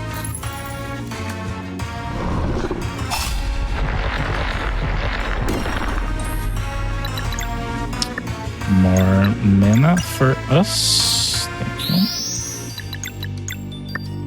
Oh, we can do this. It's fun. Not sure if I should though, but I will.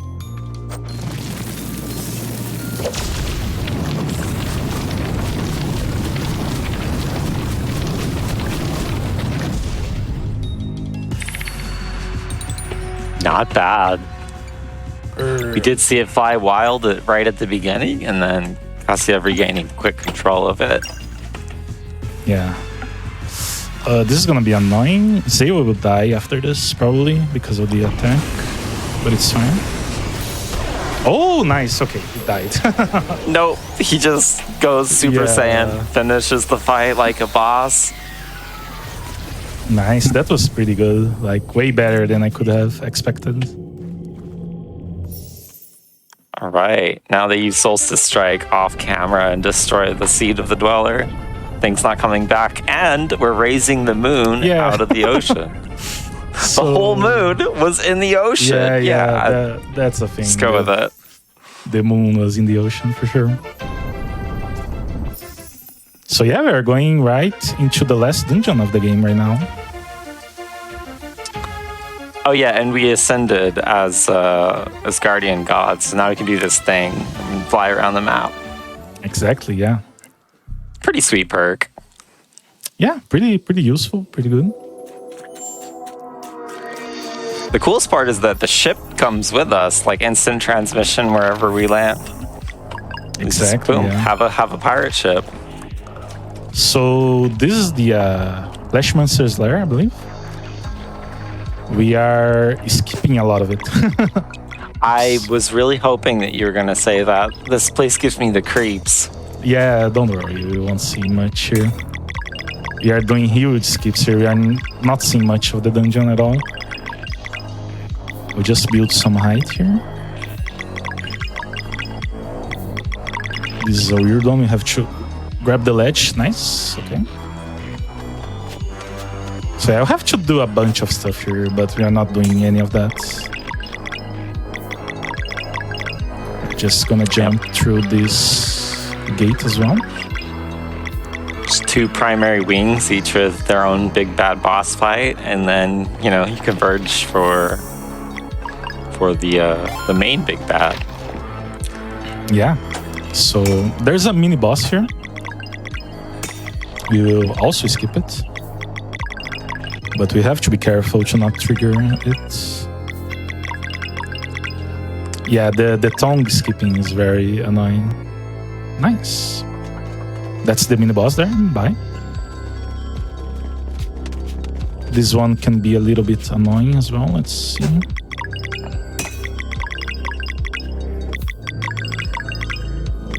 This one has a lot of floor around it, and we want to avoid the floor so we don't hit the floor with our pop jumps.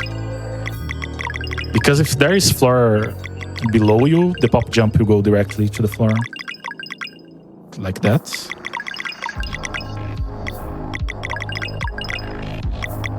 Hopefully you won't hit the floor. Okay.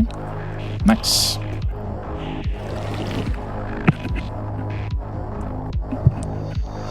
That's a cool transport path. Yeah, I love that. It's so cool.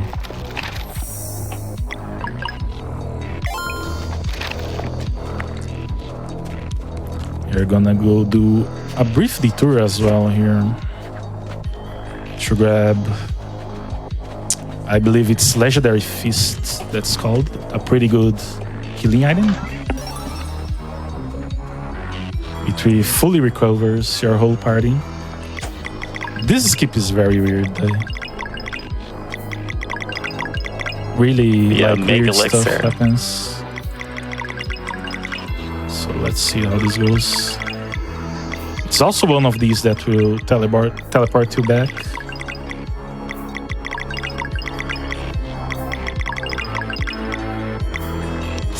I believe you're fine. Okay. So don't hit me. I never got hit by that enemy, but I'm scared of what happens if it hits me. But yeah, we are right at the final boss already. Gonna buy some extra food here. Just popping and jumping right through the Fleshmancer's lair. Is it possible to do this on Switch and other platforms as well? I don't see why pop jumping wouldn't work outside of Steam. I have never tried it on the Switch version, so I don't own a copy on the Switch version. So I have no idea, sorry. I don't believe we have any runners on the Switch version as well, so yeah. Not sure. No problem. It would be nice if there was a pop jump for the staircase. Oh yeah, for sure. Like we really needed a BLJ here, so we would go flying through these stairs. But yeah, going to this last fight, Elise Sandarel, I believe it's the name.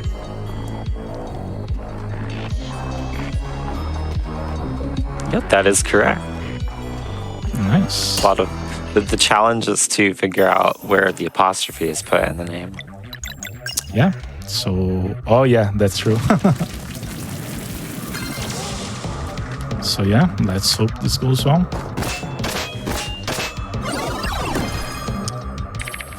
We'll try to break our locks the best we can.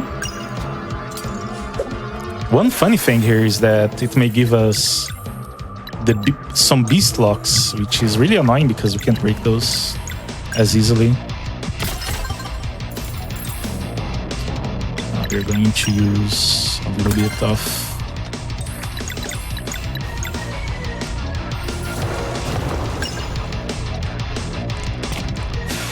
Moonering here.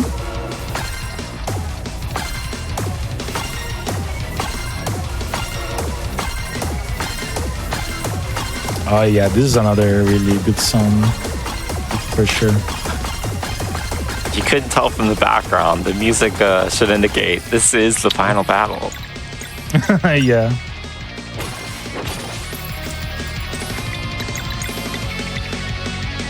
Let's do one of these.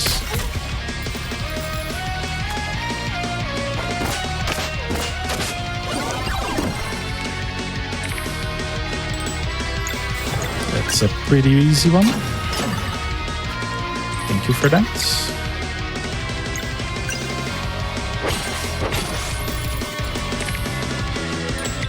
That's also a pretty easy one. So we are going to do some conflagrate action here. Also, this one really hard to hit.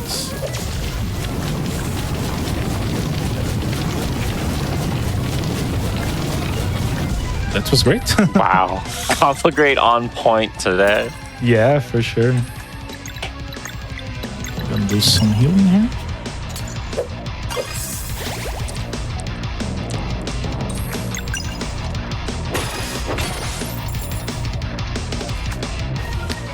We don't want to waste all our orbs because we want to keep a few of them in case we need to break a lock or something.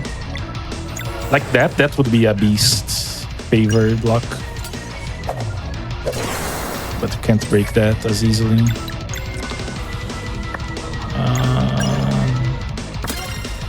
I'll break the lock first before using the ultimate. There we go.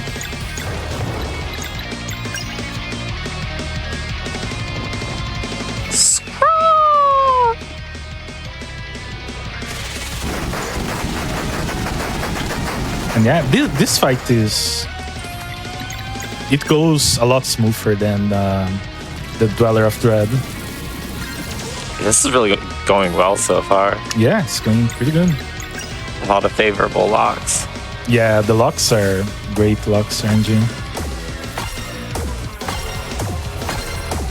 So this is the first phase. We are hoping we get to the second phase soon here.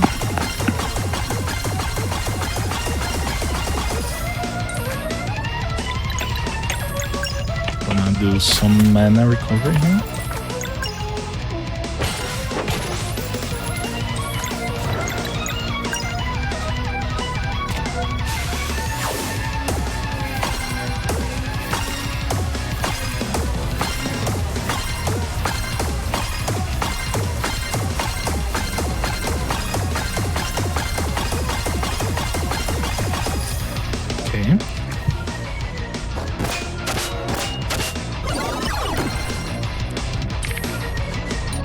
That's also pretty good. So that's why we leave an orb there. We don't use it all. Really good tactics in this game if you're going to play. So always have some active mana available to break a lock like that. Yeah. Unless, of course, you're using all three of them for some kind of crazy nuke.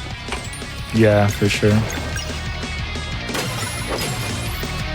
We're gonna play it safer though, so we can. Oh, that's fine.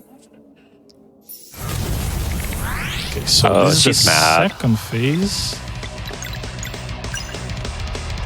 Yeah, she's definitely mad. So yeah. So the best thing about the second phase is the conflagrate. It's a lot easier to hit because the hitbox is really big.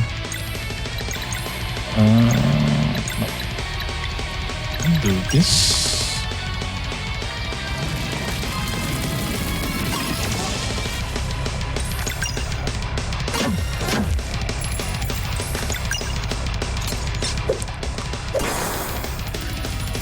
Okay, so this is an area attack. We just hope it won't go 3 to the same character. Yeah. So that was fine.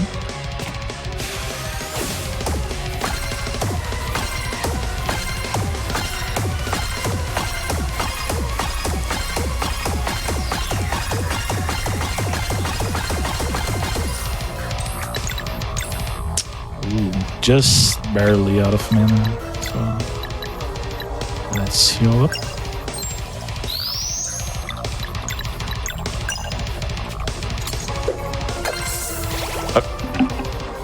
Nice.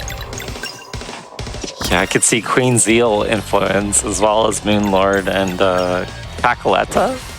I had to look up Mario and Luigi Superstars boss.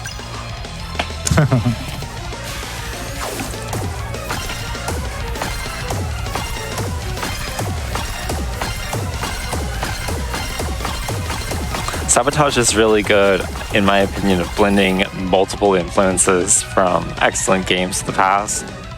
Yeah, for sure. That's one reason it can be hard to definitively say, like, this is a this game reference, but,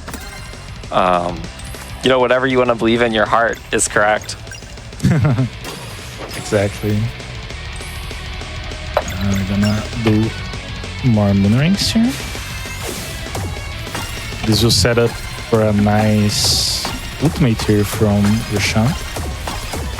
So it can heal both Zeo and Valera.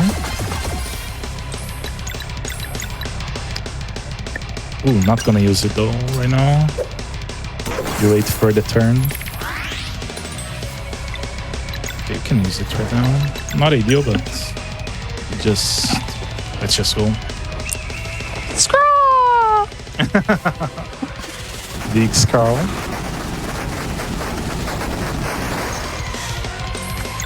Oh, I love it.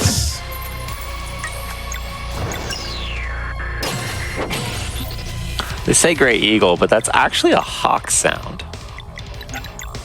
That's true, yeah. Okay, let's...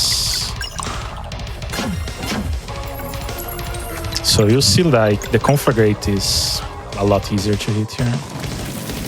You can just go around how you want because the hitbox is so big.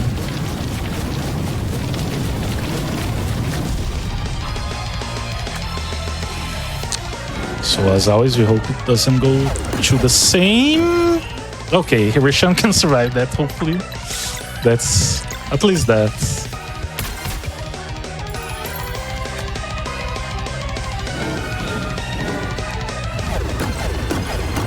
Okay.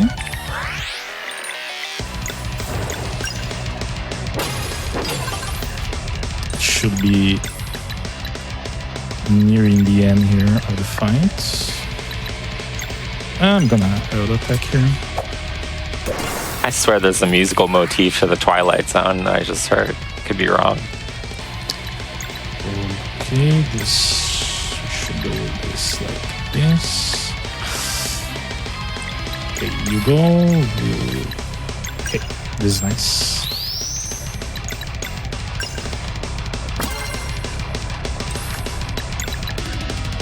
Oh, actually, I have to break this now. Okay, nice.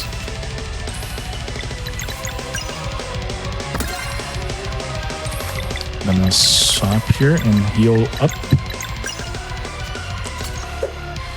When's the last time you missed a double attack on a melee? It's the most awkward feeling. You go to break a double lock and you only get one. Oh yeah, that's awful. That's one of the worst feelings in this game for sure.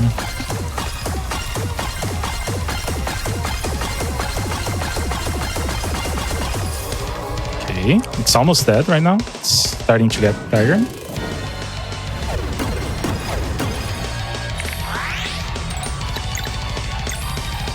Okay, this is fine.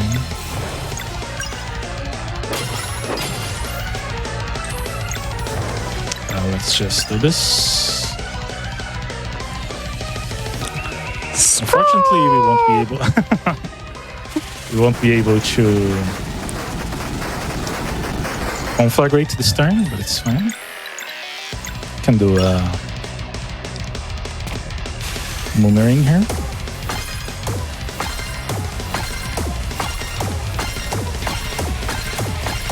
Yeah, we still have a boss after this, but it's pretty much... Okay, nice. Oof. Right in the crystal gem. That got it done. So now we have to fight the World Eater. And time will be when his head dies, basically. So this is his head. It's hard to tell. It's like it has a lot of weird stuff going on. Kind of a Kafka reference. Exactly, yeah. So yeah, but this is pretty much the run. We'll do a nice section of... I forgot the name of this type of game, genre. Okay. So what do they call top-down shooter? Yeah, I believe that's it.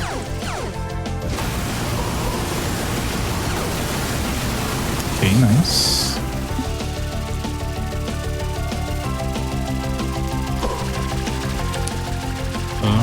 We'll try to not get hit too much here.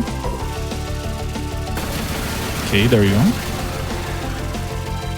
Yeah, this is more bullet hell. I agree. Oh, yeah, right. That's correct. Okay. So time will come when this explosion starts. Chat is so smart.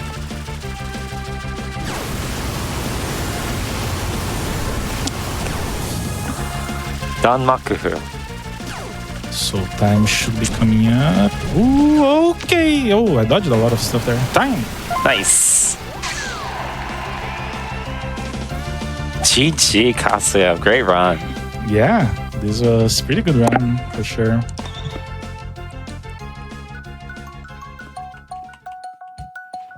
Here we get to see the speedrun mode list here for verifiers. We get to see what relics, if any, are enabled. Super nice. Exactly, like they made that menu for the moderators of the leaderboard, so they can see which relics you used, which is pretty amazing. So yeah, this is Sea of Stars. This was a pretty good run. Thank you so much, GDQ, for letting me show off this game. I really like this speedrun. And that's pretty much it. Shoutouts to all my friends. I see a lot of them in the chat right now. So they're really dear to me. So shoutouts to my Brazilian friends for sure. Shoutouts to the Sabotage speedrunning community as well. They are pretty amazing as well. So yeah, that's pretty much it. If you wanna say something, Kyle. Thank you so much for inviting me, Kasuya. I had a wonderful time watching you make quick work of the any % no relics. That was an awesome showcase. Congratulations. And of course, thank you very much, GDQ, for having us. Yeah. Thank you everyone for watching. Thank you everyone for watching, and yeah, thank you.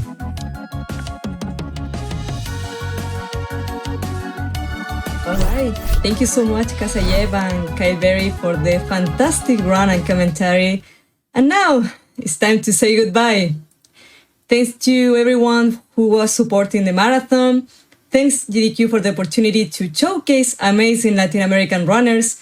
And thanks to you, Wings, for the opportunity to be here. Muchas gracias, Wings. Claro, por supuesto. Oh my gosh. This has been an absolutely amazing weekend. I'm so glad that we had the opportunity to showcase all of these amazing runs and all of these fantastic runners. Thank you all so much for hanging out with us and sticking with us throughout the entire weekend. For everything, really. I do want to give a few shout outs myself. I want to give a shout out to Icdices, who started this event. He had to step down as a host, but without him, we would not be here. And so I want to give a lot of love to Icdices. Thank you, Dices. You're awesome.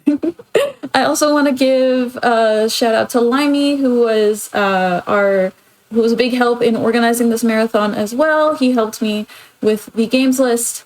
None of this marathon really would have been possible without Limey's help, and so I want to give them a shout out as well. Rebecca, thank you so much. Realmente muchísimas gracias. Te lo agradezco mucho estar aquí conmigo. Rebecca has been hosting this event for the last 3 years, and it's been so wonderful having her back. I'm so happy to have had her.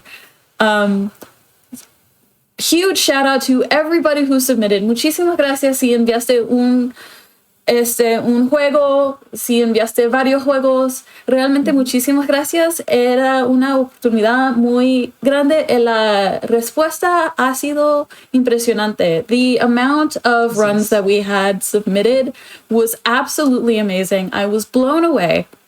And it made choosing a games list incredibly difficult. So thank you for making my job hard for me. It was wonderful. I'm so glad that we have this space to be able to uplift and showcase runners from all walks of life, including Latin American and Hispanic speedrunners. I really hope that this is something that can continue in the future. I am so grateful that we all had a wonderful weekend together. Thank you all so much. Rebecca, do you have anything else you would like to say before we go? Ya, a todos los que están acá presentes, que hablan español también, muchas gracias por haber acompañado. El apoyo que le dieron a todos los runners fue increíble, se pasó muy bien, se sintió como en casa, la verdad, y eso es la idea de estos eventos. Así que muchas gracias a todos, espero hayan disfrutado este maravilloso evento para los runners de Latinoamérica. Y es hora de decir adiós, y también les deseo a todos un buen inicio de semana. Muchas gracias por haber acompañado y gracias por el apoyo. Realmente sí, muchísimas gracias. Que tengan buena noche, que tengan buen fin de semana. Lo que sea, día, noche, buenas tardes, la hora que sea para ustedes. Que le vaya bien. Que, acuérdense que son amados y apreciados. I love you all so much. Thank you. Know that you are loved and appreciated. I hope you have a wonderful day, evening, night, whatever time it is for you. Thank you all so much. This has been marvelous. Have a wonderful night, everybody. Que descansen y cuídense. Un abrazo.